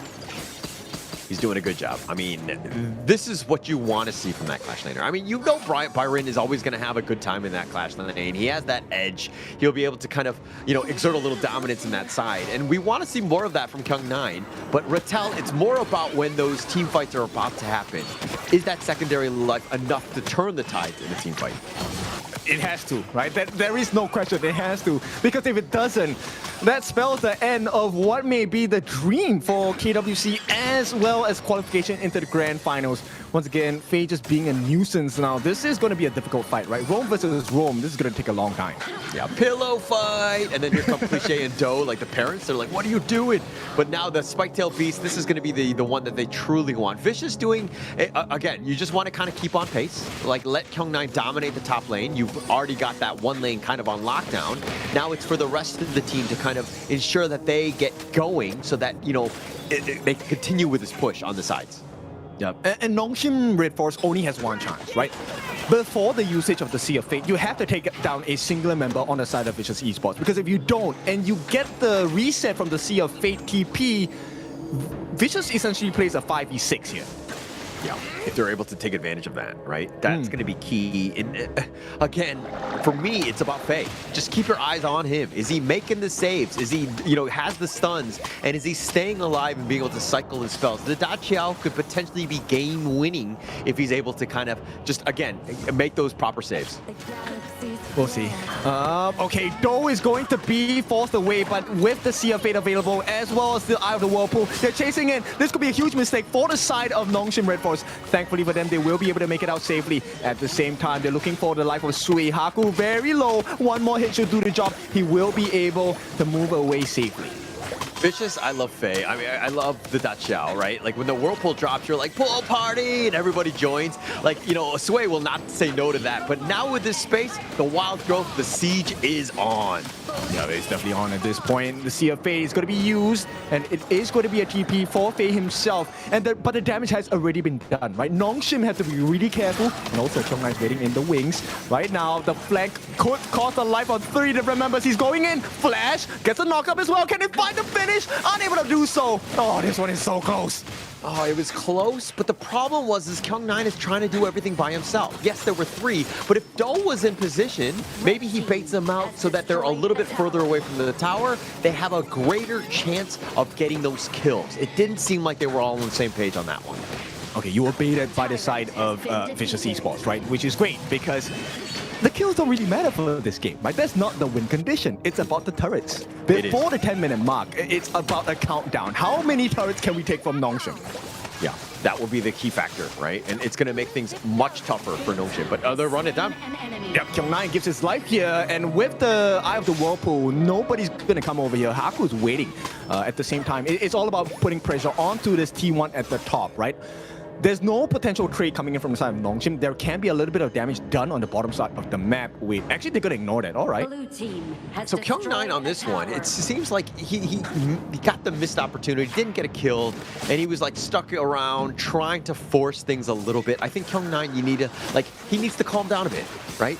Understand that I know that there's so much at stake. You lose this game, you're going home, but you can't force it. You need to ensure that you stick to the game plan, play safe, buy yourself time again. It's a difficult journey here. The T2 at the bottom is looking so scarily low for the side of Vicious Esports, but at the same time, they're able to make a decent trade on the top side. This is just a one hit away from the destruction of the T2 on the top for Nongshim Redforce as well.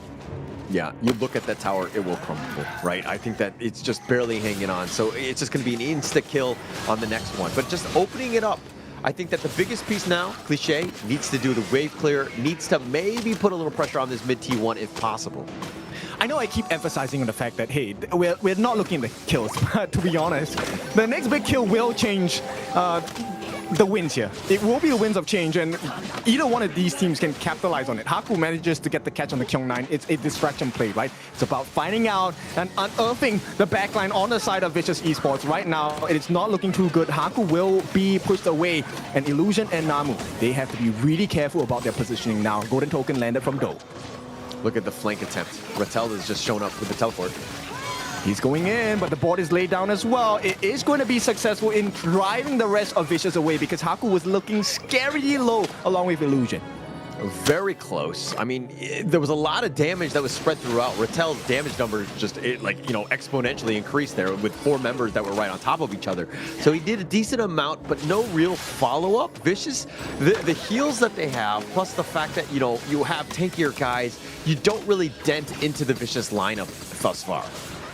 Right now, the difference between the two teams is like the thinnest sheet of paper. They get the T2s on both ends, so Siri will get it for the side of Vicious, for the side of Nongshim, and Kyung-Nai will get it for the side of Vicious. Nice ultimate coming in from the side of Sui, just to push them back a little bit. You know that Kyung-Nai likes to play the split push macro style gameplay. He did it when he previously played with Nongshim.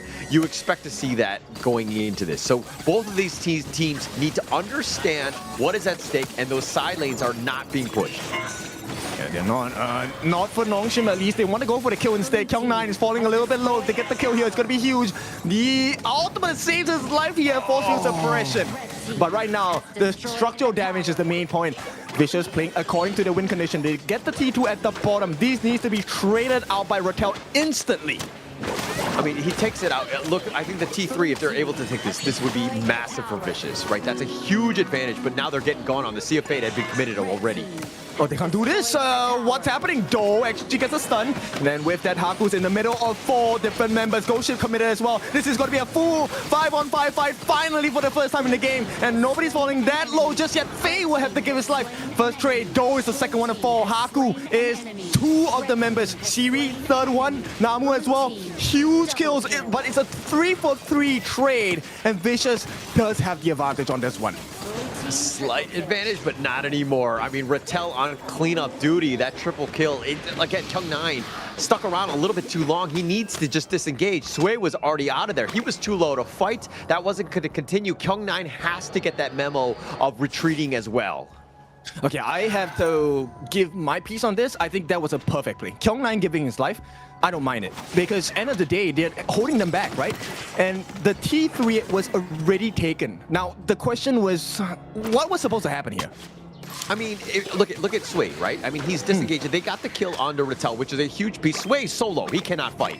Kyung9 on this point, he's got to get on out. I mean, you get the pick off onto whoever, Namu at this point, and then this is the moment where you need to get on out. Kyung9, he went right back in, right? There's no point to stick around at this point.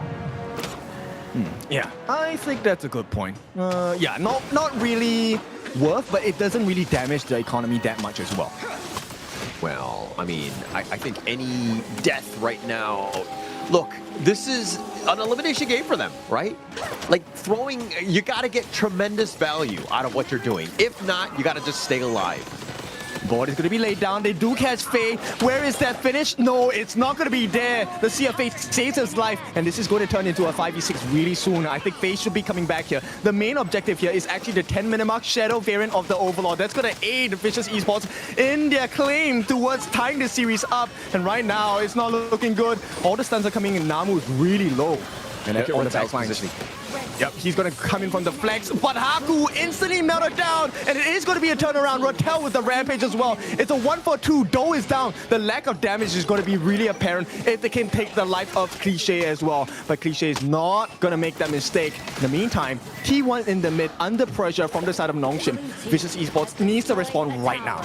Haku and Rattel, just the Bash brothers have done quite well, being able to engage at that moment. But Rattel, like Haku will group them up. Everybody from Vicious, it's like personal. Everybody just focus fires, and they just like lose vision of the overall game, right? And then that groups it up for Rattel to take them down. Rattel has really stepped up in this game.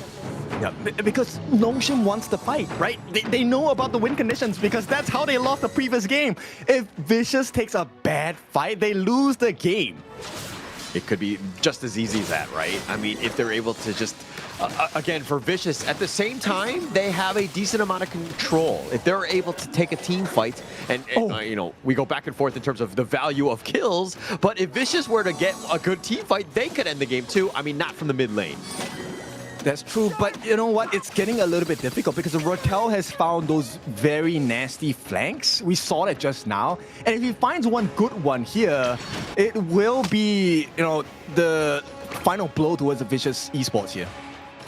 Now, Nongshim right now, like, prowling around. I mean, this game is only 12 minutes in, right? It feels like it's like 30 minutes in, or you know what I mean? It feels like it's been much longer. But the way these two teams have been able to brawl, fight for objectives, it's like a very, very deep, engaging game that has kind of gone the distance, and we're only at the 12-minute mark. It is, but this one is a difficult position to be in, right? Because now they've taken the Shadow Overlord. This is with the Primal Bond, by the way. So Nongshim Redforce, they have fulfilled the two big win conditions that they're looking for. One is map pressure, second is battle prowess strength. The map control is the big piece. I mean, when you have Vanguards that are going to be pushing Vicious, they need to find some sort of angle to get the potential jump in. I mean, it doesn't look like Nongshim are going to really make that first step here. I mean, ideally they will want to, but they also understand, right? If you get sniped down by Cliché, it changes the whole fight. It will take everything. Kyung9 on the board, looking to be set up. No, it doesn't really. I mean, they lock him in, but it's under the tower. It doesn't seem like it's much, but it's zoned away from the mid T3. Yep, it's a zoning play. Perfect. They get a T3 at the bottom as well. Nongshim, this is exactly what they wanted. There is still a wave of Vanguards coming in on all three lanes. Shadow Overlord at the bottom as well. 7-5. This is a 5,000 goal lead for the side of Nongshim. They have to capitalize on this one. They've been playing this one so well. This is that slow siege that we're talking about. They have Namu with the heals as well. They're not going away anytime soon. Yeah, they're looking for an opening. Siwi works his way onto the side of Kyung9. He's falling low. Final blow will be there. Haku gets the first kill of this game, of this fight. And right now, there is no more T3s available for the side of Vicious Esports. The Crystal is exposed as well. Get the finish. That's the call for the Nongshim boys. But they have to be patient a little bit longer. Right now, one more wave, three more actually, from all three lanes. Cliche needs to land those nice couple plays. Super minions are underway, especially since there's no T3s, and you think that Vicious are like, okay, we got them where we want them. Okay, nice stun. They're trying to push Doe back as well. They need that catch. It is not going to be enough. Cliche is out. There's no more damage. Nongshim, welcome to the Grand Finals. Welcome to potential KWC. Congratulations to Nongshim Redforce as they go in. You could tell they are so relieved for them. The Hanmoon has been restored. They are going to be exerting the dominance and representing Korea as they go not only into the Grand Finals, but the KWC. Again, really well played by Nongshim Redforce. Yeah, and of course, they get to bring one more game, one more series onto the hands of VP, but it's not going to be an easy journey. From what we know, we are going to be practicing the winner's bracket advantage here. Yeah. So just to kind of help explain, it's going to be one best of 7, the first one, right? And if Nongshim were to beat Virtus Pro, it's a Grand Finals reset. So they could potentially play 2 best of 7s back to back. And that's the huge advantage that you get for being, for not losing in the winner brackets throughout the entire time. Virtus Pro are going to be happy with that extra life. But I mean, we kind of saw that. Do you really want to go 14 games against Nongshim Redforce in the end? Well, I think we all want to see that, right? And as casters, I think we definitely want our colleagues to shine on the broadcast. Go for the full 14 games, man. But let's cover this game first. This result, 4-2, what a series coming in from Nongshim Redforce. Yeah, I don't know if you were blessing them or cursing the guys that will be casting tomorrow, but I felt it both ways. I don't know how it's gonna go, but again, just Nongshim, just too strong in the end, being able to kind of close that one out. You even saw the 404 KDA by Rattel, but for me, he was the MVP for me. He just had so much impact in this one. Look, 404 is like the dream KDA in this situation, right? Because it's era 404. You couldn't find Rattel if you wanted to on the side of Vicious Esports. He was the one person that made life so difficult, and they were bubbling under this entire match, right? Because we saw at Vicious Esports, the way they controlled the gorge, so strong. So incredibly strong, right? And then the way that they were able to initiate, the timing, right? The patience to go in. And this is kind of like that early start where, it wasn't the greatest for Nongshim. It didn't seem like VC were able to kind of fully utilize, the Da Chao in the end. They weren't able to split push because one way to just stop a split push is to just go in, right? You control all 3 lanes where you're going to go. It's a ramyeon play, right? You have to wait until the perfect timing. Let them bubble, let them cook, let them simmer. And once that timing is right, they will be explosive in flavor. Yeah, and they were able to just take that out. Congratulations again to Nongshim. The way that they were able to kind of weather the storm, right? I think that you could see how the Vicious were throwing literally everything in the kitchen sink, trying to get themselves back into this game and trying to go in. But this is that moment where you're kind of thinking, oh, Haku goes down. But then Rattel on the cleanup crew was able to just do enough. And finding Kyung9 and Doe was just game-winning for them. I think the biggest difference maker here is that, Doe, yes, he's the farm laner, but he's able to deal consistent damage, right? The longer he stays alive, that's good. But for Cliche, it's very different. Cliche is very skill-based. So his damage output only comes every couple of seconds. And the moment you remove Cliche from the fights, there is no more damage to be had. And I love this. Ignore the fights, go for the crystal.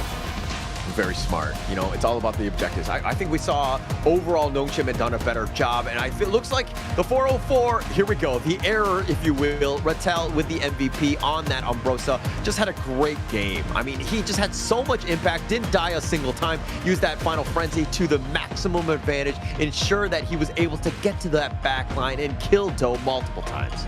Yeah, perfect storyline coming in for the side of Nongshim Redforce. They've shown you once in KIS4 that they are worthy of that Grand Finals slot. They did not get that Grand Finals win. Now, they're on the cusp of doing something even more in the Pro Leagues. KML now, they can go on to the Grand Finals maybe pull off the biggest win ever, because to do so, they have to win in 2 best of 7s in a row against arguably the strongest team in KML, Virtus Pro.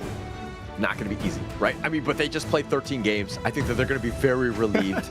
Let them take a bit of a break. Let them get some dinner, maybe eat some ramen. And this is the result of today. It's going to be 4-3. Went to the ultimate battle. Virtus Pro eking that one out. Congratulations to them as they make the grand finals. And in the lower bracket finals, Vicious fought valiantly. Unfortunately, they will drop 2-4 to Nongshim, who make it to the grand finals. And of course, the KWC. Right, so this is going to bring us to tomorrow's games. Once again, as we explained, this is going to be another best of 7, but it's going to be 2 best of 7s if Nongshim gets their way. So throughout all the battles of our playoffs, this have been the result. Stamina, of course, going up against Vicious, they got destroyed 4-2. But that same fate was returned back to Vicious. They could not make the cut this time, so Nongshim progresses. Of course, VP, we saw them dismantle Nongshim earlier with the ultimate battle. Took a bit of time, but tomorrow, is it going to be the same case? I mean, we're going to have to find out. I think that that's the biggest thing. And you're looking at this is not deja vu. This is not an error. This is the potential, right? If Virtus Pro win out that first series, match number 6 against Nongshim, if they win, they just become the champion, right? But if Nongshim were able to somehow overcome Virtus Pro, which we haven't seen thus far in the KML, we get a grand finals reset. We do it again in the second match. I want to see this one go to 14 games. I think that that would be the most important way to ensure of representing the KML, because like both of these squads getting to the final 2, again, huge high hopes, and a big congratulations to these squads who are, again, I want to say that they did well because they were on a recent Honor of Kings podcast, and that was what propelled them to this championship here. I fully agree as well. I mean, they deserve the full 14-game series run, right? I mean, tomorrow's going to be a bang of a day. Tomorrow is not going to be us. Tomorrow it's going to be Sagi and Dash, and I think they will be able to elevate this entire series into the best possible form, man.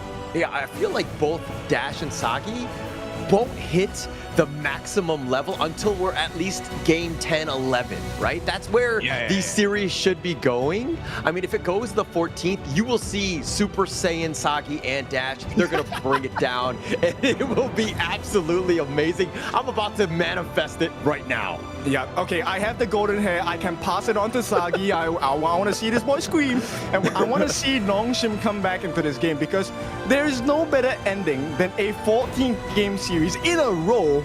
And you know what? It doesn't matter because they have already qualified for KWC. But we need to see them get the practice in. We need to get those bans and picks in. We need to see monstrous drafts as well, because this next step is the best of the best. It's the international run. You're going up against the best of every region. You need to get those reps in. Yeah. And actually, just on this level as well, right? There's a lot at stake. There's money on the line, everything that you want. This is that perfect moment to ensure that you just kind of get that, that timing in, right? And we saw that Nongshim are willing to go the distance every single time against Virtus Pro, but they have not been able to slay the giant that is Virtus Pro as of yet. But I expect that they will bring everything tomorrow. Yeah, I think it's time for them to kind of polish up, their equipment, shine their shields, get ready for a big battle, because Virtus Pro, I think, based on the performance of the entire tournament, this has really been one of the most spectacular performances in KML. Granted, this is like the brand new league where we kind of gather every single team together, but these are the best of the best, right? The creme de la creme of the 3 leagues, East League, West League, WKS, and VP have proven time and time again that they are the ones to take down. So that is a huge monumental task tomorrow. Nongshim should be up for it. We hope so. I mean, they've always gone the distance. And I think that Nongshim, after even today, going against Vicious, you got a little bit more, a couple more lessons. You've kind of learned from the losses that you had and able to kind of show that resilience. I think that is going to pay off more in the end, especially going up against Virtus Pro. Now you can retool, you can go back at it and really strike fear in the hearts of Virtus Pro in this case. Yeah, I'm just curious to see what kind of drafts we'll get tomorrow. We have not seen the young Gendolia come out from Nongshim in the second part of this best of 7 for today, and I feel like maybe that will happen tomorrow as well. Maybe there's a formula that VP have identified as a weakness, but at the same time, Coach YK is someone who we know is someone that's really creative, right? So I want to see this creativity at play. What other strats can you bring out, because you're going up against a monster squad that is VP, and VP need to be testing. Yeah, I think that he needs to not shake up everything, but I think a couple changes here and there will really help them out, because some of the drafts there were slight edges in favor of Virtus Pro, and that's kind of where they were able to kind of excel, right?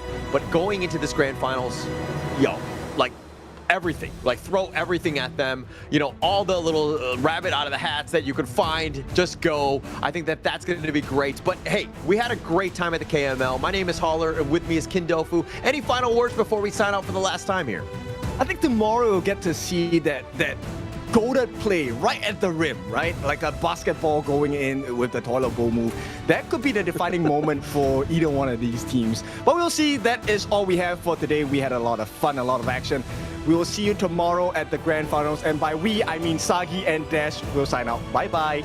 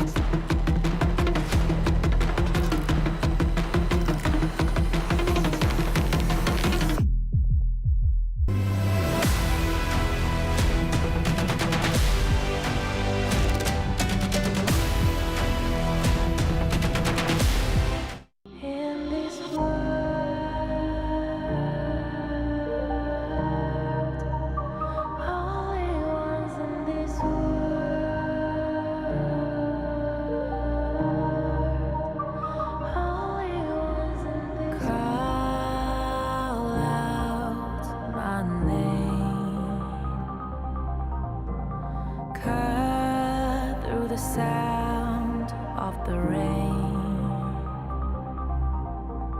No matter how I feed the flame, you know I feel the darkness and the pain.